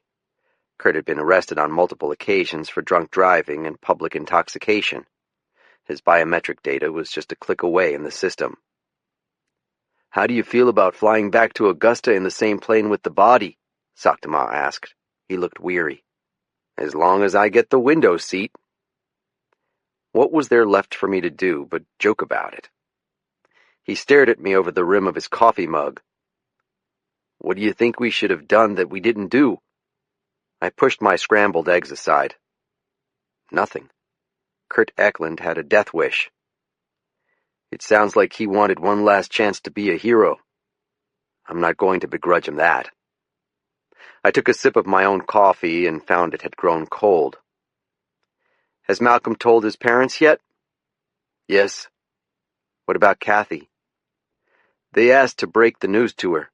He glanced at his wristwatch. "You'd better finish eating. You have a plane to catch." "What are you going to do?" "Knock on a bunch of doors around here that I should have tried a few days ago." I reached into the duffel at my feet and handed him back the windbreaker he had loaned me. In return, he gave me back my Walther. I hefted the pistol in my palm, feeling its familiar weight, and tucked it in the back of my pants. The plane was a propeller-driven Cessna 182. I stood aside while an evidence technician and a deputy medical examiner manhandled the body bag from the wheeled gurney into the space behind the rear seats. The plane was small, and it was a tight squeeze. Because of the weight of the load, 4 bodies, 3 living, the tech stayed behind while the coroner and I clambered into the available seats. The pilot put me up front. It didn't bother me having some distance from the dead man. The 182 had a bigger engine than the 172 Skyhawk that Stacy Stevens flew.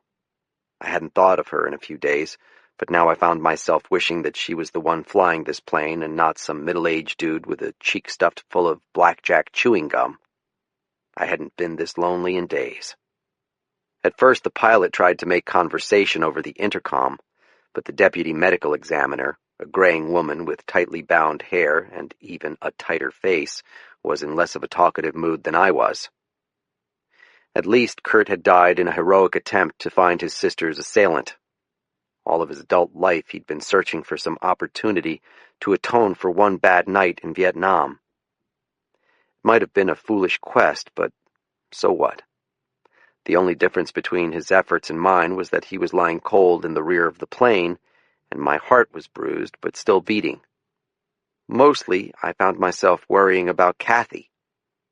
I had witnessed the effects of brain injuries in too many people to count.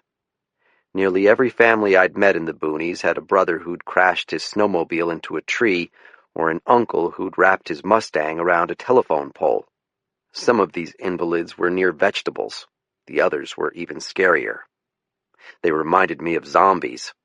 Shambling, unreasoning creatures who were no longer recognizable as the self-directed human beings they once had been.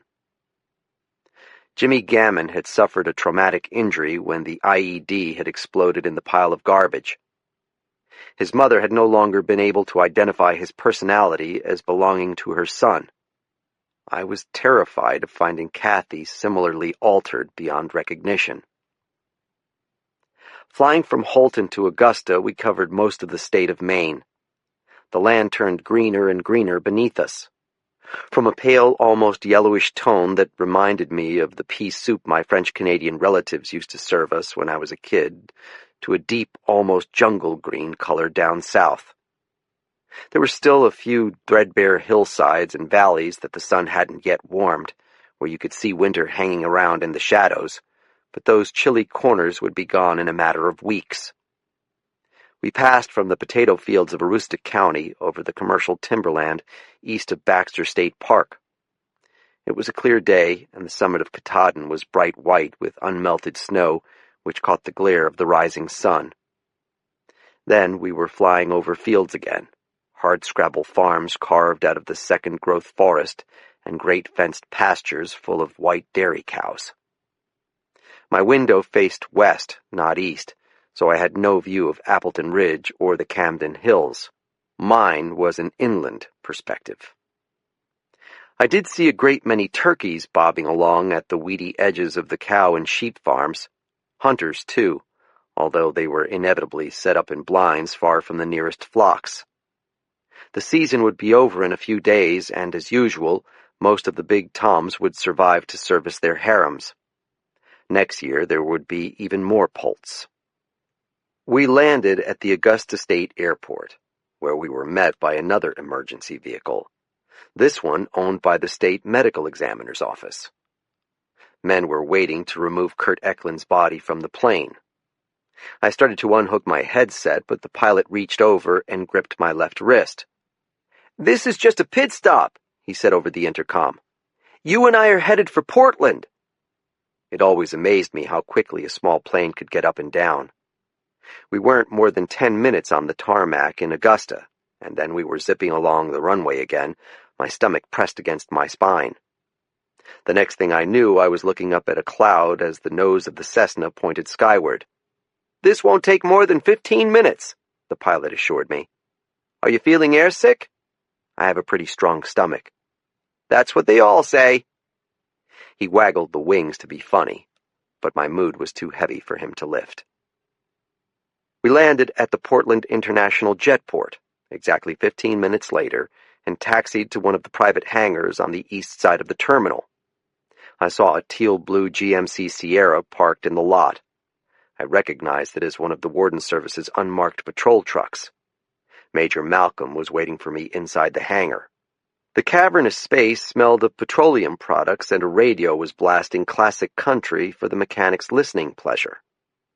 I couldn't remember the last time I'd heard Hank Williams. "Thank you for flying with us," the pilot said as I handed him my headset. "We hope you enjoy your stay in Portland or wherever your final destination may take you." I felt a little sorry for him. He had tried so hard to coax a smile out of me. The only luggage I was carrying was my waxed canvas duffel. I'd packed it with all the personal items I thought were worth keeping: my tent, my Snow and Neely kindling axe. I'd left the rest in the trunk of Kurt Eklund's cutlass. The more you know, the less you carry. That was a saying they used in wilderness survival schools, but it applied to more than just bushcraft. Malcolm grabbed the bag away from me before I had a chance to resist. He tossed it into the back seat beside the locked case in which he kept his AR-15 rifle. He'd done a lot of vacuuming, but the stale smell of cigarettes lingered.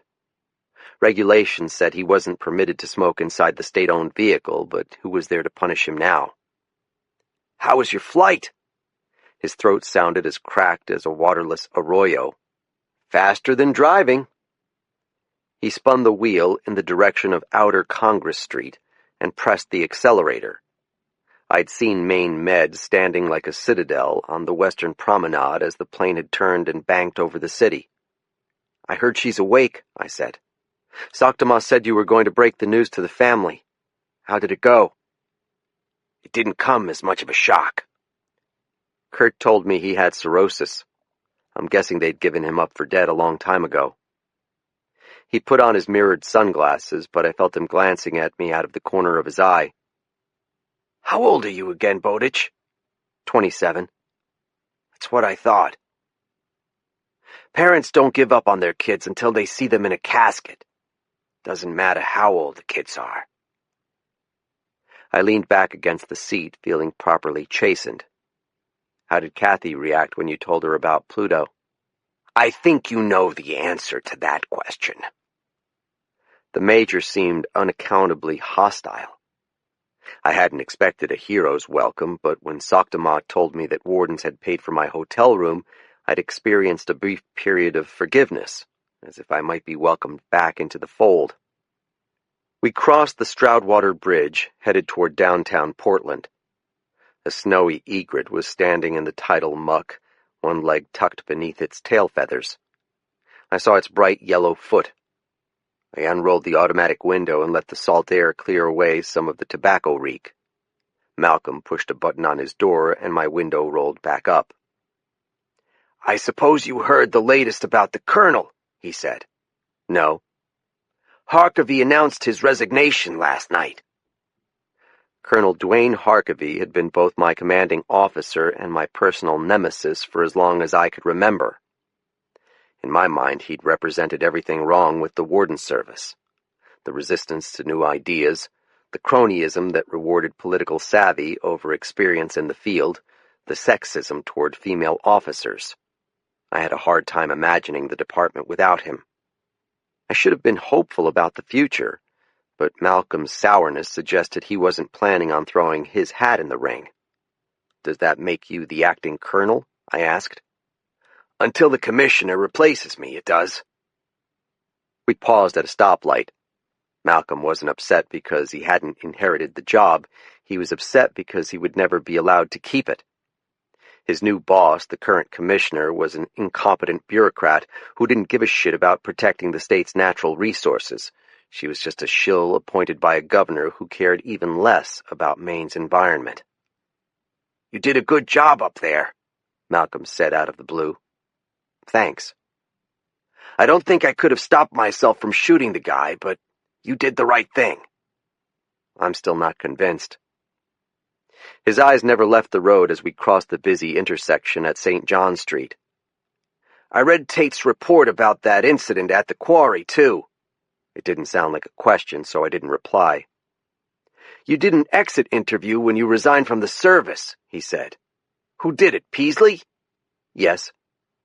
"Did he mention that you had a year to rethink the decision? If there's an opening, you don't need to formally reapply." He said the provision was applicable only if a warden left under good circumstances. "Did he say you were fired?" "No."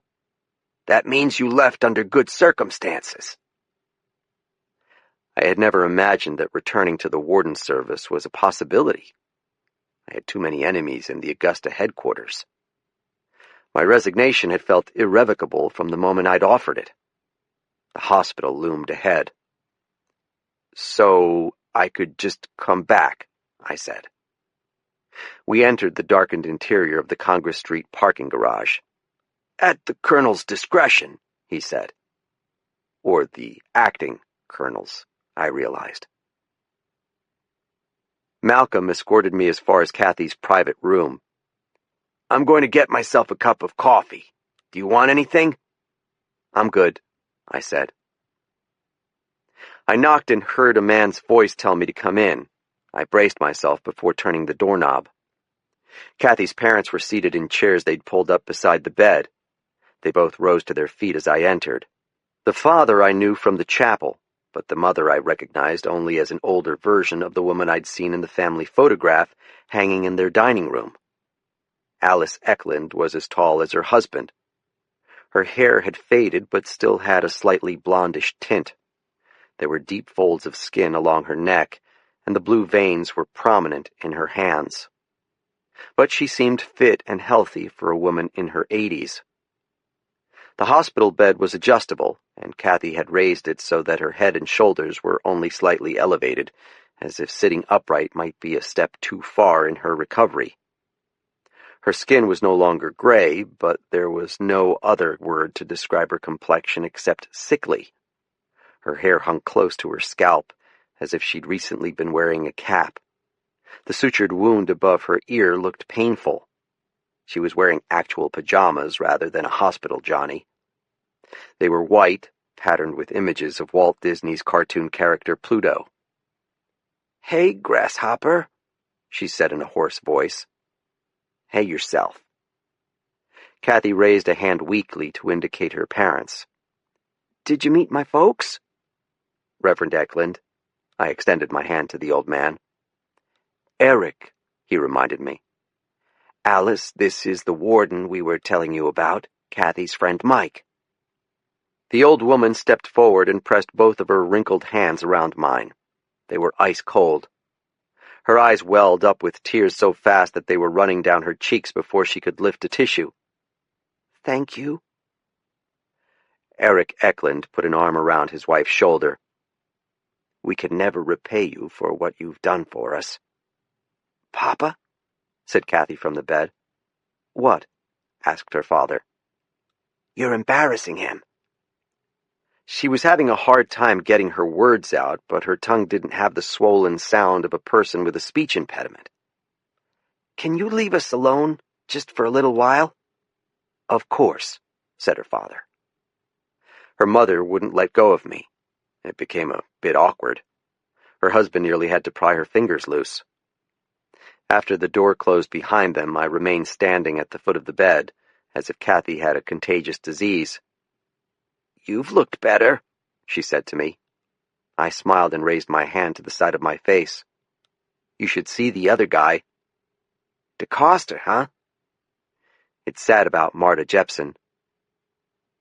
"She asked me what she should tell Jason about that night, and I said she could blame me. I'm sure he grew up hating my guts, but he held it against Marta, too. I think he wanted to kill her his whole life."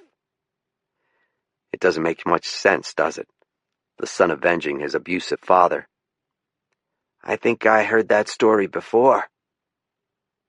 She gave me a faint smile to indicate that it was a joke. My own father had been a bastard, and no one had been quicker to defend him than yours truly. She waved me forward. I took a seat beside the bed. Her arm was connected to all sorts of tubes and wires, but she held out her hand to me. Her grip was so light it was barely there. "I'm sorry about Kurt," I said. "You can't save someone who doesn't want to be saved." I had learned that lesson before. But it's one you keep forgetting. "So, how are you feeling?" "Like a pincushion. Or a piñata. Both, I guess." I was trying to gauge from her speech how her mind was working. "You lost a lot of blood when I found you." "They put it back. Now they're afraid I've got brain damage. The docs keep testing me. Count backward from 20. Remember these 3 things." She seemed dehydrated and more exhausted than I had ever seen her, but her thinking seemed sound enough. Whatever the doctors were giving her for the pain had left her a little loopy, though. It seemed to have the same effect as truth serum. "You don't remember anything about that night?" I asked. "I remember arguing with you. Did I forgive you?" "Yes." Her laugh was as soft as a sigh. "Of course I did." We sat there gazing at each other. She really looked horrible with her sunken eyes and flat hair, almost as bad as my mom had on that last night of her life. I was afraid I might choke up if I didn't distract myself. "Do you want to hear some gossip?" I asked. "Harkavy? Yeah, I know." "It's good for the major, though." "He won't get the job. Doesn't kiss enough ass." "The wardens chipped in for me to stay at the Northeastland last night." "Fancy." "Maybe after you get out of here you can show me around Aroostook County. I'd like to see all your old stomping grounds." She shook her head. "Too many memories." The reference might have been to Jacques and Jason DeCoster or to the tragic life of Marta Jepson, but my gut told me she was talking about her late husband Darren. She seemed eager to change the subject. "Guess who was just in here? Tate. I thought you two weren't supposed to communicate until the investigation is complete." "She broke the rules." "I don't believe it." "You're a bad influence, Grasshopper." I studied her smiling face, and I realized that there was something I needed to tell her. The Attorney General's investigation was still proceeding. Kathy had time to come clean. "Kathy," I said, lowering my voice, "I know you didn't shoot Jimmy Gammon in that barn. It was Tate who killed him. But you took the blame." Her bloodshot eyes widened. "How?" "You kept saying to me that it wouldn't have happened if I'd been there. At first I thought you meant it wouldn't have happened because I was more experienced, but you were speaking literally. Then later I found a diagram in your wastebasket. I thought it was just a doodle until I realized you were plotting out the trajectories of the 2 bullets. You lied in your report, Kathy. You could be prosecuted for obstructing justice." It took her some effort, but she rolled her eyes. "Who's going to tell?" "Not me, obviously." "Tate might confess if she figures it out." "She thinks it was me who hit him. I told her I did it, and she believes me. What about the ballistics investigators? The bullet went through his neck. No way to tell which one hit him. But I know I missed. I plotted it out, and there was no way I could have hit him in the carotid from where I was standing. The confession left me feeling like I'd gotten the wind knocked out of me. Why did you lie to protect her? She's a good warden. I thought she deserved more than a few second chances. Like me, you mean? Yeah. Why should it have surprised me that the woman who had spent years stopping me from throwing away my career, who had sacrificed so much on my behalf, would do the same for another promising young warden? Jesus Christ, Kathy. Her lip curled on one side the way it did when she was being a smart aleck. I think she has a crush on you. Tate? The woman disapproved of everything I did. I told her you were taken, though. I leaned back in the chair and frowned. I'm taken? Tell that to Stacy Stevens. She's an idiot. She's going to end up with a dog if she isn't careful.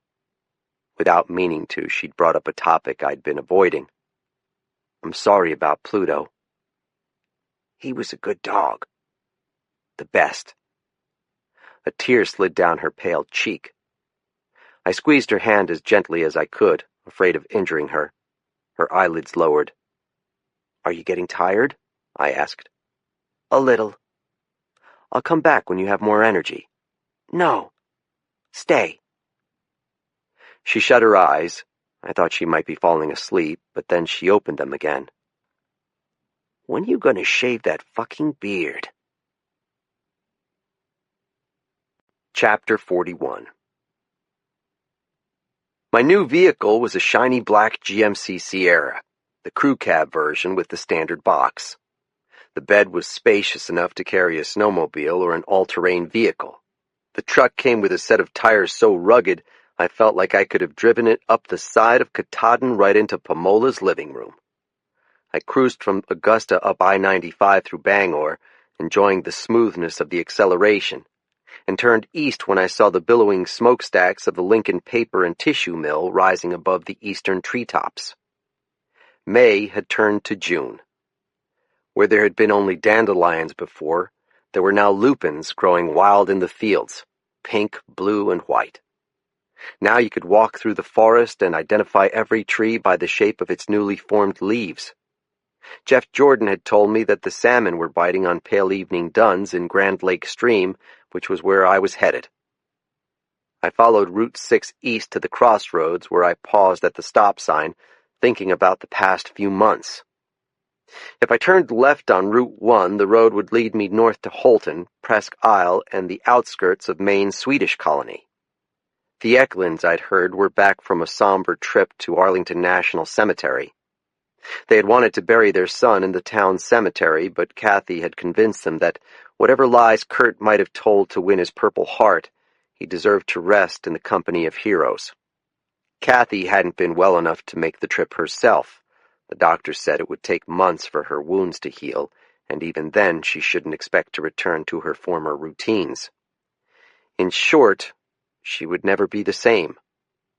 The initial neurological tests showed no signs of traumatic brain injury, but she had lost her spleen, which meant that she would be more susceptible to the bacteria that cause pneumonia, meningitis, and other dangerous infections. She had survived her brush with death, but at a significant cost. There might be additional costs yet to come.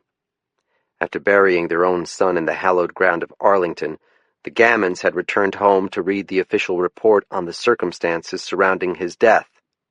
The report was titled, Findings of the Attorney General in the Shooting Death of James P. Gammon by State Game Wardens in Camden. And it declared that Sergeant Katerina Frost and Warden Danielle Tate had been justified in their use of deadly force to protect themselves from physical harm. An independent review conducted by the Maine Warden Service had arrived at the same conclusion. There was no definitive ballistic evidence to indicate which officer had killed Jimmy Gammon, but the investigators had accepted the warden's independent statements that Sergeant Frost had fired the fatal shot. Only 2 people in the world would ever know otherwise. The newspapers said that the Gammons were still contemplating a suit against the department and the warden sergeant who'd killed their boy. The burden of proof was lower in civil cases, so it wasn't a foregone conclusion that a jury would excuse Kathy's actions. At the very least, James Gammon had the resources and connections to make her life difficult. Maine's intemperate governor had condemned the AG's report as a whitewash upon its release. Later, I saw the Gammons were listed as major donors to his re-election campaign. Revenge is a powerful motivator. I'd received a voicemail from Amy saying that her husband had been moved back to medium custody for good behavior and asking why the heck I hadn't told her he'd been in the frigging Supermax. I owed her a personal apology, especially now that I would have less time for household repairs. Jason DeCoster was being held in Aroostook County Jail in Holton, pending his trial for the murder of Kurt Eklund and the attempted murders of Sergeant Kathy Frost and Michael Bowditch. The investigators from the Attorney General's office had been unable to prove that Marta Jepson's death had been anything but an unfortunate accident. The Neanderthal was proving to be a most intelligent sociopath. If I hadn't caught DeCoster attempting to move Kurt Eklund's corpse off his property, he might well have escaped justice. His lawyer would need to get creative to explain the dead body with the 9mm bullet in its head. Eventually, Jason DeCoster was going to find himself behind the walls of the Maine State Prison, where I had a dangerous friend who was inclined to do me favors. The truth was, though, I would never ask Billy Cronk to bloody his hands on my behalf, not when he needed to keep his nose clean to keep his sentence from being extended. I'd already had an opportunity to take revenge, and I'd been unable to pull the trigger. One of the other things I'd learned about myself over the past months was that I was no vigilante. I gave a honk on the horn as I passed by Weatherby's. Jeff Jordan was out mowing his steep lawn, but his sweaty back was turned to the street, and he was wearing ear protectors against the noise of the engine, so he didn't hear me. I'd have to catch up with him at dinner. I crossed the bridge over the stream and saw fishermen on both sides. Word must have gotten out about the big salmon being caught in the river. I'd come back here with Charlie some evening to try our luck. West of town, I passed the roadside memorial to the young woman who had died in the car crash. There were fresh flowers to mark the spot. White roses signified remembrance. I could have continued on to Moosehorn Lodge and my former cabin, but I'd already hauled away the cardboard boxes containing my life's possessions, carted them off to my temporary home in southern Maine, and I hardly expected a warm welcome from Elizabeth Morse, if she even happened to be in residence. I wondered if I would ever see the lodge again, then caught myself being naive. Just because you close a chapter in a book doesn't mean you won't ever reopen it. That was another life lesson I was trying to absorb. I made a turn onto the woods road leading to Little Wabasas. The light had a greenish quality from the sun filtering through the bunched leaves overhead. The cinnamon ferns in the ditches had unrolled their tight little fists since my last visit. As the summer progressed, some of their fronds would turn reddish-brown, but on this day in early June, everything around me looked lush and full of life. The Stevens' house was on an old lakeside camp that Charlie had thoroughly overhauled. He had added ramps in the front and back for Aura's wheelchair and paved a path down to the boathouse, where he kept his float plane and wide-beamed Grand Laker. My heart sped up when I saw that Stacy's Outback was parked beside the van with the wheelchair lift. I'd been gambling that she would be home this afternoon. Charlie was sitting in the screened-in section of the porch, enjoying a cup of coffee and the breeze lifting off the lake. When he saw my truck roll up, he sprang to his feet and hurried to the mesh door. His German short-haired pointer, Nimrod, pushed at his knee. "Come in quick," said the retired pilot. "And don't bring any of them skeeters with you. This time of year a man can lose a pint of blood going to the danged outhouse." Charlie had a colorful way of speaking, which he'd learned in the lumber camps as a boy. But I'd noticed that he saved his best bon mots for me. "Thank God for indoor plumbing," I said. He clapped me hard on the back, hard enough to rattle my teeth. It's good to see you, young feller. You cleaned yourself up a mite since your last visit. Charlie Stevens had a lantern jaw, laugh wrinkles that radiated from his eyes, and a thick head of white hair that his wife trimmed for him with sewing scissors out in the yard. "How was your Canadian vacation?" I asked. "Just grand. The folks up in Newfoundland are the salt of the earth. I don't think I ever met a merrier bunch. There was this one pub we liked in St. John's. When Aura rolled up in her wheelchair, everyone inside would rush out to lift her through the door. And they've got the same rocky cliffs and highlands as in Scotland. It's a damn beautiful place. You need to get yourself up there pronto." "I'm not going to have vacation days for a while," I said. "I expect you won't." "Is Aura here?" "She's trying to teach Stacy to pickle fiddleheads. Can you believe it? I didn't think my daughter had a domestic bone in her body. Every day brings a new surprise, my mother used to say." He peered into the darkened interior of the building, holding his hand flat above his eyes in imitation of a Hollywood Indian. "Where are those girls? They know we have company." "I'm not in a rush." "But you're not here to see a slideshow of our vacation, either." "Maybe some other time." Charlie pulled on his chin. "So, Huckabee is out and Malcolm is in down in Augusta. I hope Tim is in the job long enough to make some overdue changes. The warden service could use a good spring cleaning." "He's made a few changes already," I said. Before I could say anything more, Stacy and Aura appeared in the doorway. The daughter was pushing her mother's wheelchair. They were both wearing aprons. Aura's was pristine white, while Stacy's was smeared with handprints. "Mike," said Aura. She had the same high cheekbones as her daughter and the same jade-green eyes. She'd pulled her hair back from her beautiful face and secured it in a small ponytail. "It's so nice to see you." "And in uniform," said Stacy with enough of a barb to sting. "You look like a new man." I rubbed my hand over my buzz cut. I was getting tired of combing my hair. "Charlie told us you rejoined the warden service," said Aura. "What good news." I wasn't sure they'd take me back. "After what you did for Kathy Frost, I don't see how they could have said no. How is she doing? Have you seen her?" "She's recovering, but it's going to take a while. She's already thinking about coming back to work, but she's worried they'll put her behind a desk until she retires." "She shouldn't hurry things," said Aura in her most motherly tone. "Have they given you your old district back?" Charlie asked.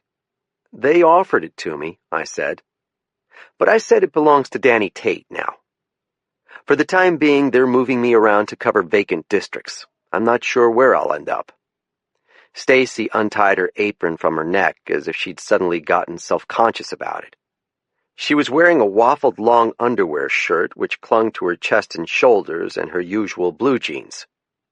"So, what brings you back down east?" "I thought I might take you to dinner." "What?" "I have a reservation for us at Weatherby's." "This is a joke, right?" "We can drive around a while and I can show off the fancy new truck they gave me." Charlie put his hand on his wife's shoulder. Stacy touched a loose strand of brown hair that had fallen onto her forehead. "You're asking me out on a date in front of my parents." I'd had misgivings about the timing because I didn't want to put her on the spot, but I already knew I was rolling the dice. It would be a gamble however I played it. "They're welcome to join us, but I made the reservation for two." "That's nice of you, but we have other plans," said Aura.